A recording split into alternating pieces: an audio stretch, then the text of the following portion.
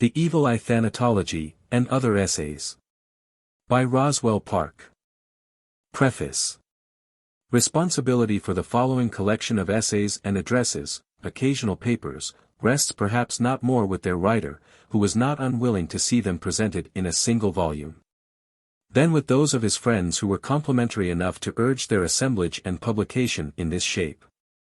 They partake of the character of studies in that borderland of anthropology, biology, philology and history which surrounds the immediate domain of medical and general science. This ever offers a standing invitation and an enduring fascination for those who will but raise their eyes from the fertile and arable soil in which they concentrate their most arduous labors. Too close confinement in this field may result in greater commercial yield, but the fragrance of the clover detracts not at all from the value of the hay. Nor do borderland studies result otherwise than in enlargement of the boundaries of one's storm center of work. No strictly technical nor professional papers have been reprinted herein, while several of those which appear do so for the first time. Buffalo, December, 1912. How do you find this book? Any thoughts about the book or the author? Any suggestion for improvement? Please take a moment to share your thoughts in a comment. If you like it, share it with your friends who might enjoy it as well. Subscribe to keep in touch. Visit CompleteAudiobooks.com for more quality content. 1. The Evil Eye. A Presidential Address before the Buffalo Society of Natural Sciences. Belief in magic has been called by Tyler, one of the greatest authorities on the occult sciences, one of the most pernicious delusions that ever vexed mankind. It has been at all times among credulous and superstitious people made the tool of envy, which Bacon well described as the vilest and most depraved of all feelings. Bacon, moreover, singled out love and envy as the only two affections which have been noted to fascinate, or bewitch, since they both have vehement wishes, frame themselves readily into imaginations and suggestions and come easily into the eye. He also noted the fact that in the scriptures envy was called the evil eye. It is to this interesting subject in anthropological and folklore study, namely, the evil eye, that I wish to invite your attention for a time. Belief in it is, of course, inseparable from credence in a personal devil or some personal evil and malign influence, but in modern times and among people who are supposed to be civilized has been regarded ordinarily as an attribute of the devil. Consideration of the subject is inseparable, too, from a study of the expressions, to fascinate and to bewitch. Indeed, this word, fascination, has a peculiar etymological interest. It seems to be a Latin form of the older Greek verb baskanian, or else to be descended from a common root. No matter what its modern signification, originally it meant to bewitch or to subject to an evil influence, particularly by means of eyes or tongue or by casting of spells.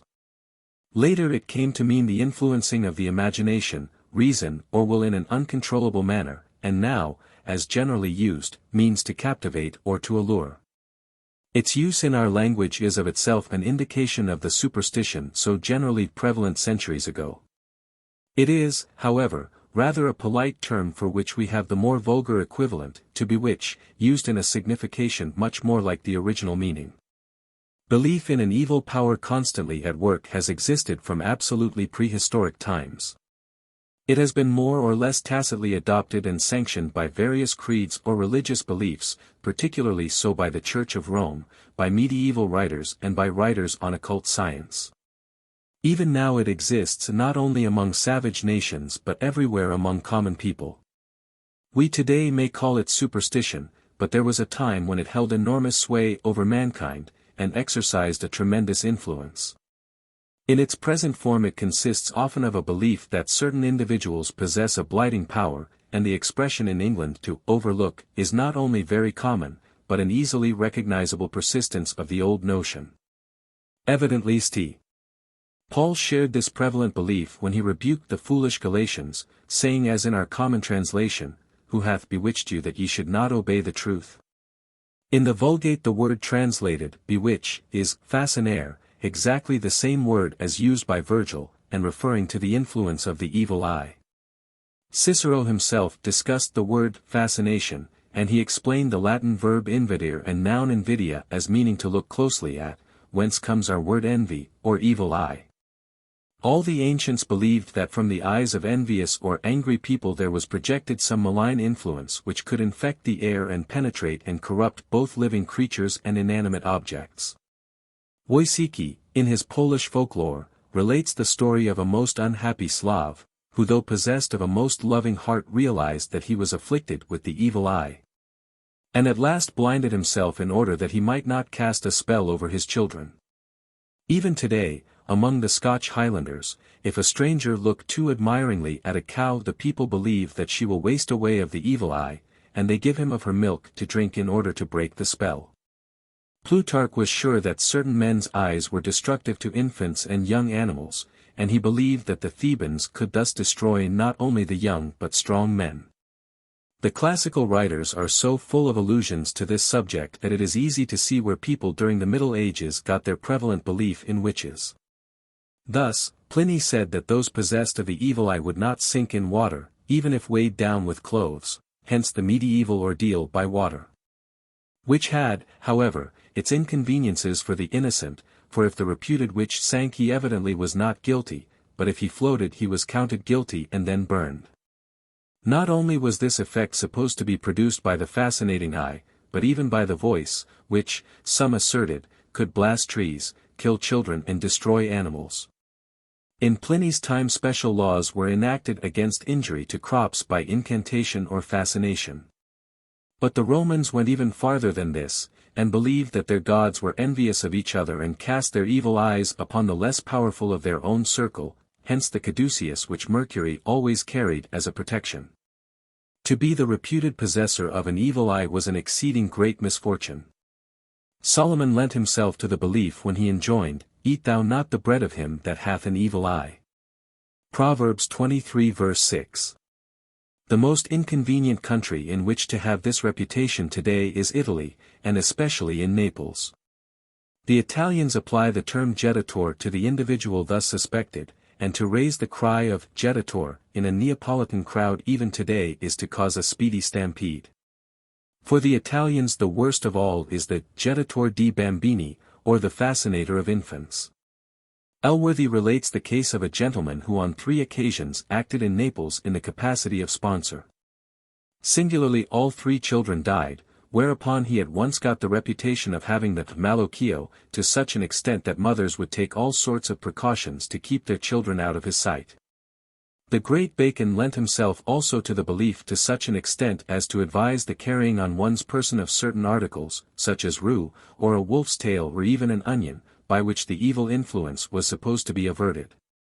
A most interesting work was written by Valletta and published in Naples in 1787. It was practically a treatise upon fascination and the jettatore. Valletta himself was a profound believer in all this sort of thing, and finished up his work by offering rewards for answers to certain questions, among which were the following: which jettatore is most powerful, he who has or he who has not a wig? Whether monks are more powerful than others? To what distance does the influence of the jettatore extend, and whether it operates more to the side, front or back? What words in general ought one to repeat to escape the evil eye? In ancient times it was believed that women had greater power of fascination than men, a belief to which our sects still hold at the present day, although in modern times the evil eye proper is supposed to be possessed by men rather than by women. Monks especially, ever since the establishment of religious orders, being considered to possess this fatal influence. Curiously enough, the late Pope, Pius IX, was supposed to be a most pronounced jettatore, and the most devout Catholics would point 2 fingers at him even while receiving his blessing. Let me quote Elworthy in this connection: "Ask a Roman about the late Pope's evil eye, and he will answer, they say so, and it really seems to be true. If he had not the jettatura it is very odd that everything he blessed made fiasco. We did very well in the campaign against the Austrians in '48, we were winning battle after battle and all was gaiety and hope, when suddenly he blessed the cause and everything went to the bad at once. Nothing succeeds with anybody or anything when he wishes well to them.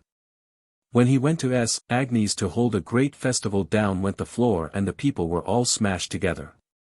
Then he visited the column to the Madonna in the Piazza di Spagna and blessed it and the workmen. Of course one fell from the scaffold the same day and killed himself. He arranged to meet the King of Naples at Porto d'Anzio, when up came a violent gale and storm that lasted a week. Another arrangement was made and then came the fracas about the ex-Queen of Spain. The superstition of the evil eye and of witchcraft goes everywhere with the belief in the power of transformation, which at certain periods of history has been so prevalent as to account for many of the stories of ancient mythology. And will account even for such nursery stories as that of Little Red Riding Hood, as well as for the old world belief in the werewolf. Indeed, a common expression of today reminds one of this old belief, since it is a common saying to be ready to jump out of one's skin for joy.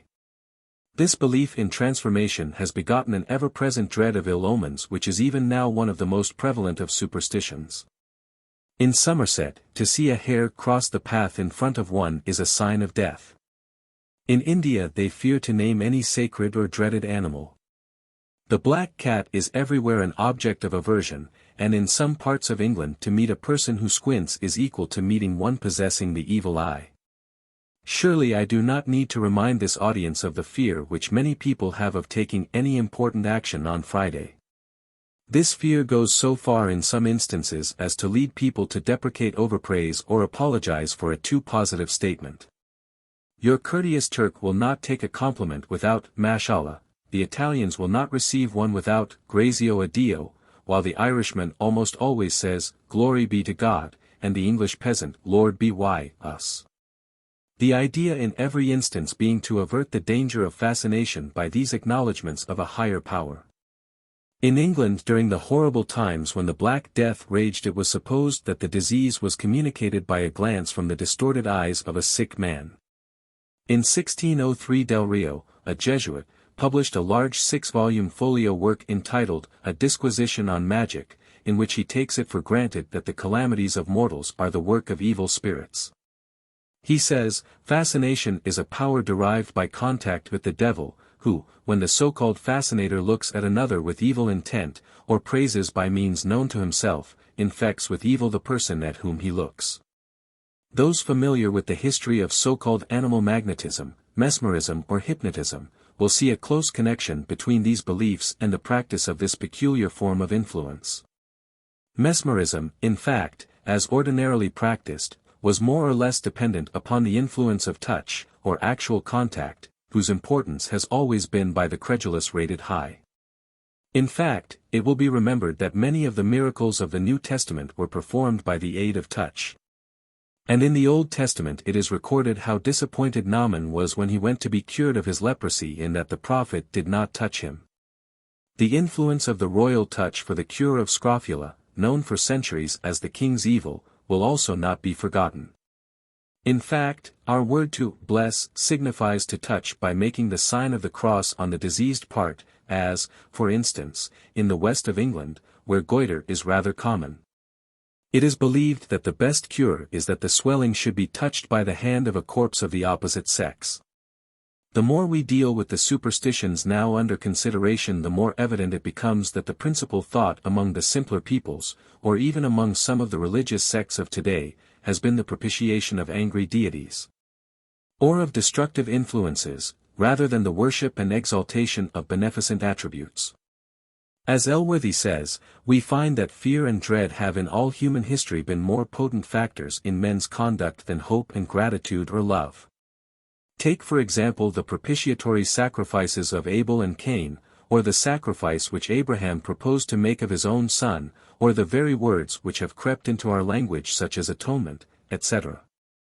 With this personification of an evil power or attribute in nature came also belief in transformation, or metamorphosis, of which the Greek and Roman mythology is full.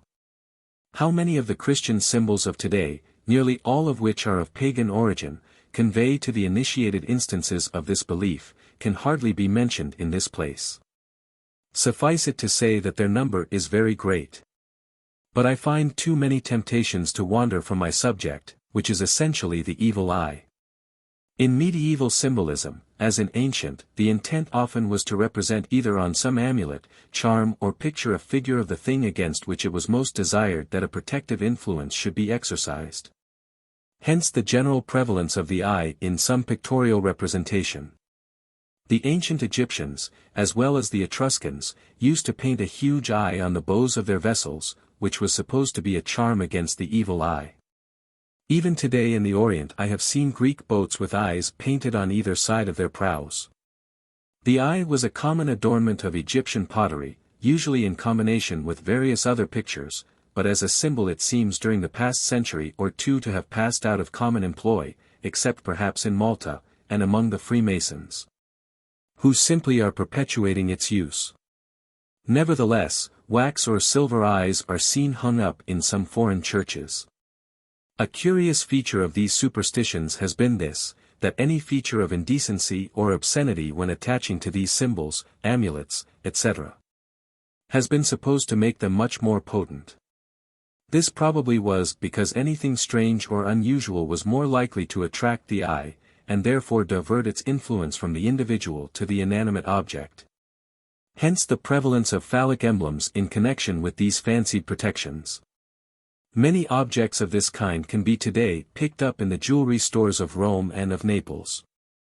Another of the most efficacious of these amulets takes the general form of a hideous mask, often called the Gorgonian.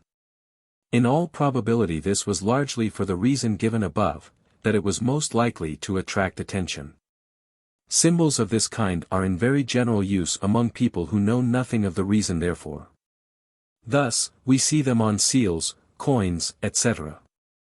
The gargoyles of medieval architecture are frequently given this fantastic appearance and for this same purpose.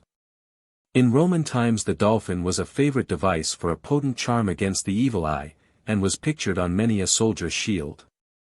Ulysses adopted it as his especial choice, both on his signet and his shield, perhaps because it was supposed to have been through the agency of the dolphin that Telemachus was saved from drowning. To us in the medical profession it is of no little interest that in Rome, according to Varro, there stood 3 temples on the Esquiline dedicated to the goddess of fever and one to Mephitis. Tacitus relates that a temple to Mephitis was the only building left standing after the destruction of Cremona, where there was also an altar dedicated to the evil eye. We know, also, that in the very center of the forum there stood an altar to Cloacina, the goddess of typhoid. What complete sway this goddess has held from ancient times to the present I need scarcely tell you. When Rome, after the fall of the empire, relapsed into its most insanitary condition, this old worship reappeared in another shape, and a chapel arose near the Vatican to the Madonna della Febbre, the most popular in Rome in times of sickness or epidemic. This simply shows a transfer of ideas, the attributes of Diana being conveyed over to her Christian successor, the Virgin, whose cult became equally supreme. The principal symbol of this cult was the horned moon or crescent, and, in consequence, horns in one form or another became the most common of objects as amulets against the evil eye. So comprehensive and persistent is this belief in Naples that, in the absence of a horn in some shape, the mere utterance of the name corno was supposed to be an effectual protection. Even more than this, the name uncorno became applicable to any and every charm or amulet against the evil eye. We may find many references to the horn in Scripture, where it served both as an emblem of dignity and as an amulet. Most curious it is that the phylactery with which the Pharisees adorned their garments, and which called forth the most scathing denunciation by the Master, was undoubtedly an emblem of a horn, and worn as an amulet against the evil eye. At the beginning of the Christian era it had become fashionable to wear these, and how they were enlarged and made not only badges of sanctity but marks of worldly honor, we may read in the New Testament. The horn has been an important feature of Christian symbolism, as of pagan, and we constantly see the ram's horn, which was the successor of the bull's horn, made such from economical reasons, all over the ruins of ancient Rome. The married women of Lebanon wear silver horns upon their heads to distinguish them from the single women. The Jewesses of northern Africa wear them as a part of their regular costume, and even today curious spiral ornaments are worn on either side of the head by the Dutch women. In Naples horns in all shapes are exceedingly common upon the trappings of the cab horses. Indeed, the heavy trappings and harness of these overloaded animals are usually protected with a perfect battery of potent charms, so that any evil glance must be fully extinguished before it can light upon the animal itself. Thus, we may frequently see upon the backs of these animals two little brazen flags, said to be typical of the flaming sword which turned every way, and which are supposed to be an unfailing attraction to the eye. The high pommel ends usually in a piece of the inevitable wolf's skin, and many colored ribbons or worsteds are wound about portions of the harness in such a way as completely to protect all that it encloses. But the most numerous of all these emblems is a hand in various positions or gestures. Probably every other cab horse in Naples carries the hand about him in some form.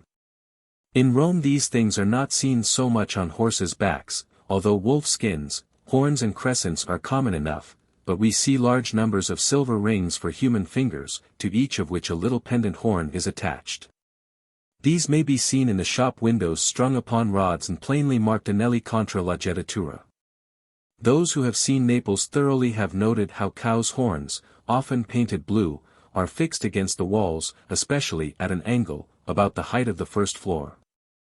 But one of the most remarkable amulets which I have ever seen hangs outside one of the entries to the cathedral in Seville, where over a door is hung by a chain the tusk of an elephant, and further out, over the same doorway, swung by another chain, an enormous crocodile, sent as a present or charm of special power to Alfonso, in 1260, by the Sultan of Egypt.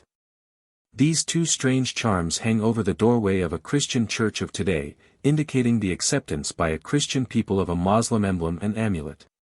Again, in Rome it is very common to see a small cow's horn on the framework of the Roman wine carts or dangling beneath the axle. Much more common and better known among the Anglo-Saxon peoples is the horseshoe emblem, which with us has lost all of its original signification, as an emblem of fecundity, and has become a charm against evil. It is hung up over doorways, is nailed up in houses, it guards stable doors and protects fields against malign influences. Even in the Paris exhibition of 1889, where there was a representation of a street from Old Cairo, there hung over several of the doors a crocodile with a horseshoe on his snout. So far I have said very little about the positions of the hand and certain gestures by which it is intended to ward off the evil eye. The Mohammedans, like the Neapolitans, are profound believers in the efficacy of manual signs. Thus outside of many a door in Tangier I have seen the imprint of a hand made by placing the outstretched hand upon some sticky black or colored material, which was then transferred as by a type or die to the doorway of the dwelling, where in the likeness of the outstretched manus it serves to guard the dwellers within. This is to me one of the most curious things to be observed in Mohammedan countries. A relic of the same belief I have seen also over the great gate of the Alhambra, in the Tower of Justice, where, in spite of the very strict Moslem custom and belief against representation of any living object, over the keystone of the outer Moorish arch is carved an outstretched upright hand, a powerful protection against evil. It is this position of the hand, by the way, which has been observed in all countries in the administration of the judicial oath. Moreover, the hand in this position is the modern heraldic sign of baronetcy. The hand in the customary position of benediction is sometimes open and extended, while at other times only the first and second fingers are straightened. The power which the extended hand may exert is well illustrated in the biblical account, Exodus 17 verse 11, and it came to pass when Moses held up his hand that Israel prevailed, and when he let down his hand Amalek prevailed. And so it happened that when Moses wearied of the constrained position his hand was supported by Aaron and by Hur. This is only one of numerous illustrations in the holy writings showing the talismanic influence of the human hand. There are comparatively few people who realize, today, that the conventional attitude of prayer as of benediction, with hands held up, is the old charm as against the evil eye. In one of the great marble columns in the Mosque of St.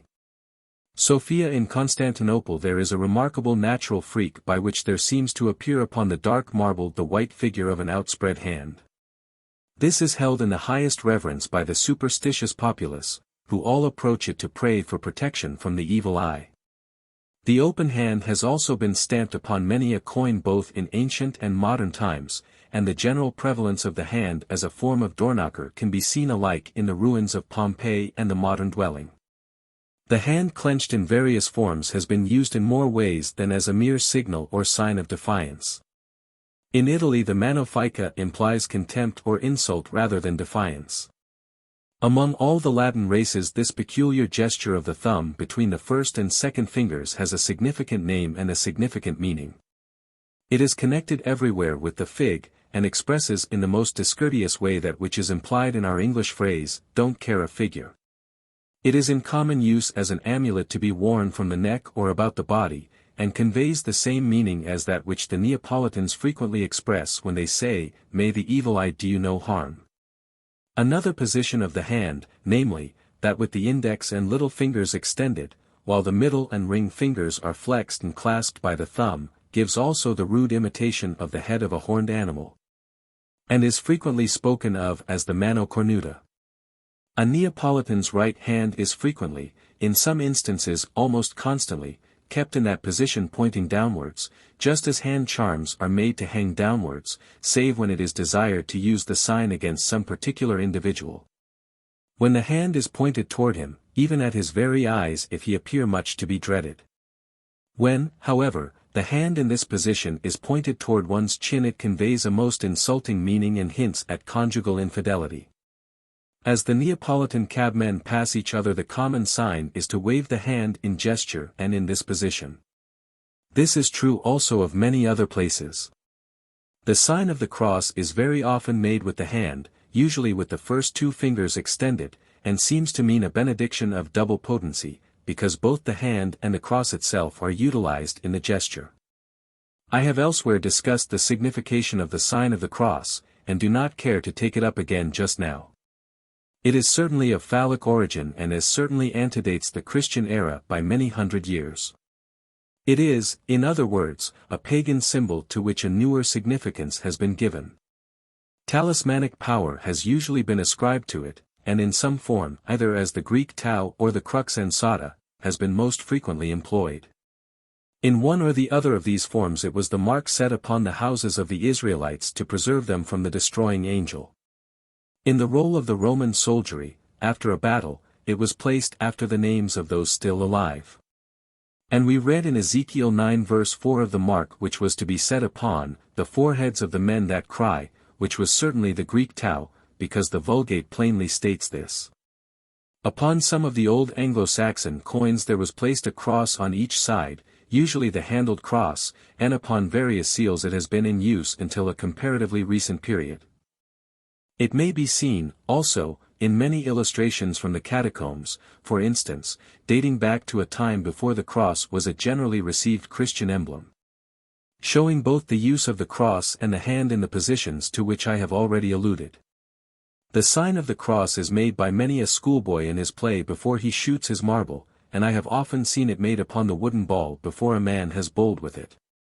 Many a peasant scratches it upon his field after sowing, and many a housewife has scratched it upon her dough. The hand with the first two fingers and thumb extended in the ordinary position of sacerdotal benediction was certainly a charm against evil long before the Christian era. This is not used so much by the common people, but has been appropriated rather by the priests. By a sort of general consent this has been especially the attitude permitted to the second person of the Trinity, although there are numerous instances in medieval painting where the hand of the first person has been shown in this position. Indeed, the expression dextra Dei, or right hand of God, is conventionalized. In many amulets, images and pictures, other charms are combined with that supposed to be exercised by the human hand. An exceedingly common one was the Egyptian scarab. The Egyptians believed that there were no females of this kind of insect, hence it was considered a symbol of virility and manly force, and in connection with the mano panti just alluded to gave the amulet power to guard both the living and dead. In fact it was almost as common upon these emblems as the human eye itself. Again, the serpent was a frequent emblem in this same connection. As I have elsewhere written upon the subject of serpent worship I need scarcely more than allude to it here, save to say that to the serpent were ascribed numerous virtues and powers, and that its use upon any charm was supposed to reinforce the virtues already possessed by it. Among the most curious of all the Italian charms against the evil eye, and yet one which has been singularly neglected by most writers, is the sprig of rue or, as the Neapolitans call it, the Cimaruta. In its simplest form it was undoubtedly of Etruscan or Phoenician origin. Later, however, it became curiously involved with other symbols and quite complicated. It is worn especially upon the breasts of Neapolitan babies, and is considered their especial protection against the much-dreaded jettatura. In ancient times no plant had so many virtues ascribed to it as had the rue.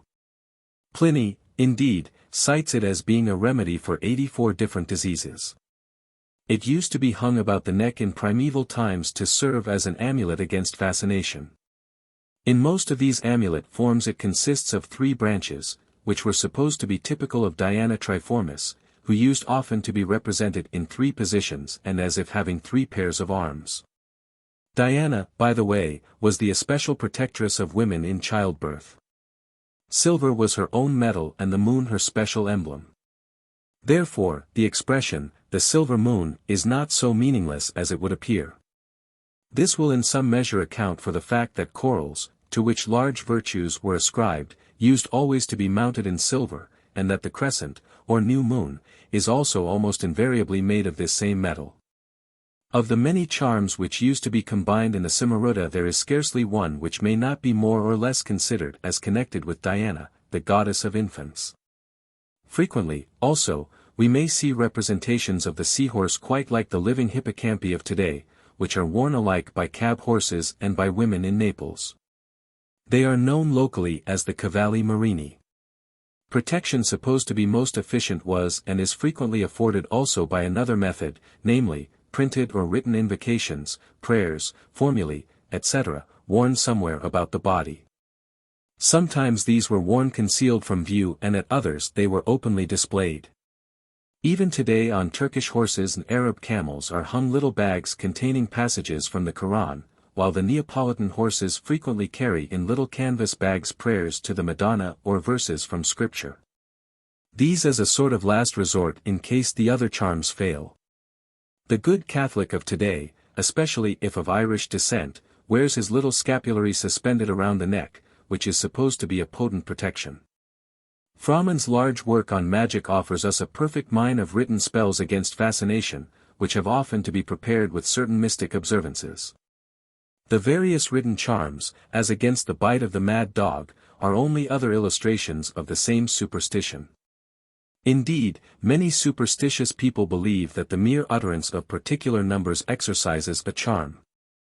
Daily expression of this belief we see in the credulity about the luck of odd numbers, and the old belief that the 3rd time will be lucky.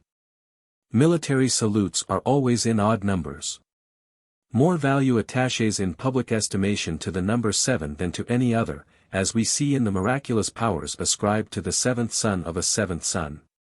An appeal to luck today is the equivalent of the old prayer to the goddess Fortuna, and is voiced in the common idea about the lucky coin and the various little observances for luck which are so popular. These observances are everywhere inclusive of the popular importance attached to expectoration, which is one of the most curious features of these many widespread beliefs. The habit of spitting on a coin, for instance, is very common, just as the schoolboy spits on his agate when playing marbles or on his baseball, or the bowler upon his wooden ball before rolling it. In fact, this whole matter of spitting has been in all ages an expression of a deep-rooted popular belief. Among the ancient Greeks and Romans the most common remedy against an envious look was spitting, hence it was called dispure malum. Old women would avert the evil eye from their children by spitting 3 times, observe the odd number, into their bosoms. The virtues and properties attributed to saliva among various peoples have been numerous and exalted. To lick a wart on rising in the morning used to be one of its well-recognized cures, and is today a popular remedy for any slight wound. Especially was the saliva of a fasting person peculiarly efficacious. Pliny states that when a person looks upon an infant asleep the nurse should spit 3 times upon the ground. But the most marvelous virtues were attributed to saliva in the direction of restoration of sight. The most conspicuous illustration of this is the instance mentioned in the New Testament when Christ healed the blind man, for it is related that He spat on the ground and made clay of the spittle. And did anoint the eyes of the blind man with the clay. The practice of concealing the eyes is prevalent throughout the Orient, and among the Mohammedans, cannot be referred entirely to male jealousy, for the women themselves confess to the greatest reluctance to show their faces to the stranger, fearing the influence of the evil eye. Again, inasmuch as from time immemorial diseases of all kinds have been considered the direct result of fascination, it was most natural that charms of varied form should be introduced as a protection. Many persons even of considerable education lend themselves to this superstition. The carrying in one's pocket of a potato, a lump of camphor or an amulet is, among other alleged charms, but an everyday illustration of this belief. It would be possible to go on with an almost endless enumeration of the forms of this still generally prevalent belief in the power of the evil eye, and of the charms by which it may be averted. As has been set forth, it is but a particulate expression of a general and widespread belief in the existence of an evil being, for some vague and almost unsubstantial. For others assuming almost the proportions of the personal devil of medieval theology, or even of the Tyrolean passion plays. A discussion in a general way of this topic I have held to be not entirely foreign to the purpose of this society, it being one of the most interesting subjects of folklore study. And it may perhaps be considered just at the present to have a more particular interest for us in that we have so recently been favored with a most delightful and scholarly essay on the Salem witchcraft, by Prof. John Fiske, in which he graphically set forth the mechanism and the consequences of an aggravated expression of this belief, which constitutes the most serious blot which can be found upon the history of the Protestant white races in this country. 2. Thanatology. A questionnaire in a plea for a neglected study. 1. Is it possible to watch the vital spark of heavenly flame, as it quits this mortal frame, and not be overcome by the mystery of death as the termination of that even greater mystery, life? Is there inspiration in the pagan emperor's address to his soul, those Latin verses which Pope has so beautifully translated? To the speculative philosopher death may have a different significance, and one not altogether included in that given to it by the physiologist. To the former it is a subject for transcendental speculation. To the latter it is the terminal stage of that adjustment of internal and external relations which, for Spencer, constitutes life. For us its primary and immediate significance is purely mundane, yet it deserves such serious study from a practical viewpoint as it seldom receives. What is death? When does it actually occur? How can it occur when the majority of cells in the previously living organism live on for hours or for days or, under certain favoring circumstances, retain potentialities of life for indefinite periods? These and numberless related questions constitute a line of inquiry that may well call for a separate department of science. Pondering in this wise, I long ago coined an expression which years later I found had been incorporated in the scientific dictionaries, though never before heard by me or encountered in my reading. Thanatology is this word, and it may be defined as the study of the nature and causes of death. Inseparable from it, however, are certain considerations regarding the nature and causes of life. Yet I would not introduce a compound term such as biothanatology, wishing so far as possible to limit the study and the meaning. Let us ask ourselves a few more questions. Does life inhere in any particular cell? In the leukocytes? In the neurons? Both are capable of stimulated activity long after the death of their host. In fact, by suitable electric stimulation, nearly all the phenomena of life may be reproduced after death, save consciousness and mentality alone. Do these then constitute life, and their suppression or abolition death? If so, what about the condition of trance, or of absolute imbecility, congenital or induced? Or, again, how can a decapitated frog go on living for hours? Is it perhaps because the heart is the vital organ that the hearts of some animals will continue to palpitate for hours after their removal from the bodies? Yet the animals which have lost them certainly promptly die. Suddenly stop a man's heart action by electrocution, or the guillotine, or a bullet, and he dies, we say, instantly. Let it stop equally suddenly under chloroform and there is a period of several minutes during which it may be set going. Let a man apparently drown and this viable period becomes even longer, say a goodly fraction of an hour. During the interval is he alive or dead, or is there an intermediate period of absolutely suspended animation? And if so, in what does it consist? Is there a vital principle? If so, what is it? Is such a thing conceivable? Can such a concept prevail among physicists? Can we consent even to entertain in this direction the notion of what is so vaguely called the soul? Of course, those who talk most lucidly about the soul know least about it, and no man can define it in comprehensible terms. But can consideration of the soul, whatever it may be omitted from our thanatology? Probably not, at least by many thinkers who cannot segregate their physics from their theology. Sad it is that theology, which might be so consolatory had it any fixed foundation, should be utterly impotent when so much is wanted of it. Theology, however, has little if aught to do with thanatology. Is protoplasm alive? If so, then why may we not believe, with Binet, in the psychic life of microorganisms? He seems to have advanced good reason for assuming that we may do so, albeit such manifestations in either direction may be scarcely more than expressions of chemiotaxis. But if protoplasm be alive in any proper sense, as it would appear, elsewhere draw the line, just when does it so appear and whence comes its life? If it be alive, then life inheres in the nitrogen compounds composing it, or else is an adjunct of matter, imponderable, elusive, something unconceivable if undeniable. The vitalists are of late perhaps attaining an ascendancy which for decades they had lost, since they maintain that life is not to be explained by chemical activities alone. And yet it is possible to set going in the eggs of certain sea animals the phenomena of life, or to liberate them by certain weak solutions of alkaline cyanides, without the pressure or assistance of fructifying spermatozoa. In such cases life or death are determined by ionization in certain chemicals, or by their absence. Where then, again, is the vital principle? Or is it inherent in the ion, and was Bion correct when he said, electricity is life? The life of a cell is then necessarily quite distinct from the life of its host, nor can the latter be composed simply of the numerical total lives of its components. Some lower animals bear semi-division, in which case each half soon becomes a complete unit by itself. Others seem to bear the loss of almost any individual part without loss of life, and it is hard to say just which is the vital part. The central pumping organ is perhaps the sine qua non, when it exists. But when non-existent, then what?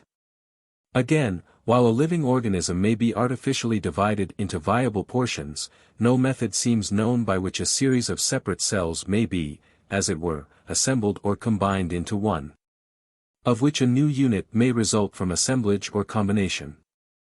The more highly specialized or complex the cell, the more easily does it part with life, and the more difficult becomes its preservation and its reproduction. We may assume that after the death of a man his most specialized cells are the first to die, or more, that their death has perhaps preceded his own. In the antemortem collapse seen in many diseases and poisonings, has not this very thing occurred, i.e., that the patient has outlived his most important cells? Certainly when a patient dies of progressive gangrene he has outlived, perhaps, a large proportion of his millions of competent cells. Viewed properly, what a strange spectacle is here presented. Perhaps 20% of his cells actually dead, the rest bathed in more or less poisonous media, still their host endures yet a little while. Behold, I show you a great mystery. About which of the poisoned cells does the flame of life still flicker? The life-giving germ and sperm cells may exist and persist for some time after the body dies, as numerous experiences and experiments have shown. Ova and spermatozoa do not die the instant the host dies. And herein appears another great mystery, that cells from the undoubtedly dead body may possess and unfold the potentialities of life when properly environed. Among the lower forms of life cells but slightly differentiated go on living and even creating new organisms, though the larger organisms be dead. Moreover, in what way shall we regard the division of one amoeboid cell into two, equally alive and complete? Here two living organisms are made out of one, without death intervening, and by permutation alone may one calculate, through how few generations cells need pass in order to be numbered by millions, without a death necessary to the process. Thus far we have had in mind life and death in the animal kingdom alone. But most of what has been said, and much that has not, is equally true in the vegetable kingdom. Even in the mineral kingdom, as some think, the invariable and inevitable tendency to assume definite crystalline form represents the lowest type of life. Indeed, it might fall in with Spencer's definition as evincing a tendency to adjust internal to external relations, though exhibited only after such ruthless disturbance as liquefaction by heat or solution. But then, is not every disturbance of relations ruthless, because it follows inexorable habits of nature?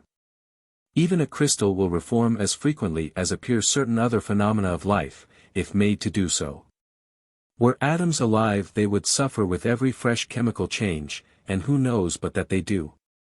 But in the vegetable world we certainly have all the features of life and death in complete form, fructification of certain cells by certain others, development in unicellular form or in most profuse and complex form. A selection of necessary constituents of growth from apparently unpromising soil, and the production of startling results. Does not the sensitive plant evince a contact sensibility almost equal to that of the conjunctiva? And who shall say that it does not suffer when rudely handled?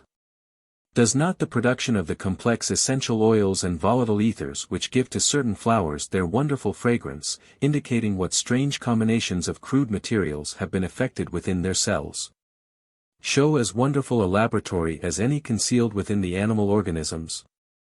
Yet death comes to these plants with equal certainty, and presents equally perplexing mysteries. When dies the flower?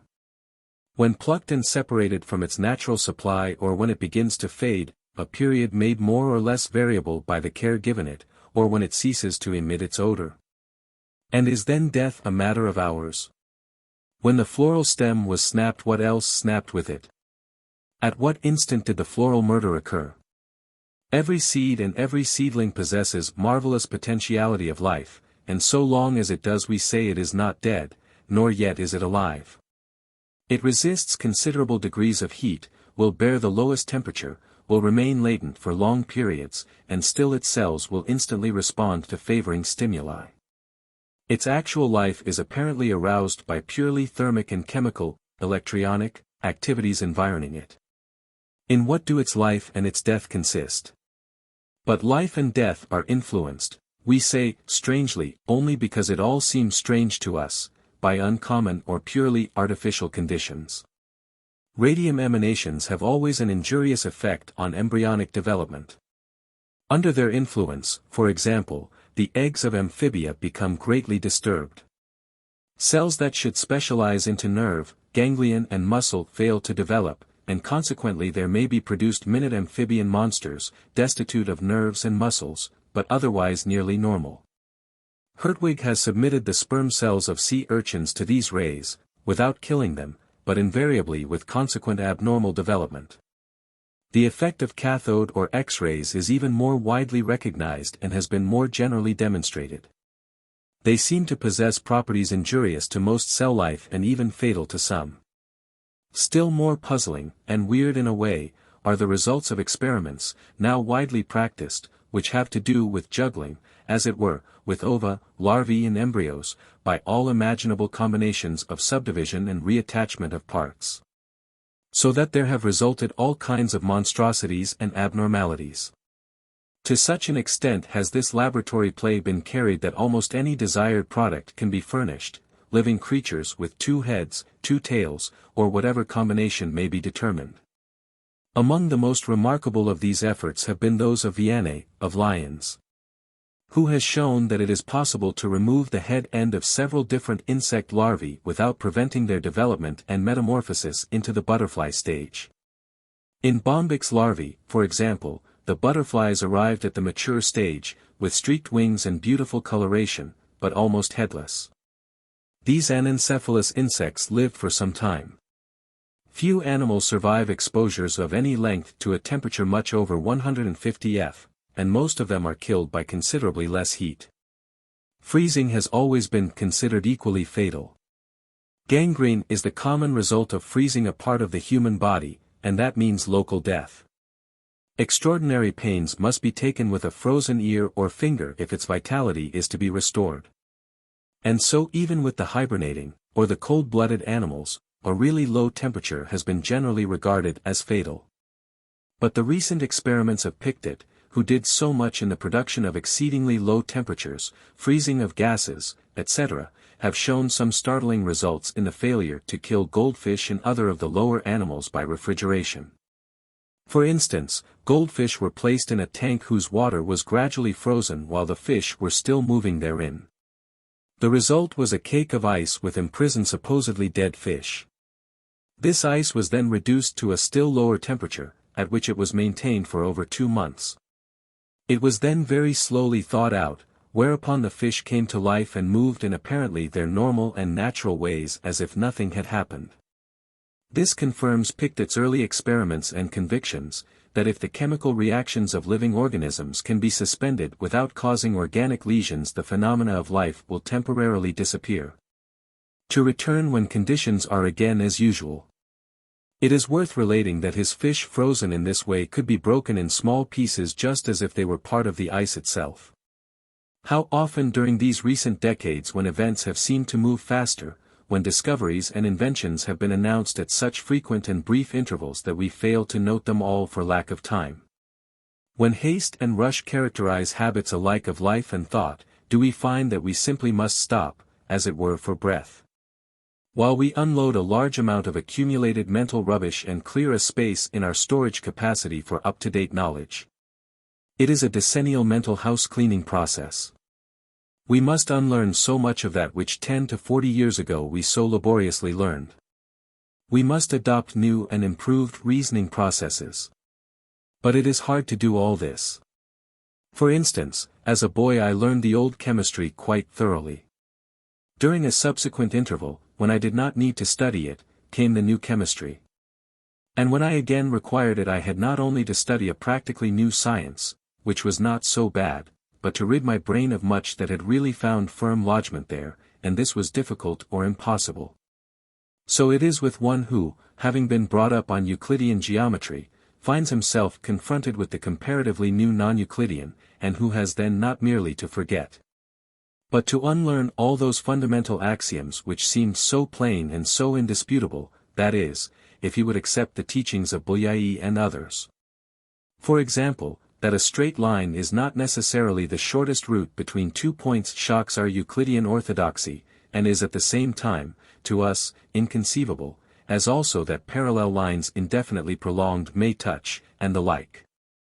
Likewise the concept of four-dimensional spaces, or worse yet, n-dimensional.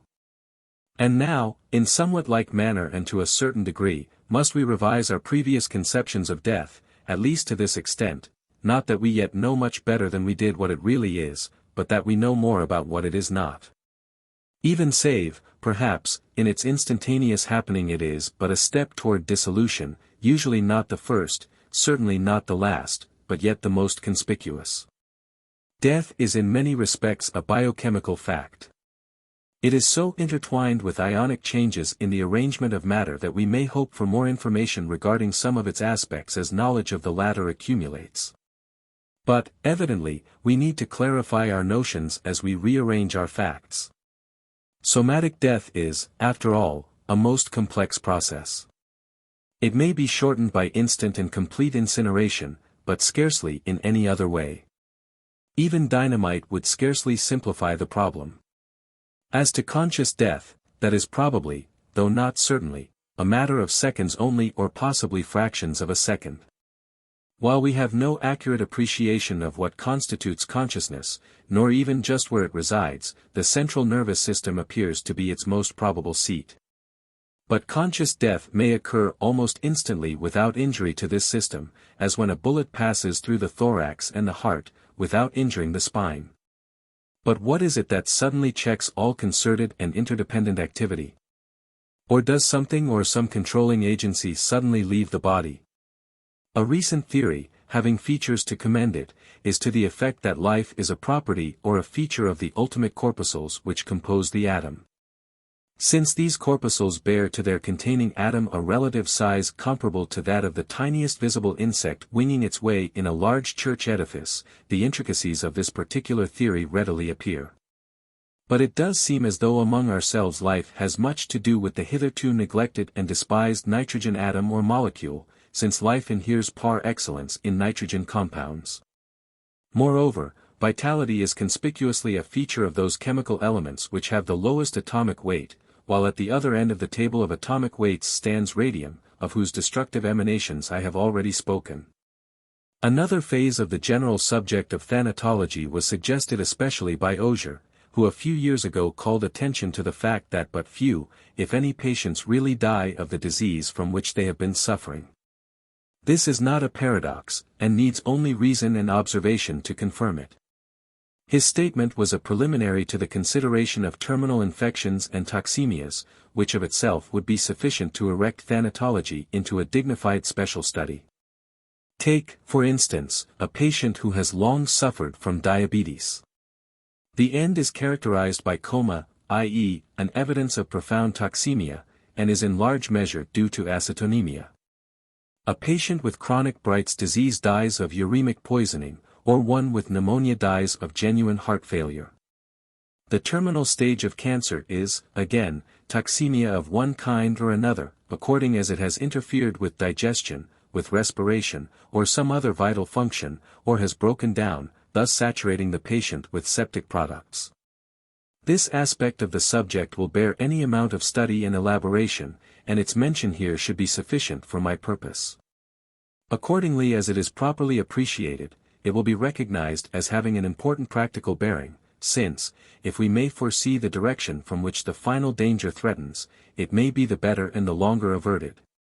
Another very important and practical subject is wrapped up in this one, namely, the utilization of apparently dead, or at least of only potentially living material, tissue, in the various methods of grafting or transplantation, which are today a part of the surgeon's work.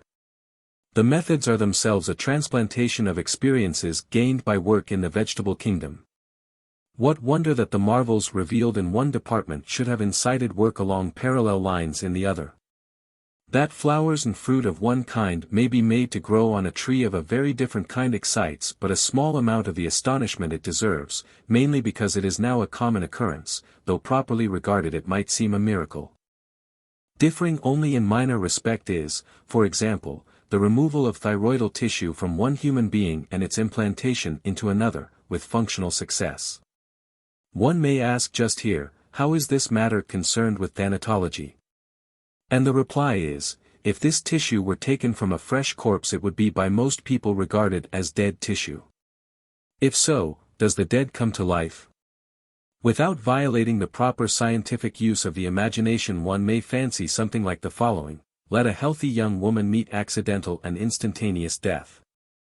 It would be possible to use no inconsiderable portion of her body for grafting or other justifiable surgical procedures.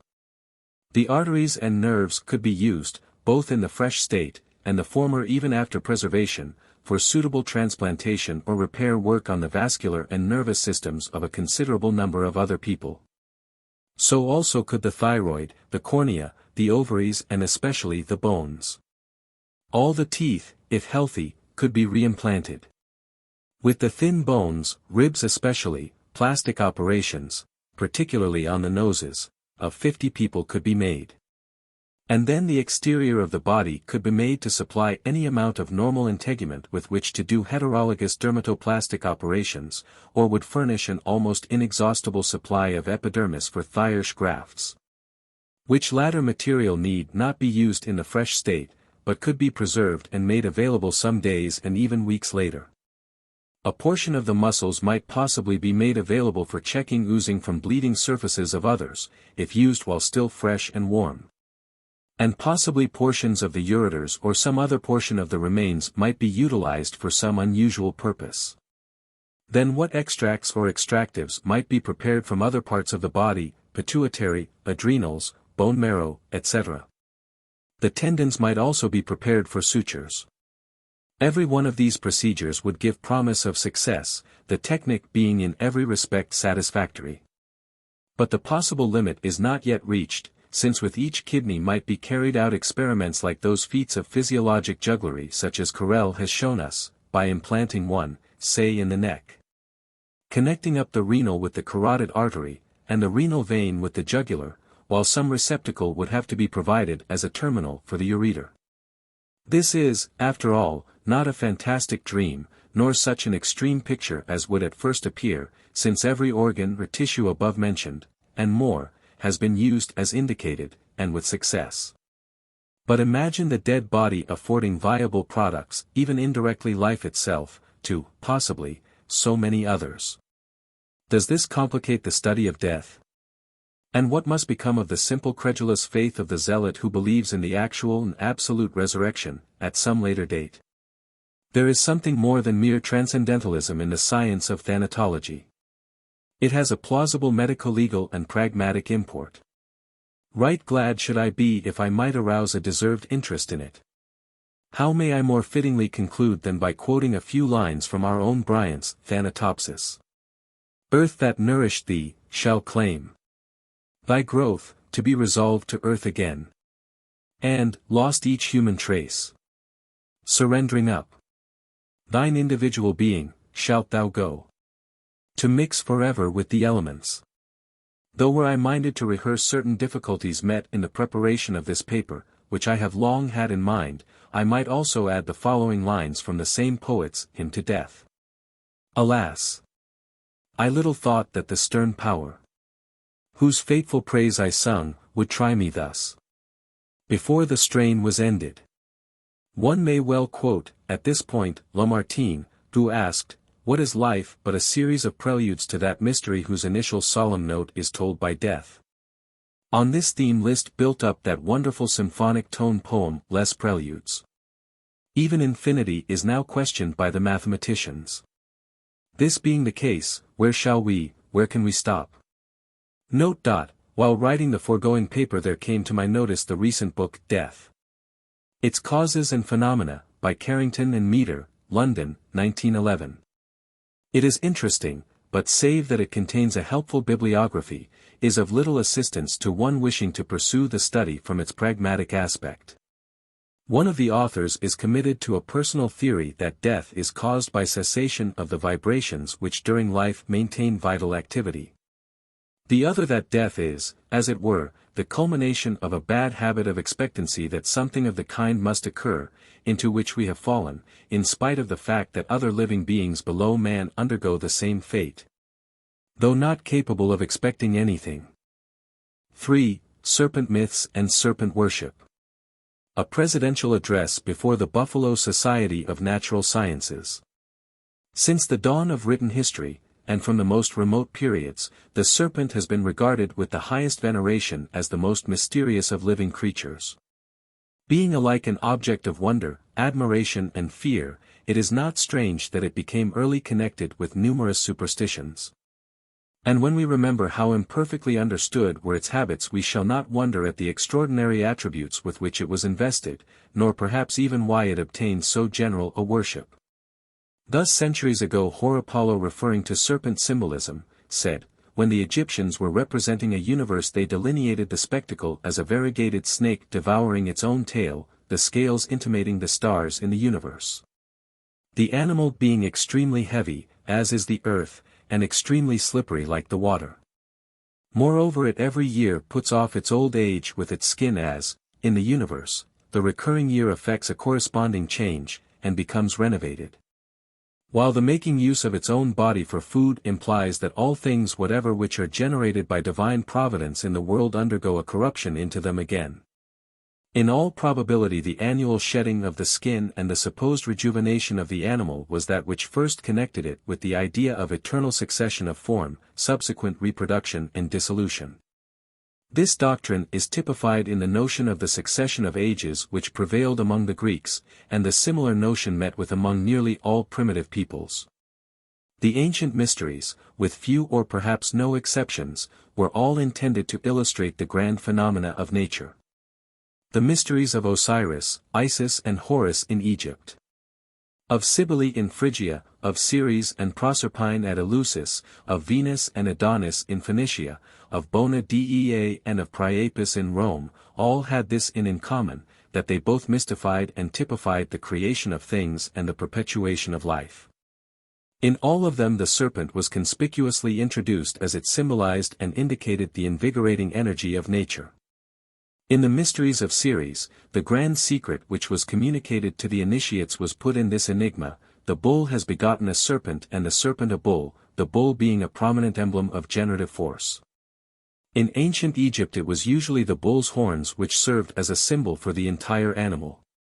When with the progress of centuries the bull became too expensive an animal to be commonly used for any purpose, the ram was substituted. Hence the frequency of the ram's horns, as a symbol for Jove, seen so frequently, for example, among Roman antiquities.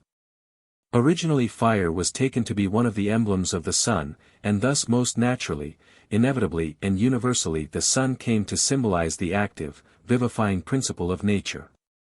That the serpent should in time typify the same principle, while the egg symbolized the more passive or feminine element, is equally certain but less easy of explanation.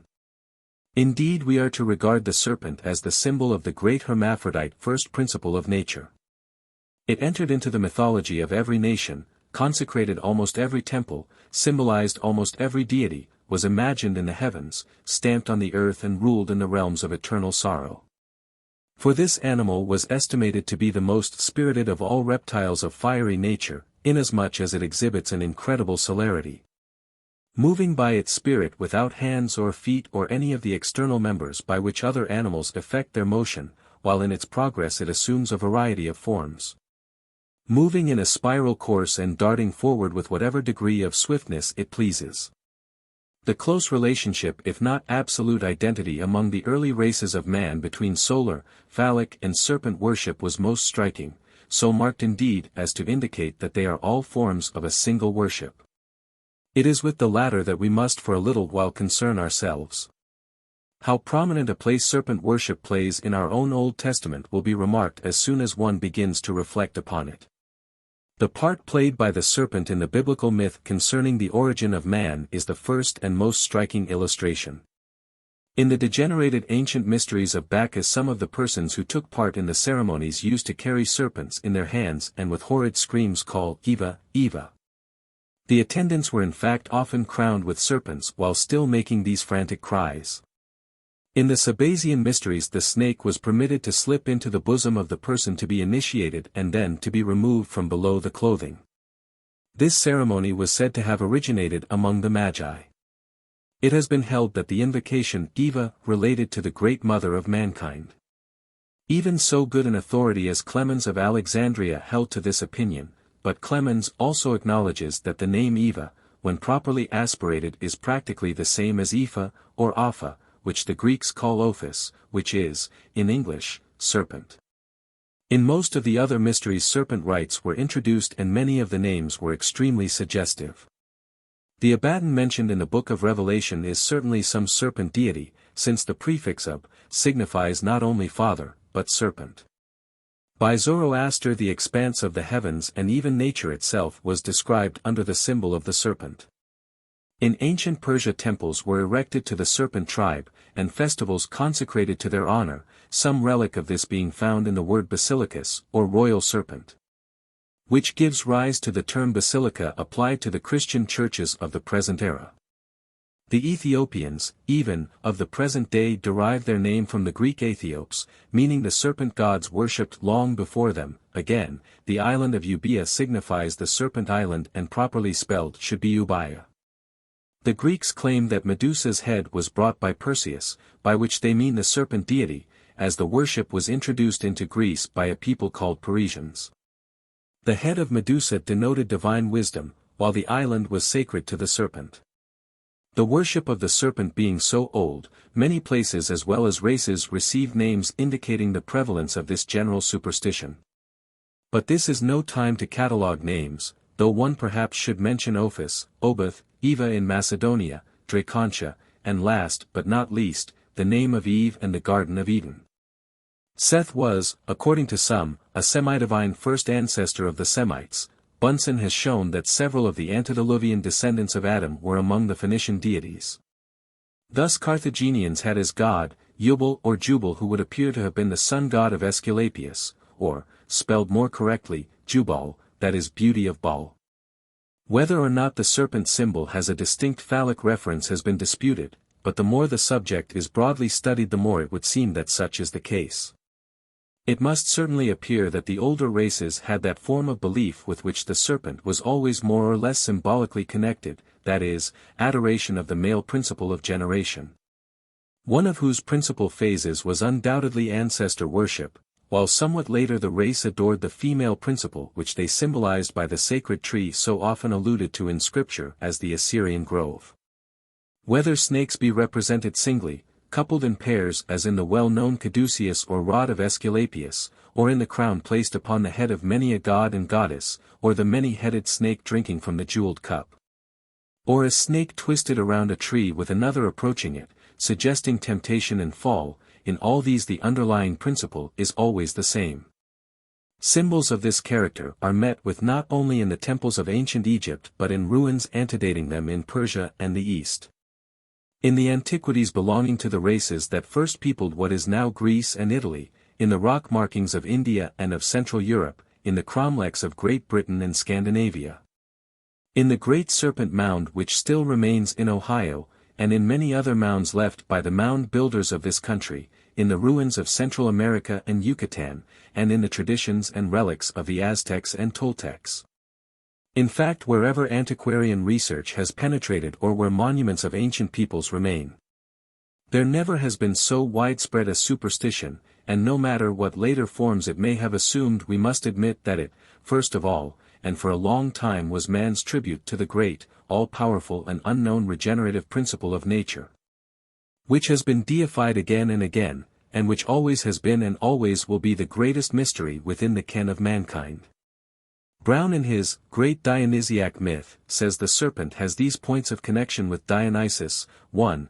As a symbol of and connected with wisdom, 2. As a solar emblem, 3. As a symbol of time and eternity, 4. As an emblem of the earth, life, 5. As connected with the fertilizing mystery, 6. As a phallic emblem. Referring to the last of these he says, the serpent being connected with the sun, the earth, life and fertility, must needs be also a phallic emblem, and was appropriate to the cult of Dionysus Priapos. Again, Sir G. W. Cox says, it is unnecessary to analyze theories which profess to see in it worship of the creeping brute or the wide-spreading tree. A religion based upon the worship of the venomous reptile must have been a religion of terror.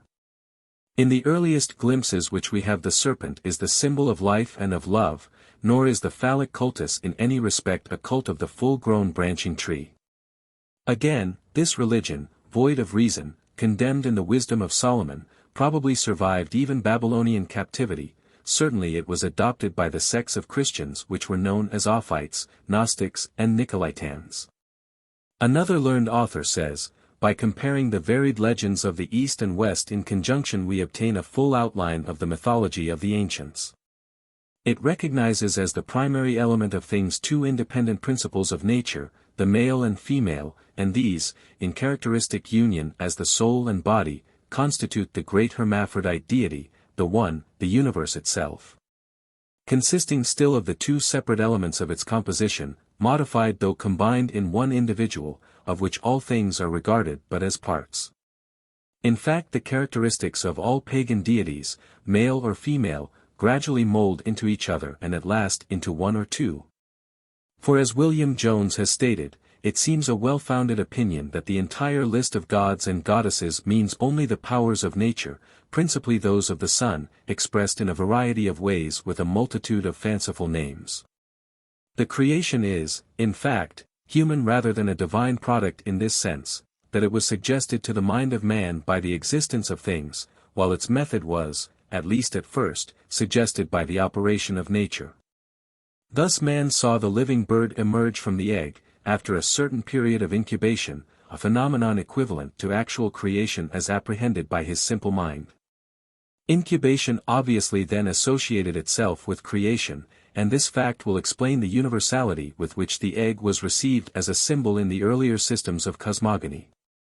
By a similar process creation came to be symbolized in the form of a phallus, and so Egyptians in their refinement of these ideas adopted as their symbol of the great first cos a scarabaeus, indicating the great hermaphroditic unity. Since they believed this insect to be both male and female, they beautifully typified a part of this idea also in the adoration which they paid to the water lily, or lotus, so generally regarded as sacred throughout the East. It is the sublime and beautiful symbol which perpetually occurs in Oriental mythology, and, as Maurice has stated, not without substantial reason, for it is its own beautiful progeny and contains a treasure of physical instruction. The lotus flower grows in the water among broad leaves, while in its center is formed a seed vessel shaped like a bell, punctured on the top with small cavities in which its seeds develop.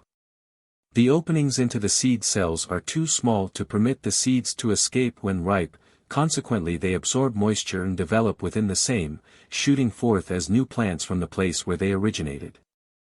The bulb of the vessel serving as a matrix which shall nourish them until they are large enough to burst open and release themselves, after which they take root wherever deposited. The plant, therefore, being itself productive of itself, vegetating from its own matrix, being fostered in the earth, was naturally adopted as a symbol of the productive power of the waters upon which the creative spirit of the Creator acted in giving life and vegetation to matter. We accordingly find it employed in every part of the northern hemisphere where symbolical religion, improperly called idolatry, existed. Further exemplification of the same underlying principle is seen in the fact that most all of the ancient deities were paired, thus we have heaven and earth, sun and moon, fire and earth, father and mother, etc. Faber says, the ancient pagans of almost every part of the globe were wont to symbolize the world by an egg, hence this symbol is introduced into the cosmogonies of nearly all nations. And there are few persons even among those who have made mythology their study to whom the mundane egg is not perfectly familiar. It is the emblem not only of earth and life but also of the universe in its largest extent. In the island of Cyprus is still to be seen a gigantic egg-shaped vase which is supposed to represent the mundane or Orphic egg. It is of stone, measuring 30 feet in circumference, and has upon it a sculptured bull, the emblem of productive energy. It is supposed to signify the constellation of Taurus, whose rising was connected with the return of the mystic reinvigorating principle. The work of the mound builders in this country is generally and widely known. Still it is perhaps not so generally known how common upon this continent was the general use of the serpent symbol. Their remains are spread over the country from the sources of the Allegheny in N.Y. State westward to Iowa and Nebraska, to a considerable extent through the Mississippi Valley, and along the Susquehanna as far as the Valley of Wyoming in Pennsylvania. They are found even along the St. Lawrence River. They also line the shore of the Gulf from Florida to Texas. That they were erected for other than defensive purposes is most clear. Without knowing exactly what was the government of their builders, the presumption is that it combined both the priestly and civil functions, as obtained centuries ago in Mexico. The Great Serpent Mound, already alluded to, had a length of at least 1,000 feet. The outline was perfectly regular and the mouth was widely open as if in the act of swallowing or ejecting an oval figure, also formed of earth, whose longest diameter was 160 feet. Again near Granville, Ohio, occurs the form of an alligator in connection with which was indubitable evidence of an altar. Near Tarleton, Ohio, is another earthwork in the form of a cross. There is every reason to think that sacrifices were made upon the altars nearly always found in connection with these mounds. Among the various animal effigies found in Wisconsin, mounds in the form of a serpent are most frequently met with, while circles enclosing a pentagon, or a mound with 8 radiating points, undoubtedly representing the sun, were also found. There would seem in all these representations to be an unmistakable reference to that form of early cosmogony in which every vivification of the mundane egg constituted a real act of creation. In Japan this conceptive egg is allegorically represented by a nest egg shown floating upon an expanse of water, against which a bulb is striking with horns. The Sandwich Islanders have a tradition that a bird, which with them is an emblem of deity, laid an egg upon the waters, which burst of itself and thus produced the islands. In Egypt, Neph was represented as a serpent emitting from his mouth an egg, from which proceeds the divinity Tha. In the Bible there is frequent reference to seraphs. Say Raph is the singular of seraphim, meaning, splendor, fire or light. It is emblematic of the fiery sun, which under the name of the serpent dragon was destroyed by the reformer Hezekiah, or, it means, also, the serpent with wings and feet, as used to be represented in funeral rituals. Undoubtedly Abraham brought with him from Chaldea into Lower Egypt symbols of simple phallic deities. The reference in the Bible to the teraphim of Jacob's family reminds us that Terah was the name of Abraham's father, and that he was a maker of images. Undoubtedly the teraphim were the same as the seraphim. That is, were serpent images and were the household charms of the Semitic worshippers of the sun god, to whom the serpent was sacred. In Numbers 21, the serpent symbol of the Exodus is called a seraph. Moreover, when the people were bitten by a fiery serpent, Moses prayed for them, when Jehovah replied, "Make them a fiery serpent," literally seraph, and set it upon a pole. And it shall come to pass that every one who is bitten when he looketh upon it shall live. The exact significance of this healing figure of the serpent is far to seek. In this connection it must be remembered also, that among several of the Semitic tongues the same root signifies both serpent and phallus, which are both in effect solar emblems. Cronus of the ancient Orphic theogony, probably identical with Hercules, was represented under the mixed emblem of a lion and a serpent, or often as a serpent alone. He was originally considered supreme, as is shown from his being called Il, which is the same as the Hebrew El, which was, according to Saint Jerome, one of the 10 names of God. Damascus in his Life of Isidorus mentions that Cronus was worshipped under the name of El Brahm. Cronus and Neph each represented the mystical union of the reciprocal or active and passive regenerative principles. The Semitic deity, Seth, was certainly a serpent god, and can be identified with Saturn and with deities of other people. The common name of God, Eloah, among the Hebrews and other Semites, goes back into the earliest times. Indeed, Bryant goes so far as to say that El was the original name of the supreme deity among all the nations of the East. He was the same as Cronus, who again was the primeval Saturn. Thus Saturn and El were the same deity, and like Seth were symbolized by the serpent. On the western continent this great unity was equally recognized. In Mexico as Teotl, in Peru as Viracocha or the soul of the universe, in Central America and Yucatan as Stu-Na-Ku, or God of Gods. The mundane egg was everywhere received as the symbol of the original, passive, unorganized formless nature, and later became associated with other symbols referring to the creative force or vitalizing influence, which was often represented in emblem by a bull. In the Aztec pantheon all the other gods and goddesses were practically modified impersonations of these two principles. In the simpler mythology of Peru these principles took the form of the sun, and the moon his wife. Among the ruins of Uxmal are 2 long massive walls of stone 30 feet thick, whose inner sides are embellished with sculpture containing fragments of colossal entwined serpents which run the whole length of the walls. In the center of the wall was a great stone ring. Among the annals of the Mexicans the woman whose name old Spanish writers translated, "the woman of our fish," is always represented as accompanied by a great male serpent. This serpent is the sun god, the principal deity of the Mexican pantheon, while the name which they give to the goddess mother of primitive man signifies, woman of the serpent. Inseparably connected with the serpent as a phallic emblem are also the pyramids, and, as is well known, pyramids abound in Mexico and Central America.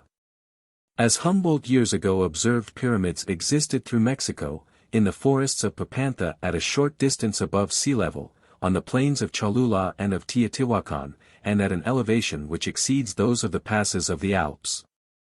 In most widely different nations, in climates most different, man seems to have adopted the same style of construction, the same ornaments, the same customs, and to have placed himself under the government of the same political institutions. Mayer, describing one of his trips, says, "I constantly saw serpents in the city of Mexico, carved in stone and in the various collections of antiquities. The symbolic feathered serpent was by no means peculiar to Mexico and Yucatan. Squire encountered it in Nicaragua on the summits of volcanic ridges, even among our historic Indian tribes, for example among the Lenni Lenape. They called the rattlesnake grandfather, and made offerings of tobacco to it. Furthermore, in most of the Indian traditions of the Manitou the great serpent figures most conspicuously. It has been often remarked that every feature of the religion of the New World discovered by Cortés and Pizarro indicates a common origin for the superstitions of both continents, for we have the same worship of the sun, the same pyramidal monuments, and the same universal veneration of the serpent. Thus it will be seen that the serpent symbol had a wide acceptance upon this continent as well as the other, and among the uncivilized and semi-barbaric races. That it entered widely into all symbolic representation with an almost universal significance. Perhaps the latest evidences of the persistence of this belief may be seen in the tradition ascribing to St. Patrick the credit of having driven all the serpents from Irish soil, or in the perpetuation of rites, festivals and representations whose obsolete origin is now forgotten. For instance, the annual May Day festival, scarcely yet discontinued, is certainly of this origin, yet few if any of those who participate in it are aware that it is only the perpetuation of the vernal solar festival of Baal. And that the garlanded maypole was anciently a phallic emblem. Among men of my own craft the traditions of Aesculapius are familiar. Aesculapius is, however, inseparably connected with the serpent myth, and in statues and pictures he is almost always represented in connection with a serpent. Thus he is seen with the caduceus or the winged wand entwined by two serpents, or, sometimes with serpents' bodies wound around his own, but rarely ever without some serpent emblem. Moreover, the caduceus is identical with the simple figure of the cross by which its inventor, Thoth, is said to have symbolized the four elements proceeding from a common center. In connection with the cross it is interesting also that in many places in the East serpent worship was not immediately destroyed by the advent of Christianity.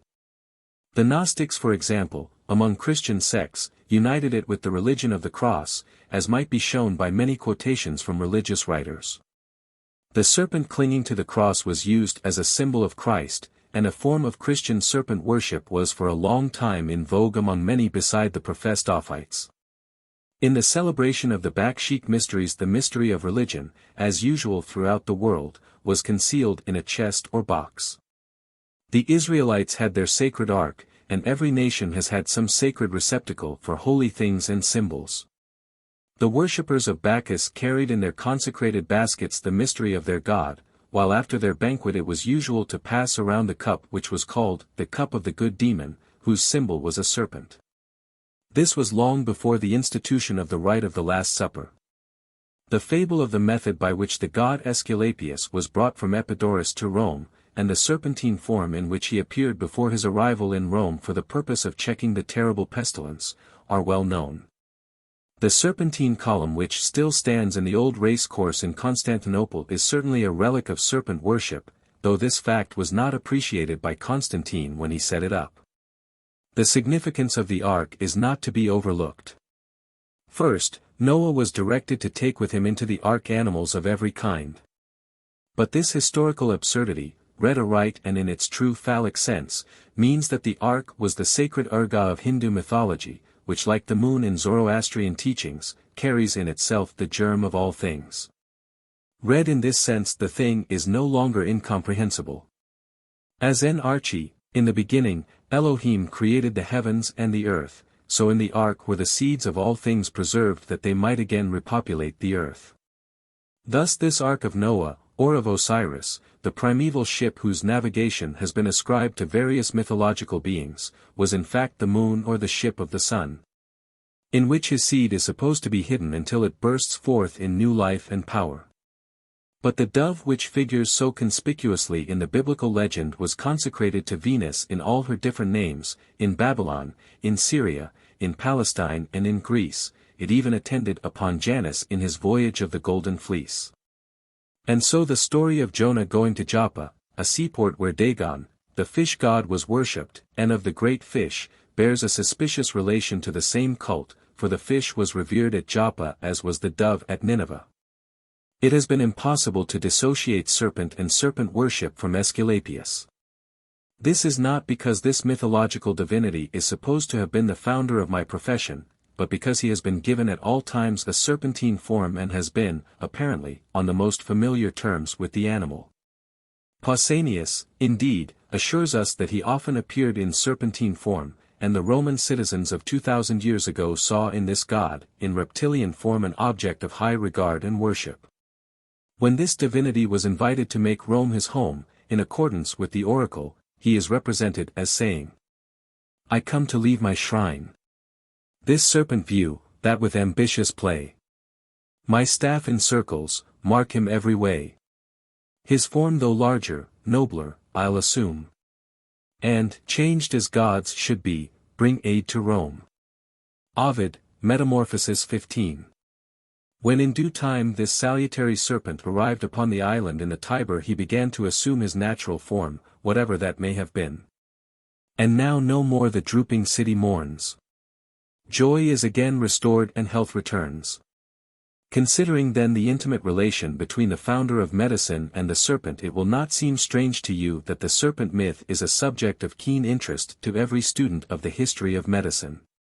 This devotion to serpent worship appears to have lingered a long time in Italy, for so late as the year 1001 a bronze serpent on the Basilica of St. Ambrose was worshipped. De Gubernatus, speaking of it, says, "Some say it was the serpent Aesculapius, others Moses, others that it was the image of Christ." For us it is enough to remark that it was a mythological serpent before which the Milanese mothers offered their children when they suffered from worms, in order to relieve them, a practice which was finally suppressed by San Carlo.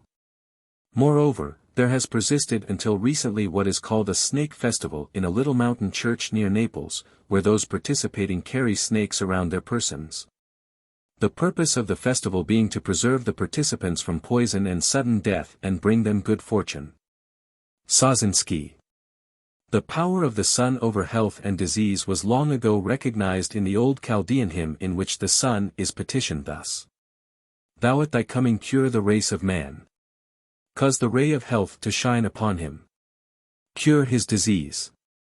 Probably some feeling akin to that voiced in this way gave rise to the following beautiful passage in Malachi, 4:2. "The Son of Righteousness shall arise with healing in his wings." As a purely medical symbol, the serpent is meant to symbolize prudence. Long ago men were enjoined to be as wise as serpents, as well as harmless as doves. In India the serpent is still regarded as a symbol of every species of learning. It has also another medical meaning, namely, convalescence, for which there is afforded some ground in the remarkable change which it undergoes every spring from a state of lethargy to one of active life. According to Ferguson, the experience of Moses and the children of Israel with brazen serpents led to the first recorded worship paid to the serpent, which is also noteworthy, since the cause of this adoration is said to have been its intrinsic healing power. The prototype of the brazen serpent of Moses in latter times was the good genius, the Agathodemon of the Greeks, which was regarded always with the greatest favor and usually accorded considerable power over disease. The superstitious tendency to regard disease and death as the visitation of a more or less capricious act by some extra-mundane power persists even to the present day. For example, in the Episcopal Book of Common Prayer, it is stated, in the order for the visitation of the sick, "Wherefore, whatsoever your sickness be, know you certainly that it is God's visitation." While for relief the following sentiment is formulated in prayer: "Lord, look down from heaven, behold, visit and relieve these, thy servants." Thus voicing the very ideas which were current among various peoples of remote antiquity and eliminating all possibility of such a thing as the regulation of disease or of sanitary medicine. 4. Iatro-Theurgic Symbolism. An address before the Maine Medical Association, Portland, June 2, 1898. So soon as had subsided the feeling of surprise, caused by a most unexpected invitation to address you tonight, I began at once to cast about for a subject with which I might endeavor so to interest you as to justify the high and appreciated compliment which this invitation mutely conveyed. And so, after considerable reflection, it appeared to me that it was perhaps just as well that medical men should be entertained, even at such a gathering as this, by something which if not of the profession was at least for the profession. And still not too remote from the purposes which have drawn us together. Accordingly I decided to forsake the beaten path and, instead of selecting a topic in pathology or in surgery, upon which I could possibly speak with some familiarity, to invite your attention to a subject which has always been of the greatest interest to me, yet upon which it has been hard, without great labor and numerous books, to get much information. If I were to attempt to formulate this topic under a distinctive name, I could perhaps call it medico-Christian symbolism. It is well known to scholars that practically all of the symbols and symbolism of Christianity have come from pagan sources, having been carried over, as one might say, across the line of the Christian era, from one to the other. In the most natural and unavoidable way, although most of these symbols and caricatures have more or less lost their original signification and have been given another of purely Christian import. To acknowledge that this is so is to cast no slur upon Christianity. It is simply recording an historical fact. It would take me too far from my purpose tonight were I to go into the reasons which brought about this change. I simply want to disavow all intention of making light of serious things, or of reflecting in any way upon the nobility of the Christian Church, its meanings, or its present practices. But, accepting the historical fact that Christian symbols were originally pagan caricatures, I want to ask you to study with me for a little while the original signification of these pagan symbols, feeling that I can perhaps interest you in such a study, providing that it can be shown that almost all of these emblems had originally an essentially medical significance, referring in some way or other either to questions of health and disease, or else to the deeper question of the origin of mankind and the great generative powers of nature, at which physicians today wonder as much as they did 2,000 years ago. Considering then the medical significance of such study, I have been tempted to incur the charge of being pedantic and have coined the term Iatro-Theurgic Symbolism, which title I shall give to the essay which I shall present to you tonight. As Inman says, moderns who have not been initiated in the sacred mysteries and only know the emblems considered sacred, have need of both anatomical knowledge and physiological lore ere they can see the meaning of many signs. The emblems or symbols then, to which I shall particularly allude, are the cross, the tree and grove, the fish, the dove, and the serpent. And first of all the cross, about which very erroneous notions prevail. It is seen everywhere either as a matter of personal or church adornment, or as an architectural feature, and everywhere the impression prevails that it is exclusively a Christian symbol. This, however, is the grossest of errors, for the world abounds in cruciform symbols and monuments which existed long before Christianity was thought of. It is otherwise, however, with the crucifix, which is, of course, an absolutely Christian symbol. The image of a dead man stretched out upon the cross is a purely Christian addition to a purely pagan emblem, though some of the old Hindu crosses remind one of it very powerfully. No matter upon which continent we look, we see everywhere the same cruciform sign among peoples and races most distinct. There perhaps has never been so universal a symbol, with the exception of the serpent. Moreover, the cross is a sort of international feature, and is spoken of in its modifications as St. Andrew's, St. George's, the Maltese, the Greek, the Latin, etc. Probably because of its extreme simplicity the ages have brought but little change in its shape, and the bauble of the jeweler of today is practically the same sign that the ancient Egyptian painted upon the mummy cloth of his sacred dead. Thus it will appear that the shadow of the cross was cast far back into the night of ages. The Druids consecrated their sacred oak by cutting it into the shape of a cross, and when the natural shape of the tree was not sufficient it was pieced out as the case required. When the Spaniards invaded this continent they were overcome with surprise at finding the sign of the cross everywhere in common use. It was by the community of this emblem between the two peoples that the Spaniards enjoyed a less warlike reception than would otherwise have been accorded to them. That the cross was originally a phallic emblem is proven, among other things, by the origin of the so-called Maltese cross, which originally was carved out of solid granite, and represented by 4 huge phalli springing from a common center, which were afterward changed by the Knights of St. John of Malta into 4 triangles meeting at a central globe. Thus we see combined the symbol of eternal and the emblem of constantly renovating life. The reason why the Maltese cross had so distinctly a phallic origin, and why the Knights of St.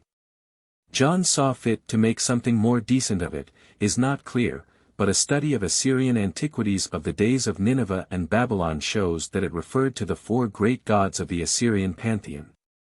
And that with a due setting it signifies the sun ruling both the earth and heavens. Schliemann discovered many examples of it on the vases which he exhumed from the ruins of Troy. But probably the most remarkable of all crosses is that which is exceedingly common upon Egyptian monuments and is known as the crux ansata, that is the handled cross, which consisted of the ordinary Greek tau or cross, with a ring on the top. When the Egyptian was asked what he meant by this sign, he simply replied that it was a divine mystery, and such it has largely remained ever since. It was constantly seen in the hands of Isis and Osiris. In nearly the same shape the Spaniards found it when they first came to this continent. The natives said that it meant life to come. In the British Museum one may see, in the Assyrian galleries, effigies in stone of certain kings from whose necks are suspended sculptured Maltese crosses, such as the Catholics call the pectoral cross. In Egypt, long before Christ, the sacred ibis was represented with human hands and feet, holding the staff of Isis in one hand and the cross in the other. The ancient Egyptian astronomical signs of planets contained numerous crosses. Saturn was represented by a cross surmounting a ram's horn, Jupiter by a cross beneath a horn, Venus by a cross beneath a circle, practically the crux ansata, the Earth by a cross within the circle, and Mars by a circle beneath the cross. Many of these signs are in use today. Between the Buddhist crosses of India and those of the Roman Church are remarkable resemblances. The former were frequently placed upon a calvary as is the Catholic custom today. The cross is found among the hieroglyphics of China and upon Chinese pagodas, and upon the lamps with which they illuminated their temples. Upon the ancient Phoenician medals were inscribed the cross, the rosary, and the lamb. In England there has been for a long time the custom of eating the so-called hot cross buns upon Good Friday. This is no more than a reproduction of a cake marked with a cross which used to be duly offered to the serpent and the bull in heathen temples, as also to human idols. It was made of flour and milk, or oil, and was often eaten with much ceremony by priests and people. Perhaps the most ancient of all forms of the cross is the cruciform hammer known sometimes as Thor's battle axe. In this form it was venerated by the heroes of the North as a magical sign, which thwarted the power of death over those who bore it. Even today it is employed by the women of India and certain parts of Africa as indicating the possession of a taboo with which they protect their property. It has been stated that this was the mark which the prophet was commanded to impress upon the foreheads of the faithful in Judah. Ezekiel 9 verse 4. It is of interest also as being almost the last of the purely pagan symbols to be religiously preserved in Europe long after the establishment of Christianity, since to the close of the Middle Ages the Cistercian monk wore it upon his stole. It may be seen upon the bells of many parish churches, where it was placed as a magical sign to subdue the vicious spirit of the tempest. The original cross, no matter what its form, had but one meaning: it represented creative power and eternity. In Egypt, Assyria and Britain, in India, China and Scandinavia, it was an emblem of life and immortality. Upon this continent it was the sign of freedom from suffering, and everywhere it symbolized resurrection and life to come. Moreover, from its common combination with the yoni or female emblem, we may conclude, with Inman, that the ancient cross was an emblem of the belief in a male creator and the method by which creation was initiated. Next to the cross, the tree of life of the Egyptians furnishes perhaps the most ancient and universal symbol of immortality. The tree is probably the most generally received symbol of life, and has been regarded as the most appropriate. The fig tree especially has had the highest place in this regard. From it gods and holy men ascended to heaven, before it thousands of barren women have worshipped and made offerings. Under it pious hermits have become enlightened, and by rubbing together fragments of its wood, holy fire has been drawn from heaven. An anonymous Catholic writer has stated, "No religion is founded upon international depravity." Searching back for the origin of life, men stopped at the earliest point to which they could trace it and exalted the reproductive organs in the symbols of the Creator. The practice was at least calculated to procure respect for a side of nature liable, under an exclusively spiritual regime, to be relegated to undue contempt. Even Moses himself fell back upon it when, yielding to a pressing emergency, he gave his sanction to serpent worship by his elevation of the brazen serpent upon a pole or cross. For all portions of this structure constituted the most universally accepted symbol of sex in the world. As perfectly consistent with the ancient doctrine that deity is both male and female, take this thought from Proclus, who quotes the following among other Orphic verses.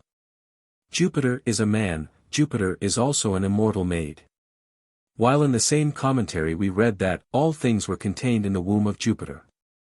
In this connection it was quite customary to depict Jupiter as a female, sometimes with 3 heads. Often the figure was drawn with a serpent and was venerated under the symbol of fire. It was then called Mithra and was worshipped in secret caverns. The rites of this worship were quite well known to the Romans. The hermaphrodite element of religion is sex worship, gods are styled he-she. Synesius gives an inscription on an Egyptian deity, thou art the father and thou art the mother, thou art the male and thou art the female. Baal was of uncertain sex and his votaries usually invoked him thus, hear us whether thou art god or goddess. Heathens seem to have made their gods hermaphrodites in order to express both the generative and prolific virtue of their deities. I have myself heard one of the finest living Hindu scholars, a convert to Christianity, invoke the God of the Christian Church both as father and as mother. The most significant and distinctive feature of nature worship certainly had to do with phallic emblems. This viewed in the light of ancient times simply represented allegorically that mysterious union of the male and female principle which seems necessary to the existence of animate beings. If, in the course of time, it sadly degenerated, we may lament the fact, while, nevertheless, not losing sight of the purity and exalted character of the original idea. Of its extensive prevalence there is ample evidence, since monuments indicating such worship are spread over both continents and have been recognized in Egypt, India, Assyria, Western Europe, Mexico, Peru, Haiti and the Pacific Islands. Without doubt the generative act was originally considered as a solemn sacrament in honor of the Creator. As Knight has insisted, the indecent ideas later attached to it, paradoxical as it may seem, were the result of the more advanced civilization tending toward its decline, as we see in Rome and Pompeii. Voltaire, speaking of phallic worship, says, "Our ideas of propriety lead us to suppose that a ceremony which appears to us so infamous could only be invented by licentiousness. But it is impossible to believe that depravity of manners would ever lead among any people to the establishment of religious ceremonies. It is probable, on the contrary, that this custom was first introduced in times of simplicity, and that the first thought was to honor a deity in the symbol of life which it gives us." The so-called Jewish rite of circumcision was practiced among Egyptians and Phoenicians long before the birth of Abraham. It had a marked religious significance, being a sign of the covenant, and was a patriarchal observance because it was always performed by the head of the family. Indeed, on the authority of the Veda, we learn that this was the case also even among the primitive Aryan people. Later in the centuries, as Patterson has observed, obscene methods became the principal feature of the popular superstition and were, in after times, even extended to and intermingled with gloomy rites and bloody sacrifices. The mysteries of Ceres and Bacchus celebrated at Eleusis were probably the most celebrated of all the Grecian observances. The addition of Bacchus was comparatively a late one, and this name Bacchus was first spelled Iatros. The first half, Iao, being in all probability related to Jao, which appears in Jupiter or Javaspater, and to the Hebrew Yav, or Jehovah. Jao was the harvest god and consequently the god of the grape, hence his close relation to Bacchus. How completely these Eleusinian mysteries degenerated into Bacchic orgies is of course a matter of written history. I have not yet alluded to the reverence paid to the fish, both as phallic emblem and as a Christian symbol. The supposition that the reason why the fish played so large a part in early Christian symbolism was because of the fact that each letter of the Greek word ichthys could be made the beginning of words which when fully spelled out, read Jesus Christ, the Son of God, etc., is altogether too far-fetched, though it be true it is a scholastic trick to juggle with words in this way rather than to find for them a proper signification. Among the Egyptians and many other nations, the greatest reverence was paid to this animal. Among the natives the rivers which contained them were esteemed more or less sacred. The common people did not feed upon them and the priests never tasted them, because of their reputed sanctity, while at times they were worshipped as real deities. Cities were named after them and temples built to them. In different parts of Egypt different fish were worshipped individually. The Greek comedians even made fun of the Egyptians because of this fact. Dagon figures as the fish god, and the female deity known as Ather, in Egypt, is undoubtedly the same as Aphrodite of the Greeks and Venus of the Romans, who were believed to have sprung from the sea. Lucian tells us that this worship was of great antiquity. Strange as this idolatry may appear, it was yet most widespread and included also the veneration which the Egyptians, before Moses, paid to the river Nile.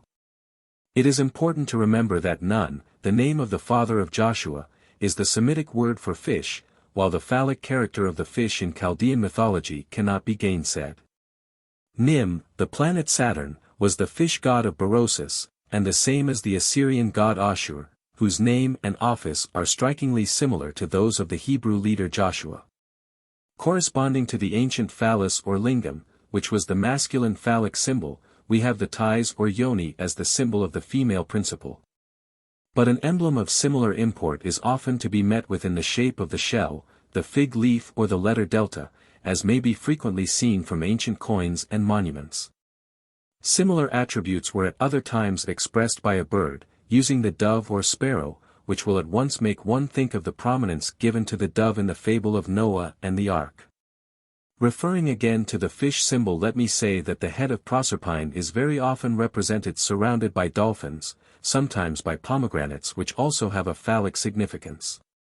In fact, Inman in his work on ancient faiths says of the pomegranate, the shape of this fruit much resembles that of the gravid uterus in the female. And the abundance of seeds which it contains makes it a fitting emblem of the prolific womb of the celestial mother. Its use was largely adopted in various forms of worship. It was united with bells in the adornment of the robes of the Jewish high priest. It was introduced as an ornament into Solomon's temple, where it was united with lilies and with the lotus. Its arcane meaning is undoubtedly phallic. In fact, as Inman has stated, the idea of virility was most closely interwoven with religion, though the English Egyptologists have suppressed a portion of the facts in the history which they have given the world. But the practice which still obtains among certain Negroes of northern Africa of mutilating every male captive and slain enemy is but a continuance of the practice alluded to in the second book of Kings, 20:18, Isaiah, 39:17, and 1 Samuel 18 verse 26. Frequently in sacred scripture we find allusions to the pillar as a most sacred emblem, as for example in Isaiah 19 verse 19. In that day there shall be an altar to the Lord in the midst of the land of Egypt and a pillar to the border thereof to Jehovah, etc. Moreover, God was supposed to have appeared to his chosen people as a pillar of fire. Nevertheless, when among idolatrous nations pillars were set up as a part of their rites, we find them noticed in Scripture as an abomination, as for example, Dut. 12:3, Ye shall overthrow their altars and break their pillars, Levit, 26:1, neither rear ye up a standing image. Among the Jews the pillar had much the same significance as the pyramid among the Egyptians or the triangle or cone among votaries of other worships. The Tower of Babel must have been purely a mythical creation, but in the same direction. Although Abraham is regarded as having emigrated from Chaldea in the character of a dissenter from the religion of his country, see Joshua 24 verses 2-3, his immediate descendants apparently had recourse to the symbols to which I have alluded. Thus he erected altars and planted pillars wherever he resided, and conducted his son to the land of Moriah to sacrifice him to the deity, as was done among the Phoenicians. Jephthah in like manner sacrificed his own daughter Mizpeh, and the Temple of Solomon was supposed to have been built upon the site of Abraham's ancient altar. Jacob not only set up a pillar at the place which he called Bethel but made libations. Samuel worshipped at the high places at Ramah, and Solomon at the great stone in Gibeon. It remained for Hezekiah to change the entire Hebrew cult. He removed the Dionysiac statues and phallic pillars as well as the conical non-phallic symbols of Venus and Ashtaroth, broke in pieces the brazen serpent of Moses and overthrew the mounds and altars. After him Josiah removed the paraphernalia of sun worship and destroyed the statues and emblems of Venus and Adonis, 2 Kings, 23:4-20. The Greek Hermes was identical with the Egyptian Chem, as well as with Mercury and with Priapus, also with the Hebrew Eloah. Thus when Jacob entered into a covenant with Laban his father-in-law, a pillar was set up and a heap of stones made and a certain compact entered into. Similar landmarks were usual with the Greeks and placed by them upon public roads. As Mrs. Childs has beautifully said, other emblems deemed sacred by Hindus and worshipped in their temples have brought upon them the charge of gross indecencies. If light with its grand revealings, and heat, making the earth fruitful with beauty, excited wonder and worship among the first inhabitants of our world, is it strange that they likewise regarded with reverence the great mystery of human birth? Were they impure thus to regard it? Or are we impure that we do not so regard it? Constant, in his work on Roman polytheism says, indecent rites may be practiced by religious people with the greatest purity of heart. But when incredulity has gained a footing among these peoples, then those rites become the cause and pretext of the most revolting corruption. The phallic symbol was always found in temples of Shiva, who corresponds to Baal, and was usually placed as are the most precious emblems of our Christian temples today, in some inmost recess of the sanctuary. Moreover, lamps with 7 branches were kept burning before it, these 7-branched lamps long antedating the golden candlestick of the Mosaic tabernacle. The Jews by no means escaped the objective evidence of phallic worship. In Ezekiel 16 verse 17, is a very marked allusion to the manufacture by Jewish women of gold and silver phalli. As a purely phallic symbol and custom mark the significance of certain superstitions and practices even now prevalent in Great Britain. Thus in Boyle's History of Cornwall it is stated that there is a stone in the parish of Marden, with a hole in it 14 inches in diameter, through which many persons creep for the relief of pains in the back and limbs, and through which children are drawn to cure them of rickets, this being a practical application of the doctrine of regeneration. In 1888 there was printed in the London Standard a considerable reference to passing children through clefts in trees as a curative measure for certain physical ailments. The same practice prevails in Brazil and in many other places, and within the present generation it has been customary to split a young ash tree and, opening this, pass through it a child for the purpose of curing rupture or some other bodily ailment. The phallic element most certainly cannot be denied in Christianity itself, since in it are many references which to the initiated are unmistakable. From the fall of man with its serpent myth and its phallic foundation to the peculiar position assigned to the Virgin Mary as a mother, phallic references abound. However, it should not be forgotten that whatever were the primitive ideas on which these dogmas were based, they had been lost sight of or had been received in a fresh aspect by the founders of Christianity. The fish and the cross originally typified the idea of generation and later that of life, in which sense they were applied to Christ. The most plainly phallic representation used in early Christian iconography is undoubtedly the aureole or elliptical framework, containing usually the figure of Christ, sometimes that of Mary. The nimbus also, generally circular but sometimes triangular, is of positive phallic significance, even though it contain within it the name of Jehovah.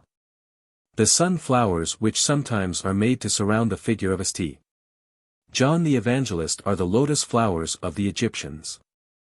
The divine hand with the thumb and 2 fingers outstretched, even though it rests on a cruciform nimbus, is a phallic emblem, and is used by the Neapolitans of today to avert the evil eye, although it was originally a symbol of Isis. Indeed, the Virgin Mary is the ancient Isis, as can be most easily established, since the Virgin succeeded to her form, titles, symbols, rites and ceremonies. King. The great image still moves in procession as when Juvenal laughed at it, and her proper title is the exact translation of the Sanskrit and the equivalent of the modern Madonna, the lotus of Isis, and the lily of the modern Mary. Indeed, as King has written, it is astonishing how much of the Egyptian symbolism passed over into usages of the following times. The high cap and hooked staff of the god became the bishop's mitre and crosier. The term nun is purely Egyptian and bore its present meaning. The crux ansata, testifying the union of the male and female principle in the most obvious manner, and denoting fecundity and abundance, is transformed by a simple inversion into an orb surmounted by a cross, the ensign of royalty. The teaching of the Church of Rome regarding the Virgin Mary shows a remarkable resemblance to the teachings of the ancients concerning the female associate of the triune deity. In ancient times she has passed under many and diverse names. She was the Virgin, conceiving and bringing forth from her own inherent power. She was the wife of Nimrod. She has been known as Ather, Artemis, Aphrodite, Venus, Isis, Cybele, etc. As Anaesthesia she is mother and child, appearing again as Isis and Horus. Even in ancient Mexico mother and child were worshipped. In modern times she reappears as the Virgin Mary and her son. She was queen of fecundity, queen of the gods, goddess of war, virgin of the zodiac, the mysterious virgin, time, from whose womb all things were born. Although variously represented, she has been usually pictured as a more or less nude figure carrying an infant in her arms. Inman, Ancient Faiths. Inman declares without hesitation that the Trinity of the ancients is unquestionably of phallic origin, and others have strenuously contended and apparently proven that the male emblem of generation in divine creation was 3 in 1. And that the female emblem has always been the triangle or accepted symbol of Trinity. Sometimes two triangles have been combined forming a six-rayed star, the two together being emblematical of the union of the male and female principles producing a new figure. The triangle by itself with the point down typifies the delta or yoni through which all things come into the world. Another symbol of deity among the Indians was the trident, and this marks the belief in the Trinity which very generally prevailed in India among the Hindus. As Maurice says, it was indeed highly proper and strictly characteristic that a threefold deity should wield a triple scepter. Upon the top of the immense pyramids of Dioger, which were truncated, and upon whose upper surface rested the circular cone, that ancient emblem of the phallus and of the sun, was found the trident scepter of the Greek Neptune. It is said that in India is to be found the most ancient form of Trinitarian worship. In Egypt it later prevailed widely, but scarcely any two states worshipped the same triad, though all triads had this in common, at least that they were father, mother and son, or male and female with their progeny. In the course of time, however, the worship of the first person was lost or absorbed in the second, and the same thing is prevalent among the Christians of today. For many churches and institutions are dedicated to the second or third persons of the Trinity but none to the first. The transition from the old to the new could not be effected in a short time and must have been an exceedingly slow process. Therefore we need not be surprised to be told of the ancient worship that after its exclusion from larger places it was maintained for a long time by the inhabitants of humbler localities. Hence its subsequent designation, since from being kept up in the villages, the pagi, its votaries, were designated pagani, or pagans. Even now some of these ancient superstitions remain in recognizable form. The moon is supposed to exert a baneful or lucky influence according as it is first viewed. The mystic horseshoe, which is a purely uterine symbol, is still widely employed. Lucky and unlucky days are still regarded. Our playing cards are indicated by phallic symbols, the spade, the triadic club, the omphallic distaff and eminence disguised as the heart and the diamonds. Dionysius reappears as Street Denis, or in France as Saint Bacchus. Satan is revered as St. Satyr or Street Swithin, the Holy Virgin, Astrea, whose return was heralded by Virgil as introducing the Golden Age, is now designated as the Blessed Virgin, Queen of Heaven. The mother and child are today in Catholic countries adored as much as were Ceres and Bacchus, or Isis and the infant Horus, centuries ago. The nuns of Christian today are the nuns of the Buddhists or of the Egyptian worshippers of Isis, and the phallic import is not lost even in their case since they are the brides of the Savior. The libations of human blood which were formerly offered to Bacchus found most tragic imitation in the sacrifices of later days. The screechings of the ancient prophets of Baal, and of the Egyptian worshippers, preceded the flagellations of the penitents. Even recently, during Holy Week in Rome, devotees lash themselves until the blood runs, as did the young men in ancient Rome during the Lupercalia. And even yet in New Mexico the Indian penitents repeat the cruel flagellations and cross-bearing taught by the Spanish priest, to the extent, sometimes, of an actual crucifixion. In the ancient Roman catacombs are found portraits of the utensils and furniture of the ancient mysteries, and one drawing shows a woman standing before an altar offering buns to a certain god. In fact, we may say there is no Christian fast nor festival, procession or sacrament, custom nor example, that do not come quite naturally from previous paganism. The creation is in fact a human rather than a divine product, in this sense that it was suggested to the mind of man by the existence of things, while its method was, at least at first, suggested by the operations of nature. Thus man saw the living bird emerge from the egg, after a certain period of incubation, a phenomenon equivalent to actual creation as apprehended by his simple mind. Incubation obviously then associated itself with creation, and this fact will explain the universality with which the egg was received as a symbol in the earlier systems of cosmogony. By a similar process creation came to be symbolized in the form of a phallus, and so the Egyptians, in their refinement of these ideas, adopted as their symbol of the first great cause, a scarabaeus. Indicating the great hermaphroditic unity since they believed this insect to be both male and female. Further exemplification of the same underlying principle is seen in the fact that most all of the ancient deities were paired, thus we have heaven and earth, sun and moon, fire and earth, father and mother, etc. Faber says, the ancient pagans of almost every part of the globe were wont to symbolize the world by an egg. Hence this symbol is introduced into the cosmogonies of nearly all nations, and there are few persons even among those who have made mythology their study to whom the mundane egg is not perfectly familiar. It is the emblem not only of earth and life but also of the universe in its largest extent. I began this essay with the intention of demonstrating the recondite but positive connection between the symbolism of the Church of today and the phallic and iatric cults of pre-Christian centuries. Much of the subject matter contained in the previous essay, 3, may be profitably read in this connection. As a humble disciple of that Aesculapius who was the reputed founder of our craft, I have felt that every genuine scholar in medicine should be familiar with these relations between the past and the present. 5. The relation of the Grecian Mysteries to the foundation of Christianity. Ever since mentality has been an attribute of mankind, man has appreciated that he is surrounded by a vast incomprehensible mystery which ever closes in upon him, and from whose environment he may never free himself. The endeavor to solve this mystery has on one hand stimulated his reasoning power, and on the other nearly paralyzed it. Having no better guidance he has in all time attributed to a great first cause powers and faculties, even shape and form, more or less human.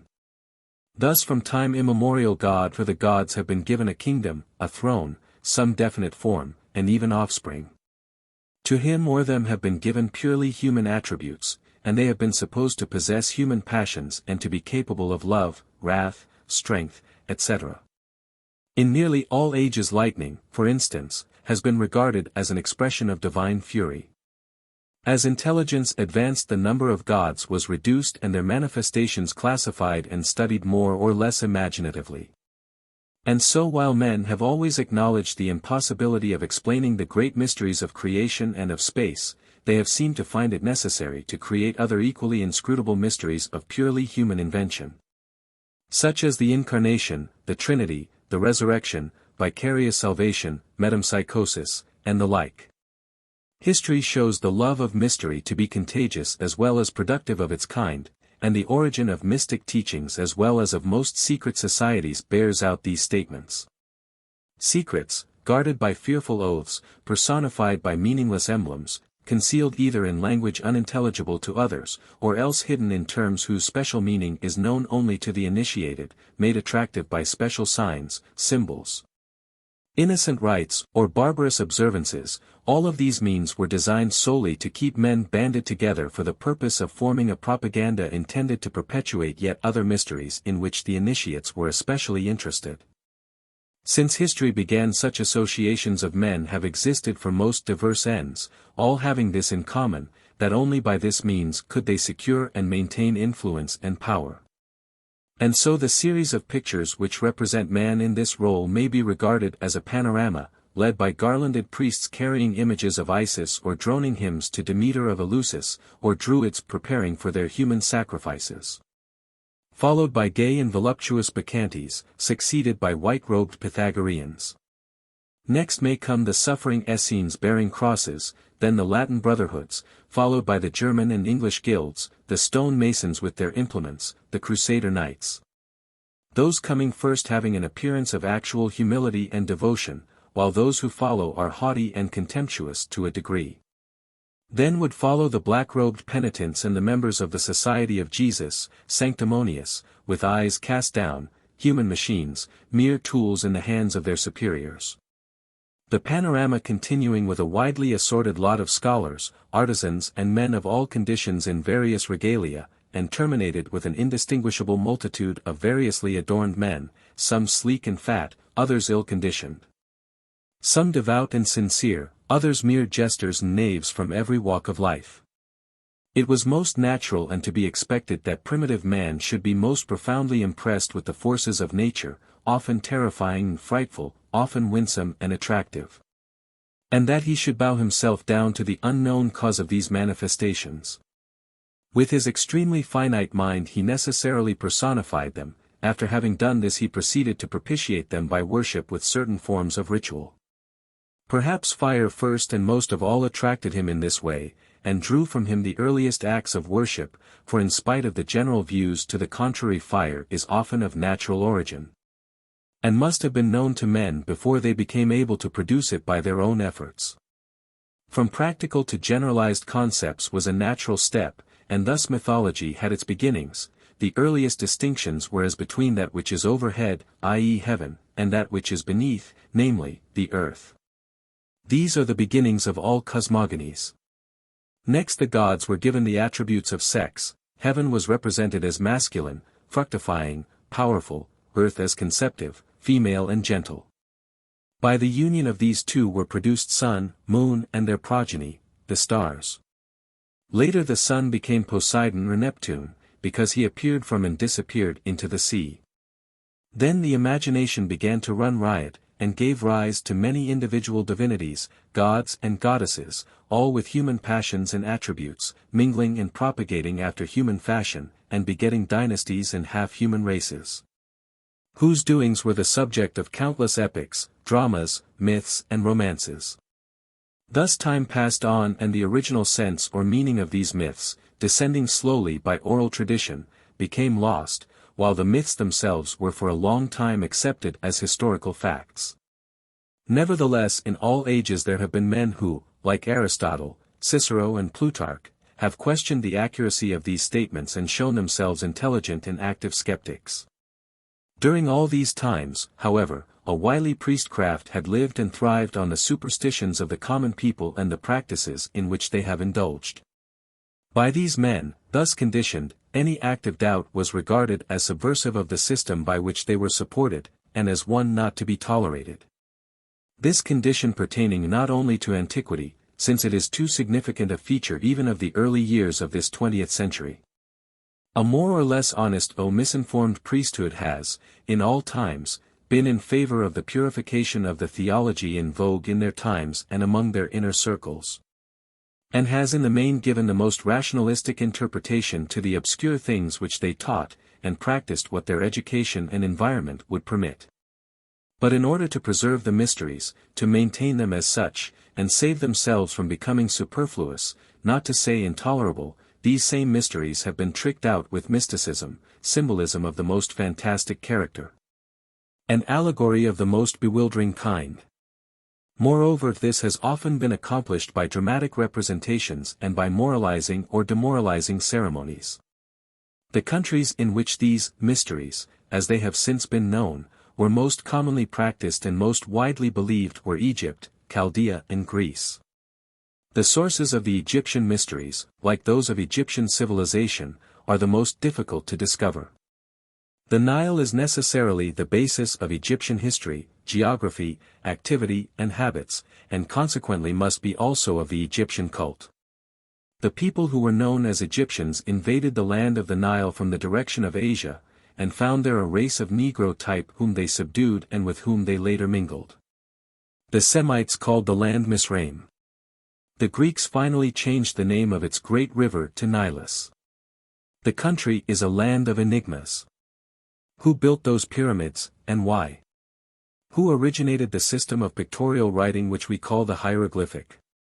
Who planned those wonderful temples now either in ruins, as in Upper Egypt, or buried beneath the desert sands, as in Lower Egypt? Who brought and erected those mighty blocks of stone or massive slabs from enormous distances, and handled them as we could scarcely do today with the best of modern machinery? In course of time two hereditary classes were formed, the priests who dominated the minds, and the warriors who controlled the bodies of the conquered people and the lower classes.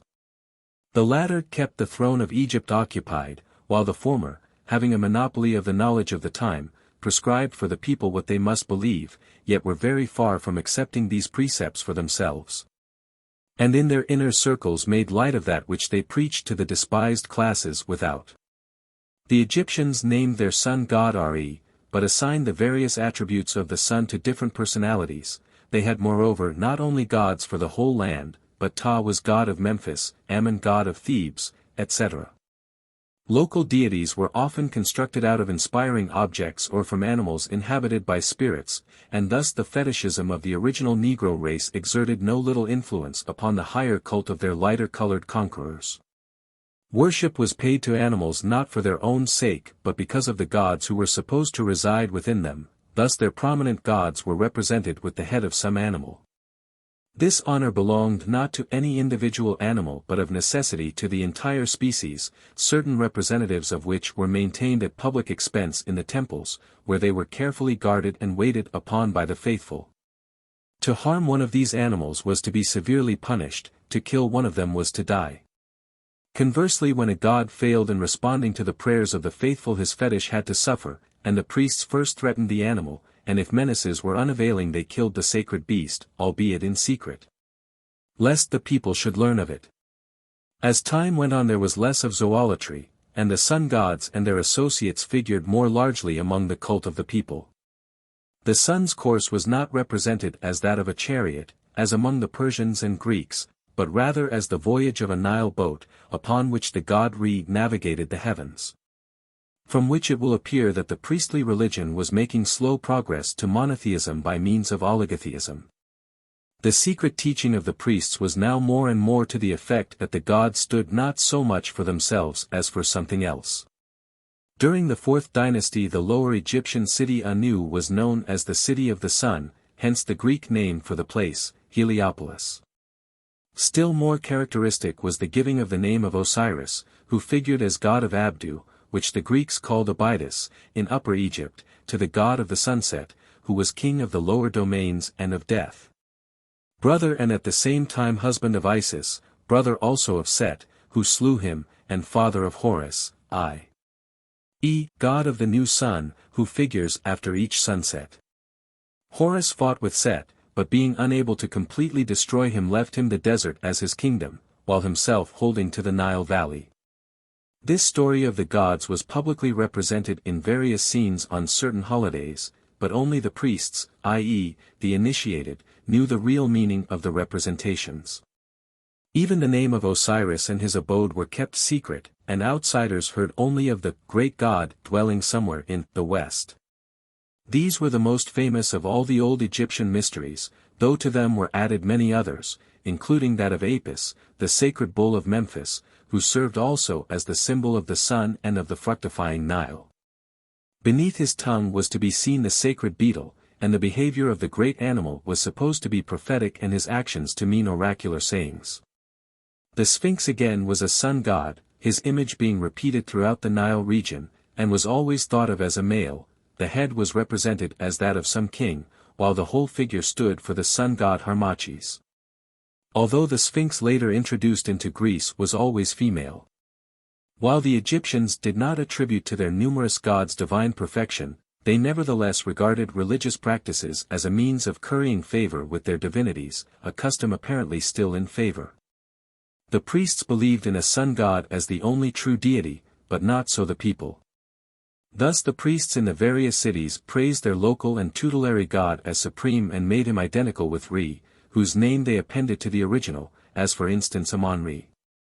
The king, no matter where he was, prayed always to the local deity as Lord of heaven and earth, yet in words always the same.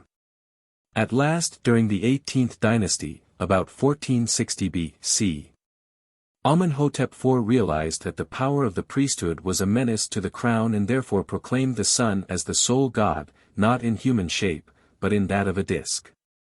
He ordered all other images of other gods associated with the sun to be destroyed. The priests of these deposed gods lost their places and estates, which latter were confiscated. But his sons-in-law who succeeded him restored the deposed monarchs. Nevertheless they were marked as heretics by those priests who were reinstated in their former power. In consequence of this conflict, which was violent and prolonged, the intellectual life of Egypt was paralyzed and the mystic teachings of the priests were henceforth not disturbed by any wave of progress or advance. The people again sank into a stupid and unredeemable formalism, demonism and sorcery. With the purpose of amusing them the priests furnished gorgeous sacrificial processions and festivals, while at the same time drawing them away from the true God by teaching them a worship of deceased kings and queens.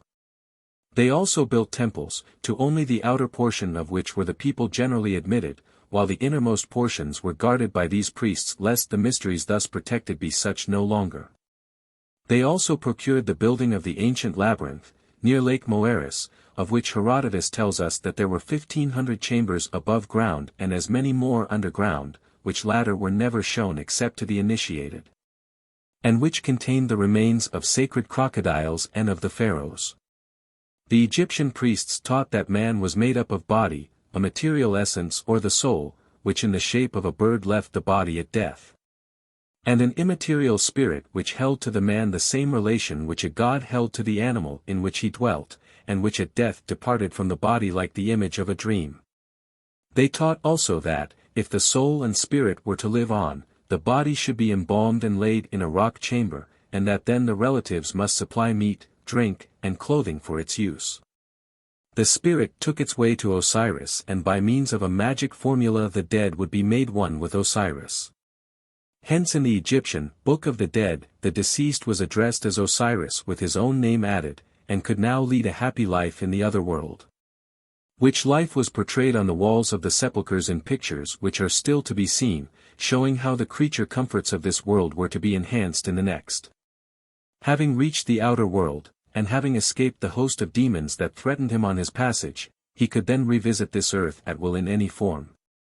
The Egyptian priests also taught that there was a judgment of the dead, and that newcomers had to appear before Osiris, with his 42 assessors, and disclaim the commission of each one of 42 sins. All of which was a magic formula for obtaining bliss according to their notion rather than anything intended as a true statement. The hippopotamus figured as an active agent in the Book of the Dead, appearing always as the accuser, when the sins and the good deeds were being weighed in the balance, while the god thought was the attorney for the defense. All these secret doctrines of a priestcraft necessitated secret associations, at least of the higher priests, to which the king was always admitted, the only Egyptian outside of the priesthood to be thus taught their secrets.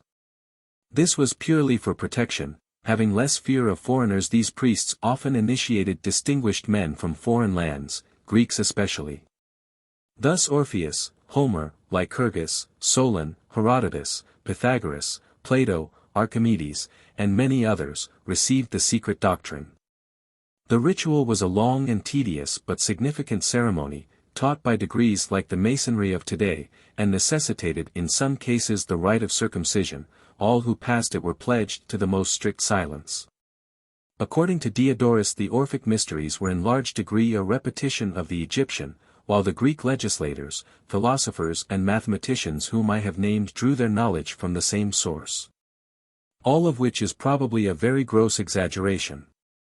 Nevertheless, it would appear from the hieroglyphic remains that high-grade schools were conducted by the Egyptian priests, and that foreign scholars could obtain for themselves instruction in the exact sciences of the day.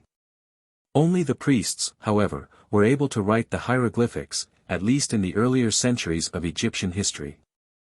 There can be no doubt but that the secret doctrine of the Egyptian priests was both philosophic and religious, and was sharply distinguished from the popular belief which mistook tradition for truth. That it was monotheistic, that it rejected polytheism and zoolatry, and that the true signification of Egyptian mythology was expounded in private. Moreover, an essential part of this mystery concerned the interpretation of myths as allegorical accounts of personified natural phenomena. For instance, Plutarch, Isis and Osiris, writes, "When we hear of the Egyptian myths of the gods, their wanderings, their dismemberment and other like incidents, we must recall the remarks already made. So as to understand that the stories told are not to be taken literally as recounting actual occurrences." Without now going into the subject of the relative age of the Egyptian and Chaldean cults, I will remind you that the secret wisdom of one race was not excelled by that of the other. The Chaldean races are undoubtedly of Turanian origin, and their form of religion was peculiar to the Ural-Altaic stock and the Turkic races, who originated the cuneiform writing.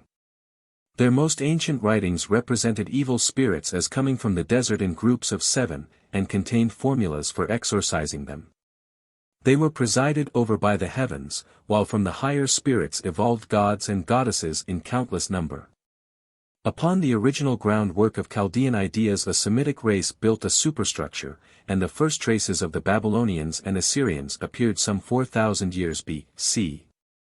Their highest god was an individual whom they named Baal, while the sun and moon were his images. As in Egypt the priests were held in great reverence, standing next after the king, who was ex officio high priest. They too had a secret doctrine withheld from the vulgar. Although the Chaldeans were astrologers rather than astronomers, they were yet familiar enough with the heavens to estimate astral phenomena for what they really were, instead of holding them to be gods. Though they may have represented them as such to the common people. Their literature contained numerous mythological poems, so obscure that to understand them a key was required, which key was only in the possession of the priests. Inasmuch as Abraham came from Ur in Chaldea, with him crept into biblical literature much of the Chaldean tradition and folklore. The Chaldeans had also their Noah, and their deluge, in which the dove figured as in the biblical account. When the proprietor of the ark finally freed the animals he erected an altar and offered sacrifice, to which the gods gathered, like masses of flies. This story contributes but one section of the great Chaldean epic in which are recounted the exploits of a hero corresponding with the Nimrod of the Hebrew Bible, dating from the 23rd century B.C. and reminding one forcibly of the Herculean and many other myths recounted in other ancient languages. An offshoot of the Chaldean culture was that of Persia, whose priestly class were far removed above the warriors and farmers that constituted the other two classes. Priests married only among their own race, possessed all the knowledge, made their king ex officio one of themselves, and practiced itinerant teaching, but solely among their own caste. In the holy city, Raga, the priests alone held rule and no secular power prevailed. Zoroaster was their founder. They were the physicians, astrologers, interpreters of dreams, scribes and officers of justice, while they impressed upon the minds of the people their exclusive duties. To reverence the holy fire, which was their greatest mystery, to listen to the teaching of passages from the sacred book, and to perform numerous ceremonies of purification. Only the initiated were taught the meaning of the strife between the good Ormuzd and the evil Ahriman, which was probably the alternation of day and night and of summer and winter. In India the intense feeling with regard to caste but little altered the condition of things from that obtaining as above described. Though the Brahmins were further away from the other castes than in other countries where the priests came from the common people.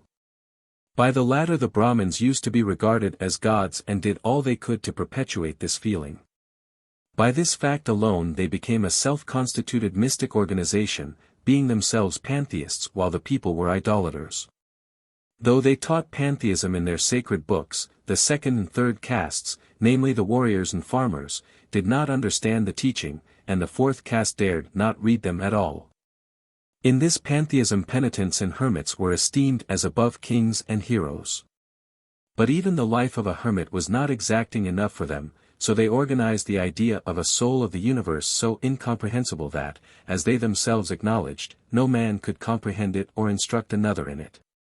Despairing of solving the problem, they finally fancied that the universe was a phantasm, and that the earth and all things earthly were nothing. They taught that through countless eons of time men grew always worse, and were born only to suffer and die, or to do penance in the torments of an indescribable hell.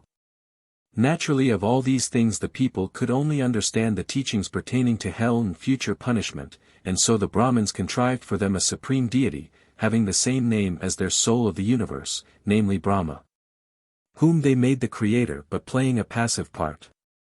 The people were not content, however, with an absentee passive god, but paid much more attention to Vishnu the preserver, and the dreaded Shiva, the destroyer.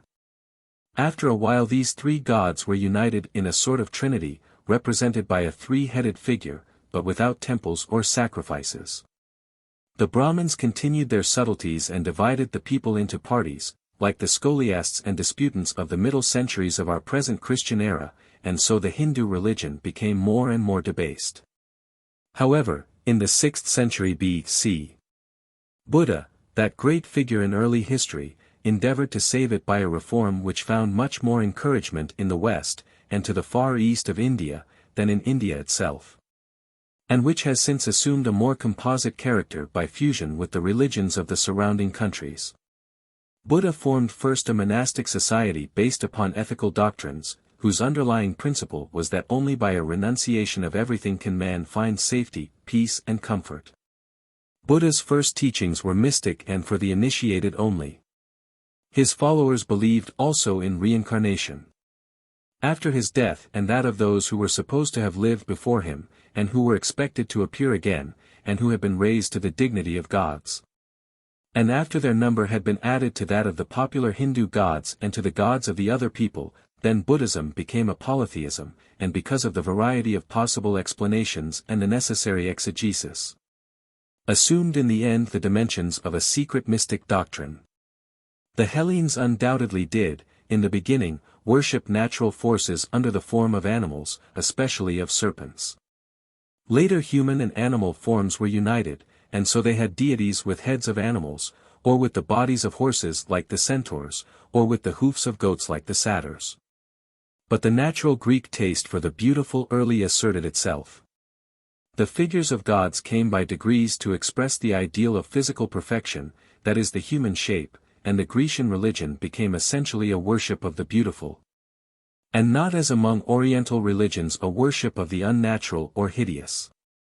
They forgot the astronomic and cosmic significance of the early myths and held rather to personifications of the normal forces, of which their poets sang as of mortal heroes. They never dreamt of dogma, creed or revelation, demanded only that man honor the gods, but left it to the taste of each one how he should suitably perform his acts of reverence. It must be confessed, however, that in candor and chastity they left much to be desired, but this may be explained when we remember that their own gods set them a very poor example in these respects. Still history will forgive them much because they loved much. The Greeks were exceedingly liberal in their interpretations concerning the gods, while the various peoples constituting the Greek race were not at all agreed as to the number and respective rank of the gods whom they worshipped. Thus one would be disowned here, another there, while in one place greater honor would be paid to one, or elsewhere to another, exactly as in the case of the saints among the Catholic people of today. They went so far in their worship of the beautiful as to divide the gods among the localities which possessed statues of them, which gods came to be regarded as distinct individuals. So that even Socrates doubted whether Aphrodite of the sky and Aphrodite of the people were or were not the same person. Furthermore, in their liberality they made gods to hand for every emergency, and even worshipped the unknown gods, as St. Paul long ago recorded. For the Greeks these gods were neither monsters like those of Egypt, India and Chaldea, nor incorporeal spirits like the gods of Persia and of Israel, but human beings with all the human attributes. For the Greeks neither Jehovah existed, nor a personal devil in any form. Like the Greeks themselves their gods had many human failings, though in them religion survived many mythological creations like the centaurs, the satyrs, etc. These were merely folklore beings enacting parts ranging from terror to farce, and never receiving divine honors. Grecian religion was, so to speak, the established church of the Greek states, but came to be in time a cloak for the designs of the politicians, in which respect history has many times repeated itself. For instance, Socrates was made to drink his cup of hemlock on the pretext that he had apostatized from the state religion. Still, even in his day, heresy played no part except among politicians. Every one could plainly state his convictions, and Aristophanes in his comedies introduced gods in the most ridiculous and compromising situations. So long as the public worship of the gods went on, the state cared little for the upholding of positive or suppressing of negative beliefs. The gods were entitled to sacrifices and the people to divine aid, but they could regulate the interchange to suit themselves. The greatest public crimes were violation of temples and profanation of sacred things. One must leave the images alone even if he did not believe in the gods they represented. Punishment of blasphemy was only inflicted when complaint was made. Foreign gods could be introduced and worshipped at will, providing only that the customary honors were rendered to those at home. Such religious freedom could naturally only exist during the minority or the absence of a priestly class. Anyone could transact business with the gods or conduct sacrifices. Priests were employed only in the temples, and outside of them they had neither business, influence nor privileges. Their pantheism was comprehensive. The gods were everywhere, and the honor done to them consisted in invocations, votive offerings and sacrifices.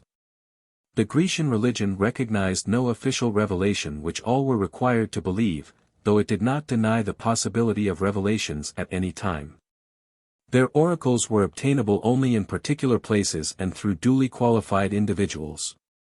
At one time in ancient Greece conjuration was in vogue, but the gods and demons who indulged in it were all borrowed from foreign sources, and in time it degenerated into pure magic. The Greeks, however, could not get away from the sentimental notion that belief in the gods must have an ethical side and must be subordinate to their faith. In other words, that human nature was something entirely different from the divine to which it was subject. Alienation from the God in which they believed led necessarily to the impulse to seek him, which was the leading motive in the institution of the Grecian Mysteries. Gods who were man's equals were not sufficient for the Greeks.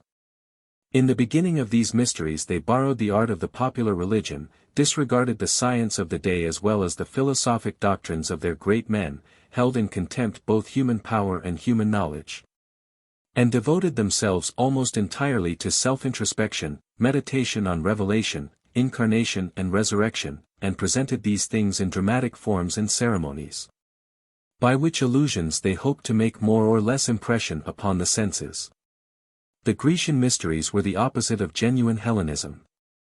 The true Greek was cheerful, happy, clear in perception, and his gods appeared to him as do their statues to us today. But Greek mysticism was full of gloom, symbolism and fantastic interpretations. In every way it was un-Hellenic and abnormal, having no fit place in their soil nor in their age. It always has been the case that sentimental, romantic or mystical dispositions find delight in the mysterious, while logical minds are unmoved by it. From the mysteries no man was excluded, save those who had shown themselves unworthy of initiation. They had their origin in the early rites of purification and atonement. The former being at first only bodily cleansing, which later took on a moral significance, while the atonement was a sort of expiation which came with the consciousness of sin and desire for forgiveness. Atonement was most called for in case of blood guiltiness, and consisted largely in the sacrifices of animals, burning of incense, etc. In all the ancient mysteries these two features of purification and expiation played a great part. Of them all the oldest and most celebrated were those instituted at Eleusis, in Attica, in honor of the goddess Demeter, Latin Ceres, and her daughter Persephone, Latin Proserpina. To these were added later a masculine deity, known at first as Iatros, whose name is probably related to Jael, which appears in Javaspater or Jupiter, and to the Hebrew Yav or Jehovah. Later, however, B was substituted for I and Iatros was made to read Bacchus. Jael was the harvest god, and consequently god of the grape, hence the close relation to Bacchus. The Greek word Eleusis means advent, and commemorates the visit of Demeter while wandering in search of her daughter, which reminds one of the Egyptian story of Isis. Moved by gratitude, Demeter bestowed upon the people of Eleusis the bread grain and the mysteries. From this city the cult of these two deities spread over all Greece and most of Asia Minor, passed into Italy in modified form, and thus became widely accepted.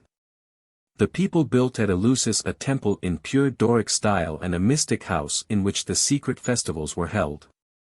The city was connected with Athens by a sacred way, which was flanked with temples and sanctuaries, while in Athens itself was a building, the Eleusinion, in which a portion of the mysteries were celebrated.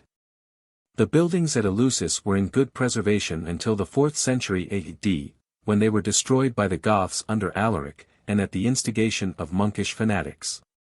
You will see, then, that the mysteries were widely observed in Asia Minor, and at a time when they must have deeply tinged the religious views and habits of a large portion of the population prior to the beginning of the Christian era. The Eleusinian mysteries were always under the direction of the Athenian government, and the report of their celebration was always rendered to the Grand Council of Athens. The function of the priests was an hereditary and exclusive privilege, and the mysteries as a whole were under the immediate care of a sacred council. The people contented themselves mainly with honoring the gods, while in these mysteries the original endeavor was to emphasize the preeminence of the divine over the human, hence their careful guardianship by the authorities of the state. Both were offshoots of pantheism, one seeing the divine in all earthly things, the other constantly searching for it there, and striving to unite with it. Monotheism, that is absolute separation of the human from the divine without hope of union, is a purely Oriental conception, quite incomprehensible to the Greek mind. No ancient Greek ever conceived of a creative deity in the Egyptian sense, nor of a vengeful Jehovah like that of the Hebrews. The Eleusinian mysteries were most highly venerated among the Greeks. So much so that during their celebration hostilities were suspended between opposing armies, while those who witnessed them uninvited or betrayed the secret teaching, or ridiculed them, were executed or banished. So late even as the period of the Roman supremacy the Roman emperors took an interest in maintaining these mysteries, and some of the early Christian emperors, like Constantius II. And Jovian, while forbidding nocturnal festivals made an exception of these. The sum of the original Eleusinian doctrine is a myth based upon the rape of Demeter's daughter Persephone by Pluto, all of which is the old story of the seasons and the changes brought about in their regular succession. And as Persephone was ultimately united with Bacchus but returned to the lower world for the winter, we see typified first, the fruitfulness of the sun god. Secondly, the fecundity of the soil, and, thirdly, the resurrection of the body, which having been dropped like the grain into the earth was supposed to rise from it again after a similar fashion. How much this may have to do with present Christian beliefs concerning the resurrection may not be easily decided.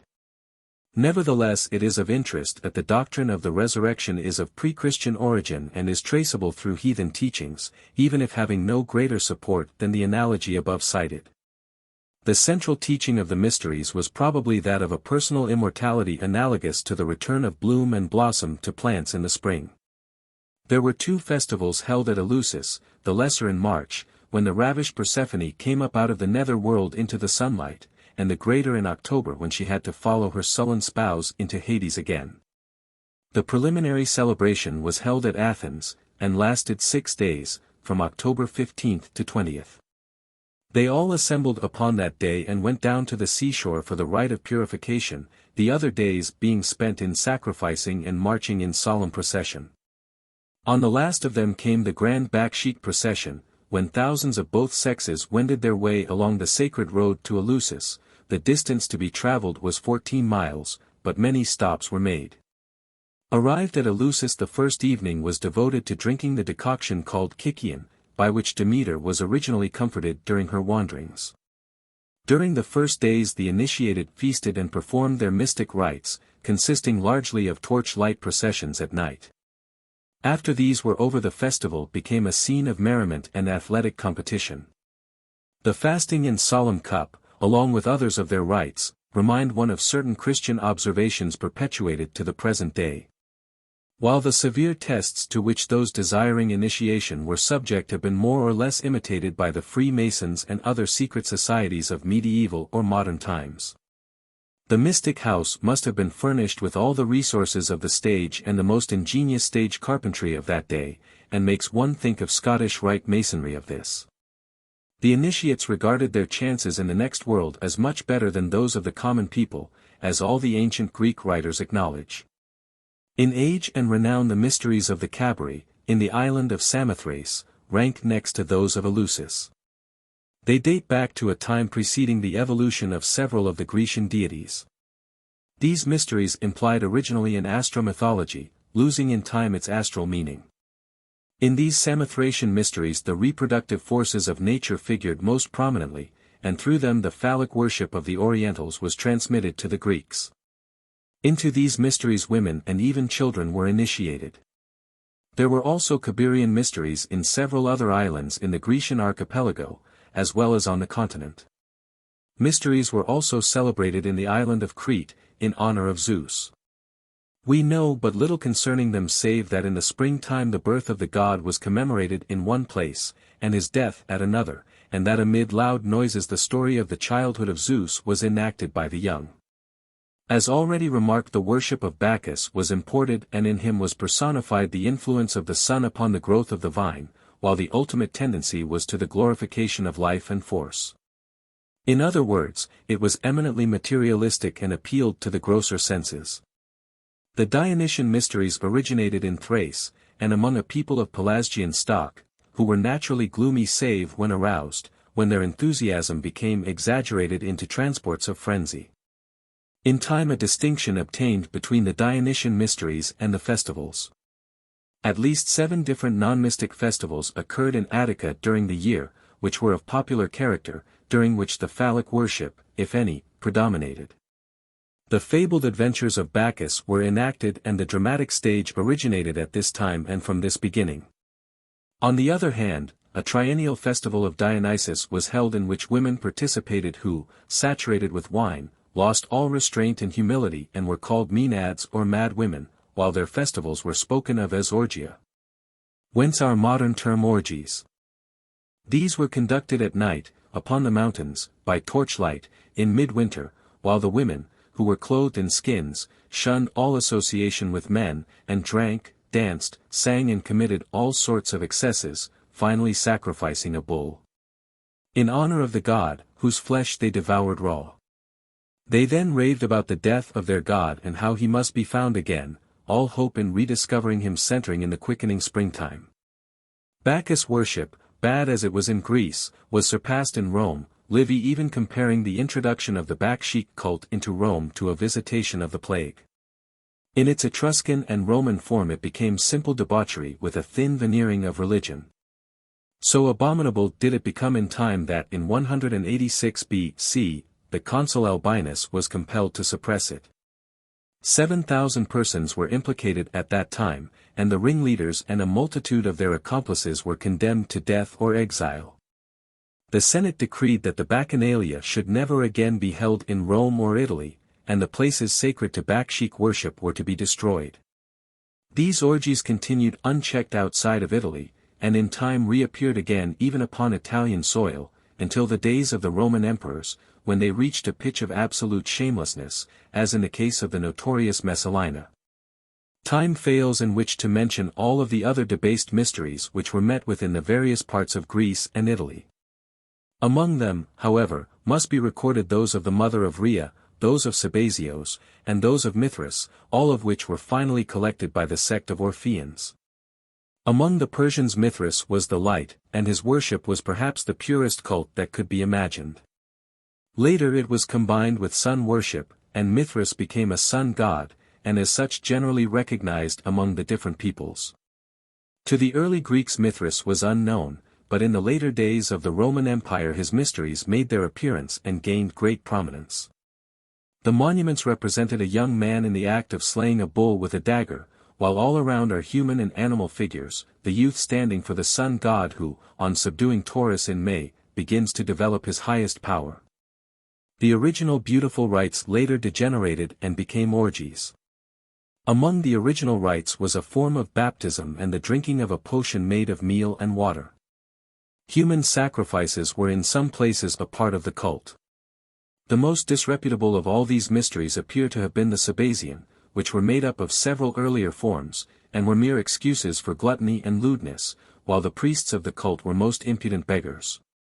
Thus in time the mysteries were stripped of all the beauties of a heavenly origin and became of earth exceedingly earthy, while their initiates, lost to all shame and decency, persisted nevertheless in their sacred hypocrisy. Until the hideous night of the gods disappeared before the glow of a brighter morning.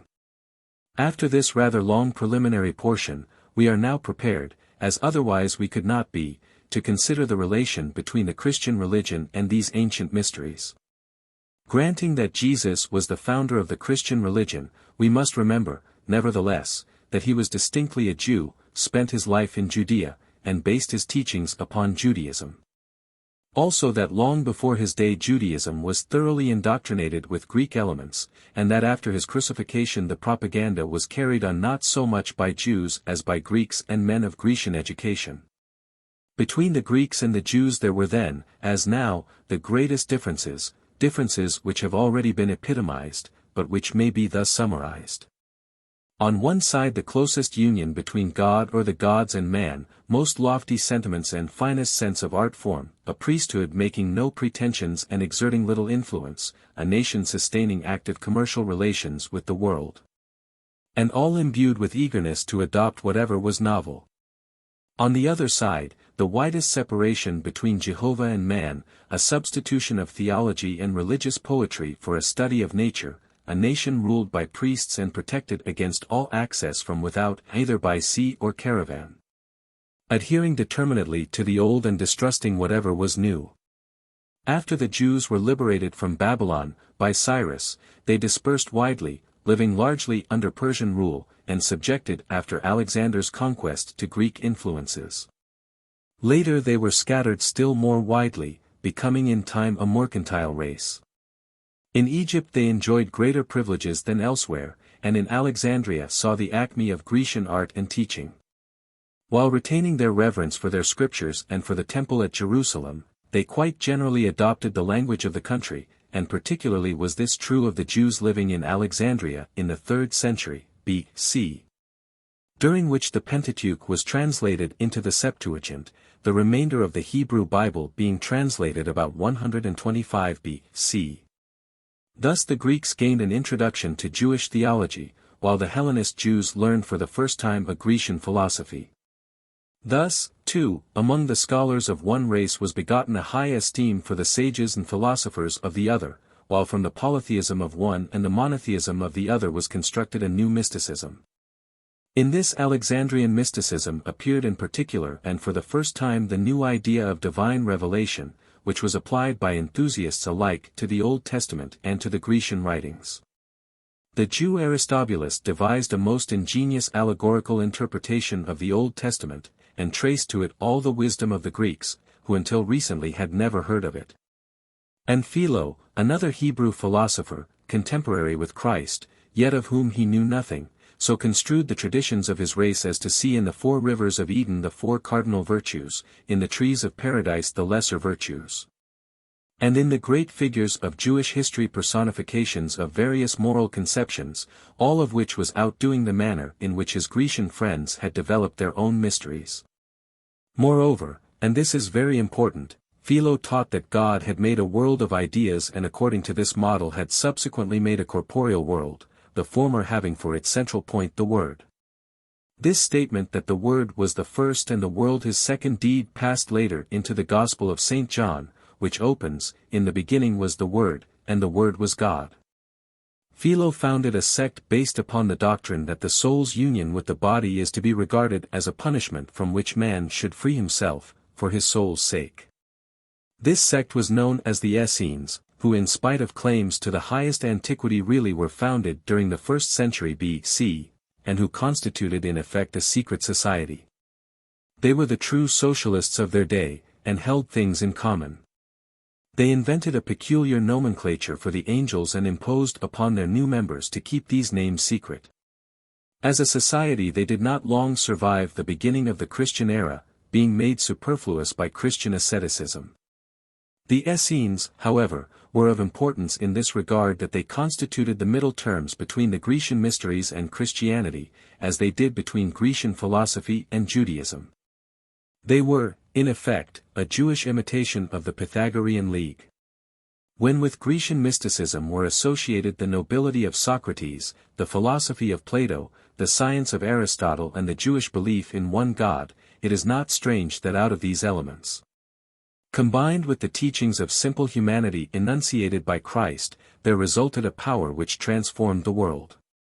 The view that all mankind are brothers, originally Jewish, was also of independent Greek origin and came especially from the Stoics, who had to lie dormant until some tie stronger than mere political association held men together. This tie subsequently became a religious one. Polytheism had nothing more to give up, all the forces had been worked over in the god-making process, the pantheon was full, and men ridiculed alike the gods, their oracles, and their priests. These same priests smiled at each other when they met, and forfeited all public respect by the lives they led. Olympic wantoning and derision of the gods must necessarily have ended so soon as anything better could be substituted therefor. The long-felt want was for a god of definite character, of approved prowess, with human feelings, human wrath, and human love, made after man's own likeness, who should stand for a doctrine of personal immortality, and give some promise of a hereafter. The Jews, the only monotheists of the time, were prepared to furnish such a god, but he was too spiritual, and was worshipped by altogether too indefinite rites and peculiar usages. Nevertheless the God of the Jews was utilized for this purpose while the mystic elements with which he was to be surrounded were furnished by the ancient Grecian mysteries and the doctrines of the Pythagoreans and Essenes. So completely did the Jews and Greeks mingle in Egypt and in Judea, that the idea prevailed among both races that the time had come for something new in the desired direction.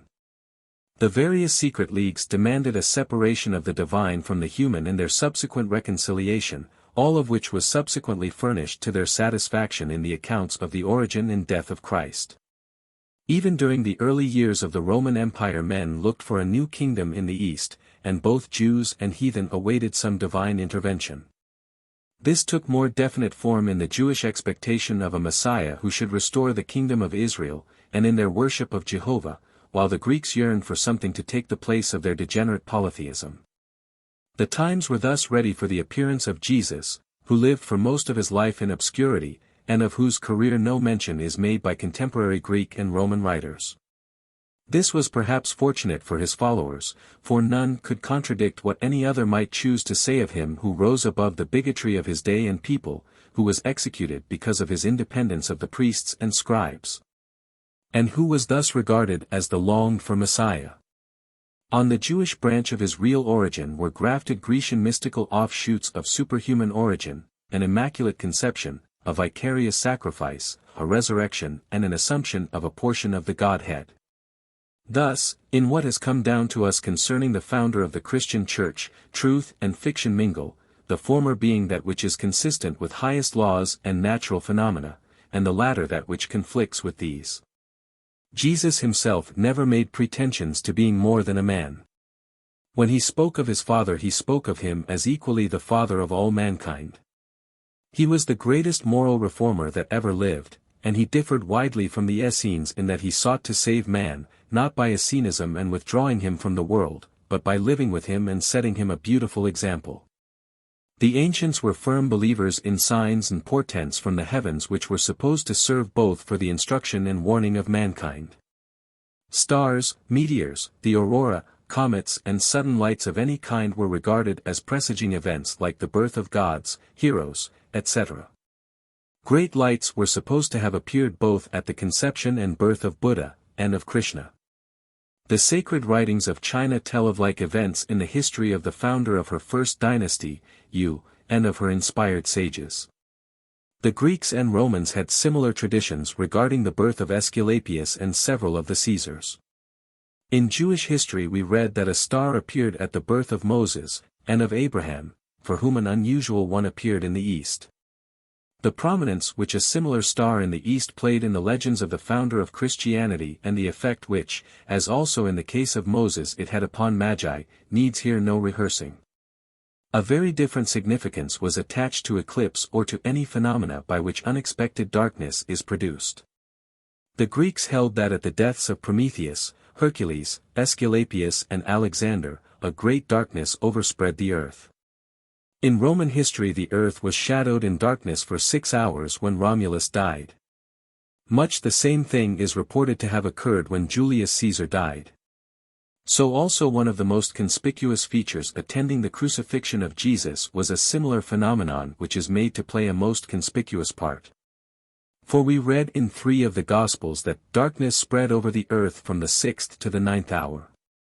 Although the only evangelist who claims to have been present says nothing about it, nor do historians of that time, like Seneca and Pliny, make note of any such event in Judea.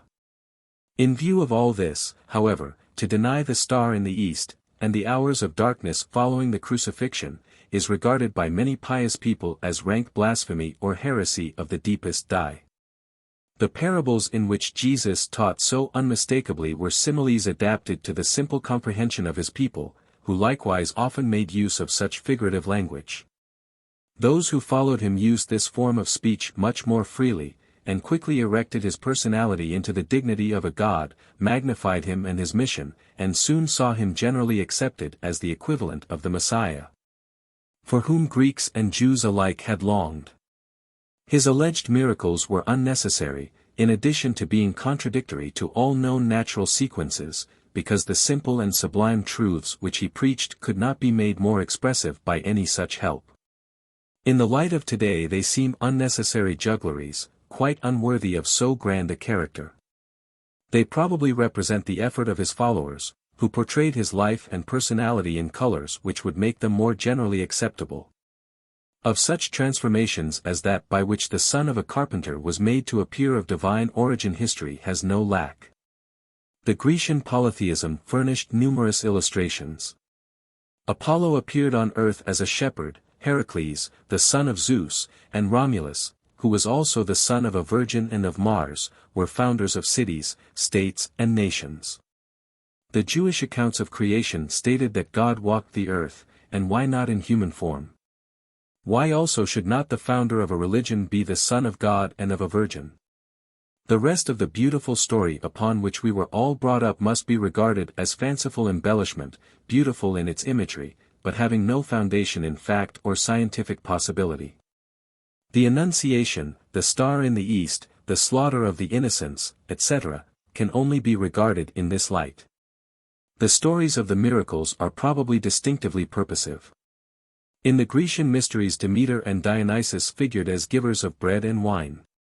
Jesus, too, was made Lord and giver of these 2 sacred viands, all of which appears in his changing water into wine, multiplying the loaves, and later in the institution of the Last Supper, at which bread and wine became a part of these Christian mysteries which are still widely perpetuated. In his quieting the storm, walking upon the water, finding the penny in the fish's mouth, and the draught of fishes, are portrayed his power over the forces of nature and lower forms of life. His power over disease was personified by stories of healing paralytics, lepers, blind, deaf and dumb people, casting out devils, and even by restoring the dead to life. Apparitions were common according to the history of his life, as of the Holy Spirit in form of a dove, his encounter with Satan, the appearance of Moses and Elias, etc. The ancient tendency to personify appears again in the form of Satan or a personal devil, namely the power of evil, while in the Transfiguration is personified the superiority of the new law over the old. Finally, the miracles attending his last days, the darkening of the sun, the rending of the veil and the resurrection, were all occurrences which it would be impossible to omit from the closing scenes in the life of anyone who has figured as a god. They betoken the morning of nature, while the Ascension personified the belief in an everlasting Redeemer and the individual immortality of those who believed in him. In thus epitomizing the events in the life of Jesus upon which, from his day until now, men have laid such fearful stress, and upon whose acceptance the present life as well as the future of all men has been conditioned. I should be far from doing justice to myself should I fail to point out my own attitude in the matter. I hold it true that the self-evident truth, as well as the wonderful sublimity of Christ's teachings, become apparent upon the study of the same, and are weakened rather than strengthened by insistence upon all that is supernatural, mysterious and inconceivable in the generally accepted account of his life and labor. My mind is freed from the necessity for the mysterious which the Greco-Jewish people demanded, and which the superstitious people of today still demand, and I prefer to let him stand for what he seems to me to be, the greatest moralist and teacher of all time, rather than to surround him with a veil of imagery and with statements so impossible of belief as to make it impossible to accept one part without accepting them all. The Jews already had doctrines of unity of God and love for others. The Grecian philosophy antedated him in insisting upon elevation of life to a higher plane than that of mere gratification of the senses, and everywhere his predecessors and contemporaries could furnish miracles by the hundred, but in force, grandeur and simplicity of his teachings, in his comprehensive humanity, in his directness of appeal, in his condemnations of those who departed from the model which he set, he never has had and probably never will have an equal. In his self-abasement and love for others he was as irresistible as have been these principles in civilizing and, in this sense, Christianizing the world. In Jesus' own day there was no hair-splitting theology. Devotion, love of fellow men, charity, repentance, these were all that were needed. But the beautiful simplicity of his teaching was lost with the death of his first disciples. The system was esteemed too simple, too unadorned to appeal to the people used to something quite the contrary. And so Stephen the martyr, who was of Grecian education, was stoned because he demanded a repudiation of certain Jewish teachings, although the congregation at Antioch adopted his views. Paul the great leader was an epileptic and had frequent fits and visions, and these made a strong impression, not only on himself but on his followers. On the creations of his imagination the doctrine of the resurrection is largely based. He set up the God-man Jesus as the counterpart of the first man Adam, who represented sin and death, and who was to be crucified and born anew in Christ. Between Paul, the great Gentile Christian, and Peter, the Jewish Christian, the church was quickly split into two parties. These two soon subdividing into others, and among them all arose the New Testament literature, whose Alexandrine dialect establishes the influence of Greek education. Thus did Christianity develop out of the secret associations of the ancient world. The early Christians themselves constituted, at least while under persecution, a sort of secret society. Their worship was mystical, but not because Jesus so taught. Rather because of their environment and traditions. The practice of baptism, the Last Supper and the doctrines of incarnation and resurrection have been as certainly added to the Nazarene sublime code of ethics as to them in turn, in the centuries to follow, were added every conceivable notion, mystery and stupid absurdity which the diseased minds of men could imagine, and which have been the cause of more departure from Christ's original teachings, and of more strife and bloodshed than any other feature in the history of mankind. Indeed, it is one of the greatest inconsistencies of history that the doctrines of love, unity and peace, taught by the founder of Christianity, should have been the greatest of all factors to rend mankind apart, beget feelings of hatred, and result in the death, from this cause, of millions of men such as Jesus himself most loved. 6. The Knights Hospitaller of St. John of Jerusalem.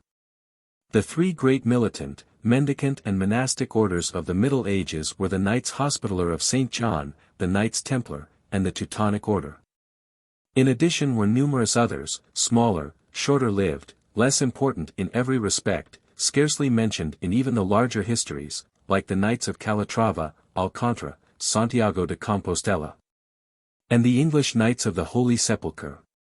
These orders were the immediate as well as the indirect outgrowth of medieval conditions for which both the Church and the State were responsible.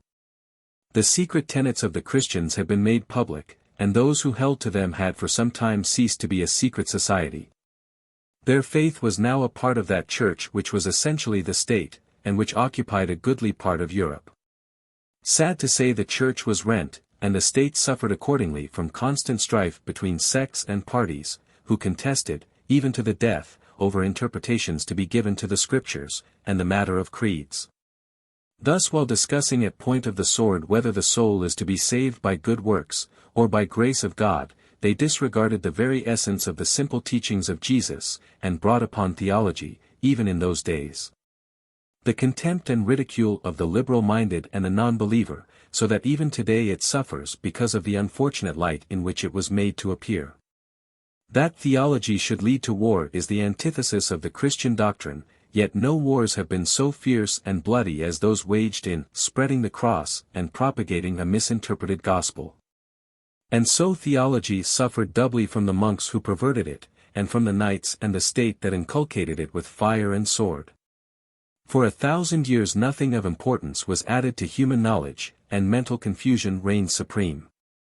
At the end of this period all the original teachings of Christ were forgotten, and after passing through the hands and tongues of fanatics or deluded and ignorant men, Christianity was left with the semblance of a monotheistic basis on which had been crudely built up certain doctrines borrowed from Egyptian and Grecian sources, among which may be mentioned the Trinity, Immaculate Conception, Resurrection and Ascension, as well as certain practices like that of the Lord's Supper, plainly borrowed from pagan customs.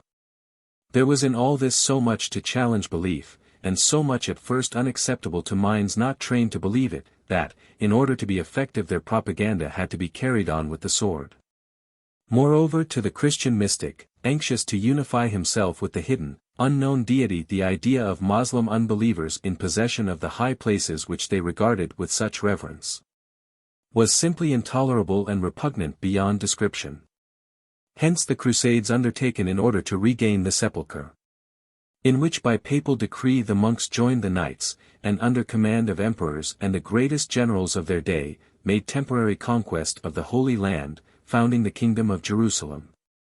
The immediate outcome of the general movement was that alliance, made wise and even necessary, when theology and chivalry joined hands, from which resulted the foundation of such orders as those mentioned at the beginning of this paper. These allies of which they were composed, all took the monastic vows of poverty, chastity and obedience, and for a time kept them, until the possession of power and the acquisition of wealth brought their inevitably accompanying temptations. Each of these orders and many of the others passed through the successive stages of poverty, with meekness and constant benefaction, succeeded sooner or later by temporal aggrandizement, selfishness, greed, and rapacity. With all the crimes in the calendar, and the inevitable ultimate downfall.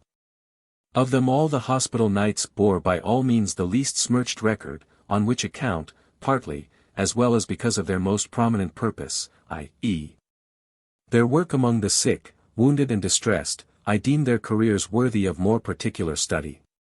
For this purpose we may quickly dismiss the Teutonic Knights from present consideration, simply reminding you that they were really the founders of modern Prussia. They had their own origin in the commendable public spirit of the merchants of Lübeck and Bremen, who during the siege of Acre made tents out of the sails of their ships, in which their wounded countrymen might be nursed and attended. Most of their active service against the Saracens was in Spain. Of the Knights Templar a little must be said here. About 1119 two knights, Hugo, or Hugh, of Payens, and Godfrey of Asti, Omers, associated with themselves 6 other French knights in a league of military character, styling themselves, Poor Knights of Christ, and pledged themselves to keep safe for pilgrims the highways of the Holy Land. They prospered and grew, and came into the favor of Baldwin I, king of that kingdom of Jerusalem already mentioned. Inasmuch as their monastery occupied a part of the site of Solomon's temple of old, they were known as Templars.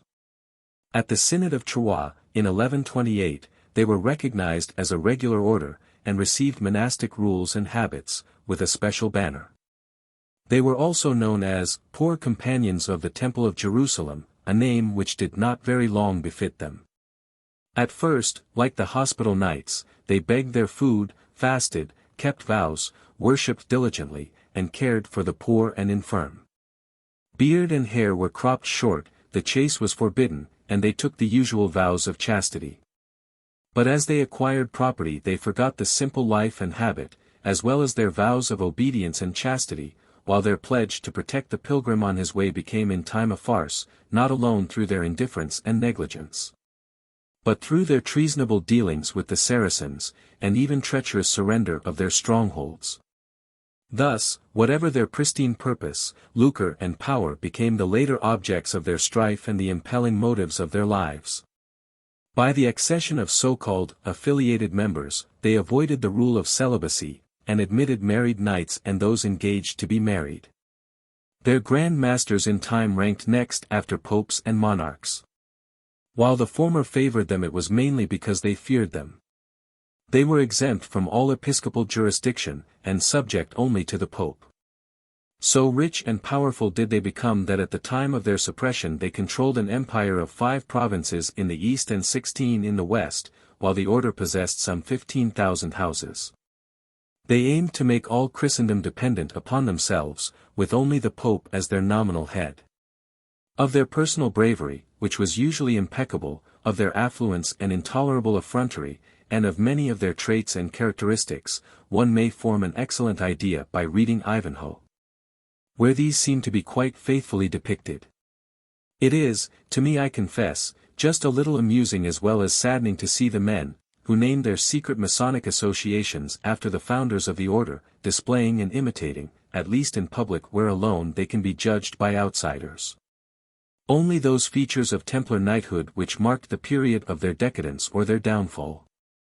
As imitations they may be historically accurate, but as worthy of emulation, or even of imitation, such displays are matters of questionable taste, at least, to those who read medieval history. The Templars in their days of splendor and later downfall, were neither pious, nor learned, nor good Christians. Many of their secret doctrines were of heretical origin, taken from the Waldenses or the Albigenses, and they cared far more for their own possessions than for the Holy Land. They promulgated the shameful excuse that God evidently willed that the Saracen should win. That the defects of the Crusaders were evidently according to his decision, and that therefore they were released from their vows, and could return to Europe, where indeed they rested, after their fashion, from their labors, and passed their time in doing everything their founders had vowed not to do. But this is not intended to be an epitome of Templar history. Rather a brief statement of the reasons why they went proudly and sometimes stoically to their final downfall, and why the hospital order, though not always keeping up to its earlier standards, nevertheless so far eclipsed them as to become the recipients of very much of the Templars' enormous resources and wealth, being thought worthy to be thus entrusted. And so it happened that, in 1307, Philip of France had all the Templars in France arrested and their property sequestrated. This led to a tripartite dispute in which were involved the Templars, the Pope and the King. In 1310 54 Templar knights were burned alive in Paris. At last the Pope, to prevent their property from falling into secular hands, made over to the Hospitallers most of the Templar estates, excepting however those in Spain. The Grand Master Molay and another Templar were burned to death on an island in the Seine. So much then in brief, for purposes of contrast. Now to the avowed subject of this paper. During the 17th century there rose a controversy as to the foundation of a hospital already in existence in Jerusalem, named after the Asmorean prince John Hyrcanus, the son and successor of Simon Maccabeus, who restored the independence of Judea and founded a monarchy over which his descendants reigned till the accession of Herod. He died 105 B.C. This was at a time when the pious merchants of Amalfi planned a refuge for their pilgrims. It was this John whom many suppose to have been the patron of the order, though it seems now clearly established that the first sponsor or the first Saint John, in this connection, was the Greek patriarch John surnamed Aleman, or the Charitable, because of his practical philanthropy. See Saint John the Almsgiver. Reverend H. T. F. Duckworth, 1901. But by the time the Crusaders, under Godfrey of Bouillon, had taken Jerusalem from the Saracens, Saint John Baptist seems to have become the acknowledged patron saint of the hospital. His image being worn by epileptic patients, and being later adopted as the regular badge for those engaged in hospital work. But this term hospital must not be regarded in its present acceptance, it was used in a broader sense to imply any house of refuge, even from wild animals, in fact a hospice. This particular hospice seems to have been erected on the ruins of one founded by Saint Gregory in 603, where it is known that the French Benedictines worked.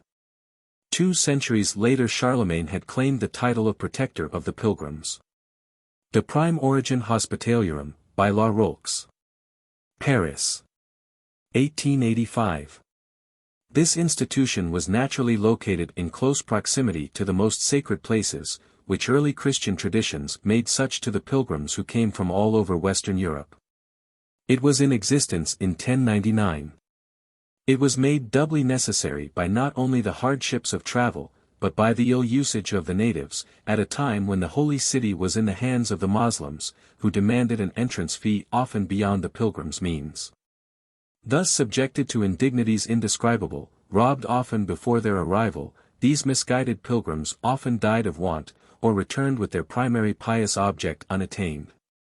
Had it not been for one Gerard, the first administrator of the hospice, their hardships had been even greater. The buildings of the order, at first meager, were finally enlarged to cover a square, nearly 500 feet. On each side, with one side on the Via Dolorosa and another fronting the bazaar, and all a little south of the Church of the Holy Sepulchre. Nearby were other churches and hospices. This was the arrangement before the establishment of the Kingdom of Jerusalem in 1099. During the next century the order, under Raymond Dupuy, had enlarged the Church of St. John a Leman into the conventual Church of St. John Baptist, while along the south of the square above mentioned ran an excellent building, the Hospital of St. John. When Saladin recaptured Jerusalem, in 1187, this church was converted by the Turks into a madhouse, known as the Tmuristan, this being finally ceded to Germany in 1869. From the new Kingdom of Jerusalem the Hospitallers obtained a constitution, and the Gerard above mentioned was made their first master. He was succeeded in 1118 by Dupuy, while Baldwin II was the Latin king of Jerusalem. The hospital had been recognized by the Archbishop of Caesarea in 1112, and had widely extended its sphere of usefulness. It was King Baldwin who was anxious to stamp upon the order a military character, similar to that conferred upon the Order of the Temple in 1130. This was natural since the kingdom was isolated, surrounded by fanatic enemies and always beset by and in danger from them. Thus the necessities of the times and the environment made it requisite that all who were able should bear arms, and cooperate for mutual defense. Thus it came about that the order was divided into 3 divisions, the first in rank being the Knights of Justice, each of whom must be of noble rank or birth, and have received the accolade of knighthood from secular authority. The second division comprised the Ecclesiastics, who were later divided into 2 grades, the conventual chaplains, who were assigned to duty at headquarters, and the priests of obedience who served other priories and commanderies in various parts of Europe. The third grade were the serving brothers, also divided into the servants at arms or esquires, and the servants at office. The servants at arms attended the Knights of Justice as their esquires, and might eventually become eligible to the first division. The servants at office were little if anything more than menials or domestics.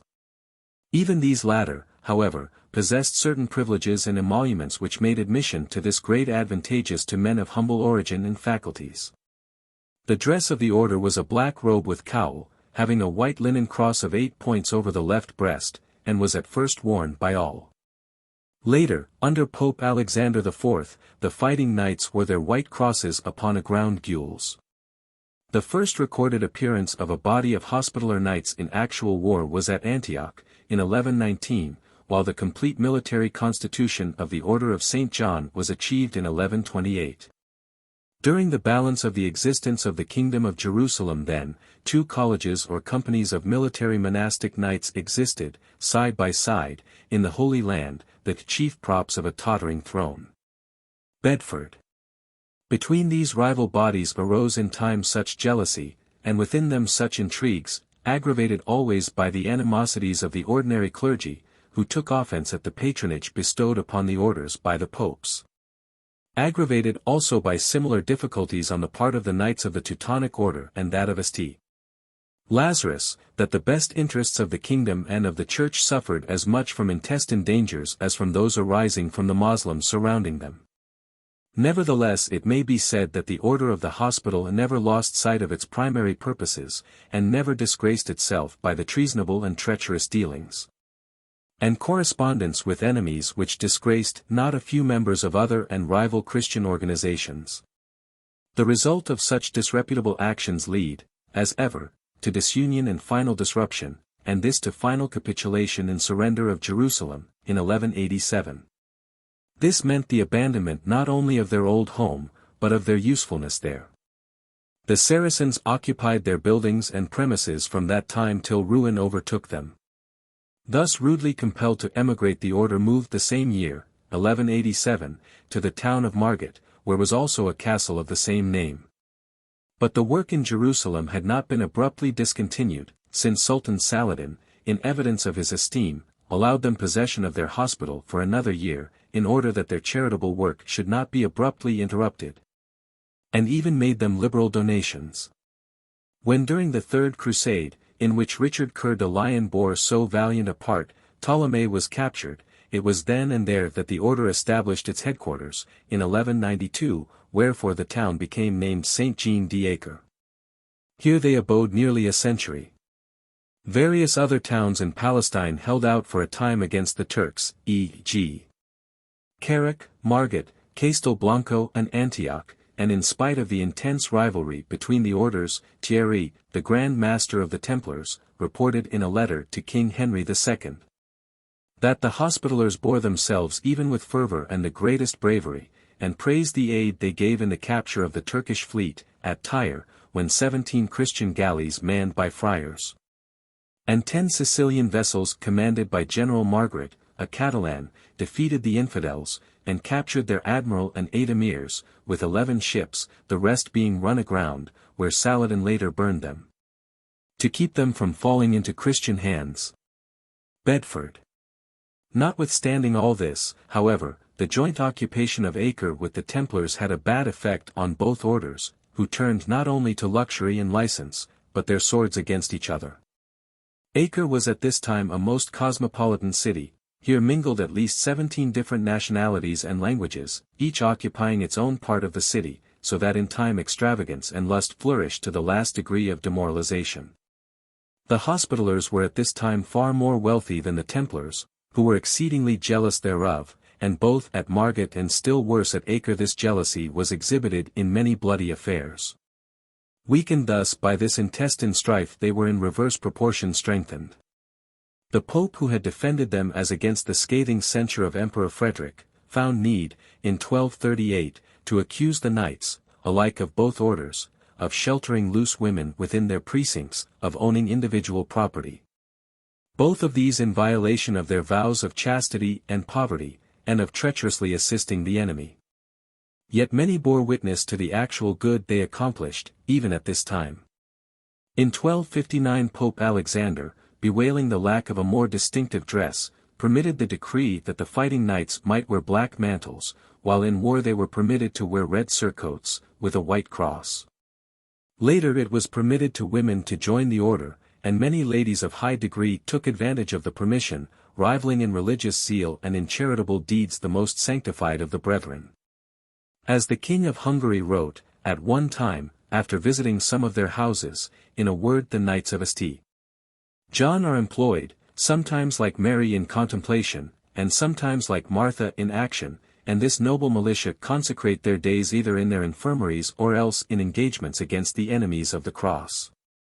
The deterioration of Acre was not so great as to make cowards of our knights, however, and with the continued and aggressive siege laid by the Saracens against that city, the Hospitallers and the Templars finally made common cause, each endeavoring to outdo the other in deeds of bravery and daring.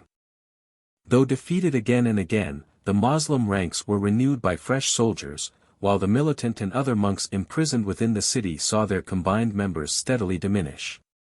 At last it remained for John Villiers, Grand Master, with his few surviving fighters, to carve their way to their boats, leaving no combatants behind them, and then to embark in their galleys to seek a harbor of refuge in the island of Cyprus. Cyprus and Rhodes. Settled in Cyprus, the knights renewed their zeal and their resources. Here they began to build that fleet of galleys which, increased later in Rhodes, became most formidable. When they and the Templars left forever the Holy Land, the Templars took the position that their vow to protect the holy places was now either fulfilled or at least at an end. And they distributed themselves among their numerous preceptories all over Europe, where they made themselves persona non grata to their civil rulers, because of their own real power, their oriental ostentation, and their secularization and distasteful entrance into and interference with the social and political life and customs of their new environment. Things went from bad to worse, public feeling was more and more aroused, and their extermination was only a matter of time. Finally Pope Clement V and King Philip le Bel undertook this task with barbarous ruthlessness. Kings, nobility, and the people joined hands in the common task.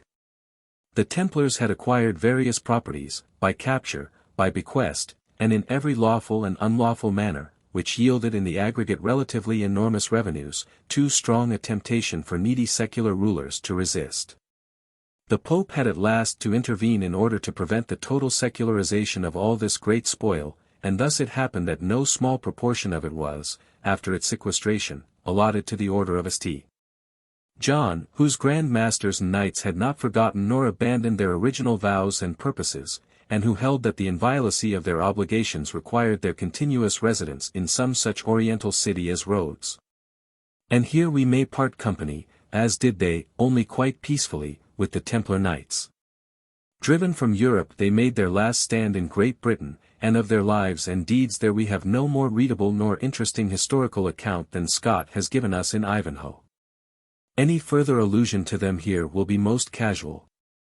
They offer the conventional picture, only in extenso, of original poverty and self-abnegation, coupled with devotion and valor, changed to arrogance, treason, abandonment of purpose, unbridled lawlessness leading to crime and cruelty.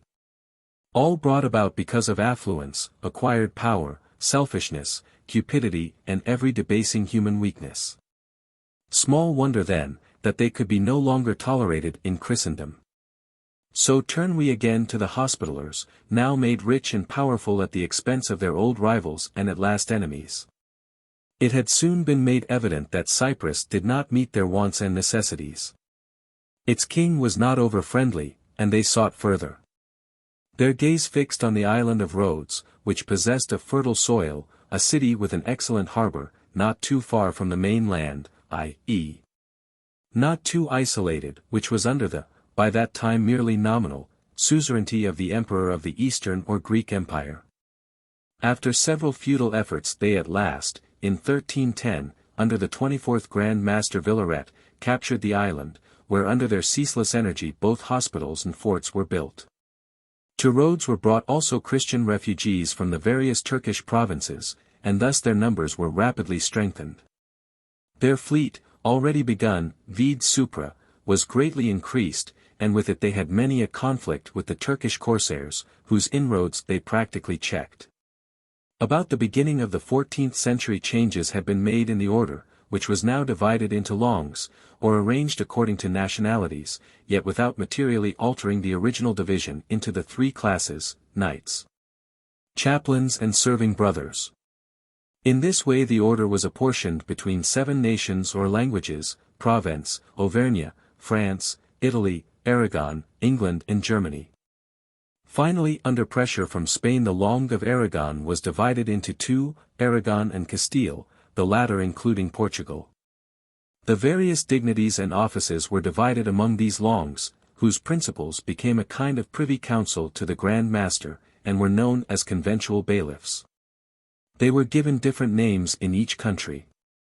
Thus the Grand Commander of the English Longue was known as the Tercopolier, of France the Grand Hospitaller, of Italy the Admiral, etc. As the new fortifications arose around the city of Rhodes, each was placed in charge of one of these longs or divisions, while each erected quarters for its own men. It did not follow, however, that every member of each long came from the country which it represented. While Scotland was an independent kingdom it contributed to the Tercopolier, while many Scotchmen belonged to the French or even the other longs. At this time the inhabitants of the city of Rhodes consisted largely of Christian refugees, who owed their security, even their lives, to the fact that the Knights Hospitaller still adhered to their primary objects: the liberation of the captive and giving assistance to the sick and distressed. This they afforded through their fleet and their hospices.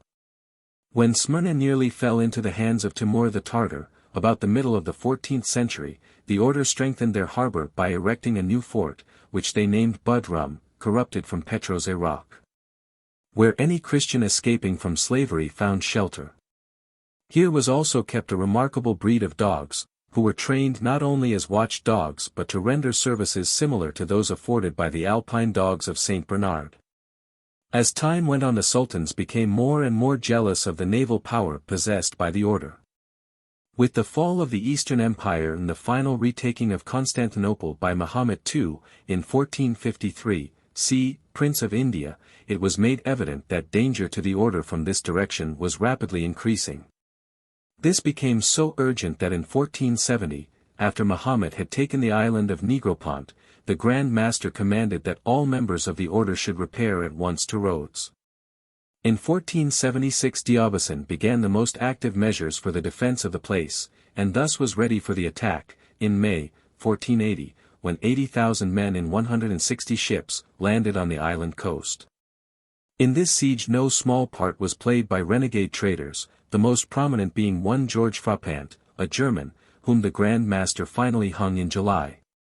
In the last sorties which terminated this siege deeds of the greatest bravery were performed, yet here we can only commemorate the fact that the Turks were summarily defeated, leaving 3,500 corpses on the ground after the last decisive attack. The losses of the besieged were small as compared with those suffered by the Turks. Later in the same year the island suffered from a severe earthquake. Muhammad died not long after this, was succeeded by his son Bojazet, who made truce with the order, presenting them with a relic of supposedly inestimable value, namely the hand of St. John, which the Turks had taken at Constantinople. Years of comparative quietude succeeded until in the following century, in 1522, Solomon the Magnificent landed upon the island in July, with 100,000 soldiers and 60,000 pioneers. Again ensued all the horrors of a siege. The defenders did their part so bravely that the Sultan publicly disgraced his generals. But the inevitable famine wrought consequent disaffection on the part of the native population, who clamored for capitulation, and sought treasonable terms therefor, because of which one of the most prominent of them was tried, found guilty and executed. Finally, under stress of circumstances no longer endurable, Grand Master Adam agreed to honorable surrender, and on the 1st of January, 1523, the Hospitaller Knights relinquished the island. The Sultan himself speaking in terms of extravagant praise of their heroism, while at the same time he scathingly censured the Christian monarchs of Europe who had failed to come to their relief. Thus after 220 years of occupation and rule of the island of Rhodes, some 5,000 knights and other members of the order, and natives, left it to take abode for a short time in their priory at Messina. Driven from here by plague, they moved on to Viterbo, while their Grand Master travelled in search of a new home. Malta. Malta had been early proposed for this purpose, and offered by Charles V, while many wishes turned to the city of Modon, in Greece. After 7 years of wandering and indecision, Grand Master Lyle Adam accepted Malta as the best solution of the difficulty. Thither the order now removed, and there Adam died in the castle of St. Angelo, erected by the Norman Count Roger of Sicily, still active in improving its existing defences. In 1555 the order lost nearly all of its fleet in consequence of a violent hurricane, which accident for a while laid the island open to piratical attacks, especially of a corsair named Dragut. But he did little damage, save that with the knowledge of the island and its defences thus gained he persuaded Solomon to undertake another attempt to crush the order. The latter being justly furious because some galleys belonging to the order had captured a ship that happened to be loaded with rich valuables belonging to the ladies of his harem. Therefore war was again declared in 1565. The Turkish fleet was made up of 130 galleys with 50 smaller boats, and carried the Janissaries and 34,000 other soldiers, against whom the Grand Master could only oppose some 9,000 men, 700 of whom, however, were desperate men, released from the galleys of the enemy, and eager for vengeance. On May 24 the siege of St. Elmo was in reality begun by a fierce bombardment, the walls being soon battered, and the garrison forced to take shelter in excavations made in the solid rock. And now the besiegers' force was augmented by the arrival of Dragut, in those days the dreaded corsair of the sea, who came with 13 more ships and 1,500 more men. June 13 saw a desperate conflict when, after 6 hours of fierce fighting and the loss of only 300 men, the besiegers were repulsed. Soon after this Dragut was killed. Again on June 23 another general attack was repulsed, though the garrison was thereby reduced to 60 men. Even this small force, many crippled and maimed, repulsed the first onslaught of the Turks, but had later to sell their lives as dearly as they could. The Turkish general Mustafa took barbarous revenge, even on the corpses of the knights which he decapitated and then tied to planks that they might float past St. Angelo. La Valette retaliated by beheading some of his captives and firing their heads at the Turks from his cannon. At this juncture the garrison was reinforced by the arrival of 700 men and 42 knights from Sicily. Refusing all opportunities to surrender and all parley under flags of truce, Grand Master La Valette built new defences and strengthened the old, in spite of a fierce July sun. Meanwhile the Turks, also reinforced, prepared for still more desperate sorties, selecting for the land attack men who knew not how to swim, in order that they might fight the more fiercely. And drawing off the boats as soon as their loads were emptied, so that no retreat could be possible. 1,000 janissaries were embarked in 10 large barges, but 9 of these were sunk by the artillery fire from the forts. On the other side of the defences a large attacking column was completely routed. The loss to the Turks this day was 3,000 men, that of the garrison 250. And so the siege went on, attack after attack, with but small success to the investing army. But the heroic defenders suffered increasingly under the constant strain, and both armies were exhausted, the Turks losing 800 men from dysentery alone. To such an extent was this true that when the Turkish officers drove their soldiers to the charge by blows of their own swords, it was but necessary to cut down those who led the charges, when the rest would turn and fly. And now came other long-expected reinforcements from Sicily, when a fleet landed 8,500 men and returned for 4,000 more. Being now quite unequal to the continuation of the siege the Turks evacuated all the ground they had gained, and finally made a hasty and complete flight, harassed in every way, in their endeavours to escape, by the now victorious garrison. The losses during the period of siege, with its numerous engagements, were estimated at some 30,000 Turks, and 8,000 men and 260 knights of the order. Is it strange that by contributions from all over Christian Europe there was soon built up a town bearing the name of Valletta, thus commemorating the heroism and military prowess of the order's Grand Master La Valette? As well as the glorious issue of the struggle for Malta, and the confirmation of the order as a sovereign independent community.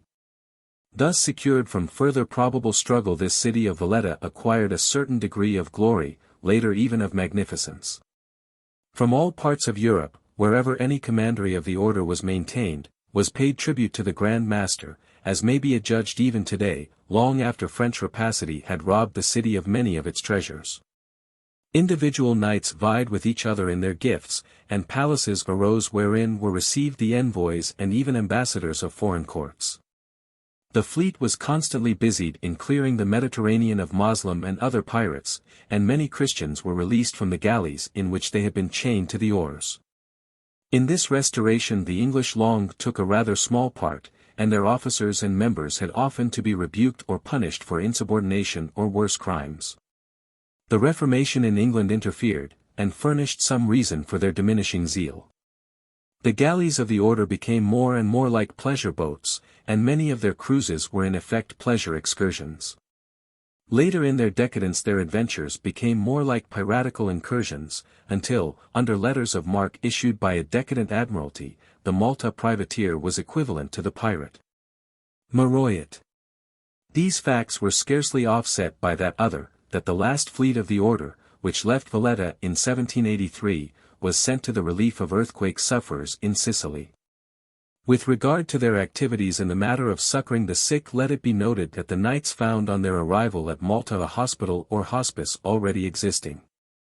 In the buildings of a nunnery still standing may be seen the gateway of their own first hospital. In 1575 they erected one much larger, which had a passageway connected with the waterfront, so that patients could be brought directly from the ships. This building in some parts still remains in use as a military hospital. Its great ward is 500 feet in length, and 30 feet high, divided by partitions 15 feet in height. In its best days patients were served from silver utensils. It was under the charge of the regent of the French knights, who had as his staff 5 doctors and 3 apothecaries. Other knights and servants acted as male nurses. The knights were luxuriously cared for, and 150 beds were always in reserve for those returning from expeditions who might need them. In 1796, only a year before the disintegration of the order began, the patients numbered from 350 to 400. There existed also a hospital for women, with 230 beds, and a foundling hospital where some 50 waifs were sheltered. A curious bit of history connecting the Middle Ages with the more recent past relates to the hospital interests of the order. The nobles of Dauphigny had founded a fraternity of hospitallers for the relief of sufferers from St. Anthony's fire, erysipelas, which was erected into the regular Antoine order in 1218. About 550 years later, or to be exact in 1777, a compact was made by which the Order of St. John took over their property, under certain conditions, which involved, among other considerations, a larger expenditure. The Antonine estates, in France and Savoy, were confiscated in 1792, thus entailing a tremendous loss to the order, so great, in fact that the Valletta treasury became insolvent. Bedford. From this time we may date the rapid downfall of the order. Malcontents and traitors gained the supremacy, and in 1798, after treacherous negotiations, Napoleon landed part of his army in Malta, and Valletta surrendered. Thus, as Bartlett says, ignominiously came to a close, on June 12, 1798, the once illustrious Order of St. John of Jerusalem, having subsisted for more than 700 years. At this time it consisted of 328 enrolled knights, and a military force of some 7,000 men.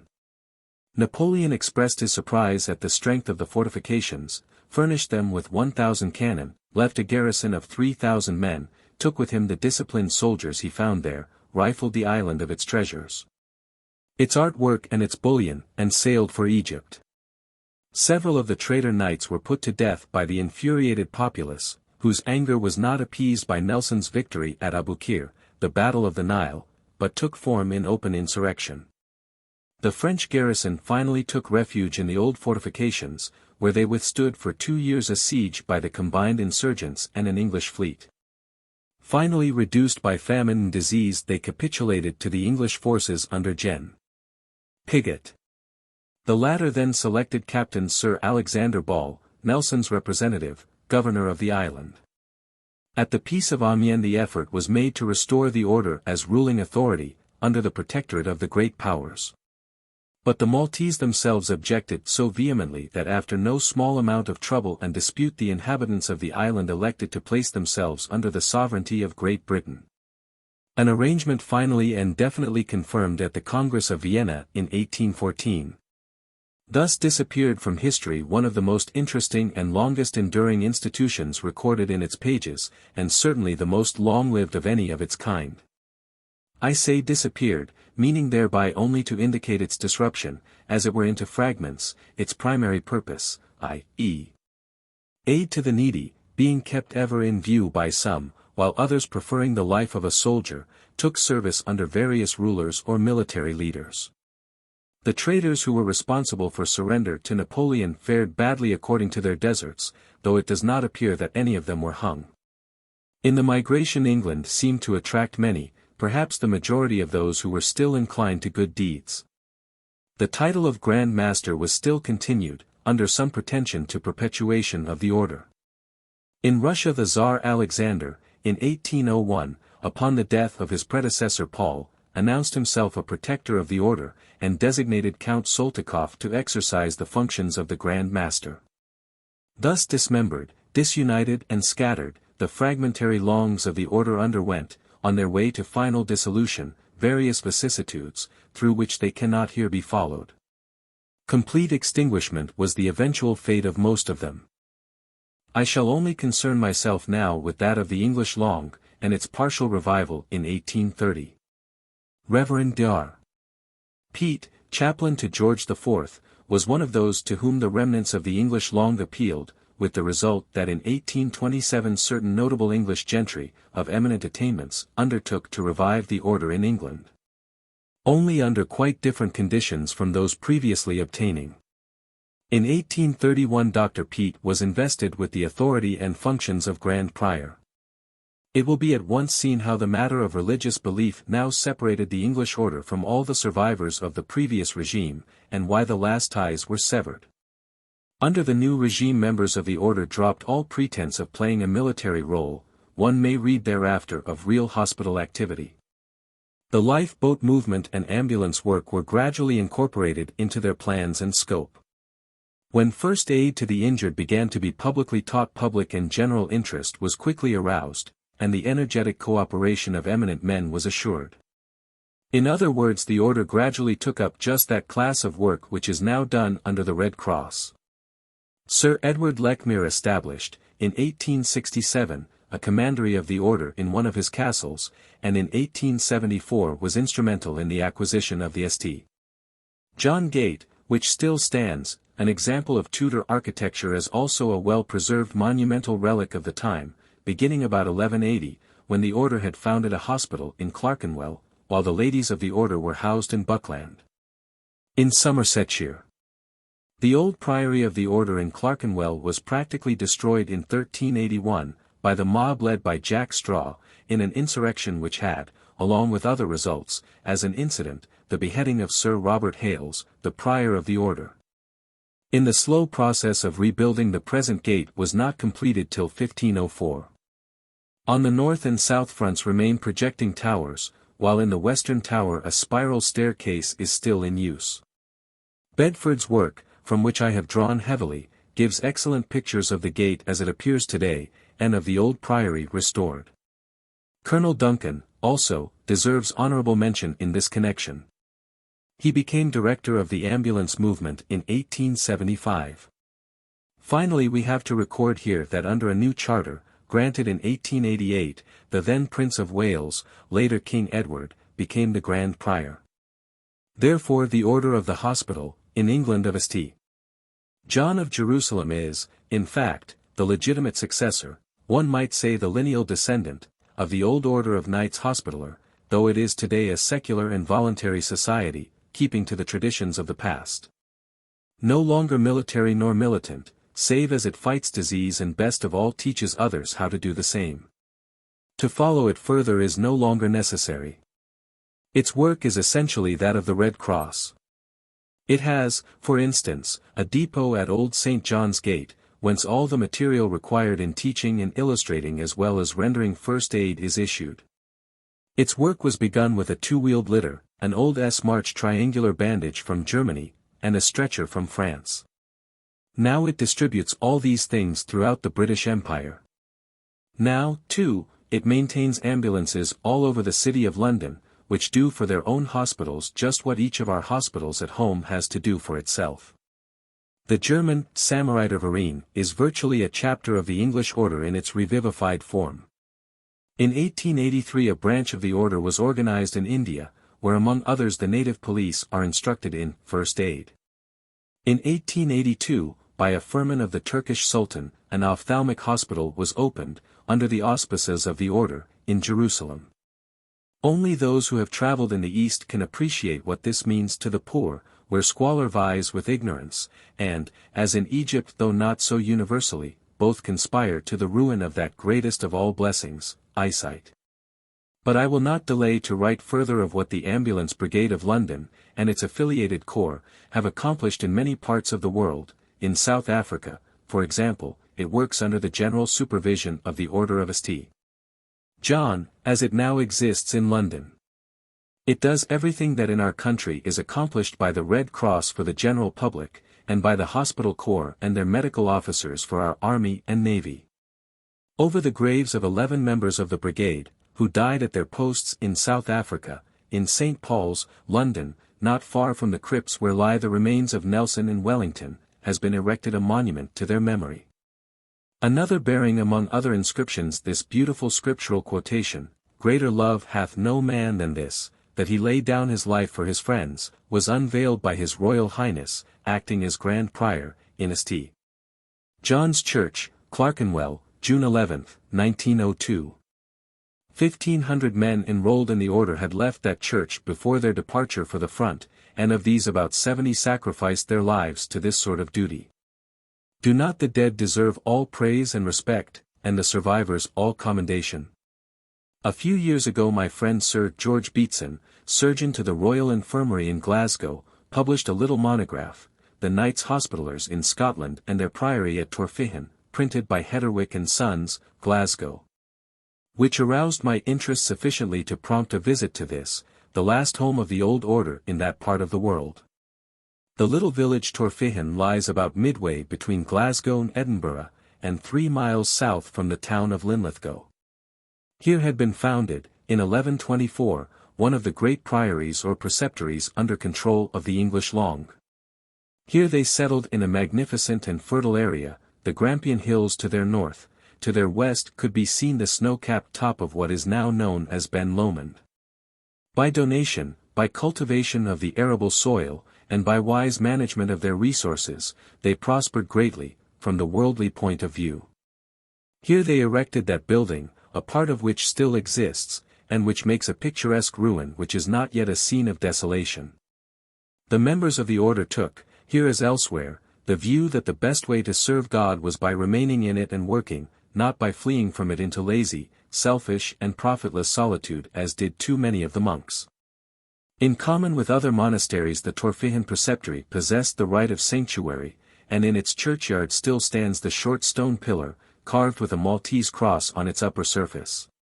Which meant that within a mile in every direction therefrom all those charged with any crime, save murder only, might find temporary protection. Here for 400 years, and until the Reformation upset everything, the Hospitallers carried on their affairs. In 1560 their last preceptor or Grand Prior made over to the Crown all their properties and effects.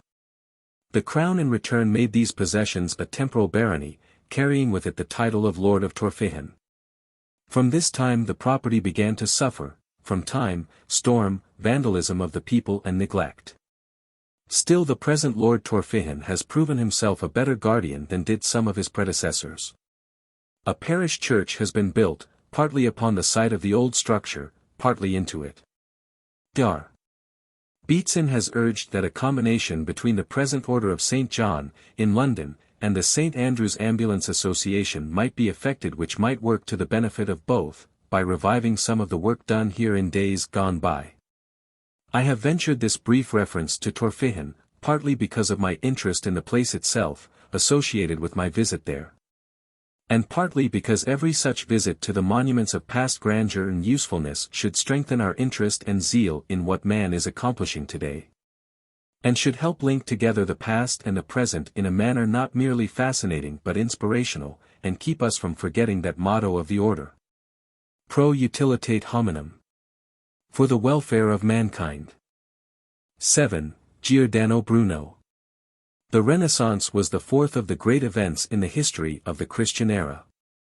The first being the decline of Rome, the second the introduction of the Christian cult, and the third, the intrusion into southern Europe of the Teutonic and Slavonic tribes. With none of these however, save the fourth, is this paper primarily concerned, and not even with the fourth save indirectly, though it deals with a special feature of it. Protestants and Catholics alike impeded progress and the self-evolution of reason in every possible way. Italy gave the world the Roman Republic, then the Roman Empire and finally the Roman Church. After that arose a new storm center in the north which swept toward the Mediterranean. The Teutons effaced the Western Empire, adopted Christianity, and completely modified what remained of Latin civilization. Then the Roman bishops separated the Latin from the Greek Church, and under the captious title of the Holy Roman Empire bound Western Europe into what has been called a cohesive whole. While Romans and Teutons never actually blended homogeneously, they had yet a common bond of union. When this coalition was for a time freed from both papacy and empire, then began intellectual activity and independence of thought, taking form in Italy as the Renaissance, in Germany as the Reformation. In the South it was known as the Revival of Learning. It furnished a lux a non lucendo. Italy gave freedom rather to the mind, Germany rather to the soul. Toward the South men still took refuge behind that form of modified paganism which became Catholicism. In the North they attained a more complete emancipation because of their violent opposition to the papacy and all that went with it. In the long run both attained the same result, i.e., liberation of the mind from artificial impediments and fetters, though they of the North achieved it in its full extent far earlier. I am speaking of course, relatively. Men's minds are far from free even today, but the state we have reached is a great advance upon that of Bruno's time. The Reformation led men to be far more outspoken than they dared be in the South. The free thinkers of Italy were still content to do homage to a thoroughly corrupt papal hierarchy. As critics and warriors Luther and Calvin rank as liberators of the human mind, but later, as founders of mutually hostile sects, they only retarded civilization, and the churches they founded are today as stagnant pools. In 1548, in the midst of this stormy period in Italian history Bruno was born, in the little village of Nola, not far from Naples, whence Vesuvius was visible in the picturesque distance. His father was a soldier, his mother of very humble origin. Of his family history nothing is known, little explanation is thus afforded, by the doctrine of heredity, for the marvelous mental faculties which he subsequently displayed. Nevertheless his father was a man of some culture, at least, for he was a friend of Tansillo, a poet, under whose influence the growing boy subsequently came. Bruno has told us himself how one Savellino, probably an uncle, annually confessed his sins to his cure, of which, though many and great, his boon companion readily absolved him. But only once was full confession necessary. Each subsequent year Savellino would say, Padre mio, the sins of a year, today, you may know them, to which the cure would reply, Son, thou knowest the absolution of 1 year ago, go in peace, and sin no more. In those days as in many others superstition was everywhere rife and effective. Its influence must not be disregarded as one studies the formation of Bruno's character. When he was about 11 years old Bruno was sent to Naples to be taught logic, dialectics and humanities. When 15 he entered the Dominican monastery in Naples, and assumed the clerical habit of that order. Here he gave up his baptismal name of Filippo and assumed that of Giordano, according to the monastic custom. In 1572 he was ordained priest. His reasons for thus entering the church are scarcely far to seek. Of intellectual bent, and studious rather than martial in his habits and inclinations, there was but one career open to him. To be sure the Dominican order was the most narrow and most bigoted of all, as the current punning expression, Domini Canes, will indicate.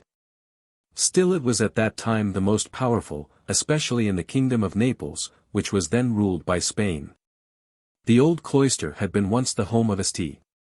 Thomas Aquinas, whose works Bruno claimed at his trial he had always by him, continually reading, studying and restudying them, and holding them dear. This was the age when efforts to put down every heresy had been redoubled. The fanaticism of Loyola, and the decision of the Council of Trent, to erase with fire and sword the slightest traces of heresy, made a poor framework in which to place the picture of a liberal-minded scholar. Bruno soon learned this at his cost. Even during his novitiate he was accused of giving away images of the saints, and of giving bad advice to his associates. In 1576 he was accused of apologizing for the heresy of Arius, that the Son was begotten of the Father, and so not consubstantial nor coeternal with him, but created by him and subordinate to him. Which was condemned by the Council of Nice, 325, and contradicted in the Nicene Creed, winky face admiring its scholastic form, rather than its abstract truth. Disgusted with his treatment he left Naples and went to Rome. Even here he was molested in the cloister of Minerva, note the pagan name, and was met with an accusation of 130 specifications.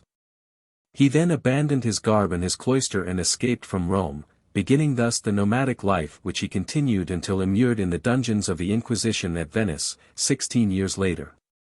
Through these wanderings one must follow him, if one would become familiar with his life and traits. He now resumed for a time his baptismal name, and travelled to a town on the Gulf of Genoa, where he taught youth and young gentlemen. Then he passed on to Turin and Venice, where he spent weeks in futile attempts to find work. But the schools and the printing houses were closed because of the plague. In Venice, however, he managed to print his first book on the signs of the times. Or rather, this was his first book to appear in print. It seems that before he left Naples he wrote The Ark of Noah, a satirical allegory. In this he represented that the animals held a formal meeting in the ark, to settle questions of precedence and rank, and that the presiding officer, the ass, was in danger of losing his position and his influence. Because his power lay rather in hoofs than horns. Throughout most of his life Bruno constantly scored and criticized asininity.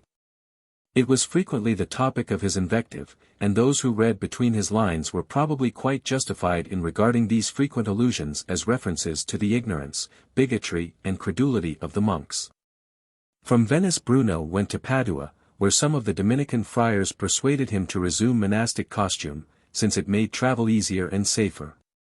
Thence by way of Brescia and Milan he may be followed to Bergamo. At Milan he first heard of his future friend Sir Philip Sidney. From Bergamo he resolved to go to Lyons, but learning that he would find anything but welcome there he turned aside and crossed the Alps, arriving in Geneva in the spring of 1579. Here he was visited by a distinguished Neapolitan exile, the Marquis de Vico, who persuaded him again to lay aside his clerical garb, and who gave him the dress of a gentleman, including a sword. Here is raised the great question, did Bruno adopt Calvinism? Before the Inquisition 15 years later he practically denied this, yet acknowledged attending the lectures of Balbani, of Lucca, as well as of others who taught and preached in Geneva. Under the regulations of the Academy, University, where he had already registered, certain regulations must be complied with, and Bruno appears to have obeyed them in at least a certain degree.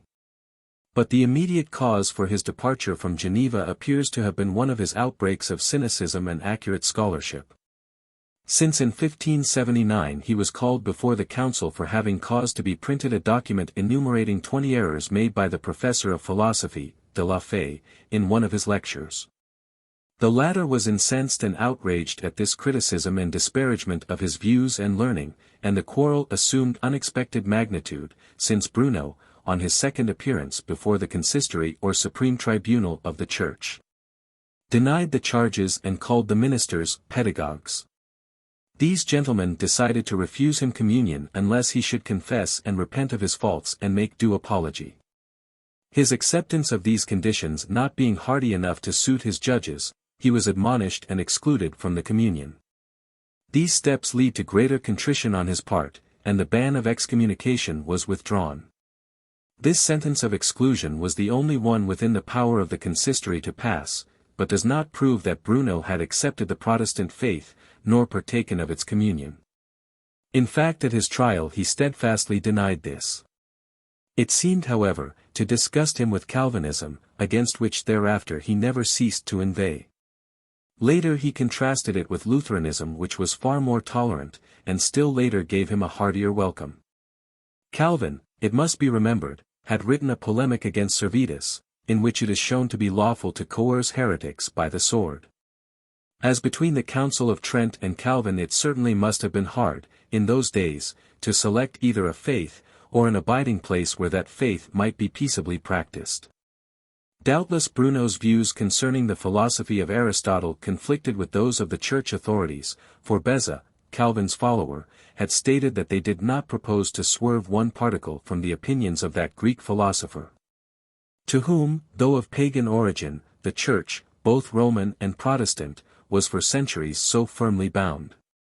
And so, shaking the dust of Geneva from his feet, he journeyed to Lyons, where he failed utterly to find occupation, and then on to Toulouse, where he remained about 2 years. Here he took a doctorate in theology in order to compete for a vacant chair. To this he was elected by the students, as the custom then was in most of the scholia or universities. For 2 sessions he lectured on Aristotle. Had this university required of him that he should attend Mass, as did some others, he could not have done so, owing to his excommunication, though just why exclusion from a Calvinistic academy should debar him from Catholic Mass does not appear. Toulouse was a warm place for heretics, the burning of 14,000 of them at its capture will prove this. A few years, 35, after he left it Vanini was burned for heretic notions. It is hardly to be believed that Bruno could pass 2 years or more here without controversies arising from his teaching. But his nominal reason for leaving, in 1581, and going to Paris, was the war then raging in southern France, under Henry of Navarre. Before leaving Toulouse he completed his Clavis Magna, or Great Key, the last word, as he seemed to think, on the art of memory.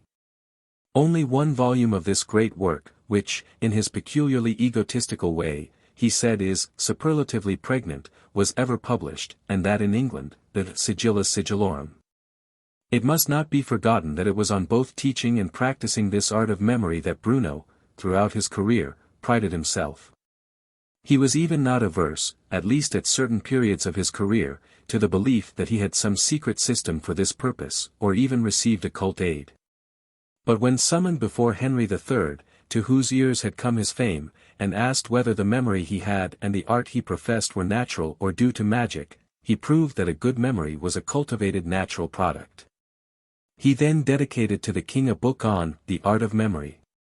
But this was shortly after his arrival in Paris, in 1581, where he quickly became famous. A course of 30 lectures on the 30 divine attributes of St. Thomas Aquinas would have given him a chair, could he have attended Mass. His residence in Paris was marked by an extraordinary literary activity. He published in succession De Umbris Idearum, Shadow of Ideas, dedicated to Henry III, this included the art of memory just mentioned, Cantus Circeus, Incantation of Circe, dedicated to Prince Henry.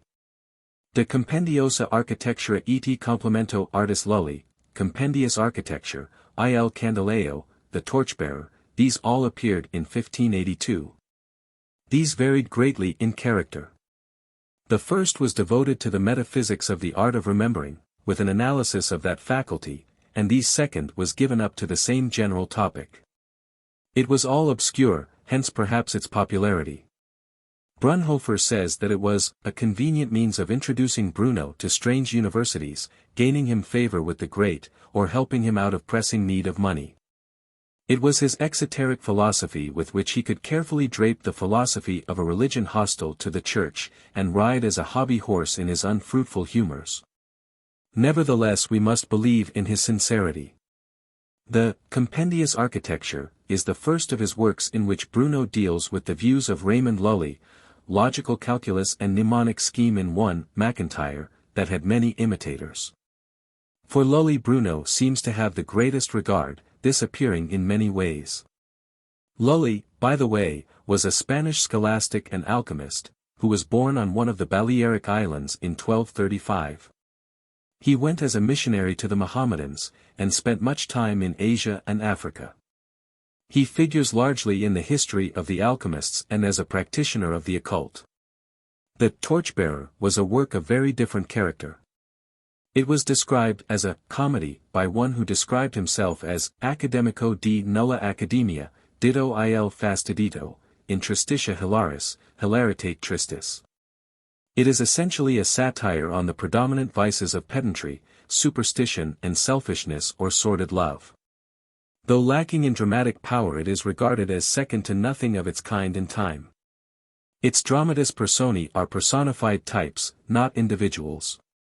It was realistic even in its vulgarity, for obscenity was prevalent in the literature of those days. But in it Bruno struck at what seemed to him his greatest enemy, i.e. pedantry. There were at this time in Paris two great universities, one the Collège de France, with liberal tendencies, and opposed to the Jesuits and all pedantry. The other the Sorbonne, for centuries the guardian of the Catholic faith, endowed with the right of censorship, which must have been exercised over Bruno's works. In which of these, though surely in one of them, Bruno was made an extraordinary lecturer history has failed to record. He must have offended both, since he was anxious to be taken back into the church, yet was revolutionary in his teaching. More than 30 years later Gnostics, one of his pupils, paid tribute to his versatility and skill, saying, he was able to discourse impromptu on any suggested subject, to speak extensively and elaborately without preparation. So that he attracted many pupils and admirers in Paris. MacIntyre. But Bruno belonged to the literally peripatetic school, and in 1583 he forsook Paris for London, because as he says of tumults, leaving it to the imagination whether these were civil or scholastic. Elizabeth reigned at this time. Her influence made England a harbour of safety for religious and other mental suspects. She had a penchant for Italians and their language, 2 of her physicians were Italians, and Florio was ever welcome at her court. To this court Bruno also was welcomed, and, basking for some time in the sunshine of her regard and patronage, passed there the happiest portion of his unhappy life. Oxford was at that time the stronghold of Aristotelianism. One of its statutes ordained that bachelors and masters who did not follow Aristotle faithfully were liable to a fine of 5 shillings for every point of divergence, and for every fault committed against the logic of the organon. MacIntyre. In Oxford at this time, unfortunately, theology was the only live issue. Of science as of real scholarship there was little or none. Its predominant trait of those days is still, perhaps, its dominant feature today. To this university Bruno addressed a letter, couched in vainglorious and egotistical terms, craving permission to lecture there. This was not received with favor, while his doctrines met with small encouragement at this ancient seat of learning, which Bruno later stigmatized as the widow of true science. But opportunity was afforded him to dispute publicly before a noble visitor in June, 1583, a Polish prince, one Alasco, for whom great public entertainment had been provided. His opponent, defeated by 15 unanswerable syllogisms, resorted to scurrility and abuse. This public exhibition put an end to the lectures on the immortality of the soul which Bruno had been allowed to give, and he returned to London. Shortly after this he published his Cena, Ash Wednesday Supper, in which he ridiculed the Oxford doctors, saying among other things that they were much better acquainted with beer than with Greek. But he criticized too cynically and lost thereby in popularity. This led to the appearance of the Causa, a dialogue, in which he was less vindictive. He admitted in this that there was much in the old institution which was admirable. That it was even the first in Europe, that speculative philosophy first flourished there, and that thence, the splendor of one of the noblest and rarest spheres of philosophy, in our times almost extinct, was diffused to all other academies in civilized lands. What he most condemned was the too great attention given to language and words while the realistics for which words stand were neglected. Doctors were easily made and doctorates too cheaply bought. His charge in brief was that they mistook the shadow for the substance, a charge even yet too commonly justified among the strongholds of theology and other speculative dogmas. Returning to London after this experience Bruno went to live with Mauvissiere, the French ambassador. While the English records make no mention of his presence it is yet quite certain that he was frequently at court, and that men like Sidney, Greville, Temple and others were his frequent associates. But as the ambassador's influence was on the wane, he was not equal to his great trust. At this time our philosopher spoke of himself as one, whom the foolish hate, the ignoble despise, whom the wise love, the learned admire, etc., MacIntyre. Of Queen Elizabeth he wrote in most fulsome phrases, such as she too dearly loved. Before his judges, a few years later, Bruno apologized for his exaggerated expressions concerning a Protestant ruler, claiming that when he spoke of her as divine, he meant it not as a term of worship, but as an epithet like those which the ancients bestowed upon their rulers.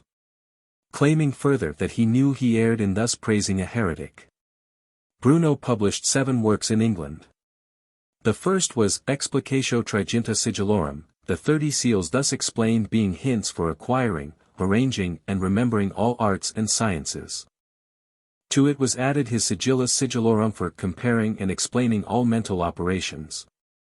Then came an Italian dialogue, La Cena de Luceneri, or Ash Wednesday Supper. This was written in praise and extension of the Copernican theory, indeed quite exceeding it in teaching the identity of matter, the infinity of the universe, the possibility of life on other spheres. with a painstaking attempt to show that these notions do not conflict with those of Mother Church. Next came De Causa, Principio et Uno. Cause, Principle and Unity. This treated of the immanence of spirit, the eternity of matter, the potential divinity of life, the origin of sin and death, and many other similar abstruse topics. It was followed by De L'Infinito Universo ed Mondi, with numerous reasons for believing the universe to be infinite and full of innumerable worlds, with the divine essence everywhere pervading. All these works appeared in 1583. In 1584 appeared his Spatio della Bestia Triumphanti, or Expulsion of the Triumphant Beast. In this prose poem Jupiter, repenting his errors, resolves to expel the many beasts that occupy his heavenly sphere, the constellations, and to substitute for them the virtues. In the council of the gods convened by him many subjects are discussed, among them the history of religions, the contrasts between natural and revealed religions and the fundamental forms of morality. In this allegory Jupiter represents of course the human spirit, the bear, the scorpion, etc., are the vices to be expelled. Unfortunately the book was quite generally regarded as attack upon the Church or the Pope, though what he really struck at was the credulity of mankind. It was dedicated to Sir Philip Sidney. Then came his Cabala del Cavallo Pagacio, or Cabal, dedicated to a supposititious bishop who was made to impersonate the spirit of ignorance and sloth. It is a mordant satire on asininity, including credulity and unquestioning faith. After this he dedicated another work to Sidney. Degel Heroici Furori, Enthusiasms of the Noble, a collection of sonnets with prose commentaries, like Dante's Vita Nuova. Touching on the love for spiritual beauty arising from that for physical beauty attaining a climax in a sort of ecstasy by union with the divine. These sonnets possess a very high literary value aside from their other interest. When his ambassadorial patron was recalled, Bruno probably returned to Paris with him, during the latter part of 1585. Here he spent a year amidst constant turmoil and excitement, and at his own expense. Though he attempted reconciliation with the Church, he was regarded as an apostate.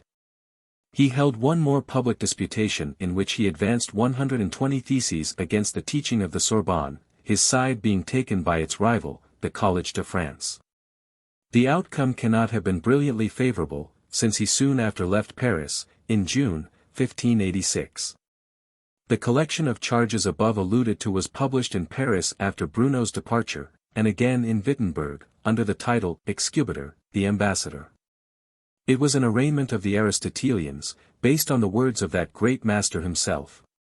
Bruno claimed the same right to criticize Aristotle that the latter claimed to criticize his predecessors. In it Bruno says, "It is a poor mind that will think with the multitude because it is a multitude, truth is not altered by the opinions of the vulgar or the confirmation of the many." And again, "It is more blessed to be wise in truth in face of opinion than to be wise in opinion in face of truth." McIntyre, page 50. In addition to this Bruno had also published, before leaving Paris, a commentary on the physics of Aristotle. Tarrying somewhat by the wayside Bruno reached Wittenberg, where, in 1586, he matriculated at its university, Marburg having curtly rejected him. Describing him here McIntyre styles him the knight-errant of philosophy. Here Lutheranism dominated the theological faculty, while the philosophical faculty was dominated by Calvinism.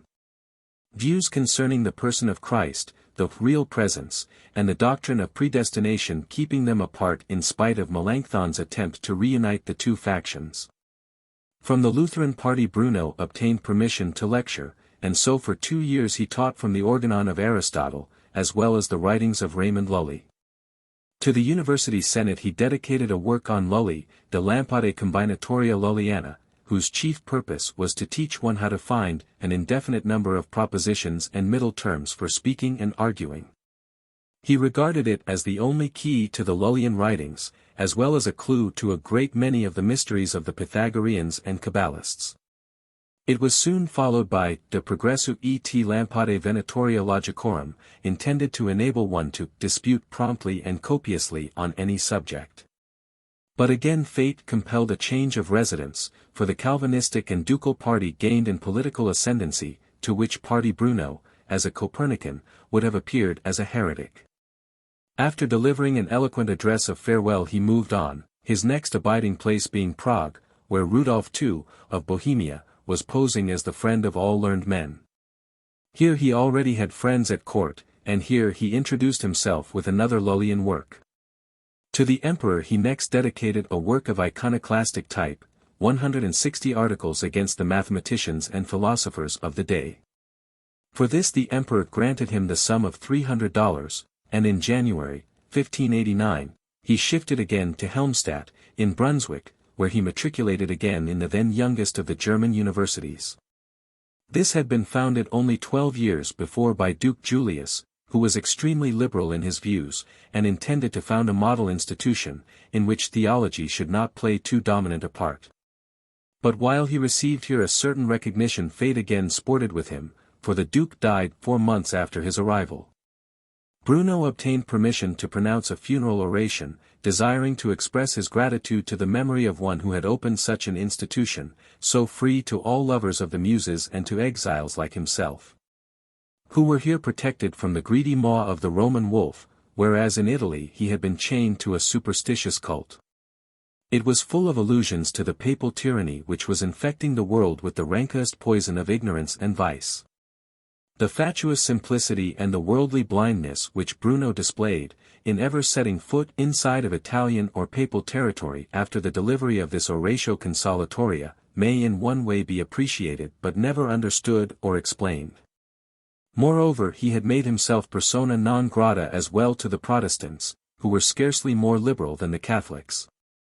It appears that the great Boethius, superintendent of the church at Helmstadt, had acted both as judge and executioner, and publicly excommunicated Bruno without a hearing. Since there is extant a letter appealing from his arbitrary judgment and malice. The grounds for this judgment were never made clear, since no attention was ever paid to the appeal, but inasmuch as Bruno never really joined the Protestant profession it must have been meant to inflict some species of social ostracism. Boethius had himself to be suppressed later. But Bruno, finding too many enemies, left for Frankfurt in 1590, in order to get 2 books printed. These were his 2 great Latin works, De Minimo, and De Immenso, the introduction to the latter being the De Monade. He worked at these with his own hands. In the introduction to the former his publisher stated that before its final revision Bruno had been hurriedly called away by an unforeseen chance. This sudden departure may have been due to a refusal of the town council to permit his residence there, or it may have been a call to Zurich, where he spent a few months with one Heinzel, who had a leaning toward the black arts. Bruno wrote for him De Imaginum Composition, a manual of his art of memory. In this Swiss city he also dictated a work Summa Terminorum Metaphysicorum, which was not published until 1609, and then in Marburg. But Bruno returned to Frankfurt in 1591, where he obtained permission to publish his De Minimo. This work was on the threefold minimum and measurement, being the elements of 3 speculative and several practical sciences. This, like the 2 next mentioned, was a Latin poem, after the fashion of Lucretius. The De Monade, numero et figura, dealt with the monad, and with the elements of a more esoteric science, while in the De Immenso et Innumerabilibus, the immeasurable and innumerable, he dealt with the universe and the worlds. These 3 poems contain Bruno's complete philosophy of God and nature. While thus staying in Frankfurt for the second time, Bruno was invited by a young Venetian patrician to pay him a visit, and become his tutor in those arts in which the philosopher excelled. It was the most unfortunate event in Bruno's unhappy life when he accepted this apparently tempting invitation. Mocenigo, his host, was of good family, but shallow, vain, weak-minded and dishonest, with the fashionable taste of his day for the black arts. It is quite possible that he was moreover the tool of the Inquisition, which had long desired to entrap Bruno. It is probable moreover that the latter quite failed to appreciate how unenviably he was regarded by that church to which he still felt that he belonged. Furthermore, Venice was then a republic and free, and he longed for his beloved Italy again. En route to Venice he spent 3 months in Padua, teaching there and gathering around himself pupils, even in that short time. He had barely left it when Galileo was invited there to teach. As Real has said, the creator of modern science following in the steps of its prophet. Early in 1592 Bruno went to live in Mocenigo's house. Trouble soon began. Entirely apart in temperament and characteristics, they soon disagreed. The pupil was deeply disappointed at not acquiring that mastery over the secrets of nature for which he had hoped, and found that there was no quick way to acquire a retentive and replete memory. And so Mocenigo announced to his friend Iatro, the bookseller, his intent to gain from Bruno all he could and then denounce him to the Holy Office. While others were thus conspiring against him, Bruno was writing a work on the 7 liberal arts and on 7 other inventive arts, intending to present it to the Pope. Hoping thus to obtain absolution and be released from the ban of excommunication. When Bruno at last appreciated the dangers by which he was surrounded, he announced his intent to go again to Frankfurt to have some of his books printed, and so took his leave of Mocenigo. On the following day, in May, 1592, Bruno was seized by 6 men, using force, who locked him in an upper story of Mocenigo's house. The next day he was transferred to an underground cellar, and the following night to the prison of the Inquisition. May 23 his former host denounced him, with a cunning and lying statement concerning some of his views and teachings. Thus he was reported as stating that Christ's miracles were only apparent, that he and the apostles were magicians, that the Catholic faith was full of blasphemies against God, that the friars befouled the world and should not be allowed to preach. That they were asses, and the doctrines of the Church were asses' beliefs, etc. McIntyre. This was followed 2 days later by a second denunciation in which Mocenigo went to a diabolical extreme of deceit and hypocrisy. Stating that all the time he was entertaining Bruno he was promising himself to bring him before the Holy Office. Within 48 hours the Holy Tribunal met to consider the matter. Before them appeared the booksellers who had known Bruno in Zurich and Frankfurt, and before them came Bruno in his own behalf, professing his entire willingness to tell the whole truth. Within a few days Mocenigo made yet another deposition, denouncing Bruno's statements about the infallible Church. On the following day Bruno was again heard in his own defense, and appealed to the famous and fallacious doctrine of twofold truth, acknowledging that he had taught too much as a philosopher rather than as an honest man and Christian. And that he had based his teachings too much on sense and reason and not enough on faith. So specious had become his argument with the terrors of the Inquisition before him. He further claimed that his intent had been not to impugn the faith but to exalt philosophy. He then beautifully epitomized his own views, claiming that he believed in an infinite universe, in an infinite divine potency, holding it unworthy of an infinite power to create a finite world, when he could produce so vast an infinity. With Pythagoras he regarded this world as one of many stars, innumerable worlds. This universe he held to be governed by a universal providence, existent in 2 forms. One nature, the shadow or footprint of deity, the other the ineffable essence of God, always inexplicable. Concerning the triune Godhead he confessed certain philosophic doubts as well as concerning the use of the term persons in these distinctions, while he quoted St. Augustine to the same effect. The miracles he had always believed to be divine and genuine, concerning the Holy Mass and the transubstantiation he agreed with the Church. As the days went by he became the more insistent upon his orthodoxy. He condemned the heretic writings of Melanchthon, Luther, and Calvin, expressed respect for the writings of Lully because of their philosophical bearings, while for St. Thomas Aquinas he had the most profound regard. Other counts in the indictment which he had to face were his doubts concerning the miracles, the sacraments, and the Incarnation, his praise of heretics and heretic princes and his familiarity with the magic arts. He finally made a formal solemn abjuration of all the errors he had ever committed, and the heresies he had ever uttered, or doubts expressed or believed. Praying only that the Holy Office would receive him back into the Church where he might rest in peace. Further examinations were held and the earlier processes against him in Naples and Rome recalled. After this there was a period of apparent quiet save that he remained in prison. It is not known to what tortures he may have been subjected, but it is recorded that he knelt before his judges asking their pardon, and God's, for all his faults, and professed himself ready for any penance. Apparently not yet realizing the fate in store for him. A little later it transpired that the Sacred Congregation of the Supreme Tribunal of the Holy Office, in Rome, desired to assume all further responsibility for the process against so distinguished a heretic. Accordingly the machinery of the Church was put in motion to this end. Negotiations with the Venetian Republic, somewhat tedious and complicated, which need not detain us now, were at last concluded.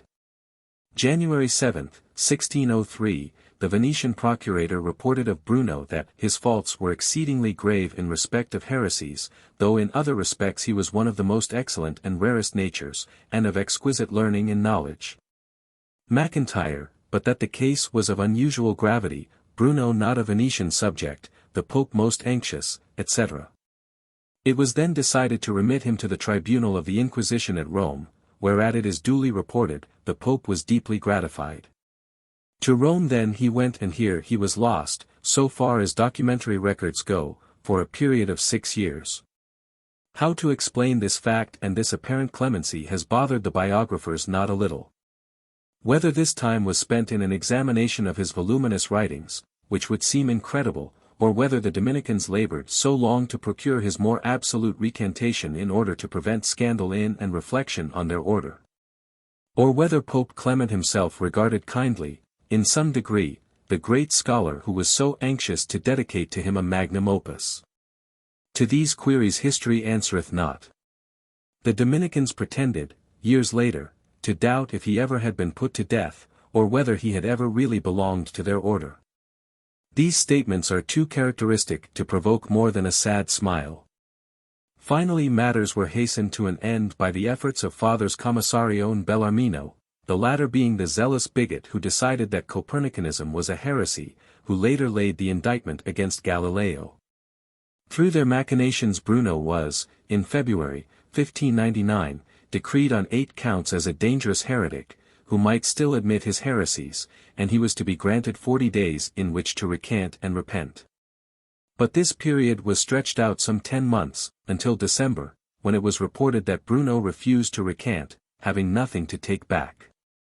Among the tribunal at this time was San Severino, fanatical, bitter because of his failure to secure the papacy, who had declared that St. Bartholomew's was a glorious day, a day of joy for Catholics.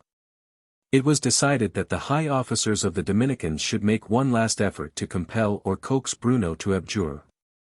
This he declined to do, whereupon, January 20, 1600, it was decreed that further measures be proceeded to, servatus servandis, that sentence be passed, and that the said Friar Giordano be handed over to the secular authority. A few days later Bruno was degraded, excommunicated, and handed over to the governor of Rome, with the usual hypocritical recommendation to mercy, and that he be punished, without effusion of blood, which meant of course burning at the stake. Bruno's reply to his judges deserves to be printed in letters of gold whenever it can be recorded. Greater perhaps is your fear in pronouncing my sentence than mine in hearing it. Let us spare ourselves a too minute account of his execution. Some reports are to the effect that his tongue was tied, because he refused to listen to the exhortations of those members of the Company of St. John the Beheaded, better known as the Brothers of the Misericordia, who accompanied the condemned to the scaffold or the stake. Resorting to the most cruel methods in order to provoke at least some appearance of recantation or repentance during the last moments of life. Right here let it be said of Bruno that whatever may have been his weaknesses before the Inquisition at Venice, he stood firmly by his creed when put to the final test. And died an ideal martyr's death because his creed did not agree with that of his persecutors. And so terminated the life of one of Italy's greatest ornaments and scholars. The occasion had not then the importance we assign it now. The burning of a heretic was a frequent spectacle, and the year 1600 was the year of Jubilee, in which the death of one unbeliever more was but the incident of a day. He had himself foreseen it, saying, "Torches, 50 or 100, will not fail me, even though the march past be at midday, should it be my fate to die in Roman Catholic country." There remains yet to comment on his character and to analyze his views. The greatest blot upon the former is his attitude before the Venetian tribunal. Here he was at first defiant, even polemical, strong in his asserted right to use the natural light of sense and reason. Under greater stress he modified this to one of absolute and indignant denial, and finally became submissive to the last degree, cringing and finally begging for pardon on bended knees. That this attitude changed with his better realization of his predicament is undeniable. Moreover, what keen and sensitive natures may do under the influence of torture is never to be predicated. How many of us could resist the persuasiveness of the rack when it came to modifying our beliefs? But whatever may have been his weakness at that time, he completely rehabilitated himself before his end, for were not his ashes scattered to the winds as a token that he completely failed to recant? Surely no martyr to science or dogma ever died a more dignified death, for the edification or example of others. What shall be said of his persecutors and prosecutors? Let us here be charitable, let us be just. Have we yet that absolute knowledge of right and wrong which can enable us to pass final judgment on men of the past, their motives and actions? Moral perceptions are the product of the race, the age and the environment. They vary greatly with the times. There is no crime in or out of the Decalogue which has at all times and by all peoples been regarded as such. The Church during several centuries enjoyed a monopoly of wisdom or learning as well as of opportunities for acquiring them. Zealotry, bigotry, intolerance, fanaticism, were the natural products of such conditions. So were cruelty and disregard of human life. Join the mind of a bigot to the body of one who knows not fear, and the result will be a Loyola, or St. Louis of France, who held that the only argument a layman should engage in with a heretic should be a sword thrust through the body. If then heresy was a crime, punishable by a cruel death in all the capitals of Europe, let us blame less the men who were trained and grew up with these notions, but rather more the Church which preached them, whether Catholic or Protestant.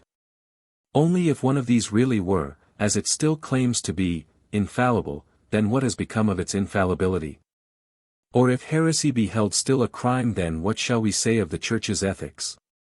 If one were God-given, the other is unchristlike. But no free thinker can engage in theological polemics, or with Jesuitical sophistries, without letting his reason excite his emotions, and when the emotions enter the door, logic flies out of the window. Let us say then that Bruno was in some respects so far ahead of his day and generation that they understood him not.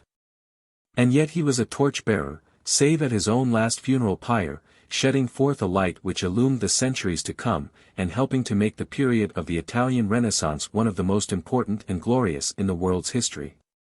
If better known and more widely studied, he would be by English and American students placed on that pinnacle which he deserves in the Hall of Fame. What shall be said of Bruno as a philosopher? He, first of all men in the Middle Ages, taught that nature was lovable and worthy of study. Loving her, trusting, confiding in her, he found himself at outs with all the mental processes of his fellow scholars. In this way the natural method was brought into direct opposition with the ponderously artificial and strained methods of his day. He held that our eyes were given us that we might open and look upward. Seeing, I do not pretend not to see, nor fear to profess it openly, he says. His philosophy was rather a product of intuition than of ratiocination, which became his real religion, for which Catholicism was a cloak, because in those days one was compelled to wear a cloak or live but a short life. And that within prison walls. What the medieval Church, Catholic and even Protestant, has to answer for, as to the suppression of truth and provocation of hypocrisy, is beyond the mensuration of man. For the argument from authority he had the greatest contempt, and herein he set the world of thinkers a valuable lesson. To believe with the many because they were many, was the mark of a slave, MacIntyre. Before Bacon, before Descartes, he saw the necessity of first clearing the mind of all prejudice, all traditional beliefs that rest on authority. He thus begins one of his sonnets. O, holy assiduity! O, holy ignorance, holy folly and pious devotion, which alone makest souls so good that human wit and zeal can go no further, etc. By the independence of his mental processes he was thrown quite upon his own resources, and his nature, already dignified and reserved, was made more introspective and self-conscious. In this way he developed strains of vanity and egotism which led him at times to the bombastic self-laudation of a Paracelsus. He had nothing but disgust for the common people and the sort of scholars, pedants, whom they admired. The vulgar mind was more influenced by sophisms, by appearance, by failure to distinguish between the shadow and the substance. Take but 2 or 3 of Bruno's conceptions. He perhaps first during the Middle Ages taught the transformation of lower into higher organisms, following the Greeks who first enunciated the doctrine of evolution, which it remained for Darwin and Wallace to edit and illustrate as that law of the organic continuity of life, which we call evolution. He further wrote of the human hand as a factor in the evolution of the human race, in a way which should have commended him to the author of the Bridgewater Treatise. He wrote of the changes on the Earth's surface brought about by natural processes, which have changed not only the external configuration of the same but the fate and destiny of nations, of the identity of matter throughout the universe, of the universal movement of matter. Long before Lessing he showed how myths may contain the germs of great truths, and should be regarded as indications thereof. In this way, he told us, the Bible was to be regarded, holding its more or less historical statements to be quite subordinate to its moral teachings. When we realize how to such highly developed reasoning powers as Bruno possessed, were added a phenomenal memory, a tremendous power of assimilation, a developed imagination, a poetic nature, the gift of easy and accurate speech and a temperament easily excited to fervor in attack or defense, we may the better appreciate his dominating greatness as well as his trifling weakness.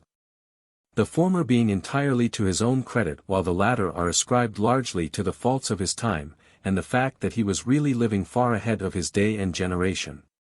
He was not only the forerunner of modern science, he was the prototype of the modern biblical critic, foreshadowing the modern higher criticism, albeit in veiled terms, and as a matter of esoteric teaching. Because the biblical critic of those days was burned at the stake, while today he is barely ostracized by the shallow and narrow-minded, with whom he has at best nothing mentally in common.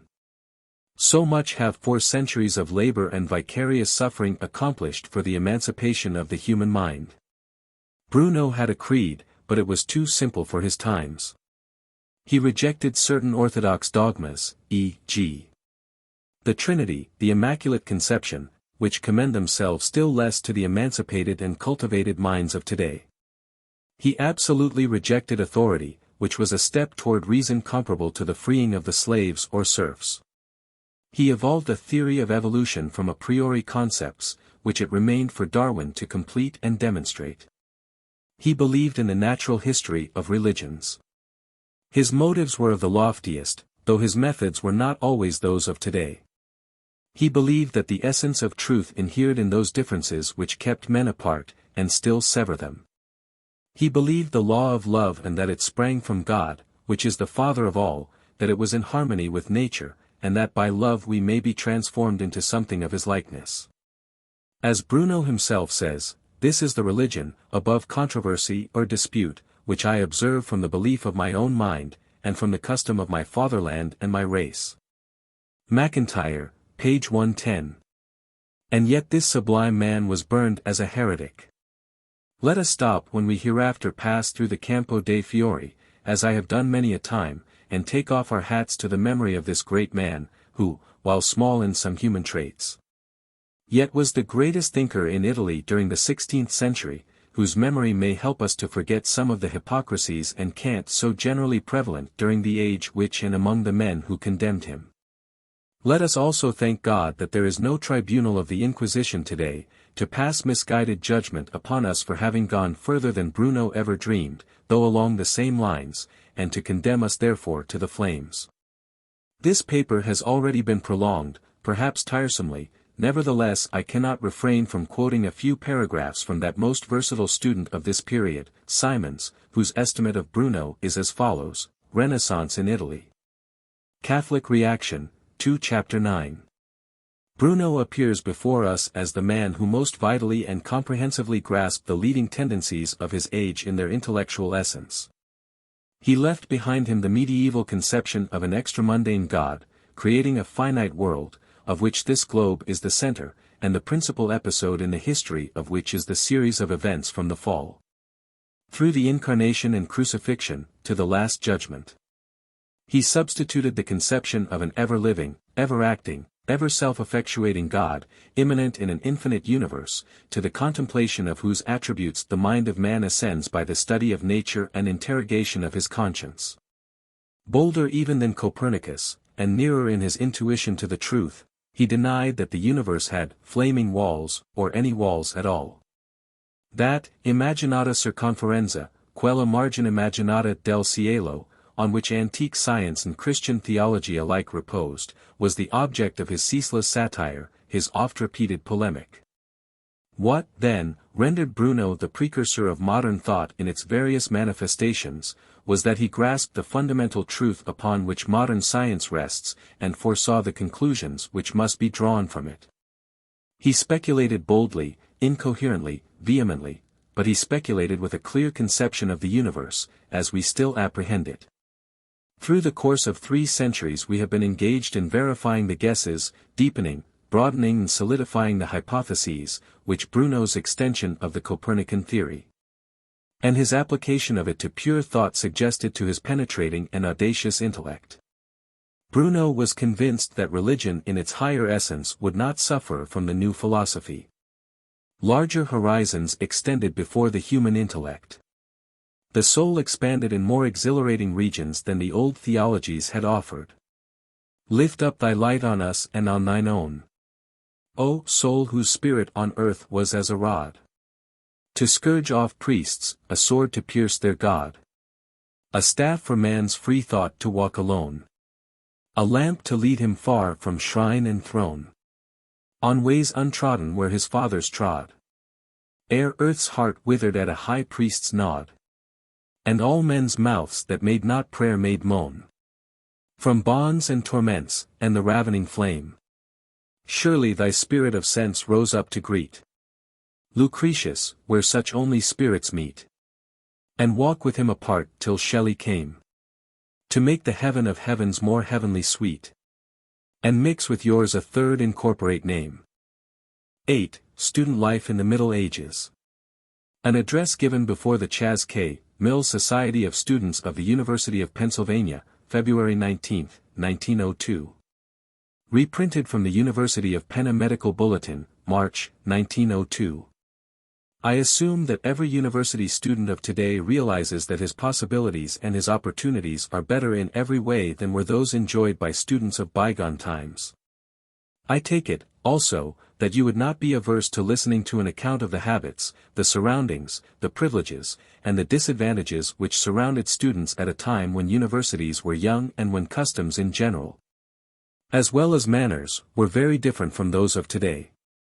With all this in view, I shall ask your attention to a brief account of student life in the Middle Ages, with a special reference to that of the medical student. Measured by its results, the most priceless legacy of medieval times to mankind was the university system, which began in crude form and with an almost mythical origin, but which gradually took form and shape in consequence of many external forces. It represented an effort to realize in concrete form an ideal of life in one of its aspects. Such ideals pass into great historic forces by embodying themselves in institutions, as witness, for instance, the case of the Church of Rome. The use of words in our language has undergone many curious perversions. Take our word bombast, for instance. Originally it was a name applied to the cotton plant. Then it was applied to any padding for garments which was made of cotton. Later it was used as describing literary padding, as it were, as when one filled out an empty speech with unnecessary and long words, and, at last, it came to have the meaning which we now give it. So with the word university. Universitas, in the original Latin meant simply a collection, a plurality, or an aggregation. It was almost synonymous with collegium. By the beginning of the 13th century it was applied to corporations of masters or students and to other associated bodies, and implied an association of individuals, not a place of meeting, nor even a collection of schools. If we were to be literal and consistent in our use of terms, for the place where such collections of men exercise scholastic functions, the term should be studium generale, meaning thereby a place, not where all things are studied, but where students come together from all directions. Very few of the medieval studia possessed all the faculties of a modern university. Even Paris, in its palmiest days, had no faculty of law. The name universitas implies a general invitation to students from all over the world to seek there a place for higher education from numerous masters or teachers. The three great studia of the 13th century were Paris, transcendent in theology and the arts, Bologna, where legal lore prevailed, and Salernum, where existed the greatest medical school of the world's history. In spite of the fact that these, like all the other studia of the Middle Ages, were under the influence of the Church, from them sprang most of the inspiration that constituted the mainspring of medieval intellectual activity. Although how baneful such influence could be may be illustrated by the Spanish, that is, the ultra-Catholic University of Salamanca, where not until 100 years ago were they allowed to teach the Copernican system of astronomy. Under the conditions existing during the Middle Ages, with relatively few institutions of advanced learning, and in the presence of that spirit which led men to travel long distances, and very widely out of the provinces, to the cities of the great scholia, or, as we call them now, universities, the most imperative common want was that of a common language.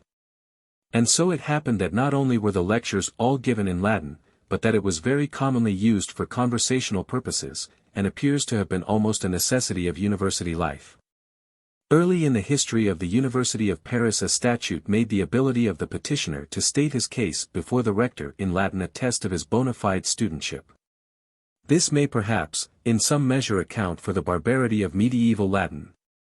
Still, as the listener said about Wagner's music, it may not have been as bad as it sounded, since the period of greatest ignorance of construction and rhetoric had passed away before the university era began.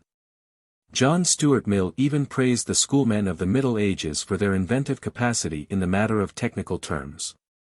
The Latin language, which was originally stiff and poor in vocabulary, became, in its employment by these medieval thinkers, much more flexible and expressive. It was the Ciceronian pedantry of the 16th and 17th centuries which killed off Latin as a living language.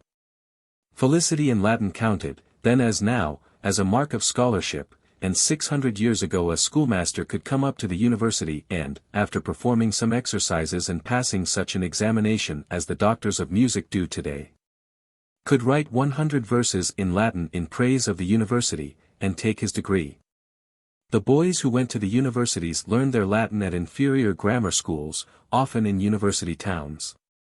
These schools were mainly connected with cathedrals or churches, although, in the later Middle Ages, even the smallest towns had schools where a boy might learn to read and write at least the rudiments of ecclesiastical Latin.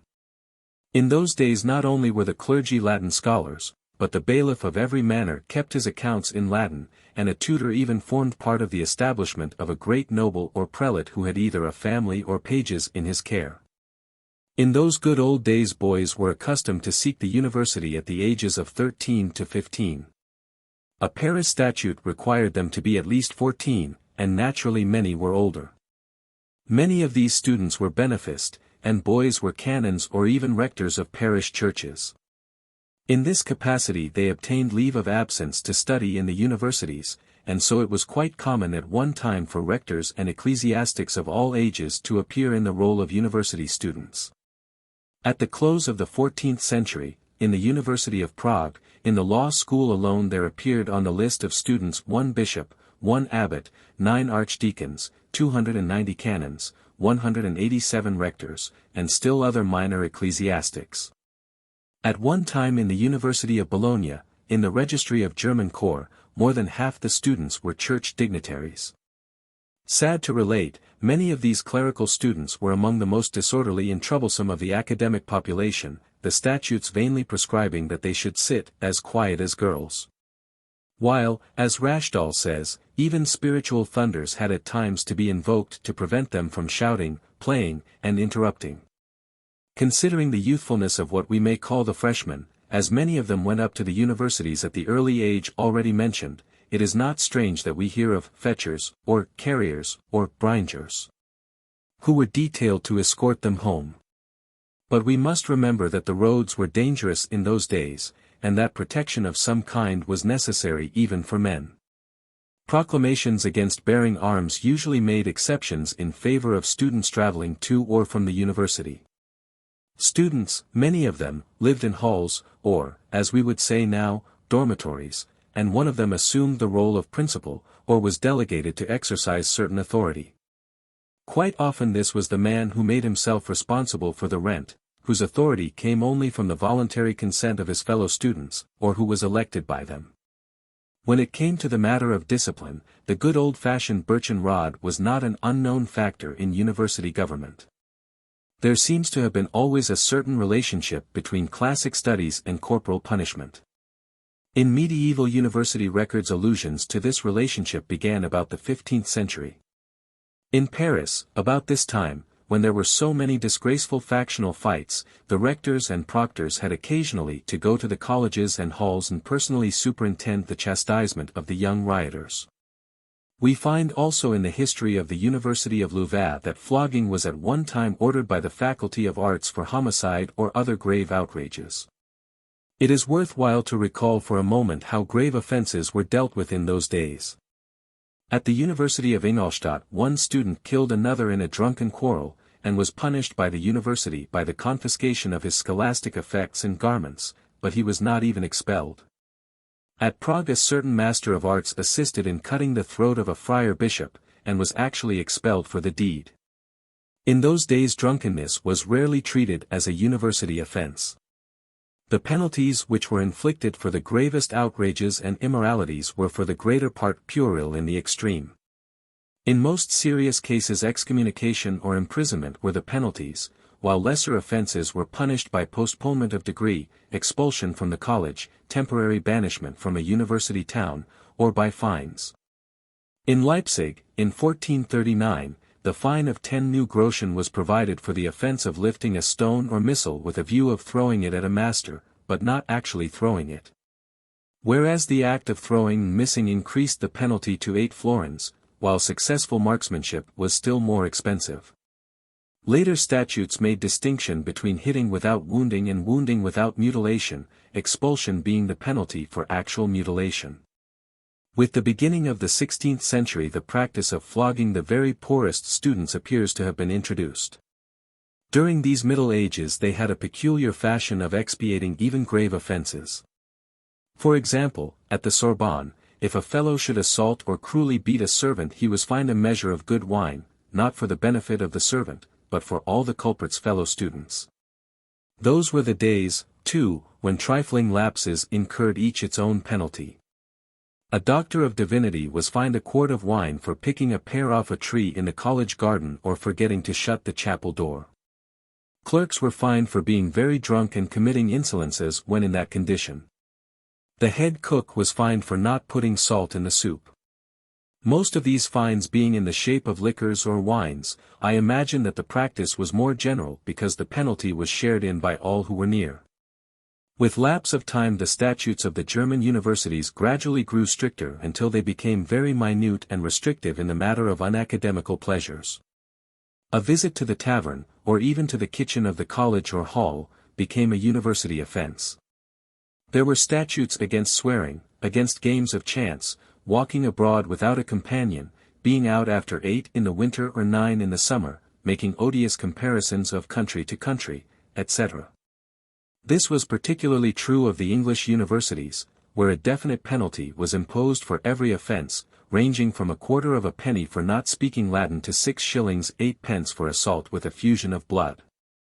The matter of constantly speaking Latin led to a system of espionage, by which a secret system of spies, called lupi or wolves, was arranged. These were to inform against the vulgarisans, or those offenders who persisted in speaking in their mother tongue. It was the students of those days who set the example and the fashion of initiating, or, as we would say now, of hazing the newcomers. This custom of initiation, in one form or another, seems to have an almost hoary antiquity. As Rashdall puts it, three deeply rooted instincts of human nature combined to put the custom almost beyond suppression. It satisfies alike the bullying instinct, the social instinct, and the desire to find at once the excuse and the means for a carouse. In the days of which we are speaking, the Bijanis, which is a corruption of the old French bec John, or Yellow Bill, as the academic fledgling was called, had to be bullied and coaxed and teased in order to be welcomed as a comrade. And finally his jocund advent had to be celebrated by a feast furnished at his own expense. A history of the process of initiating would furnish one of the most singular chapters in university records. At first there were several prohibitions against all bijania, for the unfortunate youth's limited purse ill-afforded even the first year's expenses. As the years went by, certain restrictions were imposed, and by the 16th century the depositio cornuum had become in the German universities a ceremony almost equal in importance to matriculation. The callow country youth was supposed to be a wild beast who must be deprived of his horns before he could be received into refined society in his new home. This constituted the depositio for which he was supposed to arrange with his new masters, at the same time begging them to keep expenses as low as possible. Soon after he matriculated he was visited in his room by two of the students, who would pretend to be investigating the source of an abominable odor. This would be subsequently discovered to be due to the newcomer himself, whom they would take at first to be a wild boar, but later discovery to be that rare creature known as a Bijanis, a creature of whom they had heard, but which they had never seen. After chaffing comments about his general ferocious aspect, it would be suggested, with marked sympathy, that his horns might be removed by operation, the so-called depositio. The victim's face would then be smeared with some preparation, and certain formalities would be gone through with, clipping his ears, removal of his tusks, etc. Finally, in fear lest the mock operation should be fatal, the patient would be shriven. One of the students, feigning himself a priest, would put his ear to the dying man's mouth and then repeat his confession. The boy was made to accuse himself of all sorts of enormities, and finally it was exacted as penance that he should provide a sumptuous banquet for his new masters and comrades. This latter ceremony consisted of a procession headed by a master in academic dress, followed by students in masquerading costume. Certain further operative procedures were then gone through with, the beast was finally dehorned and his nose held to the grindstone, while a little later his chin was adorned with a beard made of burnt cork, and his wounded sensibilities assuaged by a dose of salt and wine. All this constituted a peculiar German custom, although some means of extorting money or bothering those who were initiated was practically universal. In Germany this ceremony of depositio seems to have led later to the bullying and fagging of juniors by seniors. That gave rise to indignities while at the same time it more than exceeded in brutality anything of which we have read in the English grammar schools. These excesses reached their highest in the 17th century, and for a long time defied all efforts of both government and university authorities to suppress them. In southern France this initiation assumed somewhat different form. Here the freshman was treated as a criminal, and had to be tried for and released by purgation from the consequences of his original sin.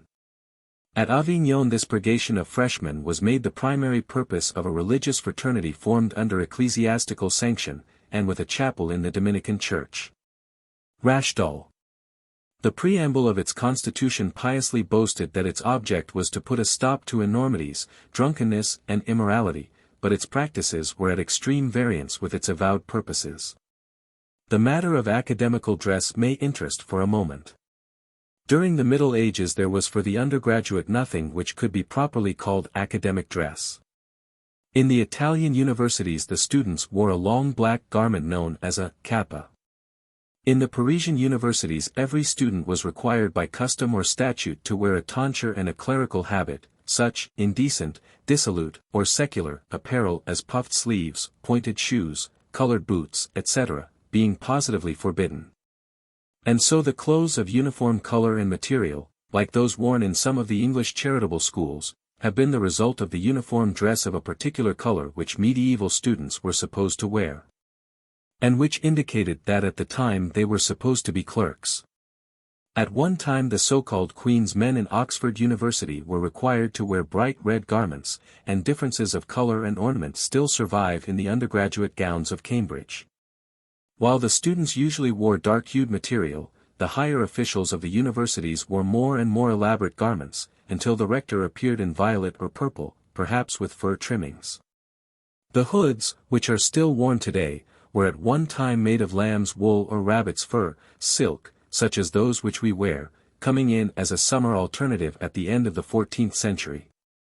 The biretta, or square cap, with a tuft on the top, in lieu of the modern tassel on top of the square cap, was a distinctive badge of membership, while doctors and superior officers were distinguished by the red or violet color of their birettas. This so-called philosophy of clothes throws much light upon the relation of the Church to the universities, as well as on the use and misuse of the term clericus. That a man was a clericus in the Middle Ages did not necessarily imply that he had taken even the lowest grade of clerical orders. It simply implied that he was a clerk, i.e., a student. Even the wearing of a so-called clerical dress was rather in order that the wearer might enjoy exemption from secular courts and the privileges of the clerical order. The lowest of the people even took the clerical tonsure simply in order to get the benefit of clergy, and to become a clerk was at one time almost equivalent to taking out a license for the commission of murder or outrage with comparative immunity.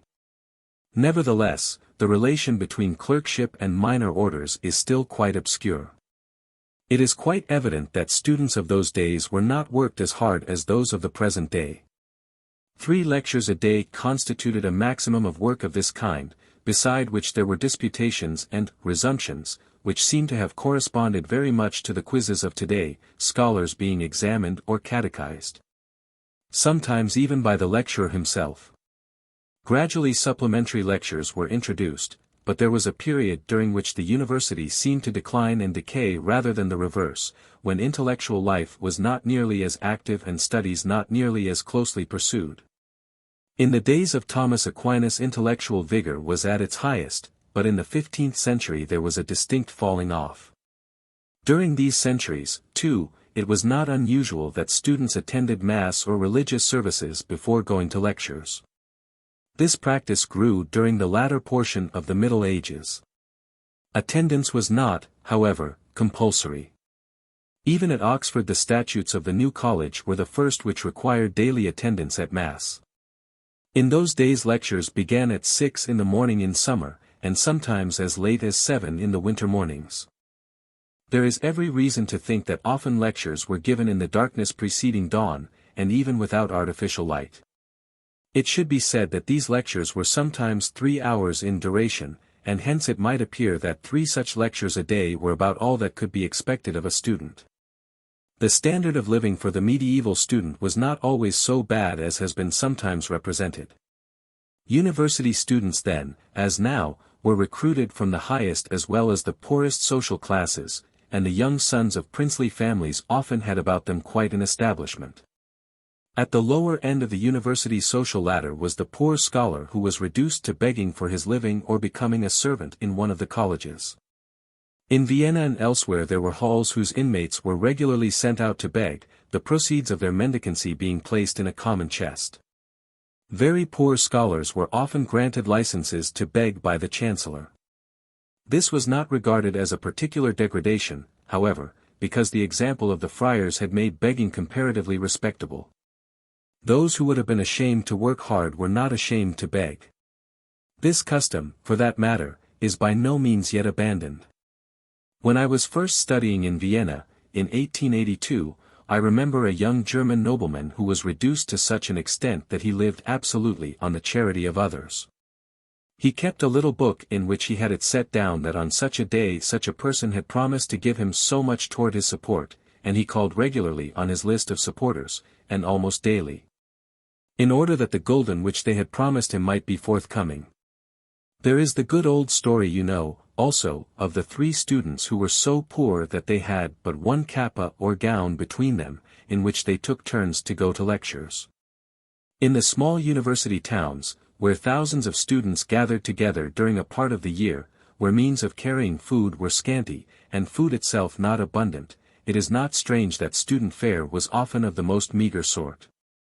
The matter of food was not the only hardship of student life in those days about which we are talking. At that time such a thing as a fire in a lecture room was unknown, there being no source of warmth or comfort, save, perhaps, straw or rushes upon the floor. The winter in the northern university towns must have been severe, but it is not likely that either in the lecture room or in his own apartments did the student have any comfort from heat. This was true to such an extent that they often sought the kitchens for comfort. In Germany it was even one of the duties of the head of the college to inspect the college rooms lest the occupants should have supplied themselves with some source of heat. In some places, however, there was a common hall or combination room in which a fire was built in cold weather. You must remember, also, that glass windows were an exceptional luxury until toward the close of the period under discussion. In Padua the windows of the schools were made of linen. In 1643 a glass window was for the first time introduced into the theological school at Prague. In 1600 the rooms inhabited by some of the junior fellows at Cambridge were still unprovided with glass windows. Add to these hardships the relative expense of lights, when the average price of candles was nearly 2 pence per pound, and you will see that the poorest student could not afford to study by artificial light. Some of the senior students may have had bedsteads, but the younger students slept mostly upon the floor. In some places there were cisterns or troughs of lead, or occasionally pitchers and bowls were provided, but usually the student had to resort to the public lavatory in the hall. Along with these hardships consider the amusements of this period, which were for the greater part conspicuous by their absence. Statutes concerning amusements were often more stringent than those concerning crime or vice. These were essentially military times, and tournaments, hunting, and hawking, which were enjoyed by the upper social classes, were considered too expensive and distracting for university students, and were consequently forbidden. Mortification of the flesh was the cry of those days, as even now among some religious fanatics. Even playing with a ball or bat was at times forbidden, along with other insolent games. A statute of the 16th century speaks of tennis and fives as among indecent games, whose introduction would create scandal in and against the college. Games of chance and playing for money were also forbidden. Nevertheless, they were more or less practiced. Even chess enjoyed a bad reputation among the medieval moralists, and was characterized by a certain Bishop of Winchester as a noxious, inordinate, and unhonest game. Dancing was rather a favorite amusement, but was repressed as far as possible, since the celebrated William of Wykeham found it necessary to prohibit dancing and jumping in the chapel. Apparently, then, in those days a good student amused himself little, if at all, and had to find his relaxation in the frequent interruptions caused by church holidays. St. Andrews, in Scotland, however, 2 days' holiday was allowed at carnival time expressly for cockfighting. On the evenings of festival days entertainments were occasionally provided by strolling players, jesters, or mountebanks, who were largely patronized by students. Altogether, it is not strange that students in those days fell into dissolute habits, many having to be expelled or punished. We can even understand how some of them actually turned highwaymen and waylaid their more peaceful brothers as they approached the universities with money for the ensuing season. In the archives of the University of Leipzig there are standard forms of proclamation against even such boyish follies as pea-shooting, destruction of trees and crops, throwing water out of the window upon passers-by, shouting at night, wearing of disguises, interfering with a hangman in the execution of his duty, or attending exhibitions of wrestling, boxing, and the like. Evidently, then, university life had its exceedingly wild side. One needs only to recall the history of the famous Latin Quarter in Paris to be convinced of this. This was the students' quarter in the old city of Paris as extended by Philip Augustus across the river. Paris then was surrounded by a cordon of monasteries, whose abbots exercised jurisdiction over their surrounding districts. Just to the west of the student quarter stood the great abbey of Saint-Germain.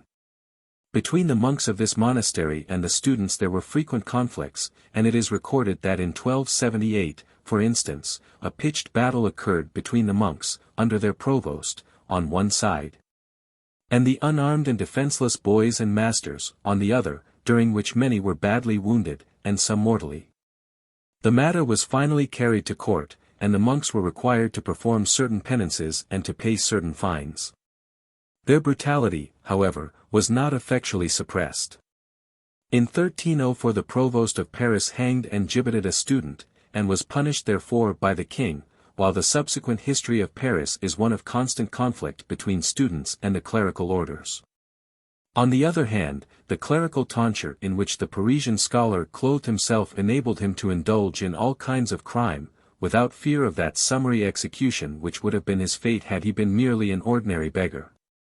Bibulousness was another striking characteristic of medieval university life.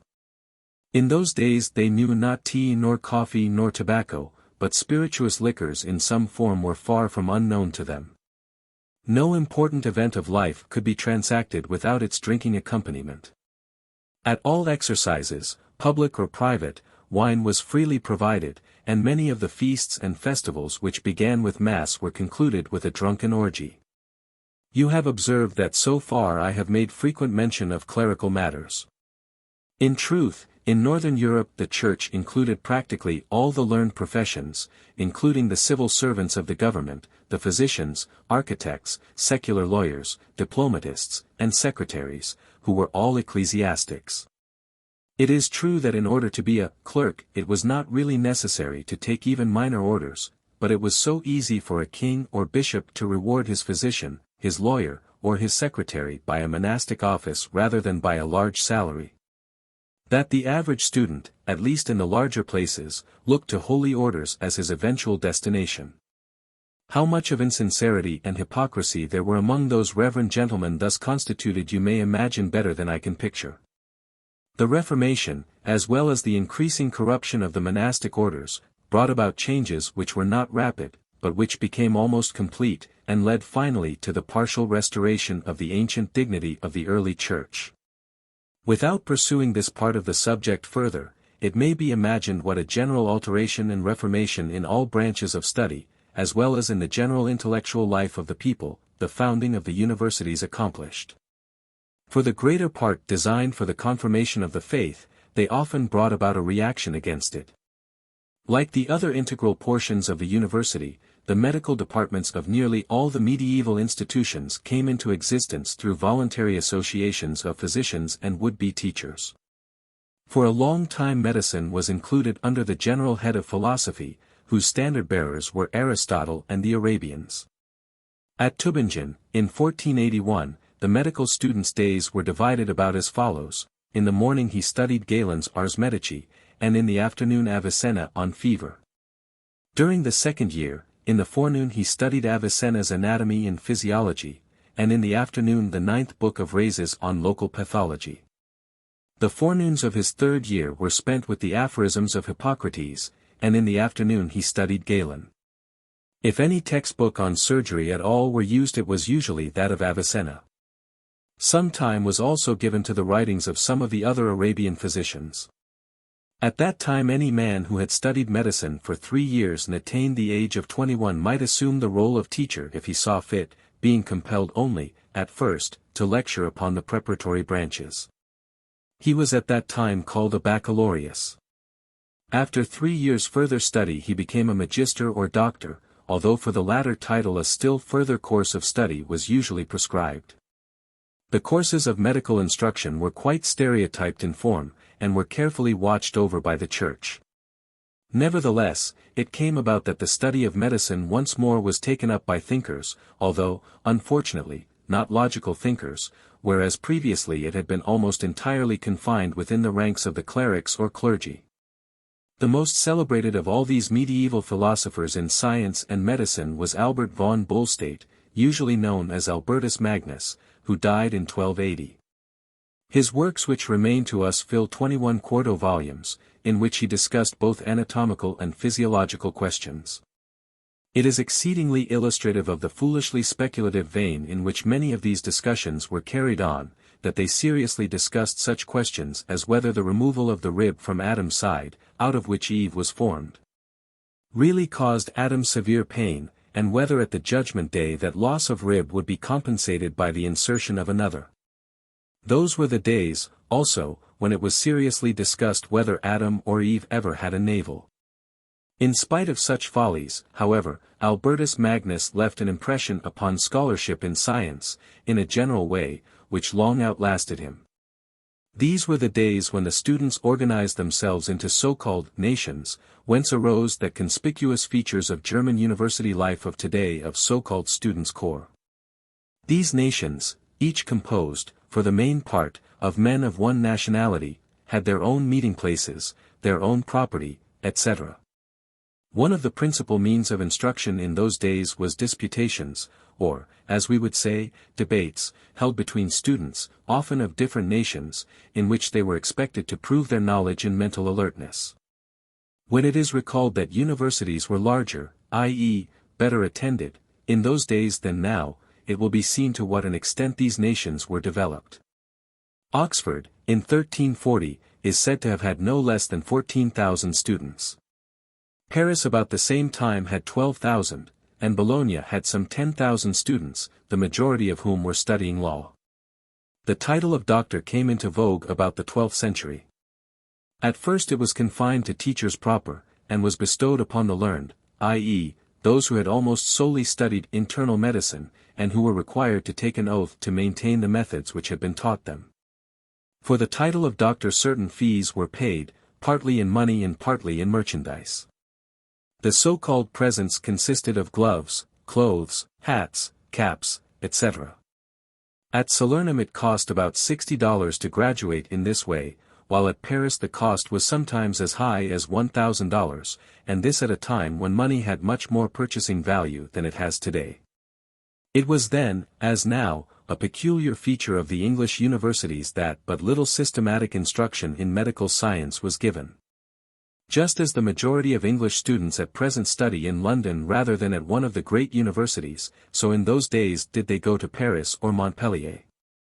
This will be perhaps as good a place as any to emphasize the fact that the clergy, having so long monopolized all learning and teaching, and having, at the same time, an abhorrence for the shedding of blood, which indeed had been prohibited by many papal bulls and royal edicts, permitted the practice of the operative part of medicine, i.e., surgery, to fall into the hands of the most illiterate and incompetent men. Inasmuch as the Church prohibited the wearing of beards, and as many of the religious orders also shaved their heads, there were attached to every monastery and to every religious order a number of barbers, whose duty was to take care of the clergy in these respects. Thus into their hands was gradually committed the performance of any minor operation which involved the letting of blood, and from this, as a beginning, it came about that no really educated man concerned himself with the operations of surgery, but left them entirely to the illiterate servants of the Church. This is really the reason that the barbers for many centuries did nearly all the surgery, and why, at the same time, surgery fell into such general and widespread disrepute. From this it was only revived about 100 years ago. Did time permit, this would be a most appropriate place to digress from the subject of this paper and rehearse to you the various stages in the evolution of the surgeon from the barber. But time does not permit it, and it constitutes a chapter in history by itself, which must be relegated to some other occasion. See page 296. It was about the beginning of the 15th century that the better class of physicians began to belong to the laity, and were called physici, in contrast to the clerici. Later they were known as doctors. Until the 14th century most of them studied in Italian or French universities, the Germans even being compelled to go to these foreign institutions. In Paris they were required to take an oath that they would not join the surgeons. This regulation was founded as much upon spite and envy as upon any other motive. Many of the clerical physicians belonged to the lower class, and were so ignorant that even the Church itself was forced to declare many of their successes miracles. Although monks and the clergy in general had been frequently forbidden to practice medicine, the decrees to this effect were quite generally disregarded, except in the matter of surgical operations. In the ranks of the higher clergy it must be said that well-educated physicians were occasionally found. There is, for instance, the record of a certain Bishop of Basel, who was deputed to seek from Pope Clement V an archbishopric for another person, but finding the Pope seriously ill, cured him, and received for himself in return the electorate of Mayence, which was perhaps one of the largest honorariums ever given to a physician. These were the days when magic, mingled with mystery, played no small role in the practice of medicine, and when disgusting and curious remedies were quite in vogue. Superstition and ignorance everywhere played a most prominent part. For instance, it was, in those days, an excellent remedy to creep under the coffin of a saint. When a person was poisoned, it was considered wise to hang him up by the feet and perhaps to gouge out one of his eyes, in order that the poison might run out. It should be noted that putting out the eyes was frightfully common in the Middle Ages, mainly as a matter of punishment. It is said, for instance, that the Emperor Basil II, on one occasion put out the eyes of 15,000 Bulgarians, leaving one eye to one of every 1,000, in order that he might lead his more unfortunate fellow sufferers back to their ruler, who, it is said, at the sight of this outrage swooned and died in 2 days. It is said, too, that this is the reason why the Emperor Albrecht was one-eyed. What the revival of learning could thus and did accomplish under these conditions as above portrayed may be readily appreciated. The restoration of Greek literature, the revival of anatomy, the habit of independent observation, all told materially in this renaissance of medicine. The Italian universities became the objective point of all who desired a thorough medical education. The students chose the lecturers and officers of the university and had a large voice in the construction of the curriculum. The officers of their selection negotiated with those of the state, at least until the close of the 16th century. In spite of this general renaissance of medical learning and the impetus felt by the inspired few during the 16th century, it must be said that the general condition of medical science and of those who practiced it was not greatly improved. The superstition of the common people and the timidity and indolence of all concerned were about as marked as they have ever been in the history of human error.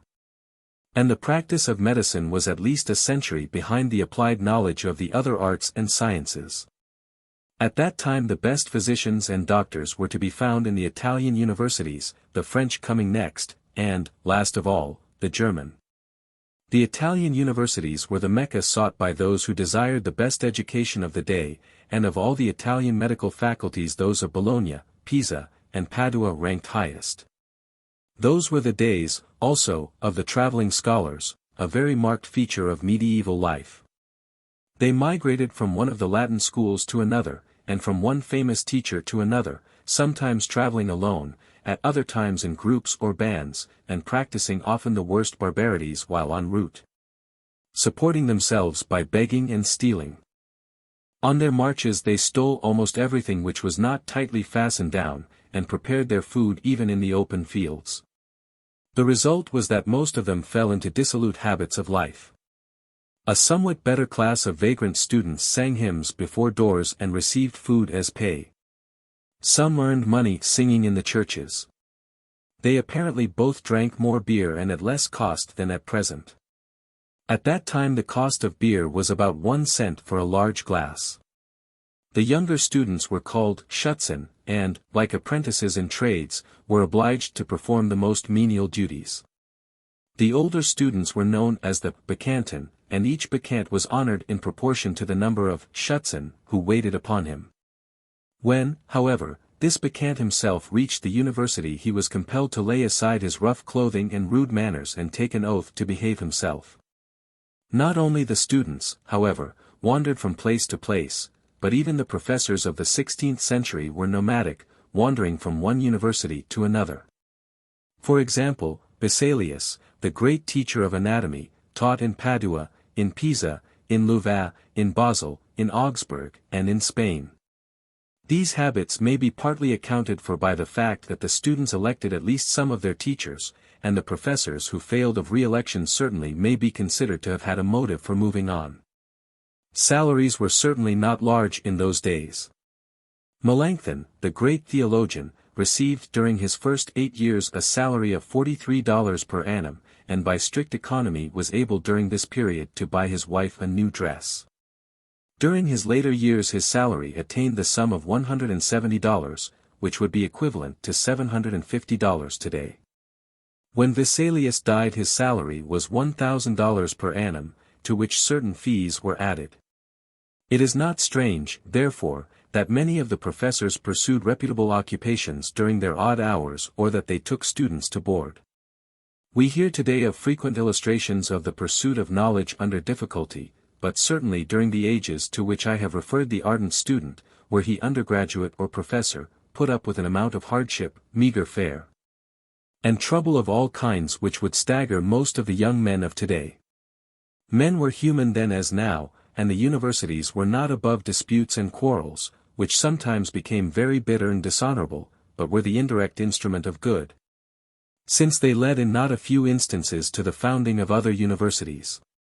Thus, about the beginning of the 16th century, Pistorius and Pollich were both teachers in Leipzig, but holding antagonistic views regarding the nature of syphilis, became so embittered that they could not bear each other's presence, and each resolved to seek another home. The former influenced the elector to select Frankfurt on the Oder as the site of a new university, while the latter was the means of founding another at Wittenberg. It is pretty hard to keep away from the relation of the barber to the anatomist and surgeon when discussing this subject. In another place I have dealt with the evolution of the surgeon from the barber. See page 296, and have endeavored to show that the principal factor which operated to keep back the progress of surgery during the 18 centuries previous to the last was the influence of the Church, which opposed the study of anatomy and degraded the practice of surgery. In the times to which I am referring now, an operation which caused the shedding of blood was considered beneath the dignity of an educated physician, and, in some circles, was regarded even as disreputable. It was, therefore, left to the only class of men who were supposed to know how to handle a knife or sharp instrument, i.e., the barbers. When operations were done in universities, papal indulgences were often required, and these cost money, since in those days the Pope gave nothing for nothing. Public dissection required also papal indulgences, although in Strasbourg, in 1517, permission to dissect the body of an executed criminal was granted by the magistrates in spite of papal prohibition. The ceremonies attending demonstrations of this kind were both fantastic and amusing. A corpse was ordinarily regarded as disreputable, and had first to be made reputable by reading a decree to that effect from the chief magistrate or lord of the land, and then, by order of the university, stamping the body with the seal of the corporation. It was carried upon the cover of the box in which it had been transported into the anatomical hall, which cover, upon which it rested through the ceremonies, was taken back afterward to the executioner, who remained at some distance with his vehicle.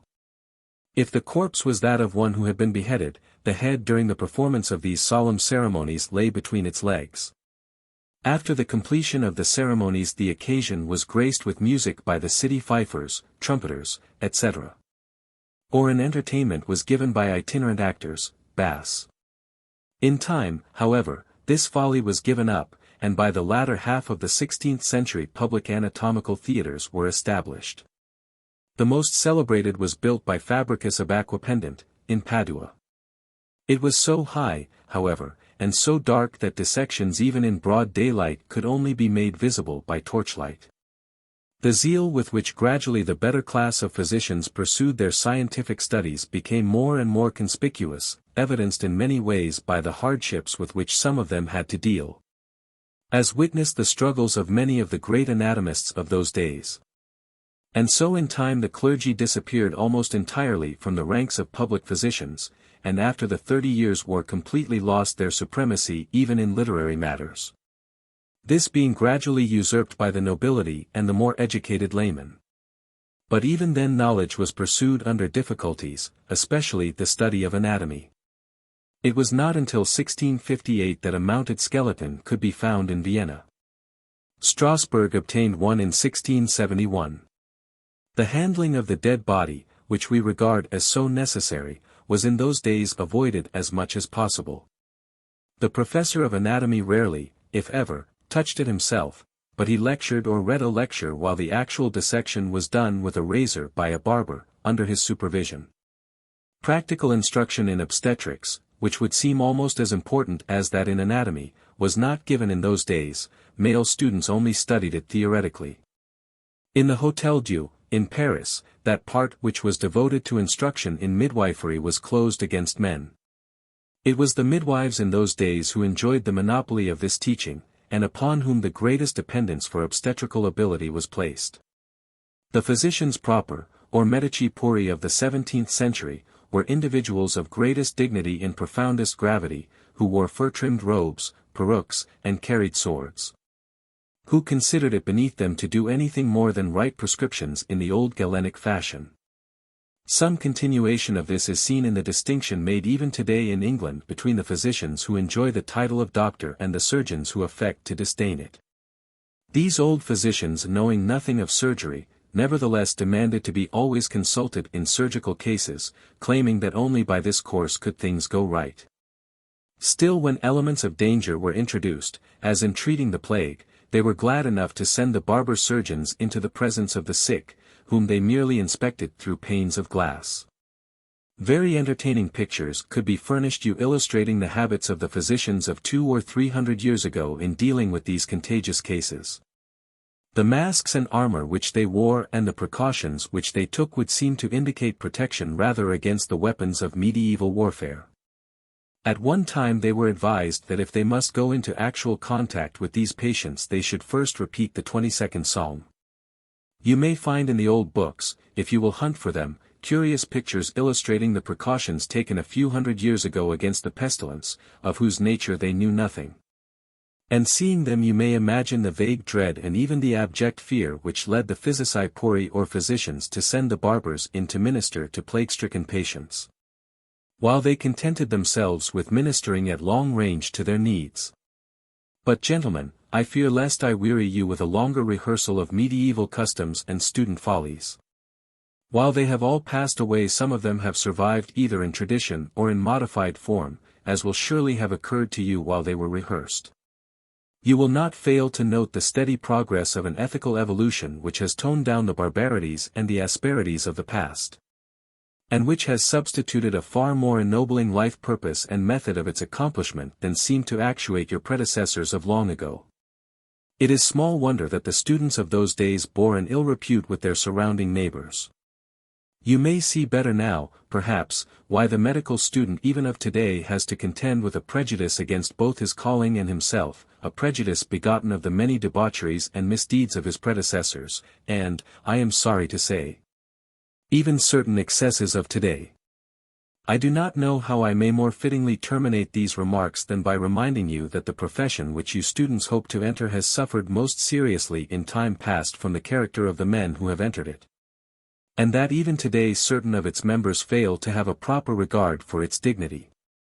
It is axiomatic that those slights and indignities from which we often suffer, and the neglect and indifference of which we often complain, are in effect the result of our own shortcomings, and that we are ourselves largely to blame because of that which does not suit us.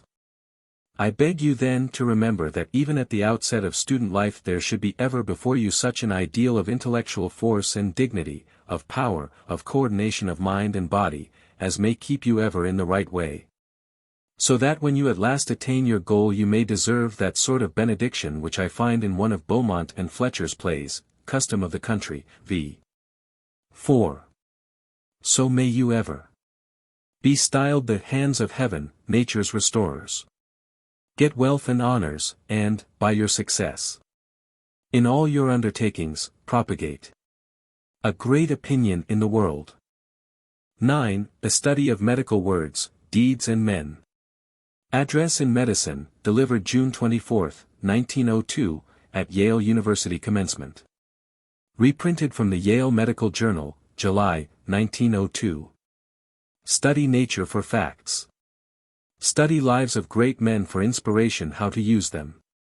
Never have I more earnestly craved the gift of eloquence than on occasions like this, when young men are about to leave the halls in which and the men with whom they have grown into man's estate, in order to assume the solemn and weighty responsibilities not only of their own lives but those as well of others. The day upon which you are thus released from duties of one kind to assume those of another, welcome and joyous though it may be, should nevertheless be interspersed with some serious and earnest thoughts and resolutions. Old Yale sets now her stamp upon you. It will prove a passport to many homes, but must never be abused. It will entitle you to the society of the cultivated and to the respect of scholars everywhere. It will admit you to the ranks of the learned and cause you to be treated with respect and equality by some of the profoundest and most scholarly thinkers the world has even known. Yale has now furnished you with that which her ripe experience has shown to be requisite for young men commencing professional careers. As contrasted with the total of human knowledge, its aggregate is not large, but it has not for centuries been the custom for men to grow gray in studies before undertaking to practice medicine. And when your own qualifications are compared with those which we of the passing generation possessed at the corresponding period of our lives, the comparison will furnish at the same time the most startling illustration of the rapid advance of medicine in the past 25 years. Yale has always been eminent for the versatility and originality of her teachers. Her medical history has been so well told during the past year by one of her most honored sons, Dr. Welch, that it is not necessary nor wise to go now into such historical details. The trend of science today is along the lines of comparative investigation, and the Bible is by no means the only literary collection which today is being subjected to the higher criticism. The inspiration claimed for the contributors to that great ancient collection is denied to the writers of great modern works, where, nevertheless, fundamental truth is as requisite for the welfare of the body as in the other for that of the soul. Only by painstaking research, laboriously repeated, do we clear the old paths of the rubbish of centuries or discover totally new ones. Pathfinders of this description have always abounded in this great institution, drawn by common impulses or attracted by some centripetal force. And though it were perhaps invidious to mention names, I nevertheless must select two of Yale's great teachers whose names are still green in the memory of all men, and ask you to note how the examples they have set and the work they have done may furnish the line of thought in which I wish you to follow me for a little while. The science of comparative philology would seem to be far removed from that of medicine. Still, it is based upon an ultimate analysis of parts of speech, and men like Professor Whitney were, not only the comparative anatomists, but even the histologists, if I may use the phrase, of words. Comparative philology then is to medical terminology what embryology and comparative anatomy are to a study of the structure of the human body. The philologist loves to dissect words and trace them back through rudimentary stages and roots to their earliest forms. He loves also to study the evolution of an idea as conveyed by a word, and trace atavism or reversion in human speech. Again, you have here at Yale a wonderful collection of extinct animal remains restored with marvelous accuracy to semblance of their original form and appearance. The indefatigable industry and wonderful ability of Professor Marsh and his co-workers have enabled us to form ideographs of the living forms of earlier geologic ages upon this earth, which could not have been furnished had it not been for their remarkable knowledge of morphology and skill in synthesis. Indeed, where have powers of analysis and synthesis been more brilliantly displayed than by these men? It used to be said of Cuvier, the great French comparative anatomist, that if given a tooth from any beast, past or present, he could describe the animal and its habits as well as reconstruct his skeleton. So wonderfully are minute differences perpetuated, and so familiar was he with them. Let us see, then, if it be possible to take some of our common medical words and by applying to them the methods of Whitney and of Marsh follow them back to their early forms and significances, and then construct from them ideographs of the customs, habits and superstitions of the men who used them. Such a plan systematically carried out might furnish both a fitting and a novel introduction to the history of medicine. Coleridge, you know, said we might often derive more useful knowledge from the history of a word than from the history of a campaign. Take, for instance, our word idiocy. The Greeks, especially the Athenians, were a race of politicians. Private citizens who cared little or naught for office were the idiotai, as distinguished from the public officials and office holders. It came about in time that men of such retiring habits and modest tastes were regarded as persons of degraded intellect and taste. And so the Ivirae were considered of inferior intellectual capacity. In other words, the idiot of those days was the man content with private life. How different from the present day when conditions seem so nearly reversed. Our kindred word imbecile has also present reference to those of feeble, dwarfed or perverted intellect, and refers rather to mental than physical defects, though both must often be associated. But originally the lame and the deformed who were obliged to use artificial support, walked as it was said, imbecillum, upon a stick or crutch, and from this expression we derive our word imbecile. Let us trace, for instance, again, the etymology of our word palate. The Latin palatum is the same as balatum, that is, the bleeding part. The ancient shepherds of the region of the Campania watched the sheep as they went bleeding, balatins, over those hills, one of which subsequently became the Palatine. Or take again our word mania. It is derived from unv the moon, meaning the moon sickness, and corresponds to lunacy from luna. You see the ancient superstition concerning the influence of the moon abides in the name. This brings up again the old ideas concerning the metal silver which was sacred alike to Diana and the moon, and consequently feminine in sex and attributes. Hence comes the medieval alchemistic term lunar caustic, and hence, too, comes its use in the treatment of epilepsy for which it was formerly much in use, since epilepsy was regarded as a form of mania caused by the evil influence of the moon. By the way, this may also remind us of the peculiar views of the alchemists of the Middle Ages, who believed that the property of sex inhered in the metals. They believed, for example, that arsenic was masculine in sex, and so named it from arsen, male, and arsenikos, masculine. Medical, like comparative philology, is the more or less direct outcome of the Earth's physical features as they have influenced the commingling of races and the conquest of nations. Medicine seems a science of Aryan parentage. In the Sanskrit the literature of medicine is rich, it was cultivated by the Greeks, but it lost much of its original significance by virtue of Roman supremacy, as the Latin races took it over. Under the Arabians it flourished after a fashion.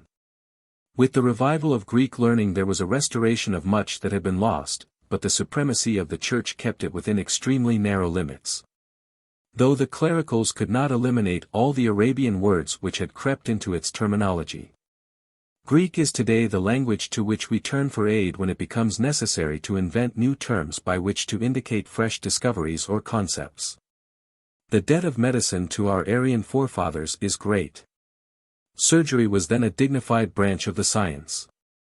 Their autoplastic methods were conceived with great ingenuity and carried out with much, albeit with crude skill. The so-called Indian method of reconstructing a nose bears witness to their ability in plastic art. Their itinerant surgeons performed many capital operations, i.e., lithotomy and coiliotomy. There is good reason to believe that Hippocrates knew nothing of practical anatomy, whereas, long before him Ciceroda urged that all physician-priests should dissect the human body in order that they might know its structure. And gave, moreover, directions for the selection of suitable subjects. The Sanskrit writers knew the properties of many plants and of at least 5 of the metals. Many Greek names of drugs are derived from the Sanskrit, or else they had a common Aryan origin. Thus the Greek equivalents for our words castor, musk, cardamom, chestnut, hemp, mace, pepper, sandalwood, ginger, nerve, marrow, bone, heart, and head, are unmistakably of much older, i.e. Sanskrit or Aryan stock, several of them coming down in Romanized form, but almost unchanged, e.g. oas, sioar, moschus, cannabis, castorion. Although many of the ancient Greeks visited India, it appears that but relatively few words have come to us from this ancient source. Our word sulfur, though, is of Sanskrit origin, the Greek word ion indicating its divine or God-given purifying power, with possible allusion to its utility in that lower world with which the theologians most often associate it. The Greek word appears in our chemical nomenclature as dithionic, trithionic, etc. We note also an almost complete absence of Egyptian words, though many cultured Greeks visited Egypt. Nevertheless, the latter looked with small favor on barbarisms of speech, and our word pyramid is one of the very few which they thus adopted. The term surgery is of very distinct Greek origin, and meant handwork as distinguished from the action of internal remedies. Medicine seems to be derived from medio to take care of, to provide, and physic and physician from physis, i.e., nature. The physici were originally naturalists, or scientists, like Aristotle, medical science being but a part of their study. Campbell in his book, The Language of Medicine, gives a list of at least 24 common terms of today which were employed by Homer. In addition to these, many other Homeric terms are still in use, but with more or less altered or perverted meanings, for example, ether, when used in the sense of its being a narcotic agency. Astragalus, which originally meant a die, since the analogous bones of the sheep were used for dice. Amoeba, from amoibe, change or alteration, alluding to constant change of shape. Ammon originally meant a young lamb, iris a halo. Meconium has reference to the juice of the poppy, from mecon, opium. Molybdenum was so named from its resemblance to lead. Narcosis originally meant numbness, the pleura was the side. The original file was a saucer. The phalanges were so called because they were arranged side by side as it were in a phalanx. Our trochee was at first a wheel. And our tympanum was the original Greek drum, the word still persisting in musical terminology. The arteries were so named because they were supposed to contain air, while the veins were the gushers, from fleo, to gush or flow. The original confusion of nerves and tendons appears in the term aponeurosis. Long ago there were two rival medical factions among the Greeks, the empirics, from empirikos, meaning experimental, who believed there were no philosophic underlying principles of medical science, and that experience alone was the safe guide. And the Methodists, from methodos, who believed it better to follow the hodos, or middle of the road. The present use of the word empiric shows the contempt with which the former came to be regarded. As cure, curo, meant to care for, so did medicus have the same meaning, as already remarked, while the Greek slave, therapon, who waited on his master, became later the therapeutist who cared for his ailments. Our word to heal has also a somewhat similar dislocated meaning, since originally it meant protection, i.e., covering. The same root persists in hell, i.e. Hades, referring to a certain supposititious locality so well covered that from it there is no escape. Note, too, the influence of ancient mythology in medical phraseology. Jupiter Ammon, the horned god, is recognized in hartshorn or ammonia. Mars, the god of war, whose symbol is iron, persists in the so-called martial preparations or ferruginous tonics. Venus and Aphrodite naturally appear in venereal and aphrodisiac, while Vulcan's role is indicated in the heat to which caoutchouc is subjected in vulcanizing rubber. Mercury appears not only in Roman form as a metal, but in his Greek role as Hermes, not to be forgotten when receptacles are hermetically sealed. Let us cut short a longer list by simply noting in passing how the Greek Cupid Eros and his mate Psyche are perpetuated in our terms erotic and psychiatry, while Morpheus, the god of sleep, can never be forgotten so long as morphine is in use. That the wrath of the gods was to be dreaded is indicated in our word plague, from pledge, meaning a blow from that source, that is their vengeance. You thus see the antiquity of the notion that epidemics were a divine visitation, and not due to bad sanitation. Melancholia, melas and chole, meant originally black bile. In ancient physiology the bile played a very important part, and the results of hepatic insufficiency were not only indicated by this name, but the advantages of the use of calomel were amply emphasized by its name, kalos and melas. For it was a beautiful remedy for this blackness. Another condition indicating trouble with the liver, which we call jaundice today, from the French jaunisse, was known as icterus from icteros, a yellow bird. The poultice which the average housewife of today is so fond of using, was originally a poultos, or pudding, or perhaps a bean porridge. In the days of ancient sacrifices one part of the animal was not placed upon the altar as an offering to delight the gods. It was that now known as the sacrum, which is usually defined to have been considered the sacred bone. The adjective sacer, sacrum, had not only the meaning generally ascribed to it, but meant also execrable, detestable, accursed. The sacrum meant then rather the part that was not acceptable to those to whom it was offered. The word calculus, like the term to calculate, must remind us of the presence of pebbles and their early use in facilitating reckoning, while our common terms testimony, testify, must necessarily recall the ancient sacred but phallic methods of oath-taking. Another superstition connected with deity is perpetuated in the term iliac passion, formerly applied to volvulus, or one form of acute bowel obstruction with its violent pain, which has been compared to that produced by the spear point as part of the suffering upon the cross. A keen analysis of the situation at the beginning of the Christian era reveals the subtlety of the Greek character. The names of those organs which called for deep investigation or dissection are taken directly from the Greek, e.g. hepatic, sphenoid, ethmoid, the aorta, while many of the superficial parts have Latin names, e.g., temporal, frontal.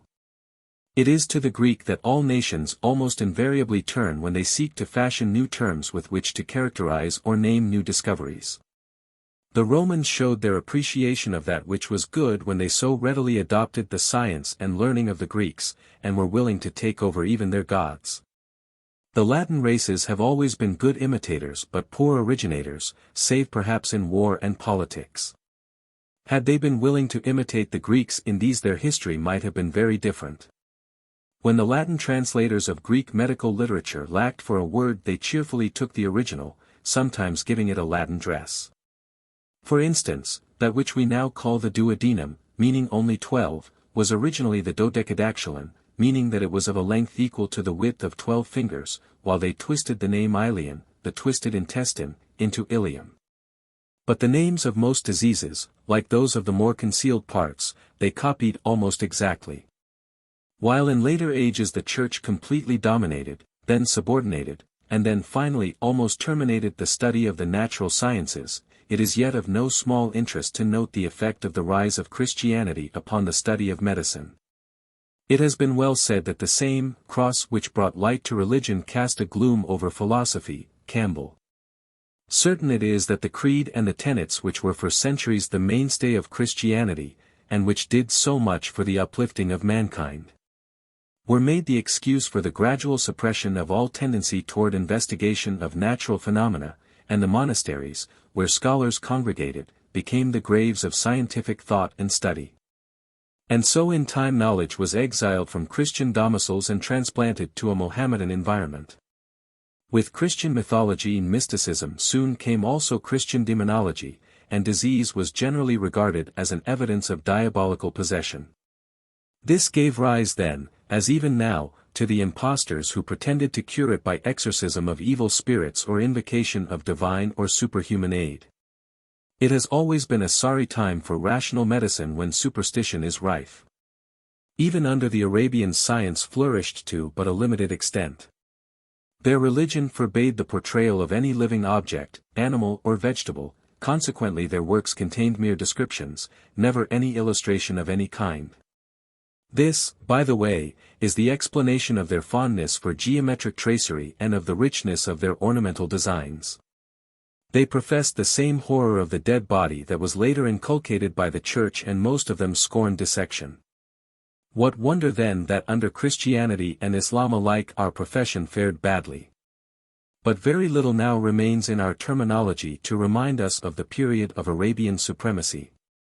The Arabic words naphtha, sumac, alkali, alcohol, elixir and nuka, neck, are almost the only ones which have survived the Renaissance. How different the monkish Latin sometimes is from the classic may appear in the use of the two words os and bucca for mouth, or os frontis and glabella for the frontal bone.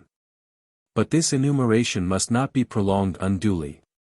Let us select 3 or 4 more examples almost at random and then pass on. But few will associate Christianity with Cretinism. The early Christian inhabitants of the Pyrenees were known as Christas, or in French, as today, as Cretines. A mountainous region did for them what it has done in Switzerland for the races of today, and dwarfed the intellects of many while their thyroids underwent great enlargement. Such degenerates are known everywhere today as Cretans, i.e. Christians. Tarentum was the old Calabrian city later known as Tarento, where during the Middle Ages the dancing mania appeared in aggravated form.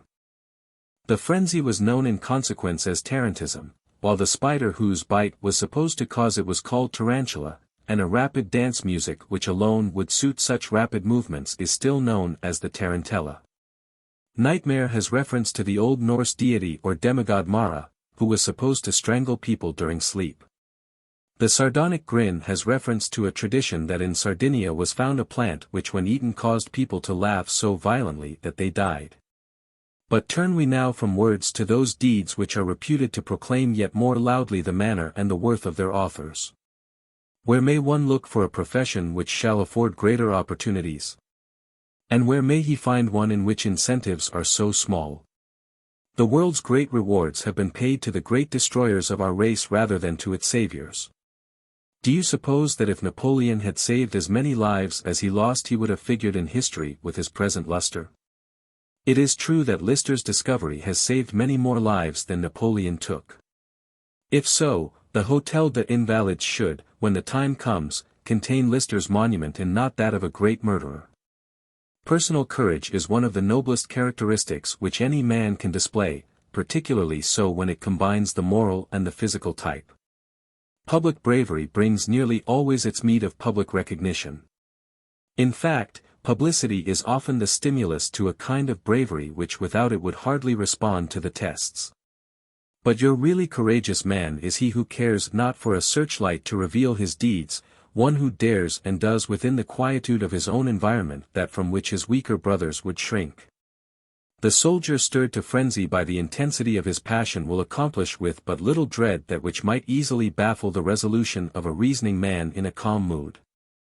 The religious fanatic, be he Mussulman or Christian, may permit himself to be rent asunder rather than recant. But his motives are essentially selfish, since he looks forward to the Mohammedans' or the Christians' paradise, and so they are far from altruistic. But for that quiet heroism which shuns publicity, which calls for the highest quality of both mental and physical courage, which looks forward neither to the golden present nor the mystical yet sensuous future, commend me daily, yes hourly. To the sick rooms of patients suffering from diseases which menace the welfare of others, the infectious, the dangerous, the loathsome. One may read of late many stories of army surgeons doing heroic deeds under fire, and one's heart naturally thrills with emotion as he imagines the scenes and wonders what manner of daring may lead a man to risk his life after this fashion. But I submit to you, that brave as is such a deed and worthy of all possible honor, it has been hundreds of times for one exceeded in the actual devotion to duty and the resolution required to brave the elements. Or to face death elsewhere than on the battlefield, or to surrender strength or mayhap life itself, or to invite disaster by infection, or to wear out and work out life in the constant grinding altruistic work of doing for others, who perhaps have violated every known sanitary law and forfeited their every right to live. Here is a theme that might well stir the most eloquent poet or orator that ever lived. How then shall I do it justice? Joanna Baillie has well put it. The brave man is not he who feels no fear. For that were stupid and irrational. But he whose nobler soul its fear subdues, and bravely dares the danger nature shrinks from. This recognition of our profession was accorded much more unstintingly nearly 2,000 years ago, at a time when it was much less deserved, when Cicero wrote, De natura deorum, homines ad deos nulla re propius accident. Quam salutem hominibus dando. Men are never more godlike than when giving health to mankind. But we can hardly delay longer here and at this time with the subject of heroism in medicine. I shall not have completed the matters which I wish to present to you today until I invite your attention to a short sketch of the careers of 4 or 5 of the men who, during the past 200 or 300 years have set the example for men of all times and most climes, whose lives are so replete with that which is interesting, instructive or important that they may be well held up before a graduating class as illustrations of everything which may be advantageously imitated. They belong to that class of whom Longfellow wrote. Lives of great men all remind us we can make our lives sublime. One of those was Jean Fernel, who was born in France about 1497 and died in 1558. I do not know that his life history offers anything so very startling, although he came to be regarded as the most memorable physiologist of his generation, but he adopted a motto which I think we all might well select for our own. And it was because of this motto that I have mentioned his name at this point. It was this: destiny reserves for us repose enough. If each of you will take this individually to himself, he will find in it stimulus enough for all kinds of hard work. The first of the eminently great men now to be mentioned in this connection was Hermann Boerhaave, born in 1668 and died in 1738. He enjoyed the reputation of being perhaps the most eminent physician who ever lived. The eldest son of a poor clergyman with a large family, he was originally intended for theology, and with this in view studied philosophy, history, logic, metaphysics, philology and mathematics, as well as theology. A mere accident, resulting from intense party spirit and doctrinal differences, prevented his devoting his life to theology, and he turned next to mathematics and then to chemistry and botany, subsequently studying anatomy and medicine. He graduated in 1693 and began at once to practice in Leiden, with such success that he was early offered the position of ordinary surgeon to the king, which, however, he had the moral courage to decline. Subsequently he taught medicine and botany, to which chairs was also added later that of chemistry. This fact of itself will show to you something of the condition of medical science of that day, when one man could teach chemistry, botany and medicine. His rarest talents, however, were developed in the direction of clinical instruction. And in this particular field he won such repute that hearers were attracted to Leiden from all quarters of the world and in such numbers that no university lecture room was large enough to contain them. His practice grew in extent and remunerativeness in pace with his reputation, and when he died he left an estate of 2 millions. So famous was he that it is said of him that a Chinese official once sent to him a letter addressed simply, to the most famous physician in Europe. That he had fixed convictions and practices may be better understood from the fact that so little difference did he make between his patients that he kept Peter the Great waiting over one night to see him, declining to regulate his visiting list by the means or position of his patients. Boerhaave was universally regarded as a great student and a great physician, but it was probably his qualities as a man which led to the astonishing extent of his reputation. Essentially modest, not disputatious nor belligerent, he had a remarkable influence over the young men who came near him, while he had a habit of speaking oracularly or in aphorisms, which are not always so profound as they sound and yet often make a man's dicta celebrated. Save that he introduced the use of the thermometer and the ordinary lens in the examinations of his patients, his teachings do not form any really new system. In the classification of men he would be regarded as a great eclectic, in the purer sense of the term. Probably his greatest service to medicine was in the permanent establishment of the clinical method of instruction. And perhaps his next greatest real claim to glory is the character of the instruction and the inspiration which he gave to two of his greatest scholars, viz. Haller and van Swieten. He was not the founder of a school. He left no great nor memorable doctrines for which others should contend, but he left a name for studiousness, honest and logical thinking, which was a priceless heritage for the university with which he was connected. The next great scholar to whose life and works I would invite your attention for a moment, is Morgani, born in Italy in 1682, died in 1772.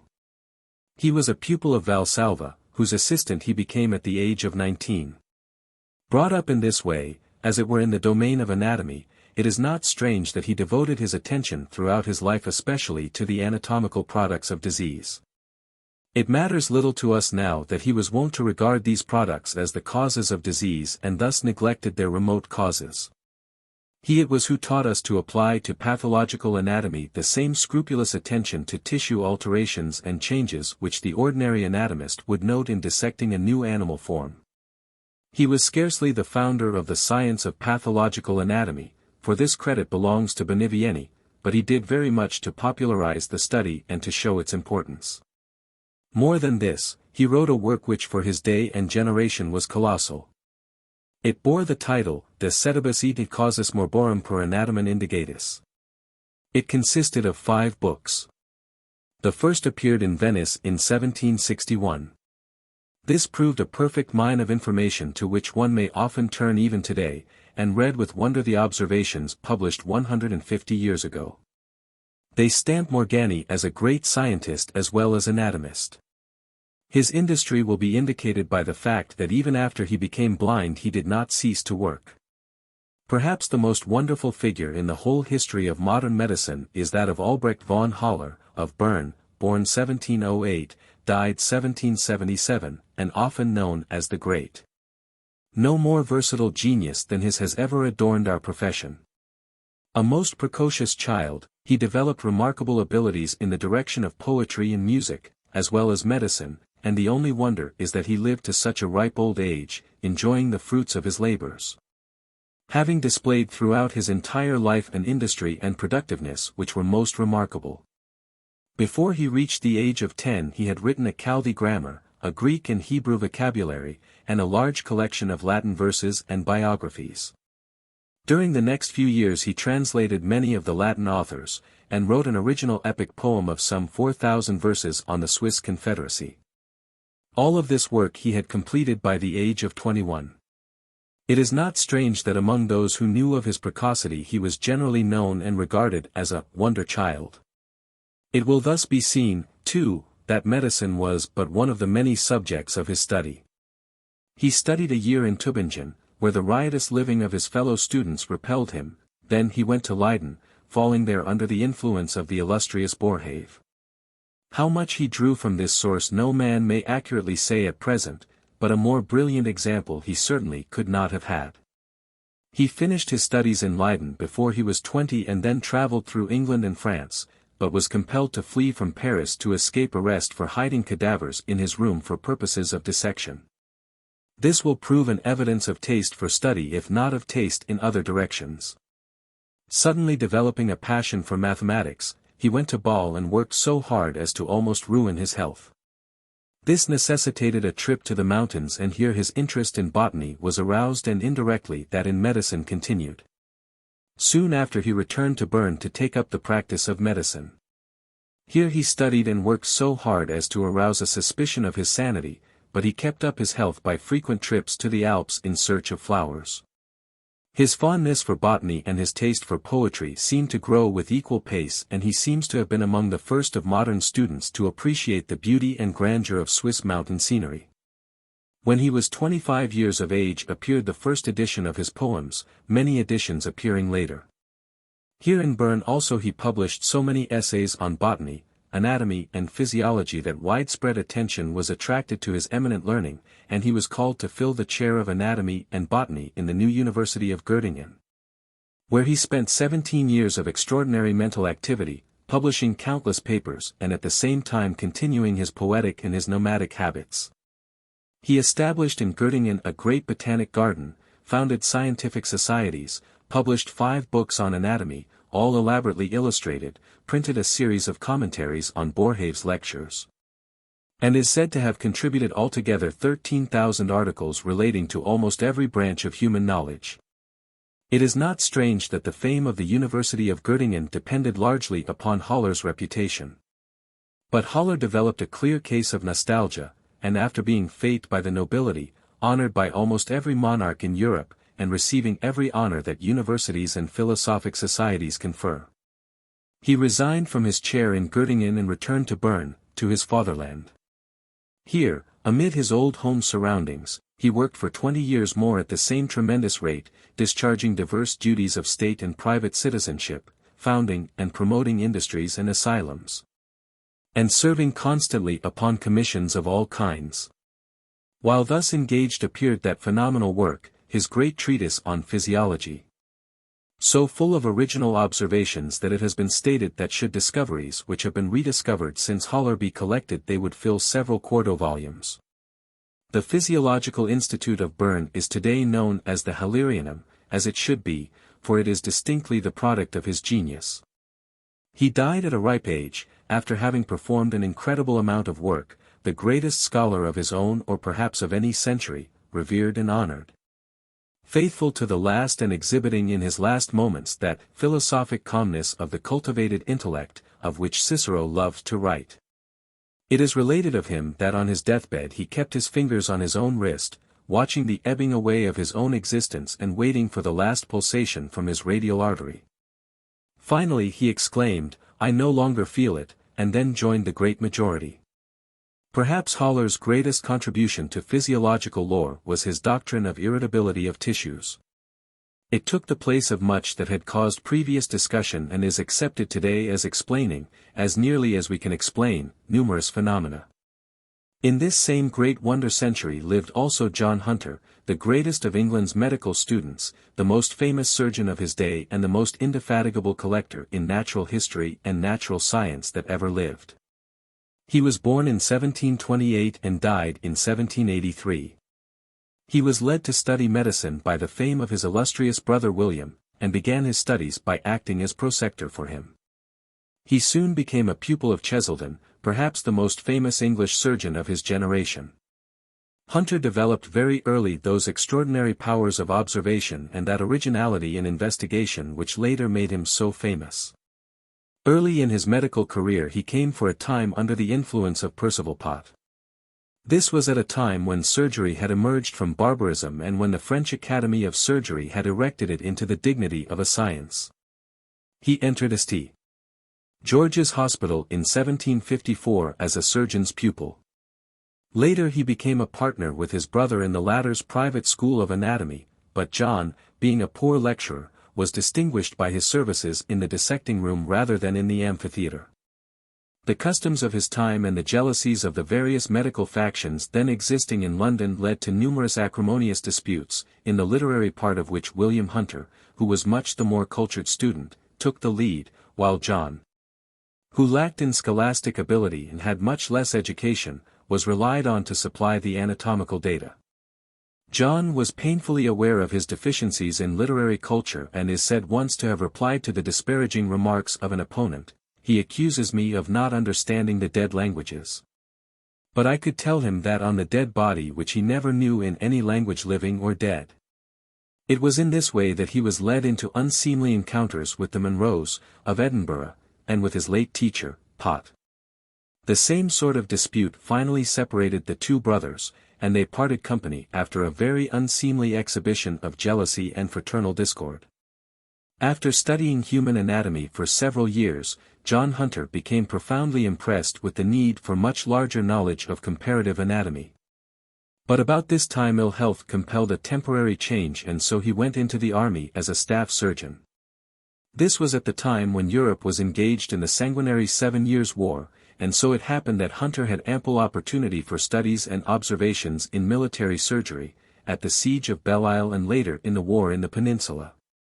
Here he made many of those observations on gunshot wounds which he published at various periods later and which helped to make him famous.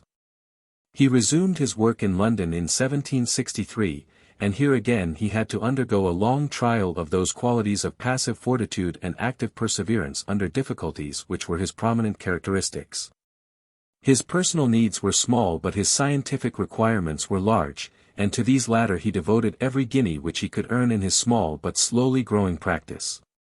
His own manners were so brusque, and he was so lacking in the refinement of many of his colleagues and competitors, that it took rare mental qualities to force him to the front, to which he nevertheless rapidly advanced. Bacon has said, "He that is only real had need of exceeding great parts of virtue, as the stone had need be rich that is set without foil," and this was never more true than in John Hunter's case. His leisure hours were never unemployed. He obtained the bodies of all animals dying in the public collections in London and so began to form that enormous collection which became known later as the Hunterian Museum. As his means afforded it he built and added to his accommodations and carried on those vast researches into animal anatomy and physiology to which the balance of his life was devoted. Although his practice gradually increased and he became in time the most famous surgeon and consultant in London, he used, nevertheless, to spend 3 or 4 hours every morning before breakfast in dissection of animals, and as much of the rest of the day as he could spare. Pupils and students who wished to consult him had to come early in the morning, often as early as 4 o'clock, in order to find him disengaged. He had that rare ability to do a maximum of work with a minimum of sleep which has been so conspicuous in the case of Virchow. Before he died, Hunter attained to a large competence, and his anatomical collection, consisting of some 10,000 preparations, made largely with his own hands, was purchased after his death by the government, for $75,000. and presented to the College of Surgeons, where it forms the chief part of the so-called Hunterian Museum. Hunter's principal claims to greatness obtain in this, that he not only brought the light of physiology to bear upon the practice of our art, but by his writings and teachings, and especially by his example, led men to follow along the paths he cleared for them. It is no small claim to glory to be known by such pupils as Hunter had.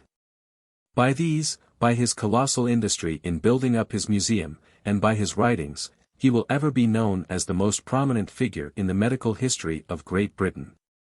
The fifth man in this quintet of geniuses which I am presenting to you today was Francis Xavier Bichat, who was born in France in 1771, and died in 1802.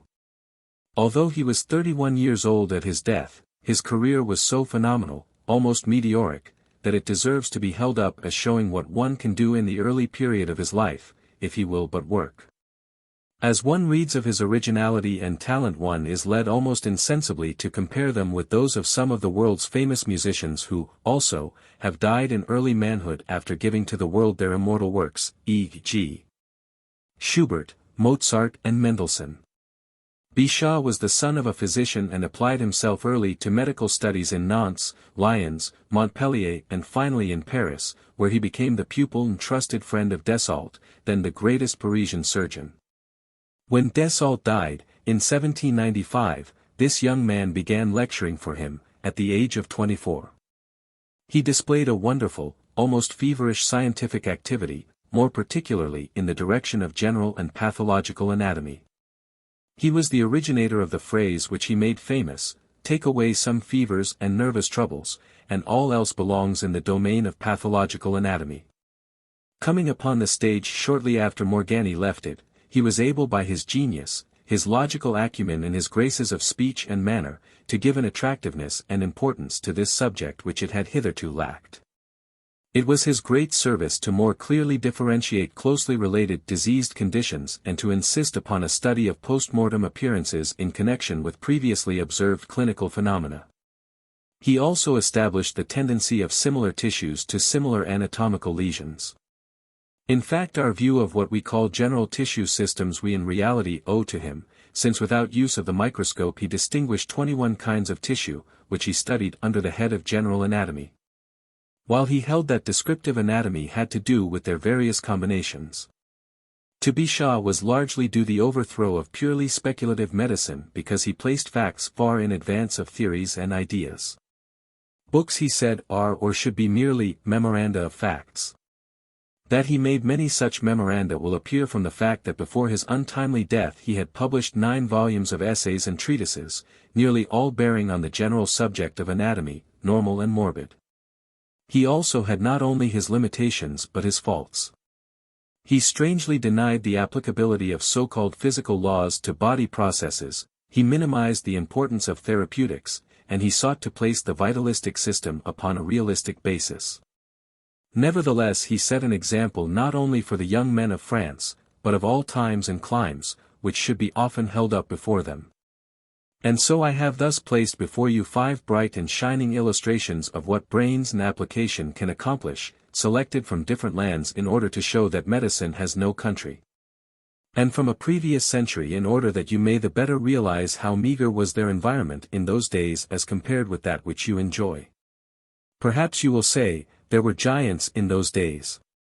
True, but the race has not entirely died out.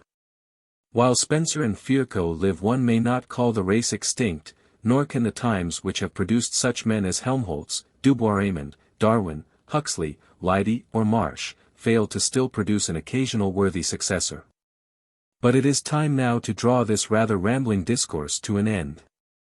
The effort has been partly to attract your attention to some of the side lights by which the vista of your futures may be the more pleasantly illumined, and partly by placing before you brief accounts of the careers of some of your illustrious predecessors, to show that eminence in medical science inheres in no particular nationality nor race, neither comes it of heredity nor by request. Like salvation, it is available to all who fulfill the prerequisites. It is a composite product of application, direction, fervor in study, logical powers of mind, honesty of purpose, capability of observation, alertness to improve opportunities, all combined with that somewhat rare gift of tact, which last constitutes the so-called personal equation by which many humanitarian problems are solved. Study nature for facts, study lives of great men for inspiration how to use them. Were a star quenched on high, for ages would its light, still traveling downward from the sky, shine on our mortal sight. So when a great man dies, for years beyond our ken, the light he leaves behind him lies upon the paths of men. If then you regulate your mental habits by such a code, other habits will of necessity fall into the proper line. The only other admonition I would give you in parting is summed up in these beautiful lines of our own Bryant. So live that when thy summons comes to join the innumerable caravan which moves to that mysterious realm where each shall take his chamber in the silent halls of death, thou go not like the quarry slave at night, scourged to his dungeon, but sustained and soothed by an unfaltering trust, approach thy grave like one who wraps the drapery of his couch about him and lies down to pleasant dreams. That the sentiment is not new, however, will appear in this other and ancient version which Sir William Jones has thus rendered from the Persian. On parent knees, a naked newborn child, weeping thou satst while all around thee smiled. So live that, sinking to thy last long sleep, calm mayst thou smile while all around thee weep. 10. The Career of the Army Surgeon. Commencement Address at the Army Medical School, Washington, D.C., May 29, 1909. From The Military Surgeon, July, 1909. The experience of listening to a so-called commencement address under these peculiar circumstances is doubtless as novel to you as is to me its preparation. So different is this occasion from that usually spoken of as commencement day, that it taxed my judgment as much as it did my ability to, as it were, meet the indication, and to try to say the appropriate thing. It behooves me to remember that this is in effect not an address to a class of students just entering a learned profession, but an effort on the part of one on the borderland of experiences gathered from a civil surgeon's work, yet enjoying a quasi-military title, with strong ties and leanings, to some extent inherited, toward the course of the army surgeon and the fascinations of the soldier's life.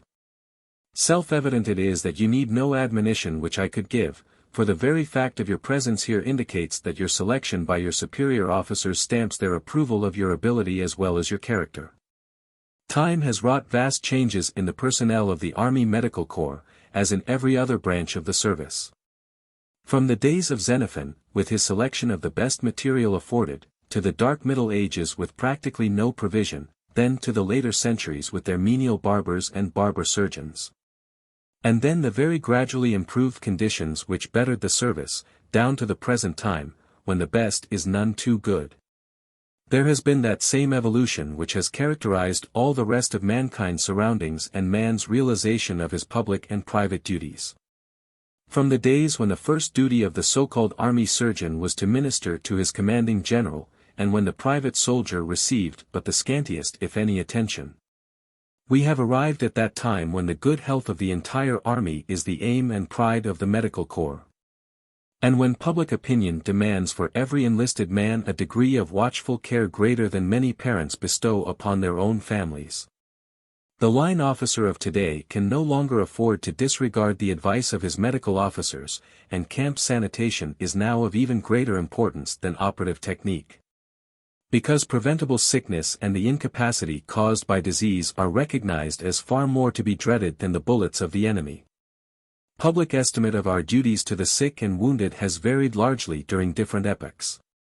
Thus Homer makes Nestor say, "A surgeon skilled our wounds to heal is more than armies to the public weal." Homer also lauded the services of the two sons of Aesculapius, whom he deified as the grandest of heroes and the wisest of surgeons, and thus wrote of them at the siege of Troy, 1200 years before the birth of Christ. Of two great surgeons, Podalirius stands this hour surrounded by the Trojan bands, and great Machaon, wounded, in his tent, now wants the succor which so oft he lent. Again he thus describes an operation. Patroclus cut the forky steel away, while in his hand a bitter root he pressed. The wound he washed and styptic juice infused. The closing flesh that instant ceased to glow. The wound to torture, and the blood to flow.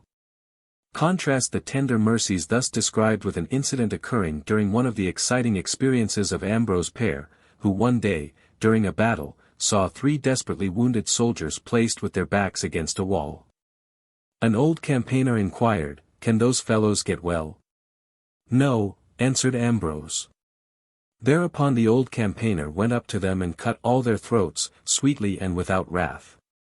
Note, if you will, the expression, sweetly and without wrath, since it implies a primitive form of humanity in providing euthanasia for the hopelessly wounded. While it has been from time immemorial the custom to attach surgeons to various armies, some idea of prevailing notions of antiquity may be gained from the statement that Xenophon had but 8 field surgeons with his 10,000 troops. In his army the sick and wounded were cared for in adjoining villages, or, when on the march, were carried in the rear of the troops, being cared for by women from the baggage. Whether these women were the vivandières of those days I do not quite make out, nevertheless they must have been much the same thing. In the days of Rome's greatest glory each cohort of 420 men had 4 surgeons, while each legion of 10 cohorts had 1 legionary physician. In the navy there was also 1 physician to each trireme. Nevertheless the wounded on land or sea received scant attention, although it is interesting to read that each soldier carried with him the most necessary bandages ready for use, an emergency packet supposed to be quite modern. A few hundred years later, in the Eastern Empire, the Emperor Maurice ordered that throughout every division of from 200 to 400 cavalry 8 or 10 of the strongest men be selected. In order to bring to the rear those who were severely wounded, to supply them with water, and to collect the weapons lying upon the field. These mounted cavalrymen received a small reward for each person rescued. 300 years later this arrangement was continued in operation by Leo VI. Wherever it was possible the sick and wounded soldiers were cared for by monks or by sisters, in the numerous hospices and institutions which abounded throughout the East. And although the care was often of the worst the efforts made were in the right direction. Holy oil, laying on of hands, supplication, and the use of holy relics constituted a large part of the treatment in vogue. Nevertheless these remedies were not quite so injurious as some of the other and more disgusting ones whose use prevailed in those days. Without doubt the 2 army surgeons who during the last 500 years achieved more fame than any of their colleagues were Ambrose Pare, and Baron Larry. Such commanding figures were they, not only in their professional work, but in the general influence which they wielded alike upon sovereign and common soldier. That they will ever be regarded as among the most memorable characters of common history. Pare died in 1590, Larry in 1842. Each was passed along from one ruler or commander to his successor, and each was regarded as about the most priceless legacy which could be thus transmitted. Pare's name has always been most conspicuously mentioned in connection with the history of the introduction of the ligature as a substitute for the cautery iron or boiling oil, previously in use for the checking of hemorrhage. And for his teaching concerning the nature of gunshot wounds, which had been previously and universally considered as necessarily poisoned wounds. But his new practice and his new views in these respects were but a small part of the general services which he rendered. It is not worth while to try to even epitomize here today the history of the ligature. Though while its introduction has been widely credited to Pare, you must not forget that it was in use many centuries before his time, and was frequently mentioned by the early writers. What Pare really did was, first, to abolish a barbarous and unscientific method of dealing with hemorrhage, and then to reintroduce or promote the employment of the ligature as a far preferable substitute, more humane, more clean, and more desirable. And so rather than do scant justice by incomplete reference to Pare's actual contributions to knowledge I prefer rather to speak of the other side of this great man's character. And to remind you of some of the many ways by which he secured such marvelous influence over those around him, and made his remarkable personality of the greatest use. As he passed through one campaign after another his reputation became more and more firmly established, and inspired surgeons the world over with the desire to visit him. In almost his every act his sagacity was conspicuously displayed, while, whenever they were called for, his personal courage and absolute lack of fear were equally apparent. Deprived of the benefits of early and liberal training, he probably, on that very account, developed his power of thought, his memory and his analytical powers all the more keenly, inasmuch as these were made to take the place of what he might have learned from books. The following anecdote will serve to illustrate, for instance, the general esteem in which he was held. In October, 1552, the army of Charles V was besieging the city of Metz, and Charles himself came to take command. In the beleaguered city were gathered the nobility and the bluest blood of France, while at the head of the defending forces was the Duke of Guise. The imprisoned soldiers and civilians suffered alike from the onslaughts of the enemy, the rigors of a frightful winter, the lack of food, and the presence of disease. The Duke had established 2 hospitals for the soldiers, which he put in charge of the barber surgeons of the city, and furnished them with money with which to procure supplies. But owing to the wretched incompetence of these same barber surgeons nearly all the wounded perished, and the horrible suspicion arose that the soldiers were being poisoned. The Duke sent word to the King of France that the place could hold out for 10 months, but that they needed more medicines. The king then sent for Père, gave him money, ordered him to take all the medicines and other supplies he deemed necessary, and further aided him by bribing an Italian captain to permit the celebrated surgeon, in some way, to enter the besieged city. Braving all dangers, and being finally successful, Père entered Metz 2 months later. He had at this time been with the armies for at least 16 years, and was known by sight to officers and soldiers alike. On the day after his arrival the Duke of Guise dramatically presented him, on the ramparts, to all his officers, who embraced him, and hailed him with loud acclaim, while by the soldiers he was received with shouts of triumph. "We shall not die," they exclaimed, "even though wounded, for Père is among us." The effect of this great surgeon's appearance was to give new vigor to the defenders, and to it was due the fact that the city was saved. In his time Père met with success such as today would be pronounced most extraordinary. He inspired the wounded with utmost confidence, and displayed, always and everywhere, remarkable firmness. Not the least notable feature in his personal history is it that he should have so long retained favor at court with such outspoken independence of character. Equally reputable among army surgeons of the past, and one of the most commanding figures in history, medical or other, was Baron Larrey. For more than 50 years he was an army surgeon. And for a great part of that period he stood really closer to Napoleon than almost any of the men whom the latter attached to his person by one or another of those traits that made him such a remarkable figure. That one of the greatest murderers and one of the greatest lifesavers of all time should have been so closely drawn to each other, constitutes one of the most noteworthy incidents of history. Alike in many respects, so unlike in so many others, it is one of the most creditable features of Napoleon's career that he should have accorded to Larrey that recognition which he early gave and never withdrew. Never was such tribute more signally deserved nor worthily bestowed. Though he passed through 26 campaigns, from Syria to Portugal, and from Moscow to Madrid, and though his wonderful courage never failed him under the most trying surroundings of carnage and conflict, it may still be questioned whether it did not take a higher degree or order of courage to face Napoleon in his tent, or tell him plain truths in the Tuileries. The history of campaigning affords innumerable incidents illustrating heroism under fire, or equally trying circumstances, and it is difficult and perhaps unjust to single out a few for individual mention. Bravery is confined to no epoch and to no race, it is simply a God-given trait, not by any means possessed by all men. Take, for instance, one incident in the career of Larrey. During the landing of the English on the shores of Aboukir Bay, when General Silly had his knee crushed by a bullet, Larrey appreciated that immediate amputation was imperative, and gaining consent performed it, in 3 minutes. Under the enemy's fire. Just as he was finished the English cavalry charged upon them, in his own words, "I had scarcely time," he said, "to take the wounded officer on my shoulders and carry him rapidly toward our army which was in full retreat. I spied a series of ditches across which I passed, while the enemy had to go around by a more circuitous route.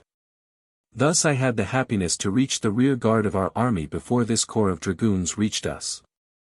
I arrived at Alexandria with this honorable, wounded officer, where I completed his cure. Perhaps under no circumstance did Larry's courage and zeal show to better advantage than in the awful retreat from Moscow. For example, after the terrible battle of Borodino, Larry made 200 amputations, practically with his own hands, where there were neither couches nor coverings of any kind. When the cold was so intense that the instruments often fell from the benumbed fingers of the surgeons, and when food consisted of horse flesh, cabbage stalks and a few potatoes.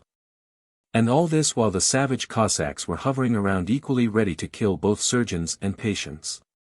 Soon after came the passage of the Beresina, with its attendant horrors. General Zayanchek, over 60 years of age, had his knee crushed, and was in need of immediate amputation, which Larry performed under the enemy's fire, amid the falling snow, with no shelter except a cloak. Held by 2 officers over the patient while the operation was being performed. The general recovered, and died 14 years later as Viceroy of Poland. It was after this passage of the Beresina by the Imperial Guard that it was discovered that all the requisites for the sick and wounded had been left behind and on the other side.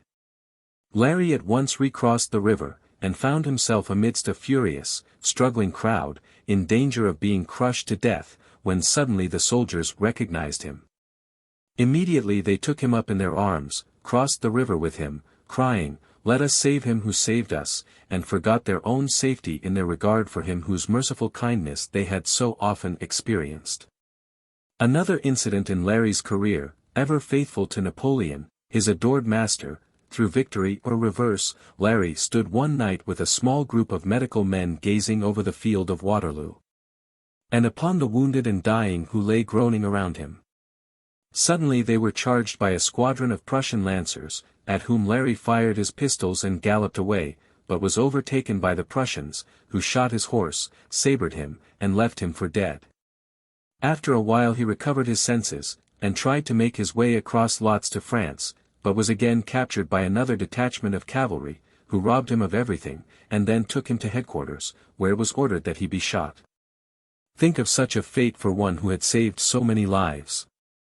But the order would have been carried out promptly had not one of the Prussian surgeons recognized Larry, having attended his lectures several years previously. Accordingly he was brought before Bülow, and finally before Marshal Blücher, whose son had been wounded and captured by the French in the Austrian campaign, and whose life had been saved by Larry's exertions. You may imagine that it did not take long to reverse that order for execution. Praise from Napoleon was most rare, but of Larry he made this remark in his will, along with a bequest of 100,000 francs, "He is the most virtuous man I have ever known." Let us mention a few other instances. For example, Surgeon Thomson, who during the Crimean War, after the Battle of the Alma, volunteered, with his servant, John McGrath, to remain behind on the open, unsheltered field. With 500 Russians so wounded as to be disabled or even at the point of death. For 3 days and nights these 2 Englishmen remained practically alone upon that field, covered only with dead and dying, among foreign foes, none of them able to help themselves, or even to speak in a language that could be understood. At the Battle of Inkerman Assistant Surgeon Wolseley had established his field hospital in that awful place of slaughter, the Sandbag Battery. When its defenders were reduced to 150 men, and were forced to leave it, most of them retreated in one direction to find, only 30 paces away, a Russian battalion blocking their path. There was not one competent officer left, so this surgeon took command. Seizing a bayonet because he had no sword, he spoke hurriedly to the men, and explained that their next fight was not merely for victory, but for their own lives. Then he led them in a charge that tore so fiercely through the Russian detachment that but half of them reached the other side alive. During the South African campaign the papers recorded, but how few read of it. The fate of Surgeon Landon, who was shot through the spine while ministering to the wounded on Majuba Hill. Paralyzed below the waist, he had himself propped up, and continued his work as best he could until his strength failed, when he said, "I am dying, do what you can for the wounded." It may be of interest to devote here a few minutes to the consideration of conditions obtaining at the time of our Revolutionary War. In 1776 the barber surgeon still had a place in the armies of the world and was even then regarded as scarcely more than a menial. Never was he accorded the respect or the honors of a gentleman, nor was he allowed to carry a sword. On the other hand, he was subjected to corporal punishment, and could be caned by his colonel, or almost anyone else, whenever such an act was provoked.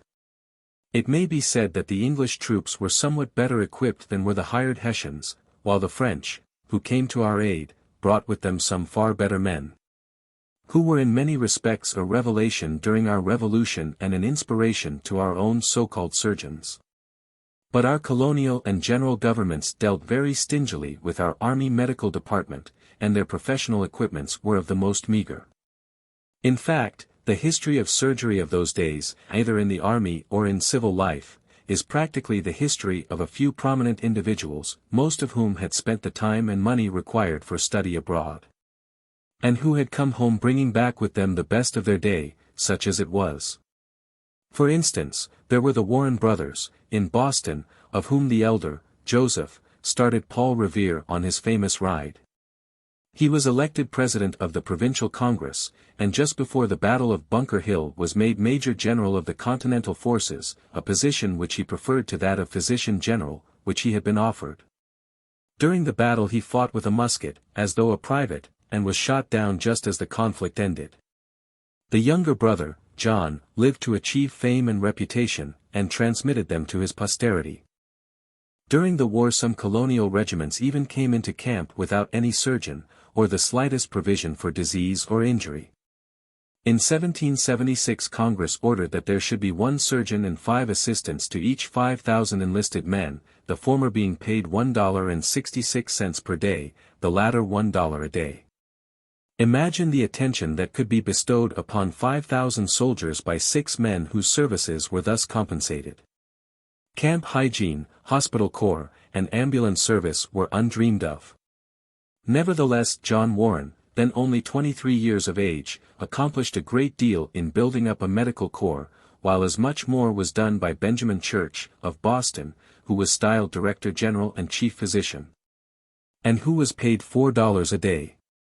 Unfortunately Church was detected in traitorous correspondence with the enemy, was court-martialed, imprisoned for a year, then allowed to leave the country, and was probably lost at sea.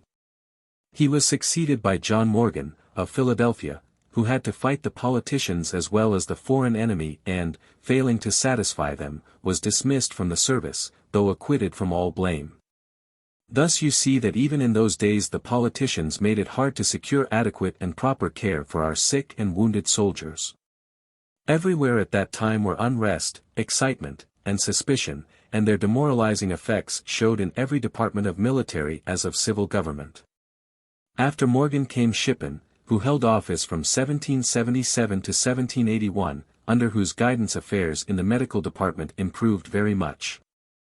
Smallpox had been perhaps the greatest scourge of the soldiers, as well as of the people in general, but this was kept in subjection by the practice of inoculation, which had been generally accepted in this country by nearly all men from Washington down.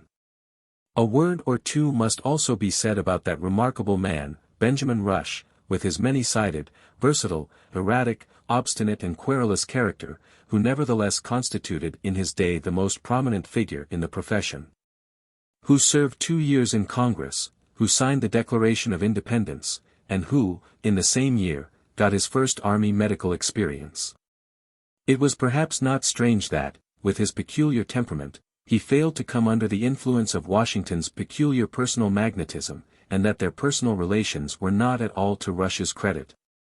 Since he endeavored in many ways to belittle his commander-in-chief, and suffered therefore a rather ignominious exposure.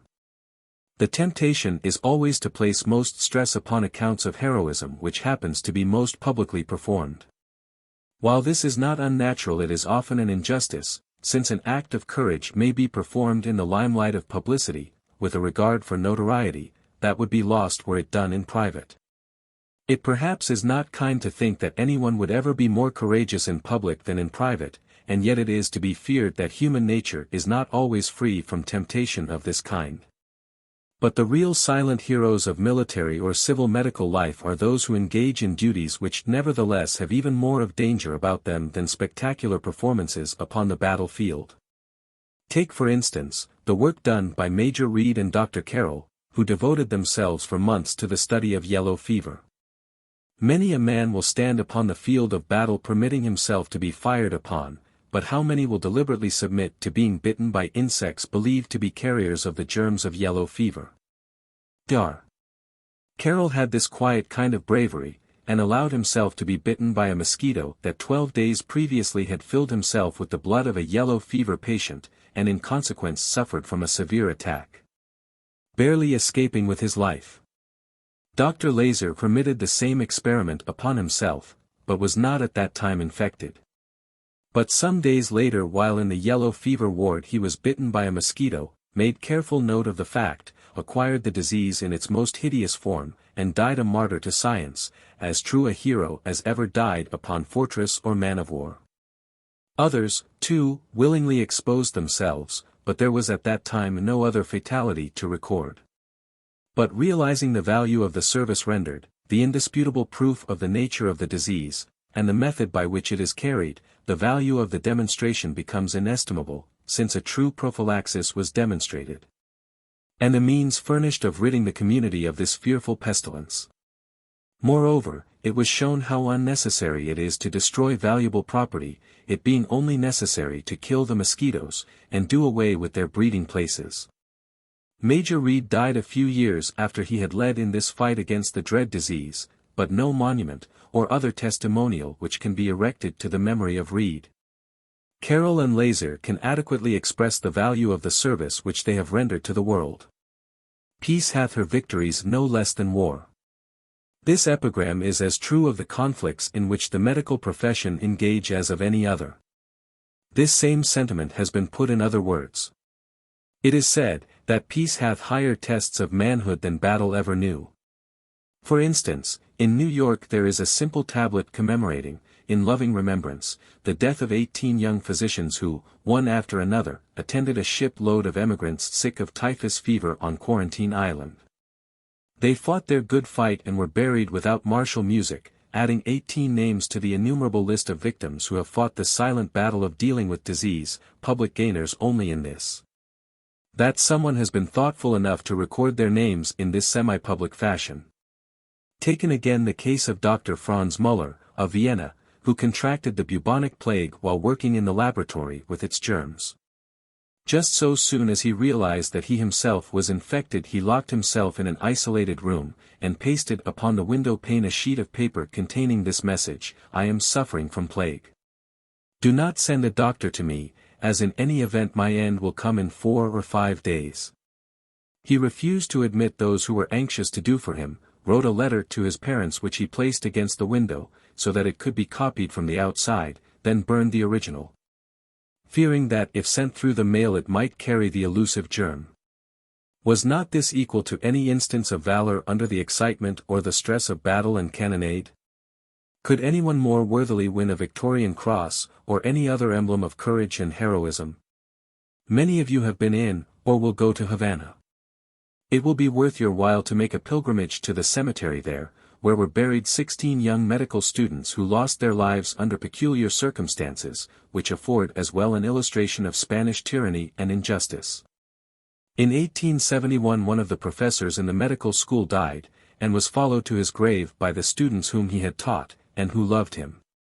Unfortunately they committed an indiscretion by scribbling with a pencil in a public place some criticism on the government. In consequence they were reported, arrested and court-martialed.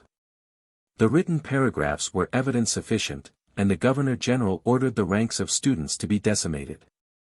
There were 160 students all told, and in accordance with this sentence 16 of them were next day shot without any further ceremony. Of these the youngest was not quite 16 years old, and his father offered his entire fortune for his life, but without avail. Later the citizens of Havana erected a monument of white marble, at no small cost, to commemorate this sacrifice. There comes over me, as I prepare these words to read to you, a feeling of their inadequacy, and of lack of personal justice to many of my auditors. Brought up in civil life, with but a smattering of military training, I am rehearsing incidents of which you may read as easily as I. While at the same time I do not forget that from the lives of many of my auditors there might be drawn just as many illustrations of courage, fortitude, endurance, and personal valor as any that the Surgeon General's library records. Unfortunately, I am not familiar with them. They are, happily in one respect, too numerous to mention, and again are not yet public property, because modesty is ever the accompaniment of these other traits which we all admire so much. Hence, gentlemen, if I seem to you to disregard or forget many an incident in your lives or the careers of your friends, ascribe it to my ignorance rather than to my intent, and to the fact that I have never seen a battle. And that my fights with disease have not been fought in camps, but within the walls of the quiet sick room or hospital ward. Nevertheless, I am never happier than when I can try to compel a wider public recognition of what you are constantly doing and of your valorous deeds. Next to those general improvements in the service which have come about through natural causes, and as results of a better appreciation of its needs, and of a generally improved state of the profession. Nothing has come from outside during the past 50 years which has been so helpful and advantageous as the support afforded by the Red Cross, and the introduction of skilled nurses. In fact, the greatest help which the medical service of the Army and Navy can enjoy is that which comes from this volunteer and outside source. By the way, I wonder how many of you recall, or are familiar with, the beginnings of the Red Cross movement. So important has it become that its history should be well known to all. In June, 1859, was fought the bloody Battle of Solferino, at the conclusion of which some 36,000 French, Sardinian and Austrian soldiers lay dead or dying on the field. The medical corps was, of course, absolutely inadequate to the work thrown upon them, and as usual thousands of wounded men had to care for themselves as best they could. A Swiss traveller, Henri Dunant, viewing the scenes, and being profoundly impressed by them, not only assisted in the work of relief, but wrote a book entitled, A Souvenir of Solferino, in which he urged more humane, widespread and speedy aid to the wounded. M. Moynier, President of the Society of Public Utility, of Geneva, a man of independent means, Dr. Appia, a wise physician, and M. Baudaire, an eminent lawyer of Geneva, also became interested in the movement. The attention of the general of the Swiss army was called to it and his cooperation enlisted. In this way came about, in 1863, the formation of a permanent society for the relief of wounded soldiers. At a meeting held in October in the same year, men from many countries joined in discussing the subject, and an international conference was held, which resulted in calling an international convention, to be held at Geneva in the autumn of 1864. Such was the beginning of the Red Cross movement, which has now extended all over the world, and has afforded an opportunity for all races, creeds, and nationalities to care for those who are made victims of war or pestilence, or who suffer from any other great disaster with which private charity is unable to cope. It marks a step in the evolution of mankind, and has now achieved such universal recognition that national governments and individual potentates are glad to join hands in the great work. A more concrete application of the same idea has been the comparatively recent formation of ambulance corps and later of nursing bureaus, within our own service, and the employment of trained nurses. This has not been in all respects an easy matter to bring about, nevertheless it has redounded to the credit and to the welfare of all concerned. Never at any time were the sick and injured, either in private or in military practice, so well cared for as now, and America should lead the world today, as ever, in the adequacy of its provisions and the perfection of its methods. In private this is notably the case in ordinary hospital work, as seen by all travelers, upon the continent and in Great Britain, who take pains to make comparisons with the way in which things are done there and in our own country. Although Florence Nightingale immortalized herself by showing what woman could do on the battlefield and in military camps, it has remained for Americans to improve upon the lessons which she taught, while at the same time revering her for her wonderful devotion to her self-imposed duty and her enthusiasm. In its performance the lessons of the Crimean and the Civil War, for instance, have left their impressions upon history in such a way as may never be erased. And certainly no one was ever more entitled to the designation of Angel of the Sick Room than was Miss Nightingale.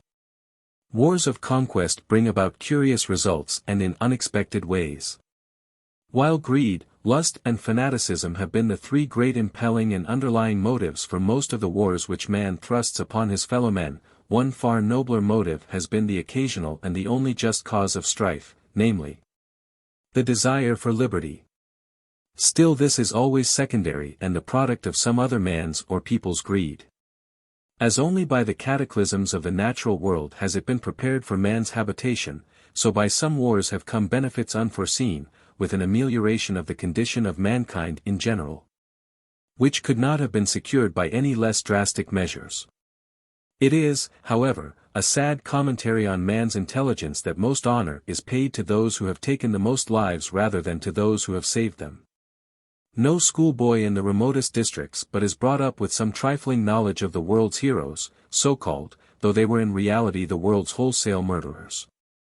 Yet you may find many persons, credited with higher education, who are still densely ignorant of the benefits conferred by those two greatest discoveries in the world's history, both of Anglo-Saxon origin, anesthesia and antisepsis.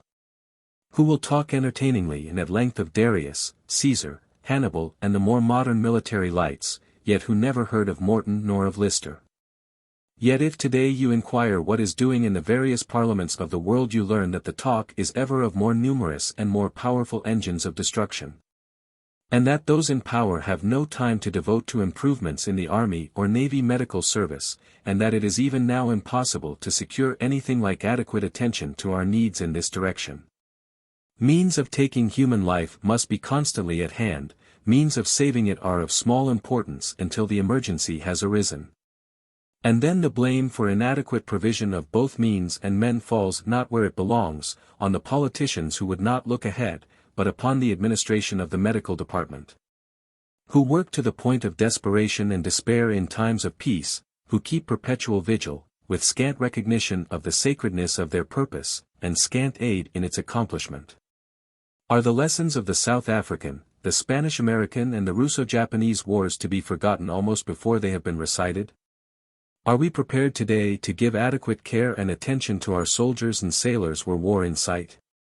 You well know that we are not, every military or naval surgeon knows we are not, the medical profession generally knows it, and our legislators have been told it until we are tired of repeating it. Yet, what is the result?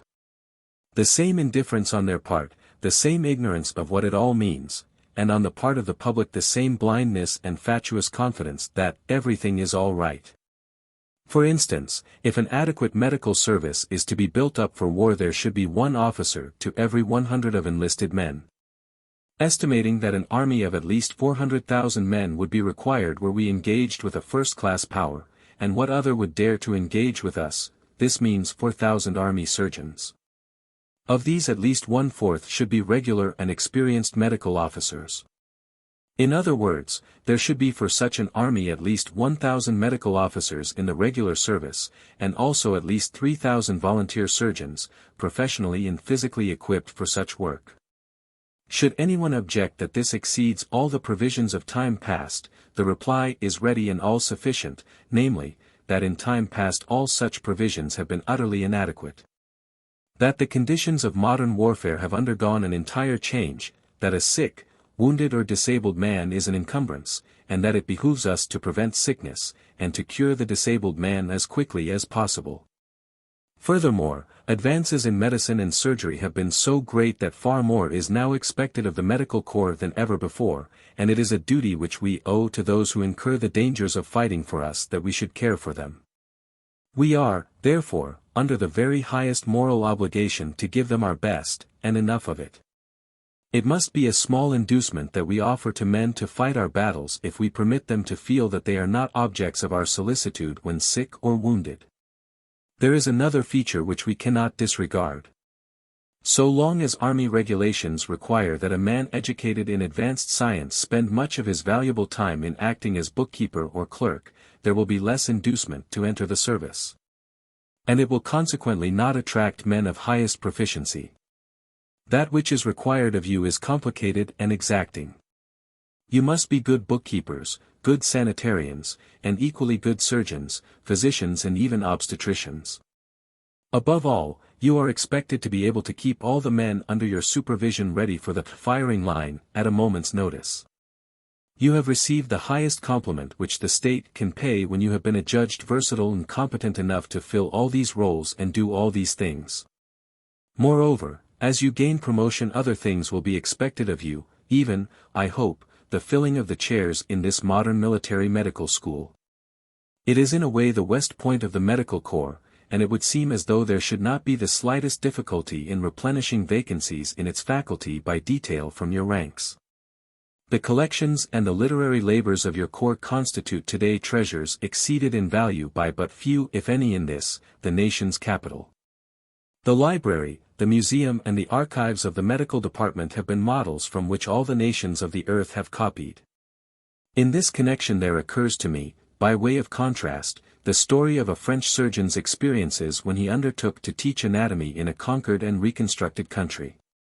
After the French occupation of Egypt, Mehemet Ali took it into his head to introduce European civilization into Africa, and imported all sorts of artists, scientists and medical men, among them a practitioner of Marseilles. A true bohemian in the modern acceptance of the expression, who presented himself in most seedy apparel, saying, "I am a doctor of medicine, with plenty of courage, but no clothes. I want to try my fortune."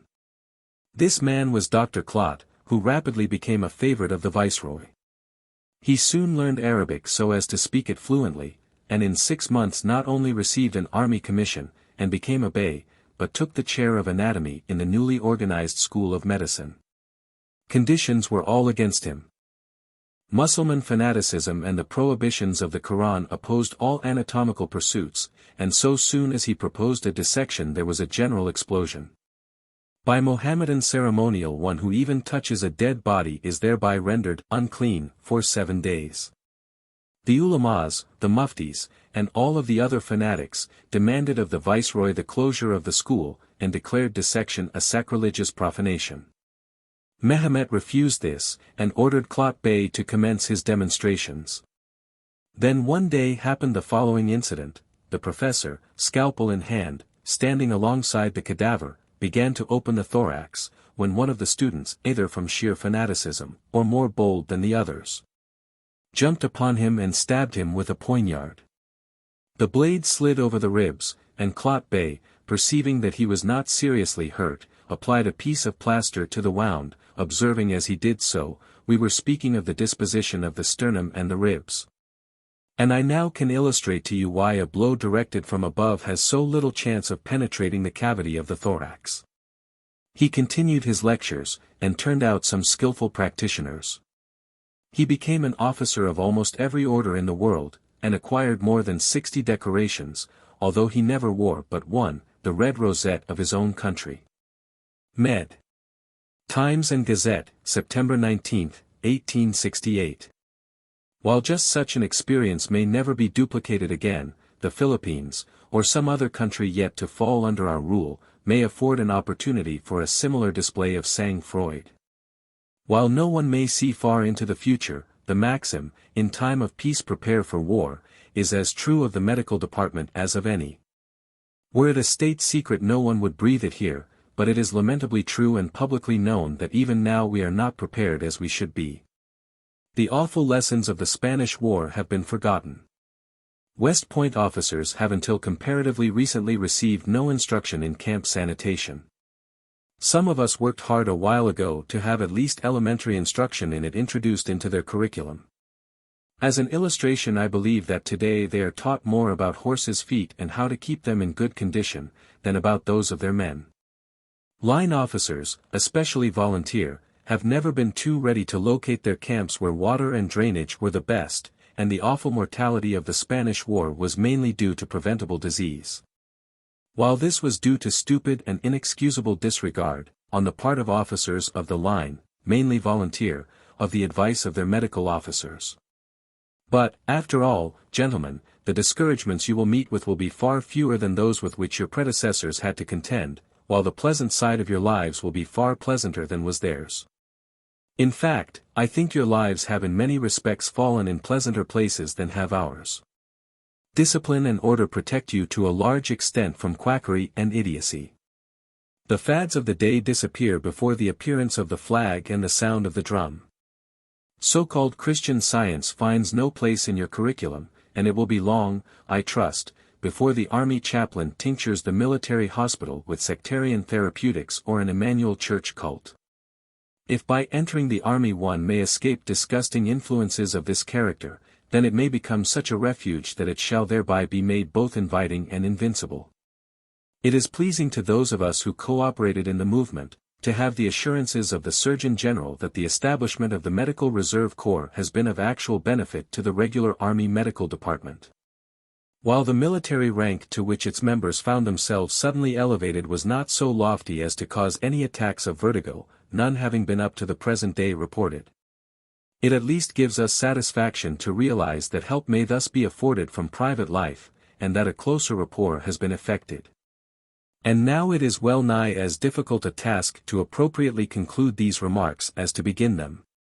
Men come and go, a few leave imprints of their footsteps, the vast majority make no impression that lingers. Some when they die, die all. Their mouldering clay is but an emblem of their memories. The space quite closes up through which they passed. Fain would I believe that many of you would make enduring records. Yet each can do his best, and I doubt not each will do it. You have so much to encourage you, so comparatively little to hamper or hold back. Glorious is your work, glorious may be your fulfillment of it. We have lived in a goodly time, you will enjoy one still more goodly. With scientific progress, whose like the world has never known, and with an altruism which makes the world constantly better, you will be able to do things never done by your predecessors.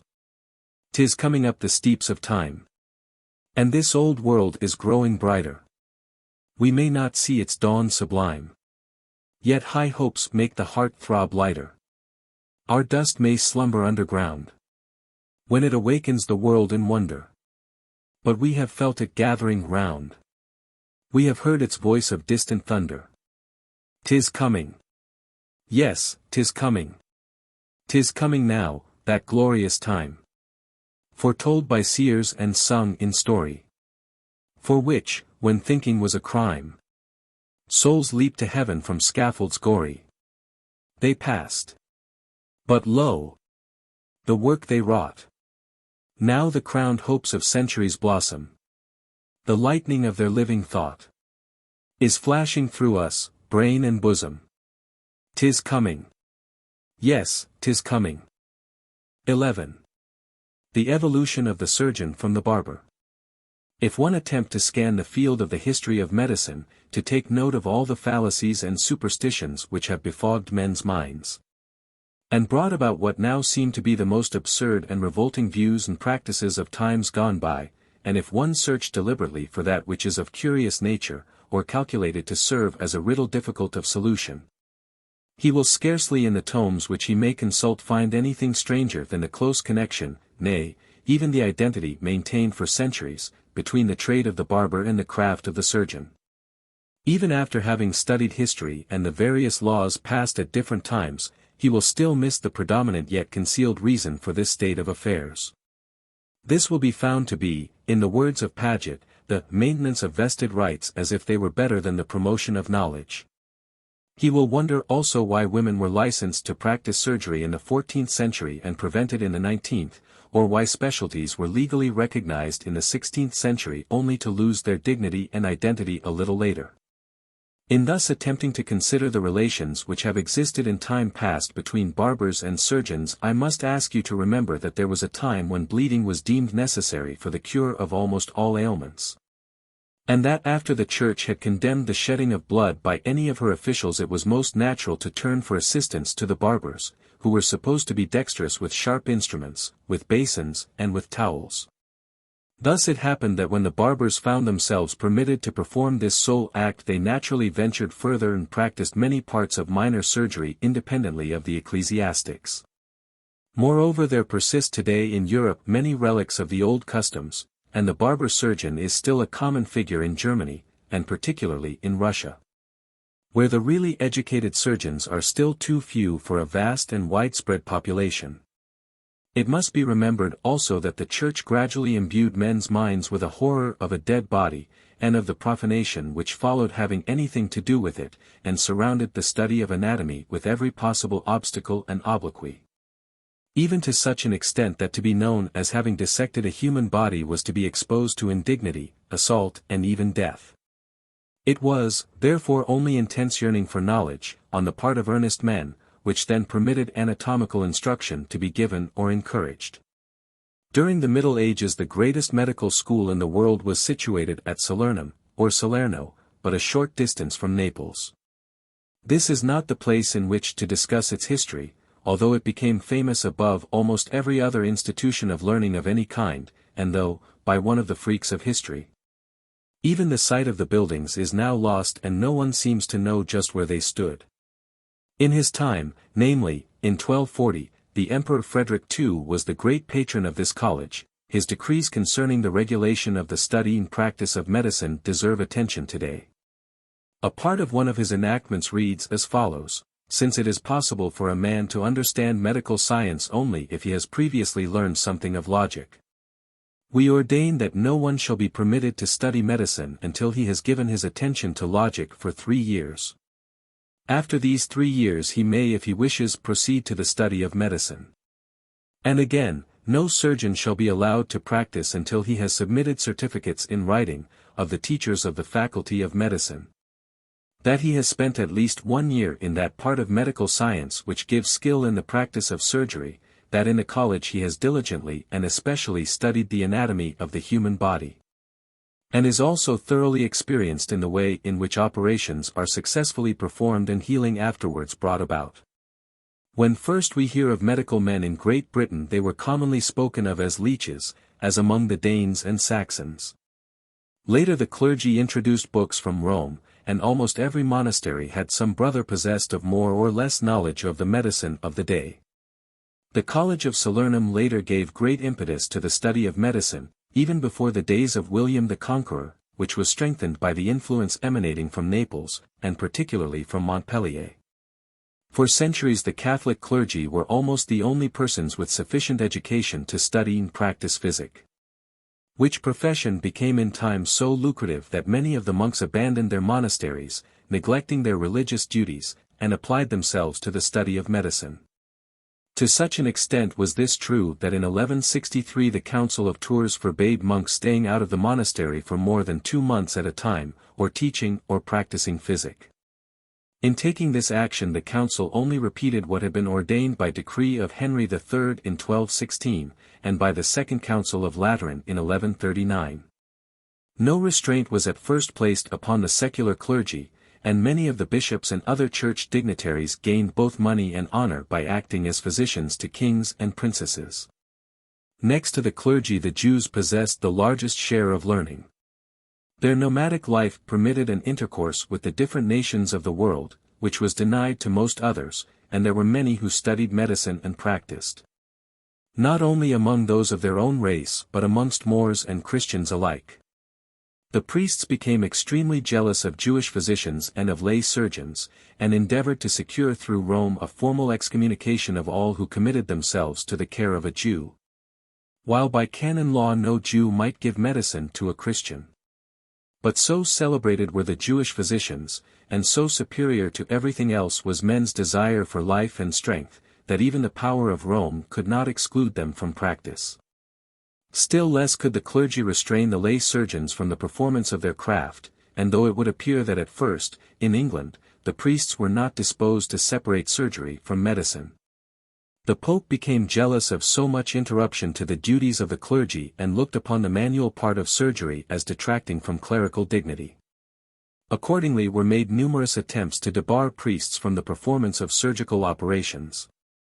In 1215 the ecclesiastics were prohibited by Pope Innocent III from undertaking any operation involving the shedding of blood, while by Boniface VIII at the close of the 13th century, and Clement V, about the beginning of the 14th century, surgery was formally separated from physic and the priests positively forbidden to practice it. It is to the Church then that we owe this absolute abandonment of surgery to an illiterate and grasping laity.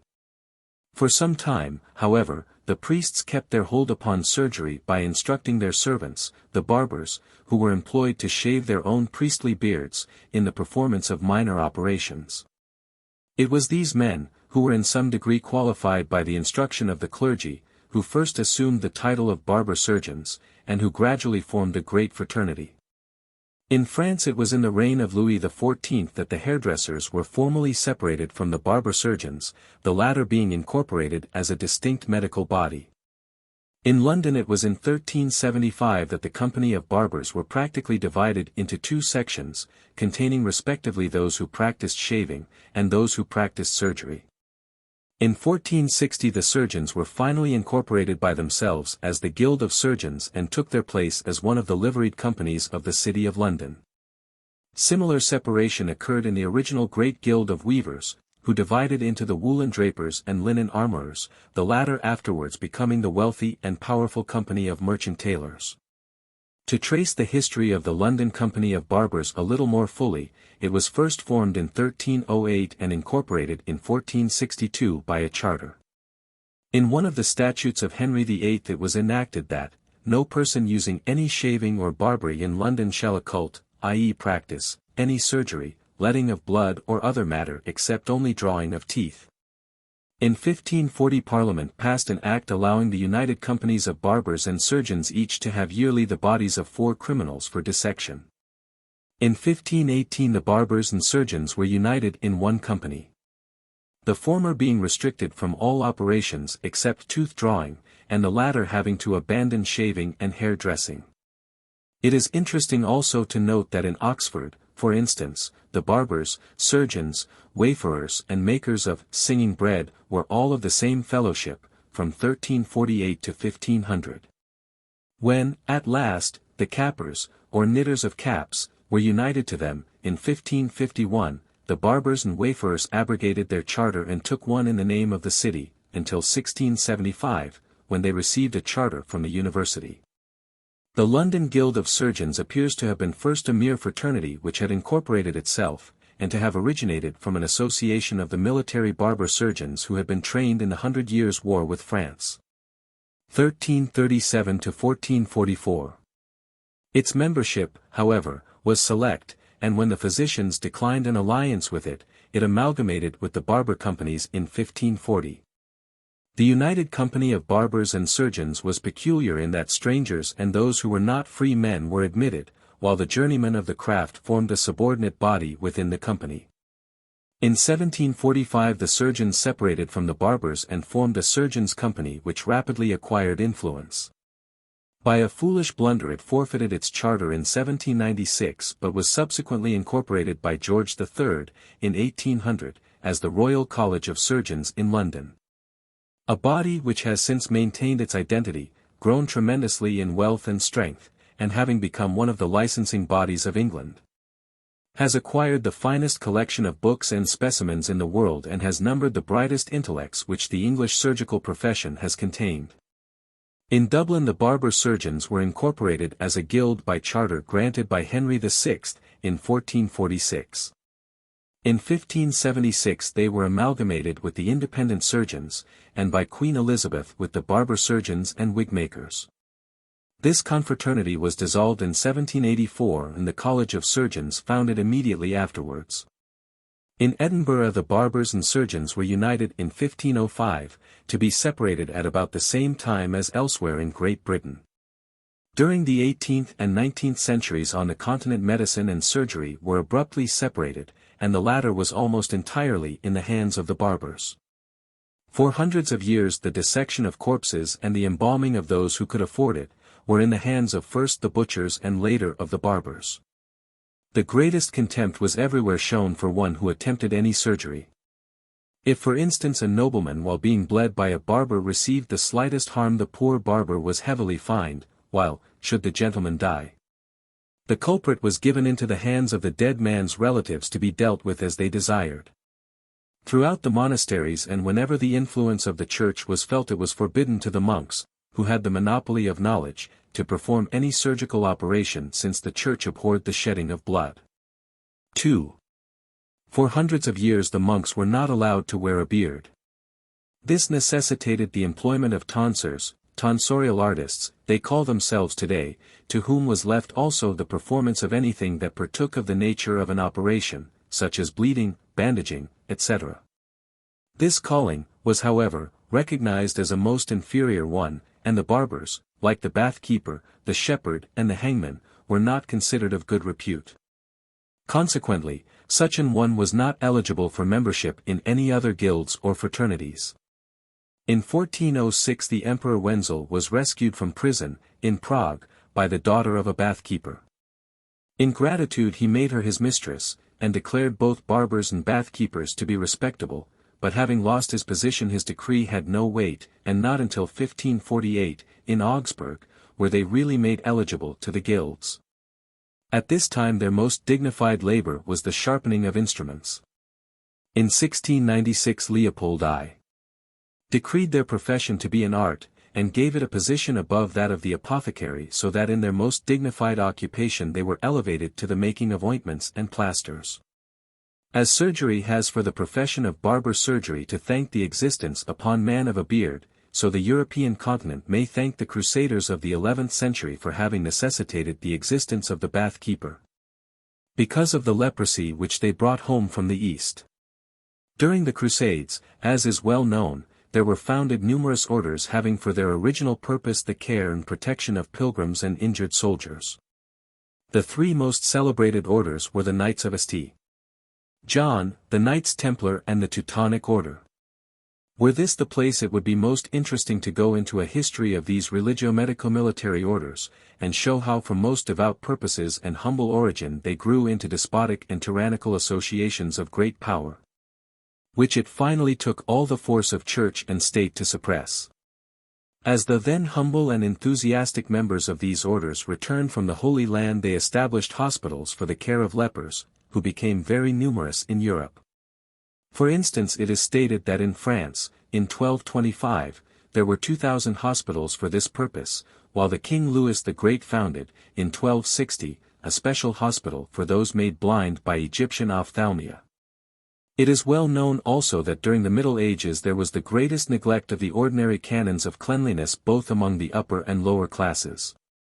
The number of hospitals and cloisters dedicated to the lepers being insufficient, bath houses were built and bath-keepers were engaged in order, so far as possible, to prevent the spread of leprosy. At this time the bath-keeper was permitted to bathe and cup, later also to bleed, although the bleeding was required to be done in the bath-keeper's own house, since he was not usually permitted to enter a patient's house. As bathing became less necessary for purposes already mentioned the bath-keeper took to imitating the barber, though much later, and not until about 1750 in some countries, were they permitted to do this publicly. And only after having passed the examinations to which the barber was also subjected. In Prussia they were only allowed to treat wounds and chronic diseases. And so it came about that by the beginning of the 18th century a really conscientious and efficient barber surgeon was supposed to have served an apprenticeship in large hospitals, to have witnessed the work of noted surgeons and to have served in the army or navy. He was also supposed to be something of a linguist and to know a little botany. Particularly was he expected to be conversant with anatomy, although there was a sad lack of cadavers, which was atoned for by the use of carcasses of animals, for the main part swine. Eckhart, writing at this time of the 16 different virtues of a barber, enumerated, first of all, fear of God, then that he should be careful, prudent, temperate, and ready to use both hands with equal dexterity. He claimed that arrogance seems most prevalent among barbers, as a common saying would imply, barbers are proud animals. He expressed his surprise also at the envy and malice between bath-keepers and barbers, and advised them both to consult physicians and other masters. The customs of the time must be blamed for this lamentable condition of affairs. The boy who was destined to become a barber was apprenticed at a time when he had scarcely learned to write. If he could write legibly and read a little Latin no one dared refuse him. He learned to shave and went from house to house for this purpose, spending the little time remaining in sharpening knives, spreading plasters, picking lint, taking care of children, doing all menial duties, and using the same light as the housemaid because it would have been disrespectful to his master's wife to use any other. After years of this work he was gradually taken to visit patients and then was taught how to bleed, cup, apply leeches, extract teeth and clisters. His master, knowing nothing of anatomy, could give him no instruction, though by the laws of apprenticeship he was bound to do so. Before concluding this apprenticeship he was supposed to pass an examination, which his master's laziness usually permitted him to escape. He then presented the master with some silver instruments and was dismissed with an injunction to be thankful that such a miserable specimen of God's creatures had ever been taught to shave a beard or spread a plaster. He now became a journeyman, still living at the house of his master, and was not allowed to marry. After a while he received a paltry sum as wages, got his dinners free and began to dabble on his own account. Study was out of the question. These men could not understand what little they did read and served the community mainly as bearers of tales. After some years of activity as journeymen they could become masters by applying to the authorities, presenting certificates, and passing an examination before the physicians of the district. Prussia was the first country to appreciate the necessity of regulating medical practice, and the barbers and bathkeepers were placed under the control of the medical college founded, in 1685, by Prince Frederick William. In 1724 this institution attained its greatest activity, having a subordinate school in each province.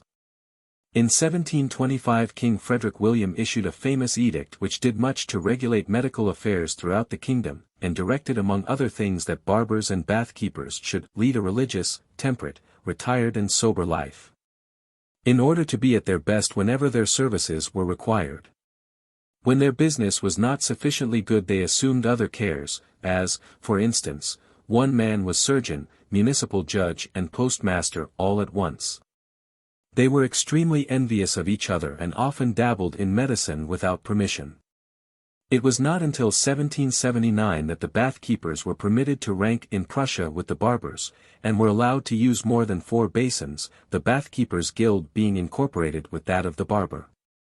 There being no temptation to enter these ranks, it is not strange that so late even as 1790 good surgeons were rare in Germany, not 1 in 50 of the barbers really knowing the first principles of the work they were supposed to perform.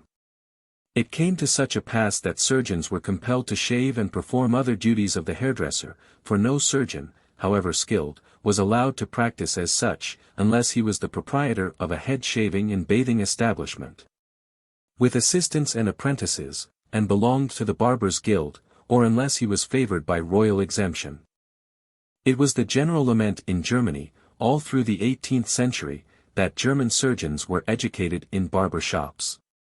Even by the middle of that century the practice of surgery was not considered an honorable business, and those who practiced it were not permitted to carry a sword, neither was a surgeon admitted into society nor tolerated among physicians. Moreover, when unsuccessful he was bitterly and relentlessly pursued. Under existing conditions the Reichstag either could or would do nothing to alleviate the distressing condition. The physician boasted of his education and treated the surgeon and his craft with disdain, holding that surgery sustained the same relation to medicine that geometry does to higher mathematics and physics.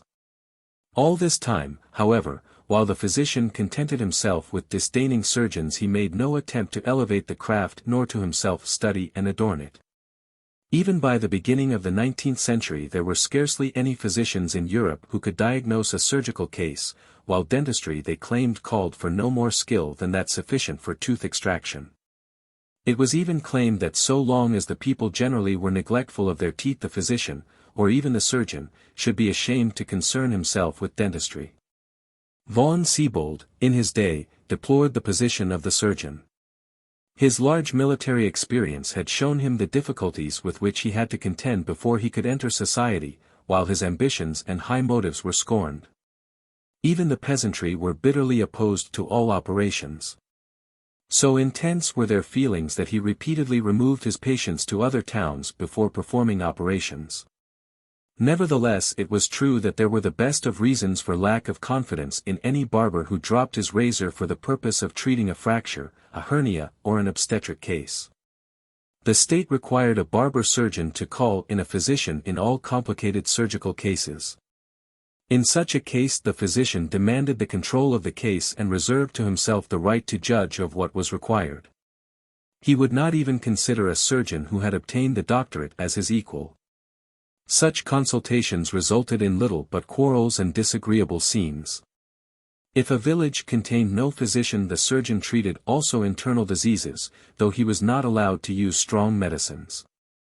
Every district had its special surgeon who, alone, had charge of several villages where he had the right to keep journeymen and apprentices and to do shaving and cupping. In the Prussian capital city only 20 German and 6 French surgeons were allowed to practice in 1725, besides the court and private surgeons. Until 1808 every German surgeon carried on a medico-legal business which was later separated from his surgery. In 1782 there were 3 classes of surgeons. From the lower one might be promoted to a higher after an examination. In Austria, in 1805, there were doctors of surgery who were required to show a general knowledge of medicine and who had the same rights as the physicians. There were also medical surgeons who could practice under restrictions, and bath-keepers for minor surgery. After the year 1773 barbers and bath-keepers were both spoken of in Austria as surgeons. This was to break up the disputes between them. According to an official fee bill holding good in Prussia in 1815, the highest fee that could be charged for an operation was for lithotomy in adults, the maximum limit being about $140, $35, while the majority of operations ranged from $20 to $50, $5 to $13 expressed in U.S. money. Of course this was at a time when the value of money was much greater than now. As already made plain, it was the Church which by its decrees brought about the separation of surgery from medicine, a condition not existing during the palmy days of Greece and Rome. Even the University of Paris at one time refused to admit a student who had not forsworn the study of surgery, while the denouncement of anatomy and surgery alike was promulgated by both papal bulls and clerical decrees. While many of the physicians considered surgery too burdensome a study, and many others had a severe prejudice against it. The principal cause operating to keep them apart was probably the fact that for surgeons there was absolutely no social position. In 1774 Mederer was made professor of surgery in Freiburg, in Breisgau. He delivered his opening address on the wisdom and necessity of combining medicine and surgery. As a result he was persecuted by the public, insulted by students, abused by surgeons and constantly threatened with personal assault. He maintained his position, however, and fought against the prejudice. 22 years later, when he left Freiburg, he referred in his last lecture to his early experience. By this time public opinion had been so changed that the students serenaded him and humbly apologized for what their predecessors had done. Mederer could then see the success of his efforts in that the Constitution of France contained a clause combining medicine and surgery, and the Royal Sanitary Commissioners of Vienna had unanimously resolved in favor of such union. The movement begun by Mederer was continued by men like Richter, von Siebold, Loder and others. In 1797, or over 100 years ago, the Electoral Academy of Erfurt offered a prize for the best essay on the subject, "Is it necessary and possible to combine medicine and surgery theoretically as well as practically?" 14 papers were submitted, of which 12 were in favor of union. Nevertheless the Academy awarded the prize to the only writer who had opposed such union. His reasons for such opposition were most puerile, as were all the arguments subsequently advanced against it. Nevertheless a great step was taken in advance, when the guilds and fraternities of barbers and bath-keepers were abolished, in which Good Work Vienna, in 1783, took the lead. It was then declared that shaving was the business of the hairdresser, and that barber surgeons must attend lectures in surgery and anatomy. Bavaria followed in 1804, and 4 years later, in Prussia, no one was permitted to practice surgery without having studied medicine. The rules of 1786 regulating the respective positions and duties between physicians and surgeons were annulled in 1808, and by 1811 the barber license was no longer essential for the practice of surgery, the privileges of the barber, as such, being abolished, while for his trade only a common license was needed. 12. The story of the discovery of the circulation. A study of the times and labors of William Harvey III. History in general is but a record of the succession of great events or epochs which have molded the world's affairs. That which is of the greatest import in the life of the individual may count for little in the lives of his contemporaries, and yet it must be said that in the events of today there has occurred a great epoch in the life of each of you. Presumably the most important as yet in your personal records. This day is then in your personal histories one of the greatest importance. It is desirable, therefore, that your lives be so molded and influenced by it that you may long hence look back to it and recall its significance. I do not know what advice I can give you which will be more fruitful of results, than that among your studies you include that of the lives of the great men who have molded destiny and made the world's history. Their lives were modified by little things, as have been and will be yours, and yet out of small matters grew for them and for us some of the most far-reaching effects. Select the really great men of whom you best happen to know and analyze their characters that you may appreciate how they have become great.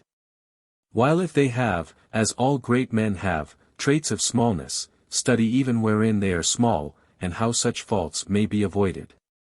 History runs as does a fairly steady stream, save that every now and then some event abruptly diverts its course or influences its current. It has been so, for instance, with the history of medicine. For the first 1600 years of the Christian era men engaged in the crude practices of our profession, utterly ignorant of the course of the blood, as well as of its purposes. Then appeared upon the scene a man who did his own thinking, who was willing to free himself from the shackles of the past, to observe nature and to reason therefrom. In this way came suddenly upon the world, as it were, an appreciation of the circulation of the blood, than which perhaps no event in medical history has been of greater importance or reflected more credit upon its demonstrator. It is my purpose, then, today to try to tell you, in a semi-popular way, how William Harvey came to make this great discovery, as well as to give you some idea of the difficulties under which he worked. And of the men and influences that surrounded him, believing that rather than spend a half hour in humorous platitudes which may provoke a smile, but which are quickly forgotten, it is much better to try to implant something which may linger a while in your memories, and sufficiently impress you with the value of observation and inductive reasoning. Since if you become thus fully impressed you will be spared in the future many sad errors of speech and even of thought. Before telling the story of Harvey's life and work let us study for a few moments the general condition of affairs in Europe, in order that we may better understand the men whose influence surrounded him, as well as the spirit of the times and men's habits of thought. Among the monarchs reigning in various parts of Europe during Harvey's time there were, for instance, in that part of the Empire of the West which was called Germany, Rudolf II, Matthias and Ferdinand. In Sweden reigned King Sigismund, Charles IX, the great monarch Gustavus Adolphus, and Queen Christine. In Prussia the throne had been occupied by Joachim, George William and Frederick William, as electors, this being before the days of the Prussian kings. In Russia the Tsars Boris Godunov, Michael Theodore and Alexis had occupied the throne. France had but recently passed through the inhuman butchery of the massacre of St. Bartholomew and its accompanying persecution of the Huguenots, under Charles IX, who expressed the hope that not a single Huguenot would be left alive to reproach him with the deed, but who died himself soon after the massacre, which is said to have caused him bitter remorse. Charles had been succeeded by his brother Henry III, a weak, fickle and vicious monarch, whose weakness caused him to be embroiled in civil strife, which was only concluded by his own assassination at the hands of a Dominican friar.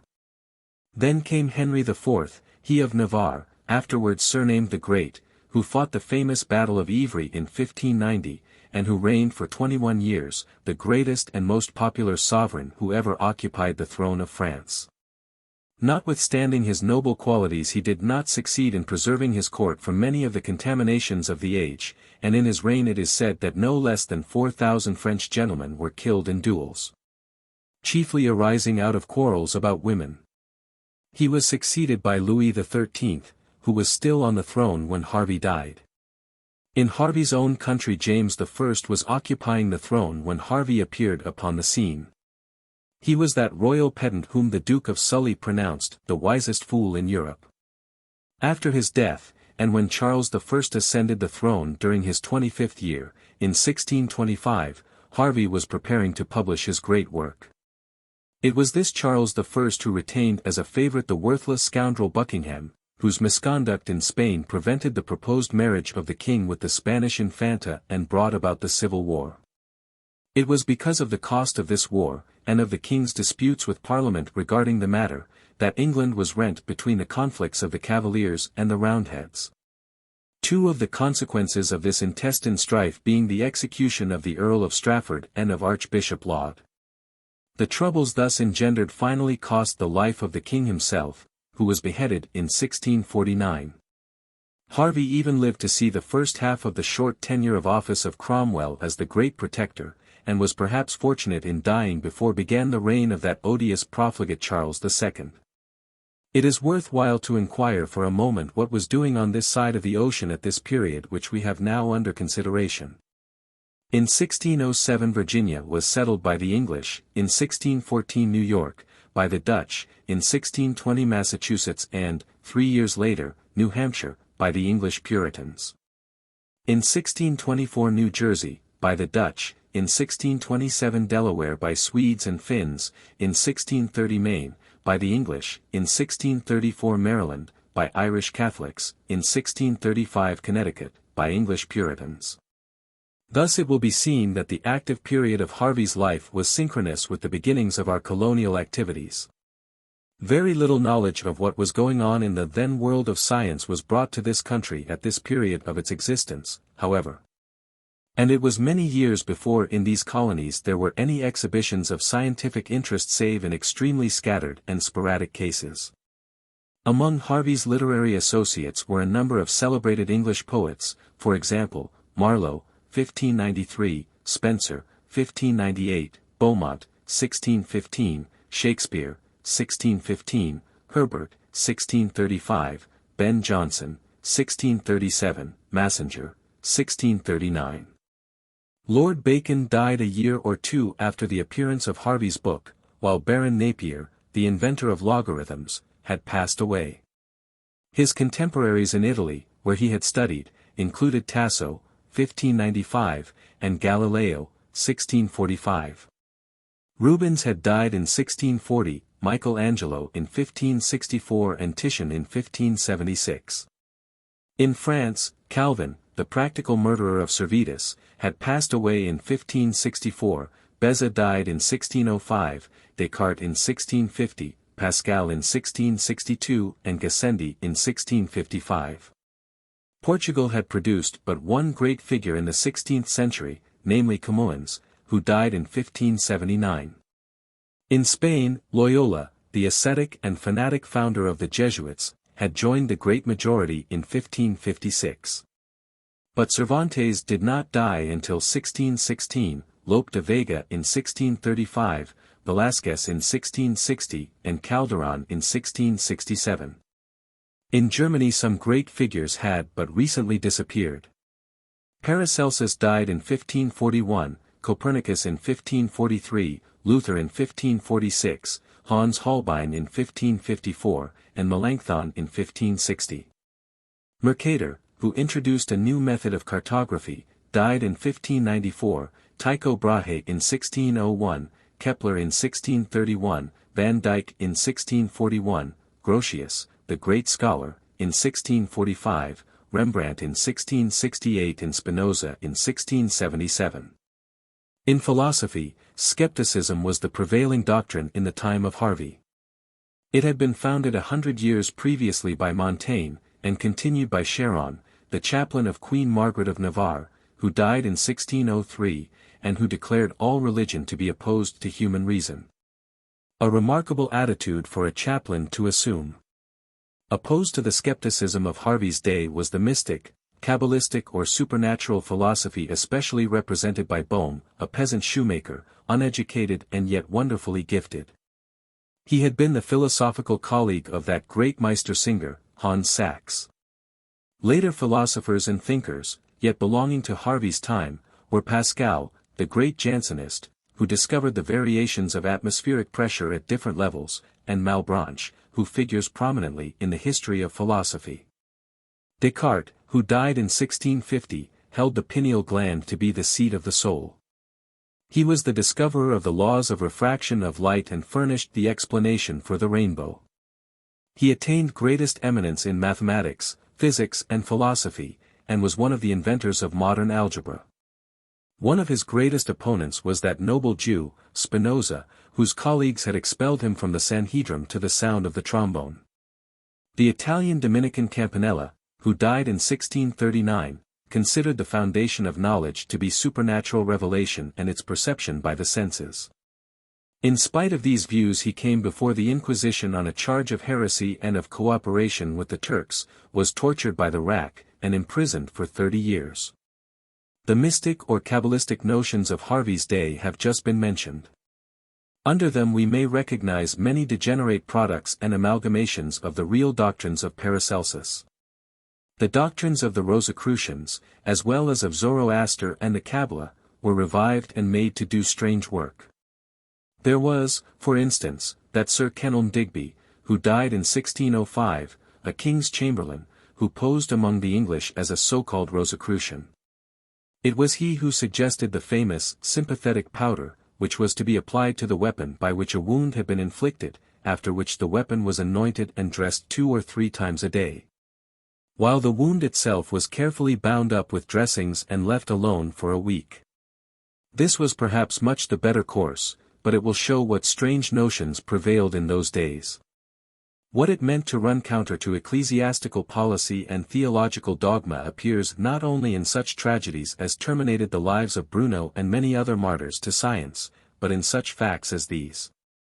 For instance, when in 1624, just when Harvey was preparing to publish his work, some young chemists in Paris, seeing the benefit of the experimental method, broke away from Aristotle and the canons of theological reasoning. The Faculty of Theology appealed to the Parliament of Paris, which latter prohibited all such researches, under the severest penalties. This was the time too when such exhibitions as the following were altogether too frequent. One Quaresimo, of Lodi, came out with a ponderous work entitled A Historical, Theological and Moral Explanation of the Holy Land, in which he devoted great space to the question of the Dead Sea and the salt pillar supposed to represent Lot's wife. Dividing a long chapter upon the subject into 3 parts, dealing with the method and the locality of this transformation and the question of the existence at that time of her saline remains. Thus, with his peculiar powers of reasoning, he was able to decide the exact point where the saline change took place, and finally showed that the statue was still in existence. Lord Bacon was also an older contemporary of Harvey, having been born in 1561 and dying in 1626, shortly after the appearance of Harvey's great work. His services to analytic science need no description here, but it is worth while to remember that Harvey, like many others, must have come under his influence and have profited by his teachings in logic and analysis. At about the time when Harvey made known his discovery, Bacon was publishing his views of the laws of transmission and reflection of sound. Great man as he was, with a keen foresight into the value of the recent inventions of the compass, gunpowder and printing, he nevertheless was himself so narrow, in some respects, that he placed but little value upon the discovery of Copernicus. He, however, paved the way for one in some respects still greater, namely Isaac Newton, who, however, had scarcely attained man's stature when Harvey died. How much we owe to the 2 great Bacons of history one cannot indicate in this short resume. Roger Bacon, 1214–1292, seems to have been the first great thinker along truly scientific lines. He was more than a mere chemist while, as White says, more than 3 centuries before Francis Bacon advocated the experimental method. Roger Bacon had practiced it, and in many directions. He did more than anyone else in the Middle Ages to direct thought into fruitful paths, and only now are we finding out how nearly he reached some of the principal doctrines of modern philosophy and chemistry. Most important of all, his methods were even greater than his results, and this at a time when theological subtilizing was the only passport to reputation for scholarship. It was Avicenna, the Arabian, who perhaps first announced substantially the modern theory of geology, accounting for changes in the Earth's surface by suggesting a stone-making force. But the presence of fossils in the rocks had been always a thorn in the sides of the theologians. It was Leonardo da Vinci, that versatile genius in science and art, who, previous to Harvey's generation, suggested true notions as to the origin of fossils, while, in Harvey's time, Bernard Palissy, another artist, vehemently contended for their correctness. Still, even at Harvey's death, neither geology or paleontology had come anywhere near scientific accuracy. The Accademia dei Lincei, so called from its seal, which bore the image of a fox, was founded in Rome in 1603. In France the Academy of Science was not founded until 1665, in Germany the Society of Naturalists and Physicians in 1652, and the British Royal Society in 1665. In matters of general interest it may be worth while to say that in architecture the general style of the Renaissance was changed for the more substantial Barocco, while the more formal and limited style of church music had given way to musical drama, i.e., opera, albeit in very crude form.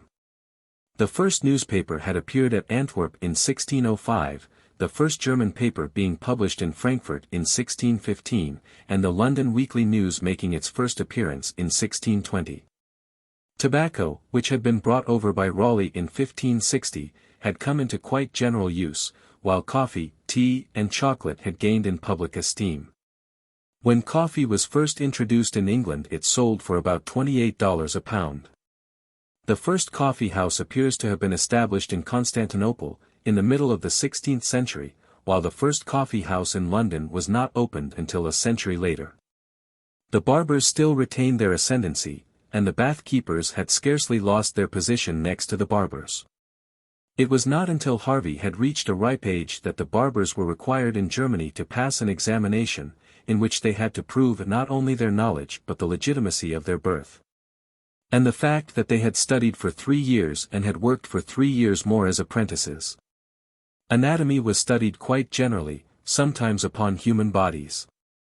A dissecting room had been established in Dresden in 1617, in which stuffed bears, at that time a great rarity, were preserved with other curiosities. In 1623 Rolfinck, at Jena, arranged for public dissection upon the bodies of all executed malefactors, delegates being present thereat from various other institutions. It is worthwhile to mention that in Frankfurt, for instance, during the expiration of 65 years, but 7 dissections were made, and that these were always accompanied by a celebration which lasted several days. Vienna did not possess a skeleton in 1668, and Strasbourg did not have one until 1671. Yet it is of interest to remember that the anatomical plates, like those often published today, which are meant to be lifted off in layers, existed even at this period. On the other hand, botanical gardens and chemical laboratories existed in several of the universities, in Strasbourg, for instance, in 1619, in Oxford in 1622. Fabricius Hildenus, the father of German surgery, or, as he has been sometimes called, the Ambrose Père of Germany, was also a contemporary of Harvey's. His real name was Fabry and he was born in Hilden, but he Latinized his name into that form usually adopted today. Scultetus was another famous surgeon of the same period. William Gilbert, 1540–1603, had been the talented physician of Queen Elizabeth, and was among the first to study the experimental method. With the appearance of his book upon the magnet, in 1600, began the science of electricity and magnetism.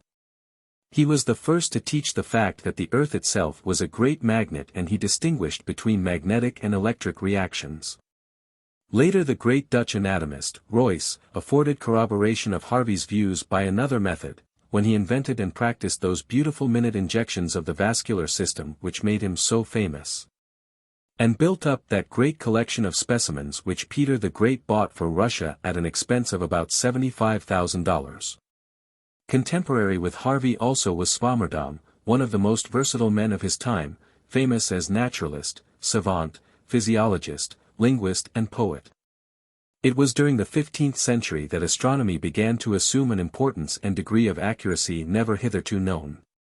This was due very largely to the independence of thought and the researches of Copernicus, who was born in Cremona in 1477, and who studied medicine in Cracow and astronomy in Vienna. He lived to the age of 70 and was the real father of the heliocentric theory, now known as the Copernican system, which he substituted for the previous Ptolemaic theory, thus reversing the ancient idea that the sun circled about the earth.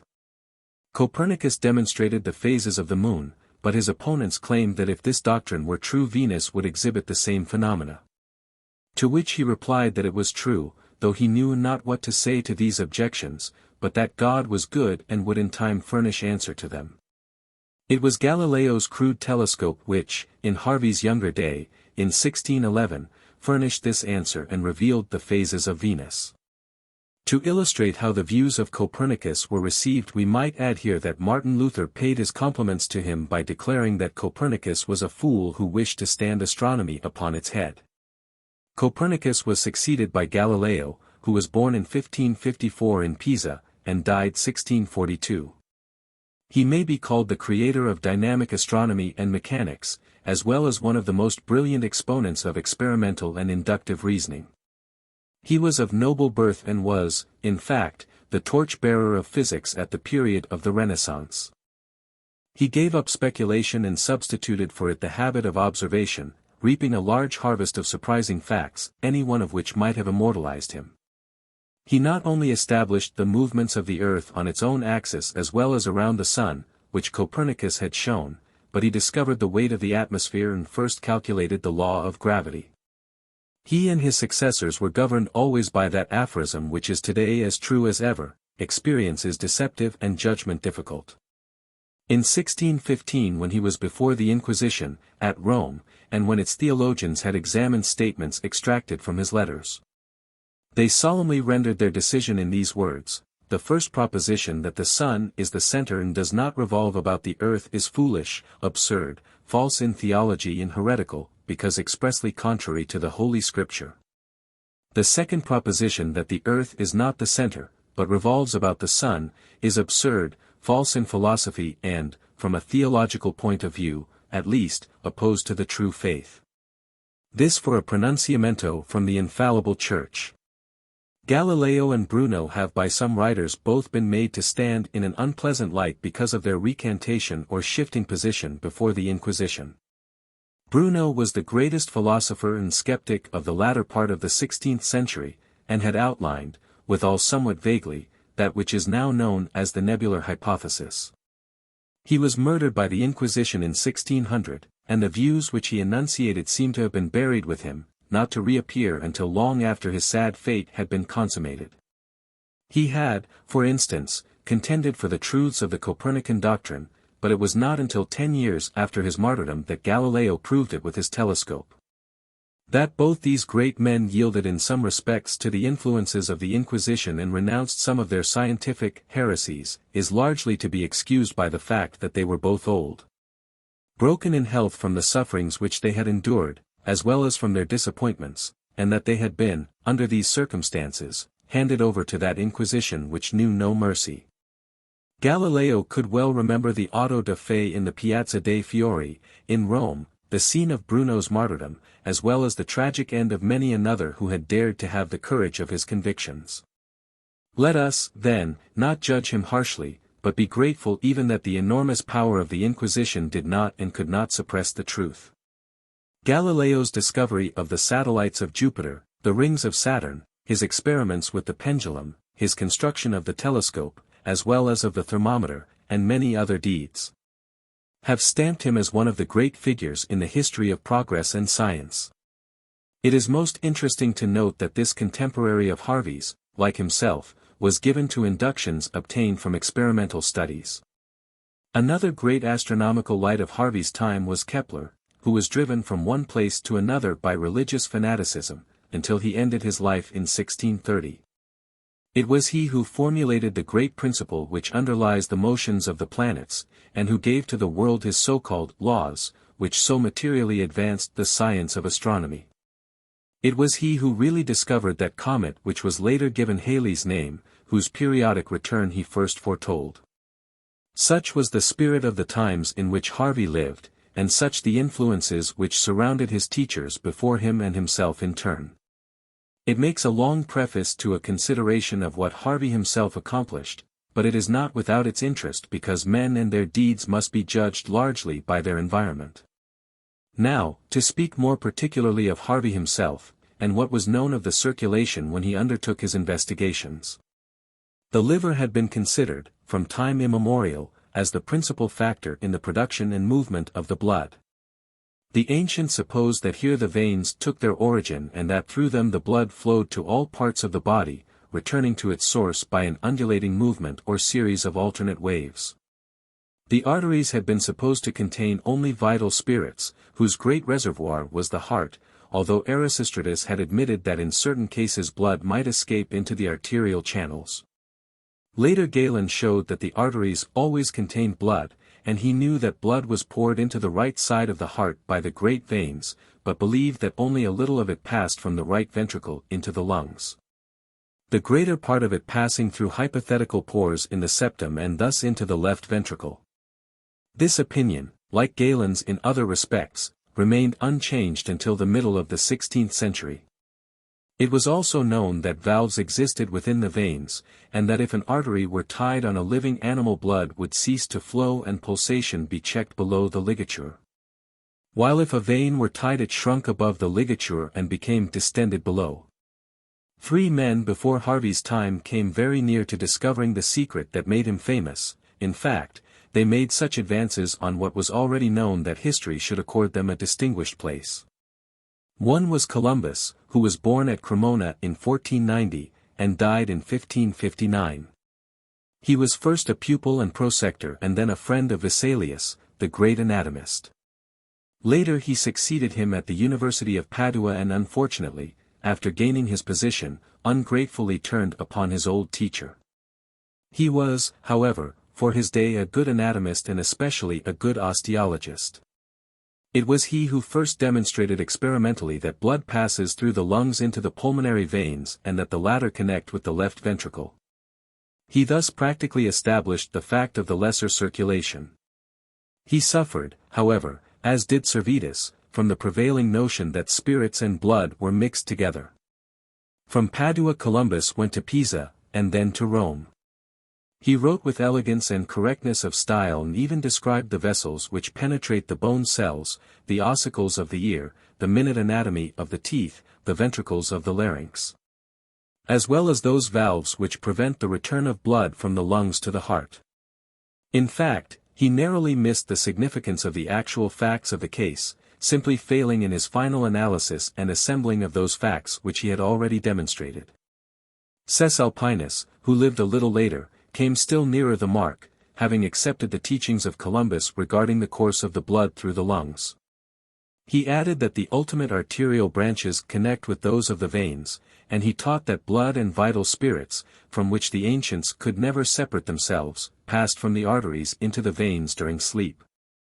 As was demonstrated by the swelling of the veins and the diminution of the pulse at that time.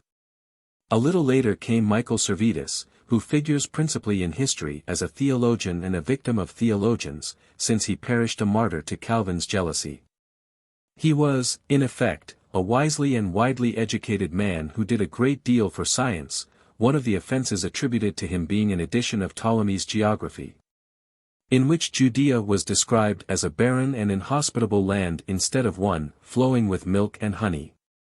This simple statement of a geographical fact was made a tremendous weapon of offense by Calvin, who replied that even if Servetus had only quoted from Ptolemy and, although there were ample geographical proofs, it nevertheless unnecessarily inculpated Moses and grievously outraged the Holy Ghost. Servetus dared to deny the passage of the blood through the septum of the heart, and contended that that which comes into the right side was distributed to the lung and returned to the left ventricle. He published his views, however, in a religious treatise on errors concerning the Trinity, a most unfortunate place in which to inject such an important fact, since it gave his enemies a still greater opportunity to vent and ventilate their spleen. Had he been able to leave out that notion of vital spirits, which prevailed with all his predecessors, he might actually have made the great discovery left for Harvey to enunciate. I have not been able to refer to original documents in this matter, but it is claimed by some that his description of the circulation was contained in another religious work concerning the restitution of Christianity. which was printed in Nuremberg in 1790. Such was the actual state of knowledge concerning the movements of the blood and the functions of the heart when Harvey published his great work. It behooves us now to proceed with a short account of Harvey's own life and researches. William Harvey was born at Folkestone on the 1st of April, 1578. He was the eldest son of a prosperous merchant who raised a large family and who occupied the highest positions of honor in his own town. The son William was born to his second wife, by whom he had 7 sons and 2 daughters. All of these children were helped to remunerative or honorable positions. They became merchants or politicians or secured prominence in some way, but William was the only one to study medicine.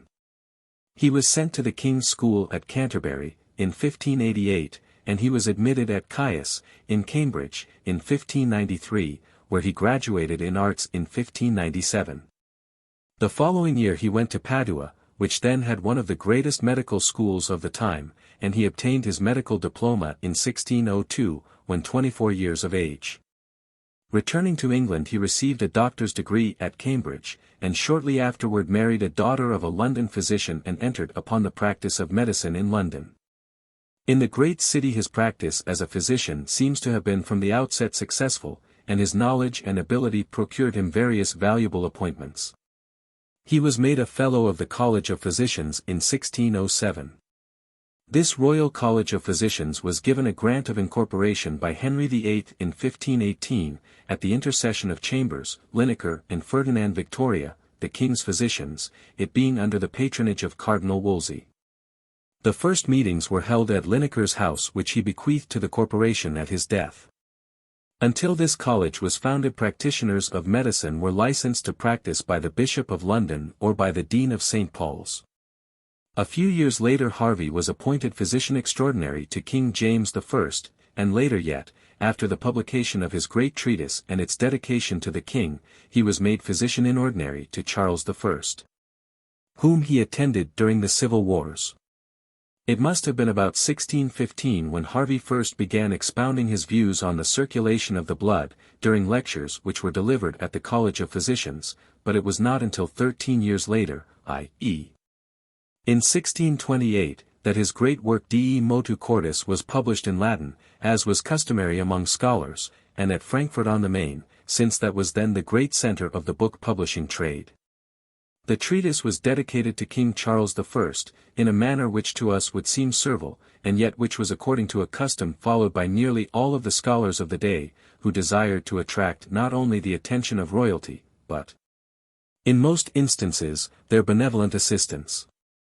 It is worthwhile to quote at this point the first sentence or two of his dedication. To the most serene and invincible Charles of Great Britain, France and Ireland.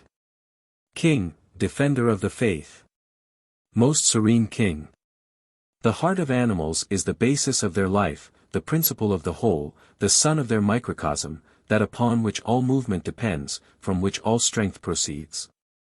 The king in like manner is the basis of his kingdom, the sun of his world, the heart of the commonwealth, whence all power derives, all grace appears. What I have here written of the movements of the heart I am the more emboldened to present to your majesty, according to the custom of the present age.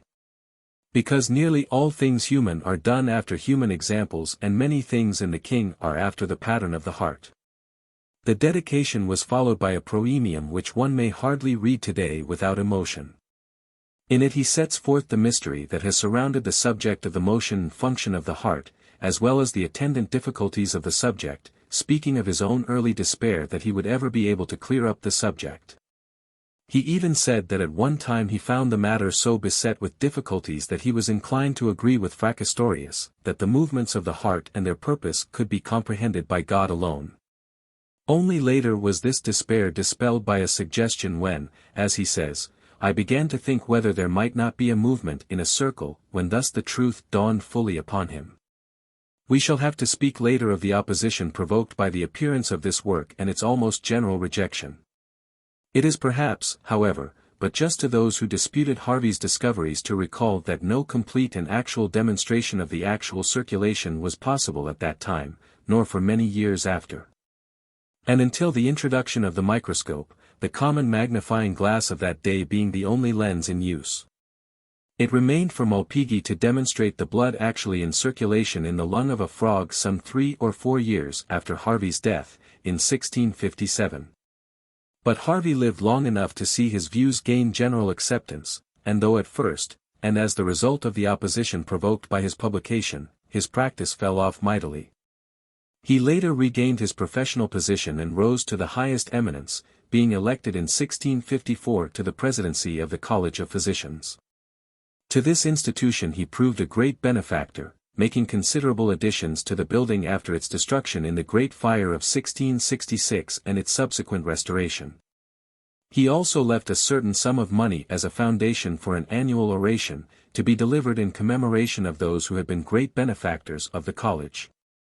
This oration is still regularly delivered on St. Luke's Day, i.e. the 18th of October, and is ordinarily known as the Harveyan oration. In these orations more or less reference to Harvey's work and influence is always made. This great man passed away on the 3d of June, 1657, within 10 months of his 80th birthday, thus affording a brilliant exception to the list of men who have rendered great service to the world and not lived long enough to see it appreciated. As one reads Harvey's own words, the wonder ever grows that it should have remained for him, after the lapse of so many centuries, to not only call attention to what had been said by Galen but apparently forgotten by his successors, namely, that the arteries contained blood and nothing but blood, and, consequently, neither spirits nor air, as may be readily gathered from experiments and reasonings, which he elsewhere furnishes. He furthermore shows how Galen demonstrated this by applying 2 ligatures upon an exposed artery at some distance from each other, and then opening the vessel itself in which nothing but blood could be found. He calls attention also to the result of ligation of one of the large vessels of an extremity, the inevitable result being just what we today know it must be, and the procedure terminating with gangrene of the limb. Not long before Harvey's own publication, Fabricius, he of Aquapendent, had published a work on respiration, stating that, as the pulsation of the heart and arteries was insufficient for the ventilation and refrigeration of the blood, therefore were the lungs fashioned to surround the heart. Harvey showed how the arterial pulse and respiration could not serve the same ends, combating the view generally held, that if the arteries were filled with air, a larger quantity of air penetrating when the pulse is large and full, it must come to pass that if one plunge into a bath of water or of oil when the pulse is strong and full, it should forthwith become either smaller or much slower, since the surrounding fluid would render it either difficult or impossible for air to penetrate. He also called attention to the inconsistencies between this view and the arrangement of the prenatal circulation. Also to the fact that marine animals, living in the depths of the sea, could under no circumstances take in or emit air by the movements of their arteries and beneath the infinite mass of waters, inasmuch as, to say that they absorb the air that is present in the water and emit their fumes into this medium, or to utter something very like a figment. Furthermore, when the windpipe is divided, air enters and returns through the wound by 2 opposite movements, but when an artery is divided, blood escapes in one continuous stream and no air passes.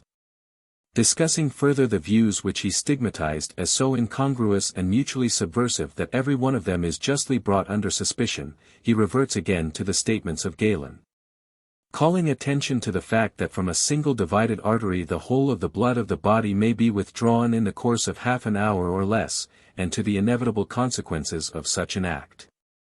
Also that when an artery is opened the blood is emptied with force and in jets, and that the impulse corresponds with that of the heart. Again, that in an aneurysm the pulsation is the same as in other arteries, appealing for corroboration in this matter to the recent statements of Riolan, who later became his avowed enemy. Harvey also called attention to the fact that while ordinarily there was a seemingly fixed relation between respiration and pulse rate, this might vary very much under certain circumstances, showing that respiration and circulation were 2 totally different processes. Harvey utilized also the results of his researches in comparative anatomy and physiology, for early in his work he called attention to the fact that every animal which is unfurnished with lungs lacks a right ventricle. In his proemium he then proceeds to ask certain very pertinent questions which can only be briefly summarized in this place.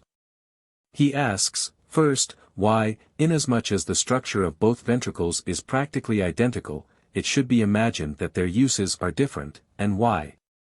If tricuspid valves are placed at the entrance into the right ventricle and prove obstacles to the return of blood into vena cava, and if similar valves are situated at the commencement of the pulmonary artery, preventing return of blood into the ventricle, then why, when similar valves are found in connection with the other side of the heart, should we deny that they are there for the same purpose of prevention, here the egress, and there the regurgitation of the blood?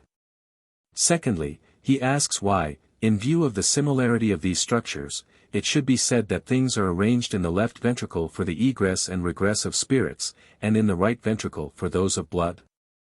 Thirdly, he inquires why, when one notes the resemblance between the passages and vessels connected with the opposite sides of the heart, one should regard one side as destined to a private purpose, namely, that of nourishing the lungs, the other to a more public function.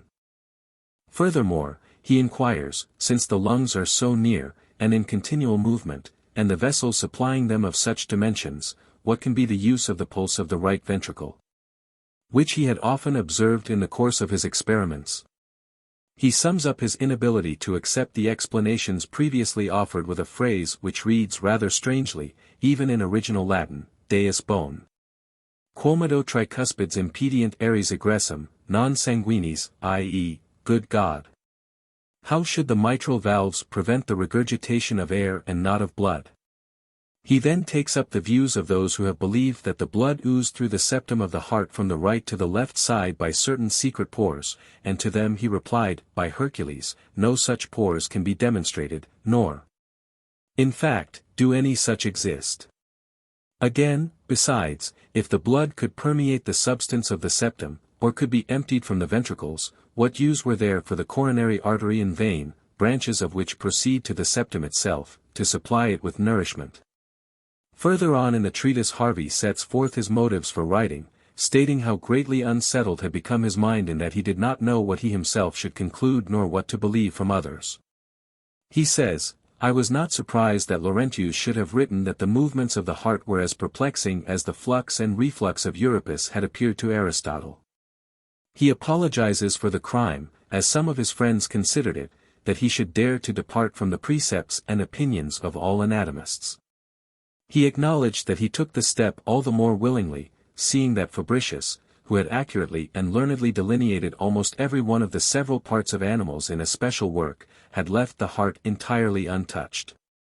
Passing more directly to the actual work of the heart, he shows that not only are the ventricles contracted by virtue of the muscular structure of their own walls, but further that those fibers or bands, styled nerves, by Aristotle, that are so conspicuous in the ventricles of larger animals when they contract simultaneously, by an admirable adjustment, help to draw together all the internal surfaces as if with cords, thus expelling the charge of contained blood with force. Later on he says that if the pulmonary artery be opened, blood will be seen spurting forth from it, just as when any other artery is punctured, and that the same result follows division of the vessel which in fishes leads from the heart. He furnishes a very happy simile to prove that the pulses of the arteries are due to the impulses of the left ventricle by showing how, when one blows into a glove all of its fingers will be found to have become distended at one and the same time. He quotes Aristotle, who made no distinction between veins and arteries, but said that the blood of all animals palpitates within their vessels and by the pulse is sent everywhere simultaneously, all of this depending upon the heart. It is in chapter 5 of the treatise that he gives, probably for the first time, an accurate published account of just what transpires with one complete cycle of cardiac activity. The passage need not be quoted here, but deserves to be read by everyone interested in the subject, as who should not be. One sentence, however, is worth quotation or, at least, a summary, as follows, but if the divine Galen will here allow, as in other places he does, that all the arteries of the body arise from the great artery, and that this takes its origin from the heart, that all the vessels naturally contain and carry blood, that the 3 semilunar valves situated at the orifice of the aorta prevent the return of the blood into the heart, and that they were here for some important purpose. I do not see how he can deny that the great artery is the very vessel to carry the blood, when it has attained its highest triumph of perfection, from the heart for distribution to all parts of the body. His chapter 6 deals with the course by which blood is carried from the right into the left ventricle, and here one must admire the large number of experimental demonstrations which Harvey had undertaken upon all classes of animals. For he speaks even of that which occurs in small insects, whose circulation he had studied so far as he could with the simple lens. Furthermore, he described the prenatal circulation, omitting practically nothing of that which is taught today, showing that in embryos, while the lungs are yet in a state of inaction, both ventricles of the heart are employed, as if they were but one, for the transmission of blood.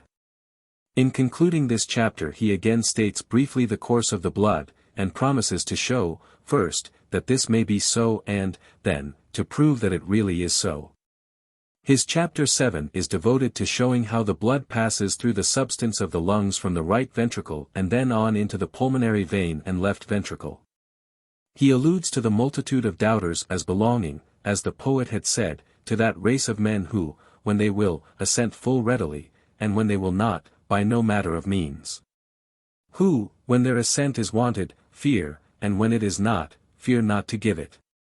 A little later on he says, as there are some who admit nothing unless upon authority, let them learn that the truth I am contending for can be confirmed from Galen's own words, namely, that not only may the blood be transmitted from the pulmonary artery into the pulmonary veins and then into the left ventricle of the heart, but that this is effected by the ceaseless pulsation of the heart and the movements of the lungs in breathing. He then shows how Galen explained the uses of the valves and the necessity for their existence, as well as the universal mutual anastomosis of the arteries with the veins. And that the heart is incessantly receiving and expelling blood by and from its ventricles, for which purpose it is furnished with 4 sets of valves, 2 for escape and 2 for inlet and their regulation. Harvey then noted a well-known clinical fact, that the more frequent or forcible the pulsations, the more speedily might the body be deprived of its blood during hemorrhage, and that it thus happens that in fainting fits and the like, when the heart beats more languidly, hemorrhages are diminished and arrested. The balance of the book is practically devoted to further demonstration and corroboration of statements already made. A study of this work of Harvey's illustrates how much respect even he and his contemporaries still showed for the authority of Galen. It shows still further how nearly Galen came to the actual truth concerning the circulation. Had the latter not adopted too many of the notions of his predecessors concerning the nature of the soul, anima, and the spirits, pneuma, of man, he might himself have anticipated Harvey by 1,000 years. And by such announcement of a great truth have set forward physiology by an equal period. Independent and original as Harvey showed himself, he seems to have failed to get away from the notion of the vapors and spiritual nature of the blood which he had inherited from the writings of Galen and many others. Nevertheless he also alludes to this same blood as alimentive and nutritive. We must not forget, however, that this was years before Priestley's discovery of oxygen and that Harvey had, like others, no notion of the actual purpose of the lungs. Believing that the purification and revivification of the blood was the office of the heart itself.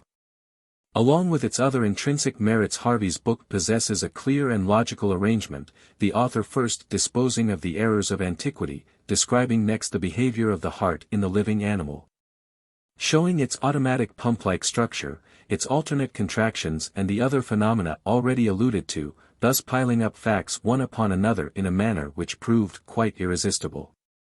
The only thing that he missed was the ultimate connection between the veins and the arteries, i.e., the capillaries, which it remained for Malpighi to discover with the then new and novel microscope, which he did about 1657, showing the movement of the blood cells in the small vessels, and confirming the reality of that ultimate communication which had been held to exist.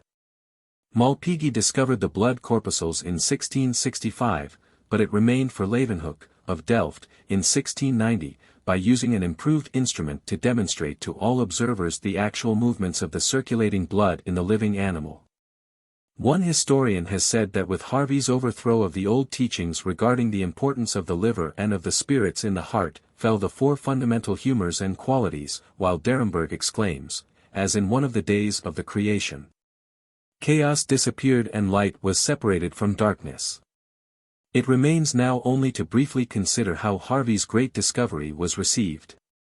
To quote the words of one writer, so much care and circumspection in search for truth, so much modesty and firmness in its demonstration, so much clearness and method in the development of his ideas, should have prepossessed everyone in favor of the theory of Harvey.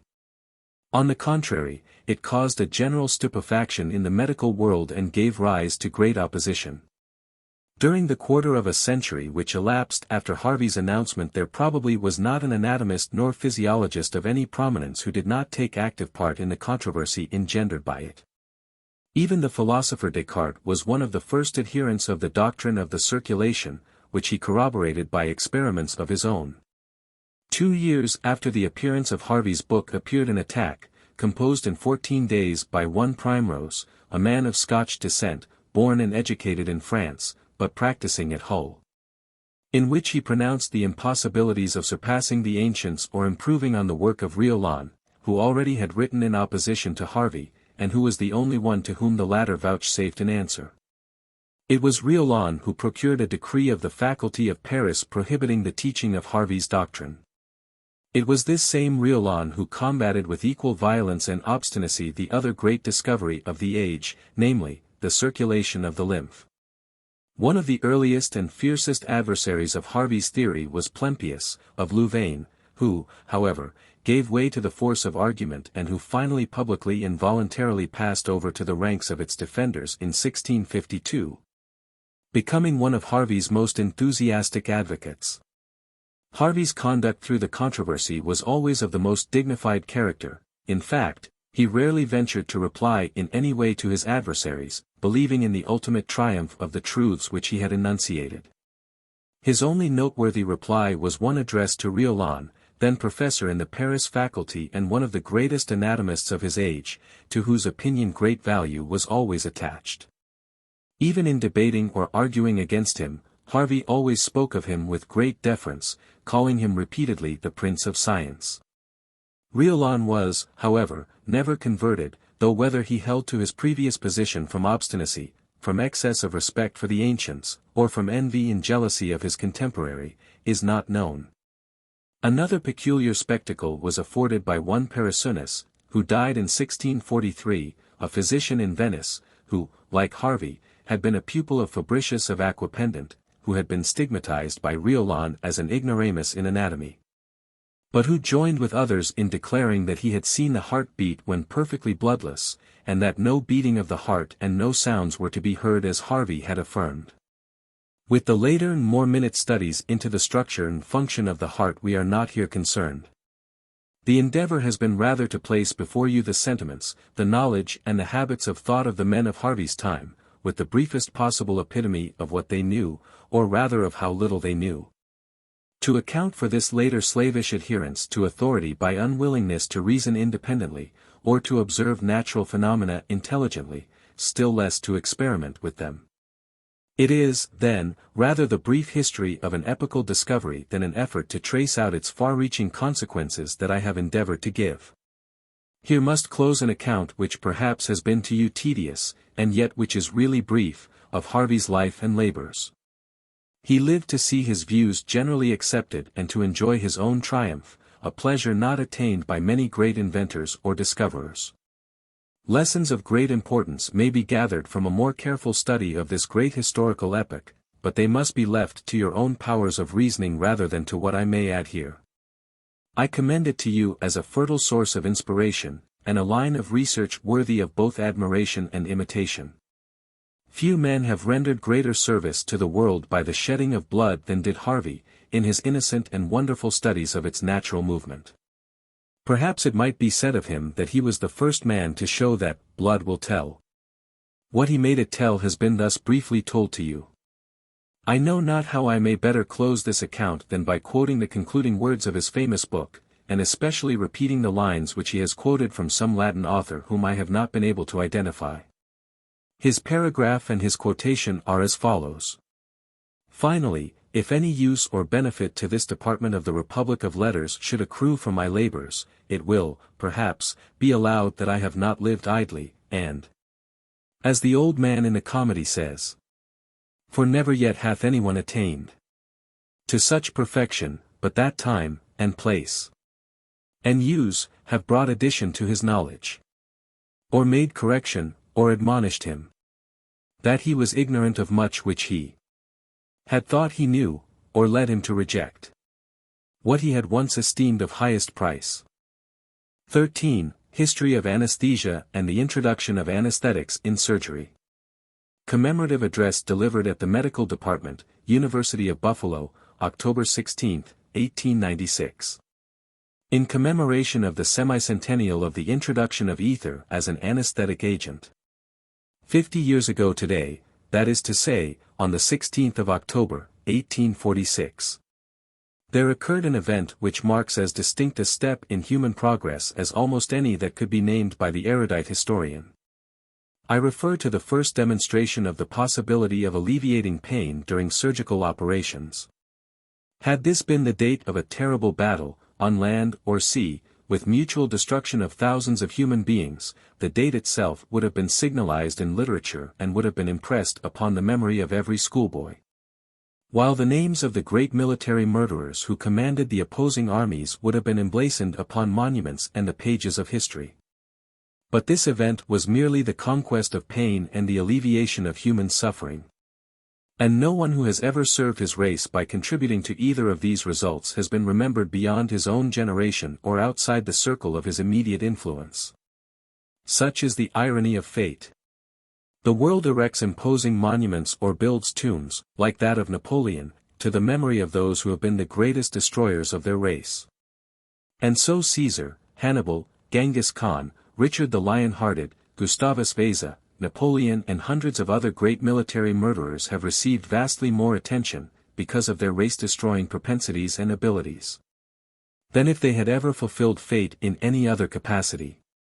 But the men like Sir Spencer Wells, who has added his 40,000 years of life to the total of human longevity, or like Sir Joseph Lister, who has shown our profession how to conquer that archenemy of time past, surgical sepsis, or like Morton, who first publicly demonstrated how to bring on a safe and temporary condition of insensibility to pain, are men more worthy in our eyes of lasting fame, and much greater heroes of their times, and of all time.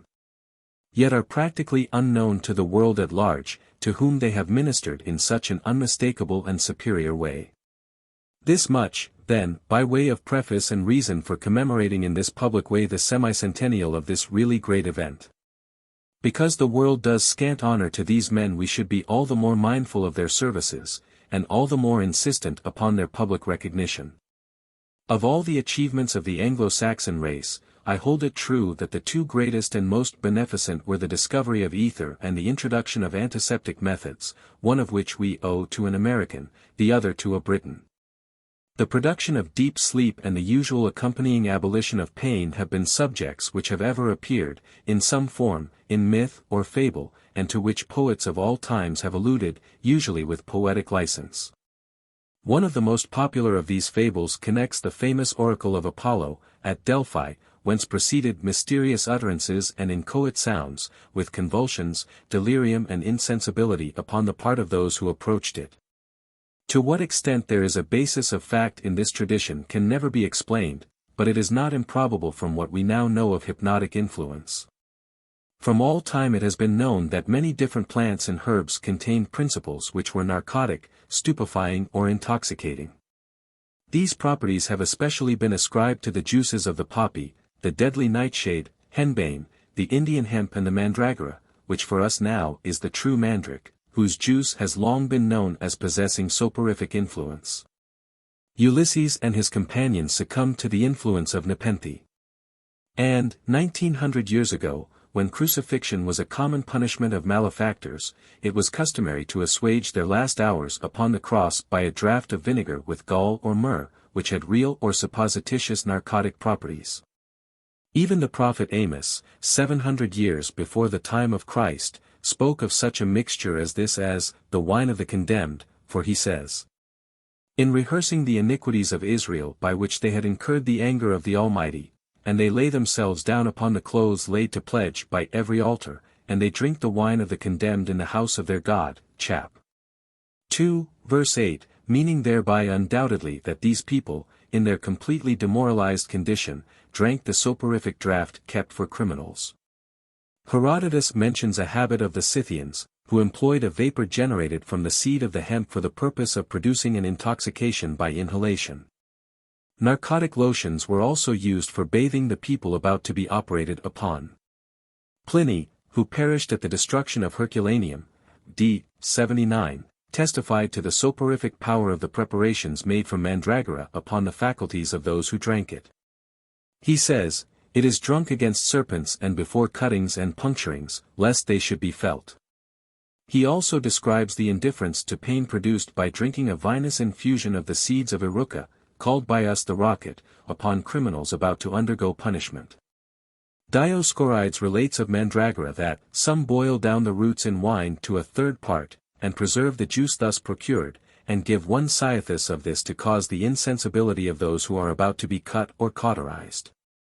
One of his later commentators also states that wine in which mandragora roots have been steeped, does bring on sleep and appease pain, so that it is given to those who are to be cut, sawed or burnt in any parts of their body, that they may not perceive pain. Apuleius, about a century later than Pliny, advised the use of the same preparation. The Chinese, in the earlier part of the century, gave patients preparations of hemp, by which they became completely insensible and were operated upon in many ways. This hemp is the cannabis indica which furnishes the hashish of the Orient and the intoxicating and deliriating bang, about which travelers in the East used to write so much.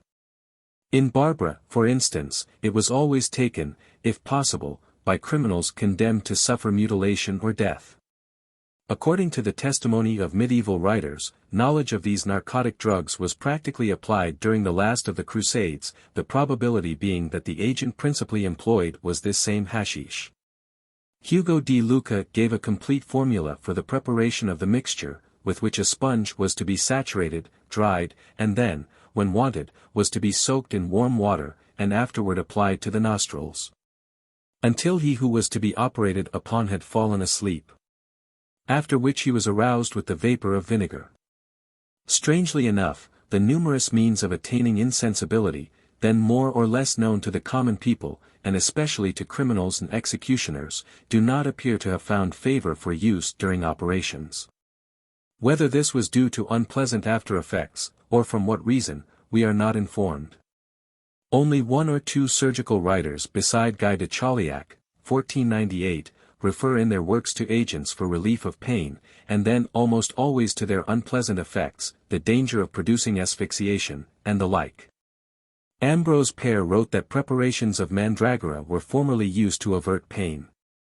In 1579, an English surgeon, Bullion, affirmed that it was possible to put the patient into an anesthetic state during the operation of lithotomy, but spoke of it as a terrible dream. One Meisner spoke of a secret remedy used by Weiss, about the end of the 17th century, upon Augustus II, King of Poland, who produced there with such perfect insensibility to pain that an amputation of the royal foot was made without suffering, even without royal consent. The advice which the friar gave Juliet regarding the distilled liquor which she was to drink, and which should presently throw her into a cold and drowsy humor, although a poetic generality, is Shakespeare's recognition of a popular belief. Middleton, a tragic writer of Shakespeare's day, in his tragedy known as Women Beware Women, refers in the following terms to anesthesia in surgery. I'll imitate the pities of old surgeons to this lost limb, who, ere they show their art, cast one asleep, then cut the diseased part. Of course, of all the narcotics in use by educated men, opium has been, since its discovery and introduction, the most popular and generally used. Surgeons of the last century were accustomed to administer large doses of it shortly before an operation, which, if serious, was rarely performed until the opiate effect was manifested. Still, in view of its many unpleasant after-effects, its use was restricted, so far as possible, to extreme cases. Baron Larry, noticing the benumbing effect of cold upon wounded soldiers, suggested its introduction for anesthetic purposes, and Arnott, of London, systematized the practice by recommending a freezing mixture of ice and salt to be laid directly upon the part to be cut. Other surgeons were accustomed to put their patients into a condition of either alcoholic intoxication or alcoholic stupor. Long-continued compression of a part was also practiced by some, by which a limb could, as we say, be made to go to sleep. A few others recommended to produce faintness by excessive bleeding. It was in 1776 that the arch-fraud Mesmer entered Paris and began to initiate people into the mysteries of what he called animal magnetism, which was soon named mesmerism, after him. Thoroughly degenerate and disreputable as he was, he nevertheless taught people some new truths, which many of them learned to their sorrow. While in the hospitals of France and England severe operations were performed upon patients thrown into a mesmeric trance, and without suffering upon their part. That a scientific study of the mesmeric phenomena has occupied the attention of eminent men in recent years, and that hypnotism is now recognized as an agent often capable of producing insensibility to pain is simply true. As these facts have been turned to the real benefit of man by scientific students rather than by quacks and charlatans. In 1799, Sir Humphrey Davy, being at that time an assistant in the private hospital of Dr. Beddoes, which was established for treatment of disease by inhalation of gases, and which he called the Pneumatic Institute, began experimenting with nitrous oxide gas, and noticed its exhilarating and intoxicating effects. Also the relief from pain which it afforded in headache and toothache. As the results of his reports, a knowledge of its properties was diffused all over the world, and it was utilized both for amusement and exhibition purposes. Davy even wrote as follows of this gas. As nitrous oxide, in its extensive operation, appears capable of destroying physical pain, it may probably be used with advantage during surgical operations in which no great effusion of blood takes place. It is not at all unlikely that Colton and Wells, to be soon referred to, derived encouragement, if not incentive, from these statements of Davy.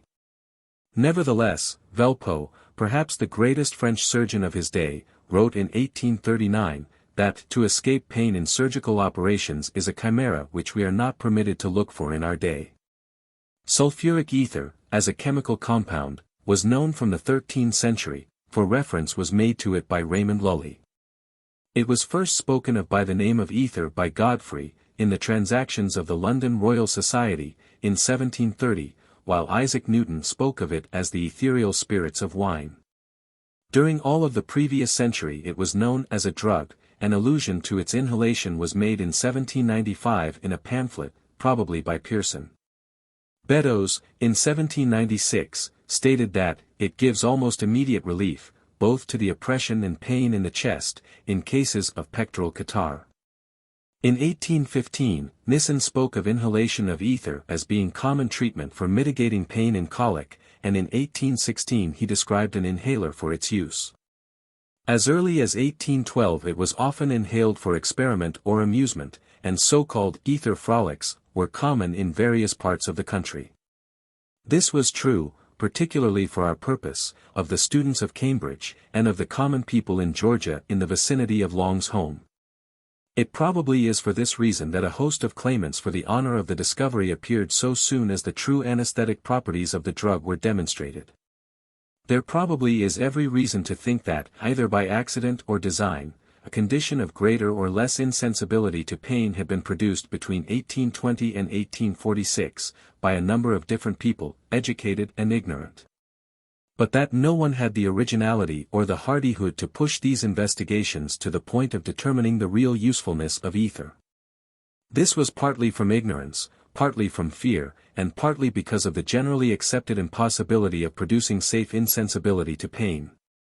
So, while independent claims sprang up from various sources, made by aspirants for honors in this direction, it is undoubtedly as properly due to Morton to credit him with the introduction of this agent as an anesthetic as to credit Columbus with the discovery of the New World. In spite of certain evidences that some portions of the American continent had been touched upon by adventurous voyagers before Columbus ever saw it. The noun anesthesia, and the adjective anesthetic were suggestions of Dr. Oliver Wendell Holmes, who early proposed their use to Dr. Morton in a letter which is still preserved. He suggests them with becoming modesty, advises Dr. Morton to consult others before adopting them, but, nevertheless, states that he thinks them apt for that purpose. The word anesthesia, therefore, is just about of the same age as the condition itself, and it, too, deserves commemoration upon this occasion. As one reads the history of anesthesia, which has been written up by a number of different authors, each, for the main part, having some particular object in view, or some particular friend whose claims he wishes especially to advocate, he may find mentioned at least a dozen different names of men who are supposed to have had more or less to do with this eventful discovery. But, for all practical purposes, one may reduce the list of claimants for the honor to 4 men, each of whose claims I propose to briefly discuss. These men were Long, Wells, Jackson and Morton.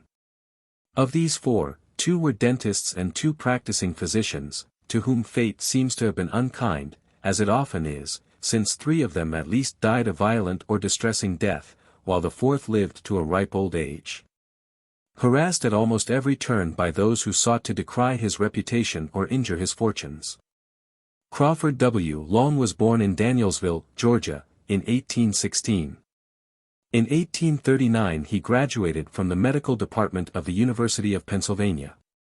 In the part of the country where Long settled it was a quite common occurrence to have what were known as ether frolics at social gatherings, ether being administered to various persons to the point of exhilaration, which in some instances was practically uncontrollable.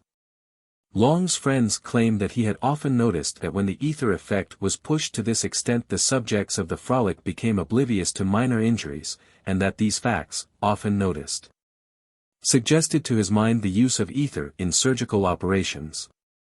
There is good evidence to show that Long first administered ether for this purpose on the 30th of March, 1842, and that on June 6 he repeated this performance upon the same patient. That in July he amputated a toe for a Negro boy, but that the 4th operation was not performed until September of 1843. In 1844 a young man, named Wilhite, who had helped to put a colored boy to sleep at an ether frolic in 1839, became a student of Dr. Long's, to whom Long related his previous experiences. Long had never heard of Wilhite's episode, but had only one opportunity, in 1845, to try it, again upon a Negro boy. Long lived at such a distance from railroad communication, 130 miles, as to have few advantages either of practice, observation or access to literature. Long made no public mention of his use of ether until 1849, when he published an account of the first use of sulfuric ether by inhalation as an anesthetic in surgical operations, stating that he first read of Morton's experiments in an editorial in the Medical Examiner of December, 1846, and again later. On reading which articles he determined to wait before publishing any account of his own discovery, to see whether anyone else would present a prior claim. No special attention was paid to Long's article, as it seemed that he merely desired to place himself on record. There is little, probably no reasonable doubt as to Long's priority in the use of ether as an anesthetic, although it is very doubtful if he carried it, at least at first, to its full extent. Nevertheless Long was an isolated observer, working entirely by himself, having certainly no opportunity and apparently little ambition to announce his discovery, and having no share in the events by which the value of ether was made known to the world. Long's strongest advocate was the late Dr. Marion Sims, who made a strong plea for his friend, and yet was not able to successfully establish anything more than has just been stated. As Dr. Morton's son, Drive W. J.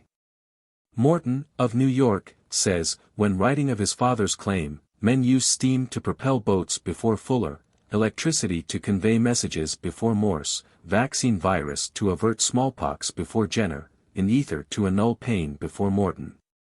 But these men are not generally credited with their introduction by the world at large and, he argues, neither should Long or the other contestants be given the credit due Morton himself.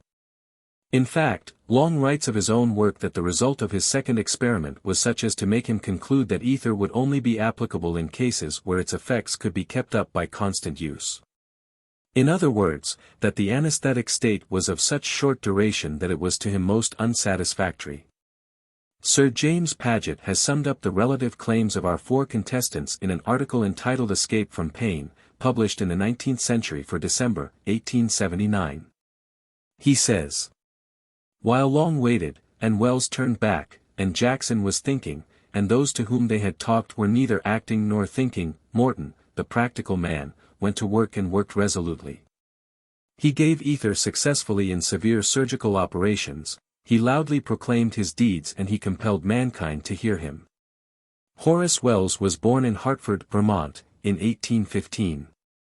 In 1834 he began to study dentistry in Boston, and after completing his studies began to practice in Hartford, Connecticut. He was a man of no small ingenuity, and devised many novelties for his work.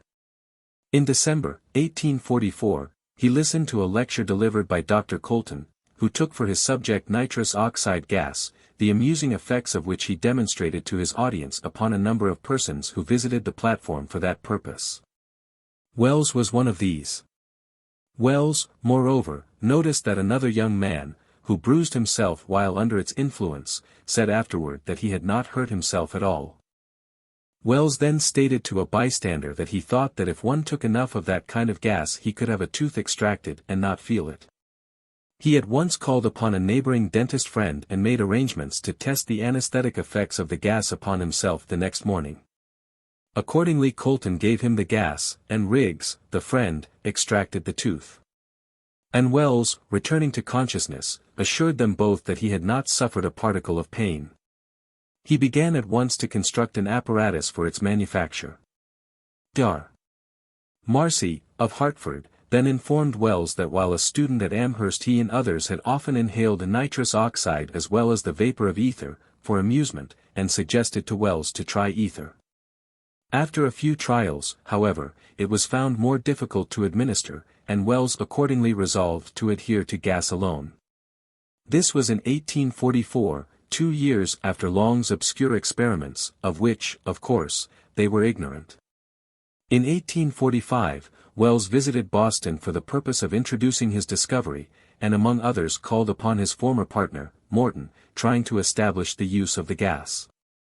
He soon became discouraged, however, and returned to Hartford, resuming his practice. There he continued to use gas for about 2 years, but failed to secure its introduction into general surgery, owing to prejudice and ignorance on the part of dentists and physicians alike. Wells's claims have been advocated by many of his fellow citizens, and in Bushnell Park, in Hartford, stands a monument erected by the city in the state, dedicated to Horace Wells, who discovered anesthesia, November, 1844. C.T. Jackson was born in Plymouth, Massachusetts, in 1805. He graduated in the Harvard Medical School in 1829, after which he went abroad, where he remained for several years, made the acquaintance of the most distinguished men, experimented in general science, electricity and magnetism, and even devised a telegraphic apparatus, similar to that which Morse patented a year later. Returning, in 1835, he opened in Boston a laboratory for instruction in analytical chemistry, the first of its kind in the country. He also made quite a reputation as a geologist and mineralogist and received official appointments from Maine, Rhode Island, New Hampshire and other states. In 1845 he discovered and opened up copper and iron mines in the Lake Superior district. In 1846 and 1847 he was much aroused by Morton's experiments with sulfuric ether, and claimed even that he had suggested the use of ether to Morton, claiming also that he had himself been relieved of an acute distress by inhalation of ether vapor, and that it was from reflection on the phenomena presented in his own case that the possibility of its use for relief of pain during surgical operations suggested itself to him. This led to a triangular conflict for the priority of discovery between Wells, Jackson and Morton, each claiming the honor for himself. Wells' health soon gave way. He went abroad and got recognition from the French Institute and the Paris Academy of Sciences, which did not, however, endorse his claim as discoverer or accept nitrous oxide as an anesthetic. Wells returned to find that Morton was on the tide of popular favor, the public having endorsed ether as the only reliable anesthetic. His mind became unbalanced, and in a fit of temporary aberration he ended his own life in a prison cell, in New York City in 1848. Wells being out of the way, Jackson became Morton's most violent opponent, and the two indulged in a most bitter fight and unseemly discussion. A few years later, Jackson, who, as remarked, had an extensive acquaintance abroad, visited Europe and presented his claim to the credit of the discovery of ether before various individuals and learned bodies. And so well did he work upon the French Institute as to be recognized as the discoverer of modern anesthesia. A select committee of the House of Representatives, to whom in 1854 Congress referred the matter, announced the following conclusions. First, that Dr. Horace Wells did not make any discovery of the anesthetic properties of the vapor of ether which he himself considered reliable and which he thought proper to give to the world. That his experiments were confined to nitrous oxide, but did not show it to be an efficient and reliable anesthetic agent. Second, that Dr. Charles T. Jackson does not appear at any time to have made any discovery in regard to ether which was not in print in Great Britain some years before. Fifth, that the whole agency of Dr. Jackson in the matter appears to consist entirely in his having made certain suggestions to aid Dr. Morton to make the discovery. In 1873, Jackson's mind gave way, and after 7 years of confinement in an asylum he died in 1880, at the age of 75, having been the recipient of many honors from foreign potentates and learned societies. William T. G. Morton was born in Charlestown, Massachusetts, in 1819.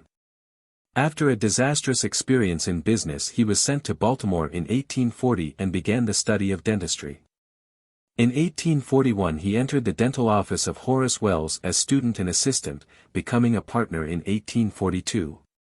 In 1843 partnership was dissolved, Wells removing to Hartford, as before stated.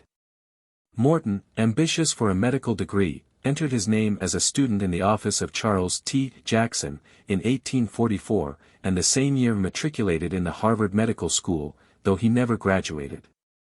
Having learned through Wells of the latter's successful use of nitrous oxide gas, but not knowing how to make it, he sought the advice of Dr. Jackson, who informed him that its preparation entailed considerable difficulty, and inquired for what purpose he wanted it. On Morton's replying that he wished to use it to make patients insensible to pain, Jackson suggested the use of sulfuric ether, as Marcy had suggested it to Wells 2 years previously, saying that it would produce the same effect and did not require any apparatus. Jackson also told Morton of the ether frolics common at Cambridge among the students. That same evening, September 30, 1846, Morton administered ether to a patient and extracted a tooth for him without pain. The next day he visited the office of a patent lawyer, for the purpose of securing a patent upon the new discovery. This lawyer ascertained that Jackson had been intimately connected with its suggestion, and came to the conclusion that a patent could not safely issue to either one independently of the other. But Jackson being a member of the State Medical Society, against whose ethical code it is to patent discoveries that pertain to the welfare of patients, and fearing the censure of his colleagues, agreed at once to assign his right over to Morton, receiving in return a 10% commission upon all that the latter made out of it. Morton, as a dentist, having no more compunction than dentists have now upon the securement of a patent, in other words, being actuated by no fine ethical scruples, secured the patent, and then called upon Dr. J. Mason Warren, one of the surgeons in the Massachusetts General Hospital. Warren promised his cooperation and appointed the 16th of October, 1846, for the first public trial. Upon this occasion the clinic room was filled with visitors and students, when Morton placed the young man under the influence of his letheon, as he called it then, after which Warren removed a tumor from his neck. The trial was most successful. Another took place on the following day, and on November 7 an amputation and an excision of the jaw were made, both patients being under the influence of letheon and oblivious to pain. At this time the nature of the anesthetic agent was kept a secret, the vapor of ether being disguised by aromatics, so as not to be recognized by anyone present. True to the highest traditions of their craft, the staff of the Massachusetts General Hospital now met and declined to make further use of a drug whose composition was thus kept secret. It was then that Morton revealed the exact nature of it as sulfuric ether, disguised with aromatic oils. In a report made by the Commissioner of Patents, it was set forth that for many years it had been known that the vapor of sulfuric ether, when freely inhaled, would intoxicate as does alcohol when taken into the stomach. But that the former was much more temporary in its effects. But notwithstanding the records of its effects to this extent, which were familiar to so many, no surgeon had ever attempted to substitute it for the palliatives in common use previous to surgical operations. That, in view of these and other considerations, a patent had been granted for the discovery. In 1846 an English patent was obtained. Morton soon began the attempt to sell office rights, as do the dentists of today, while the medical profession was then, as ever, antagonistic to patents, holding them to be subversive of general good. His patent was soon opposed and then generally infringed upon. Litigation followed without end, and the government stultified itself by refusing to recognize the validity of the patent issued by itself. And so, without any compensation to the discoverer, ether soon came into general use in this country as abroad. While receiving many congratulations from friends and humanitarians, Morton's success aroused the jealousy of some of his professional brethren, among them one Dr. Flagg, who commenced a terrible onslaught upon the new application of ether and its promoter. By his machinations a meeting of Boston dentists was called and a committee of 12 appointed to make a formal protest against anesthesia. This committee published a manifesto in the Boston Daily Advertiser, in which all sorts of untoward effects and unpleasant results were attributed to the new anesthetic. This proclamation was spread broadcast, and did Morton, for the time, very much harm. Equally obstreperous was Drive Westcott, connected with the Dental College in Baltimore. He made fun of Morton's sucking bottles, as his inhalers were dubbed. And in various of the medical and secular journals of the day, bitter, often foolish and absurd, attacks were made. The editors of the New Orleans Medical and Surgical Journal said that the leading surgeons of Boston could be captivated by such an invention as this. Heralded to the world under such auspices and upon such evidences of utility and safety as are presented by Dr. Bigelow, excites our amazement. Why, mesmerism, which is repudiated by the savants of Boston, has done 1,000 times greater wonders, and without any of the dangers here threatened. What shall we see next? These and similar statements created a very strong prejudice against Morton, who, in December, 1846, sent to Washington, to a nephew of Dr. Warren, to endeavor to urge upon the government the advantages of employing ether in the army during the Mexican War, then in progress. The chief of the Bureau of Medicine and Surgery reported that the article might be of some service for use in large hospitals, but did not think it expedient for the department to incur any expense by introducing it into the general service. While the acting Surgeon General believed that the highly volatile character of the substance itself made it ill-adapted to the rough usage it would necessarily encounter upon the field of battle, and accordingly declined to recommend its use. In January of 1853, Morton demonstrated at the infirmary in Washington, before a congressional committee and others, the anesthetic effect of ether, which he continued through a dangerous and protracted surgical operation. This was the result of a challenge to compare the effects of nitrous oxide and those of ether, the advocates of the former not putting in an appearance. The balance of Morton's life seems to have been spent in continued jangles. The government, having repudiated its own patent, was repeatedly besought by memorials and through the influence of members of Congress to bestow some testimonial upon or make some money return to Morton for his discovery. Several times he came near a realization of his hopes in this respect, when the action of some of his enemies or the termination of a congressional session, or some other accident, would doom him again to disappointment. The pages of evidence that were printed, the various reports issued through or by government officers, the memorials addressed from various individuals and societies, if all printed together, would make a large volume. But all of these were of no avail. Morton spent all his means, as he spent his energies and time, in futile endeavor to get pecuniary recognition of his discovery, but was doomed to disappointment. He seemed alike a victim of unfortunate circumstances and of treachery and animosity upon the part of his opponents. Especially did the fight wage warm between him and his friends and Jackson. Plots to ruin his business were repeatedly hatched and his life was made miserable in many ways. Mere temporary sops to wounded vanity and impaired fortune were the honorary degrees and the testimonials that came to him from various institutions of learning and foreign societies. In 1850 both Morton and Jackson received from the French Academy prizes valued at 2,500 francs each. Finally, Morton fell into a state of nervous prostration, suffered from anxiety and insomnia, and in a fit of temporary aberration exposed himself in Central Park, New York, became unconscious, and was taken to St. Luke's Hospital, dying just as he reached the institution, on the 15th of July, 1868. In Mount Auburn Cemetery, in Boston, there stands a beautiful monument to William T. G. Morton, bearing this inscription, inventor and revealer of anesthetic inhalation, before whom in all-time surgery was agony, by whom pain in surgery was averted and annulled, since whom science has control of pain. Again, in the public garden in Boston there was erected, in 1867, a beautiful monument to the honor of the discoverer of ether, upon whom at that time they could not decide. Upon the front are these words, to commemorate that the inhaling of ether causes insensibility to pain, first proven to the world at the Massachusetts General Hospital, in Boston, October, d. 1846. Upon the right side are the words, neither shall there be any more pain. Revelations. Upon the left, this also cometh forth from the Lord of hosts, which is wonderful in counsel and excellent in working. Isaiah.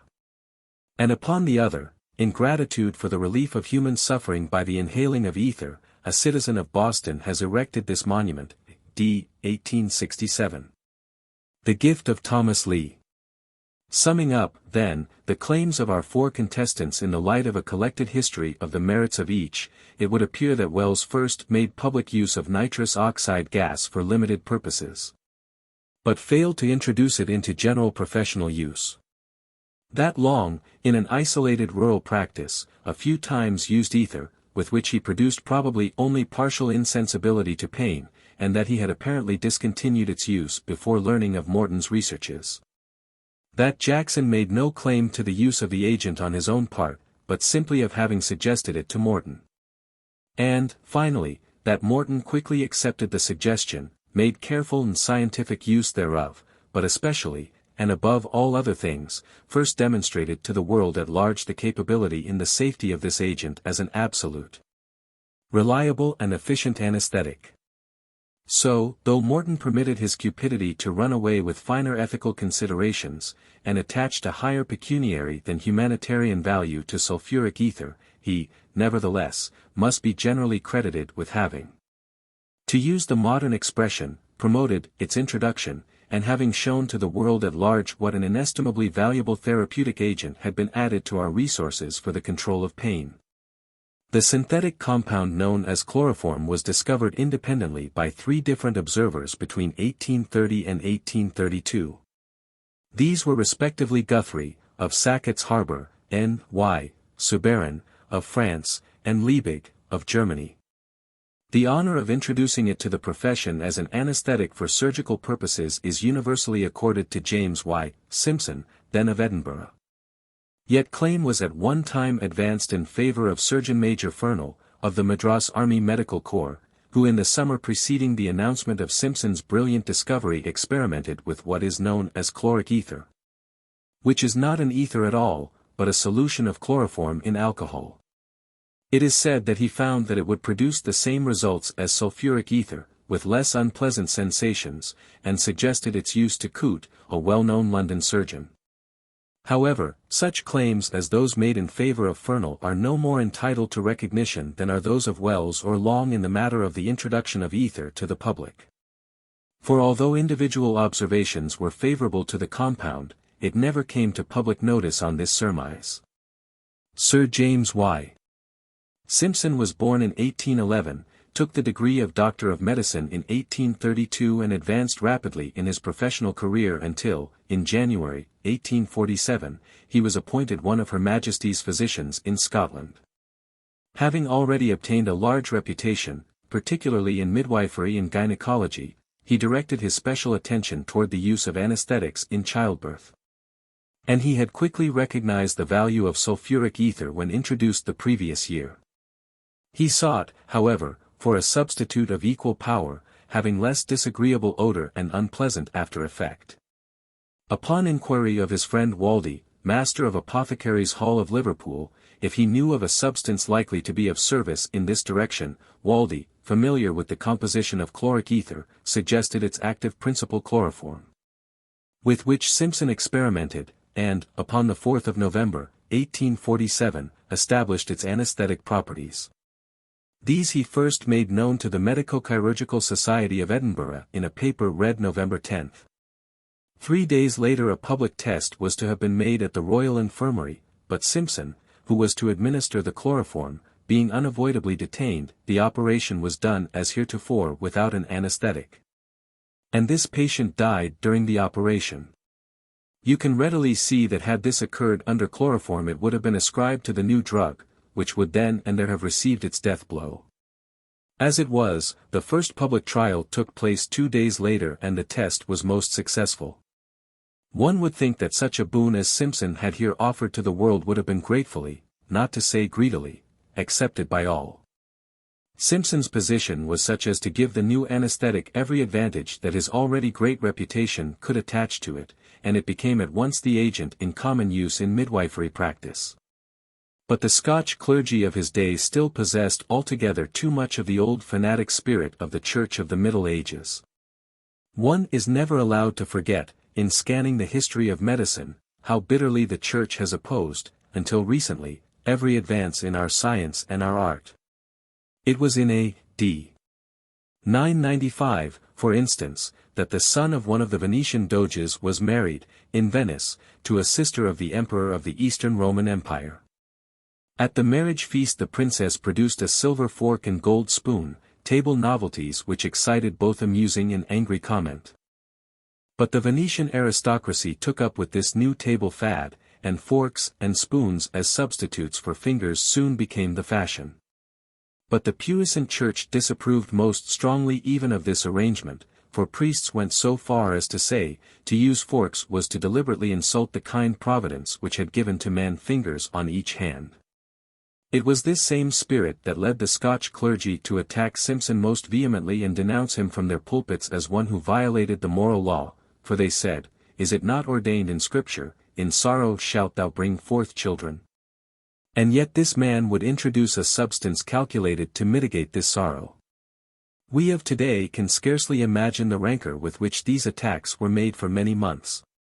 Finally, however, these fanatic defenders of the faith were routed by a quotation from the same scriptures in which they claimed to find their authority.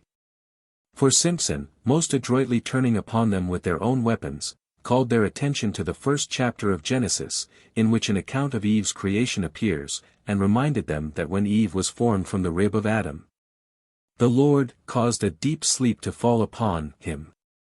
So weak was their cause that with this single quotation their opposition subsided and within a week or two the entire Scotch clergy was silenced. Sir James Simpson received from his own government that which was never accorded to Morton, that is, due recognition of the great service he had rendered humanity. He died in 1870, and upon his bust, which stands in Westminster Abbey, are the following words: "To whose genius and beneficence the world owes the blessings derived from the use of chloroform for the relief of suffering." It is scarcely necessary that I delay you now with an account of all of the other ethereal anesthetic agents which have from time to time been advocated since the memorable days to which I have devoted most of my time tonight. 2 only are at present ever thought of, namely, bichloride of methylene and bromide of ethyl, and these are used by only a few, though each has its advantages. It is well known that nearly all of the ethers have more or less of anesthetic property, coupled with many dangers and disadvantages. Sulfuric ether and chloroform hold the boards today as against any and all of their competitors. Nitrous oxide gas, as already mentioned, was known to and used by Wells, in Hartford.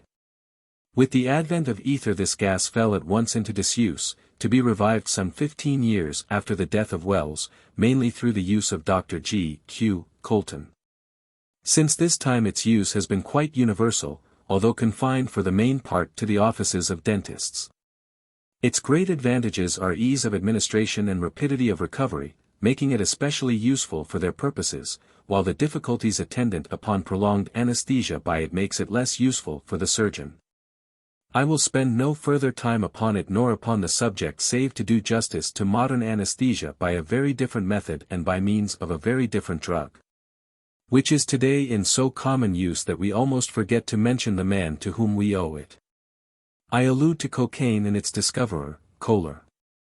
Cocaine is now such a universally recognized local anesthetic that there is the best of reason for referring to it here, the more so because it affords another opportunity to do honor to a discoverer who has rendered a most important service to not only our profession, but to the world in general.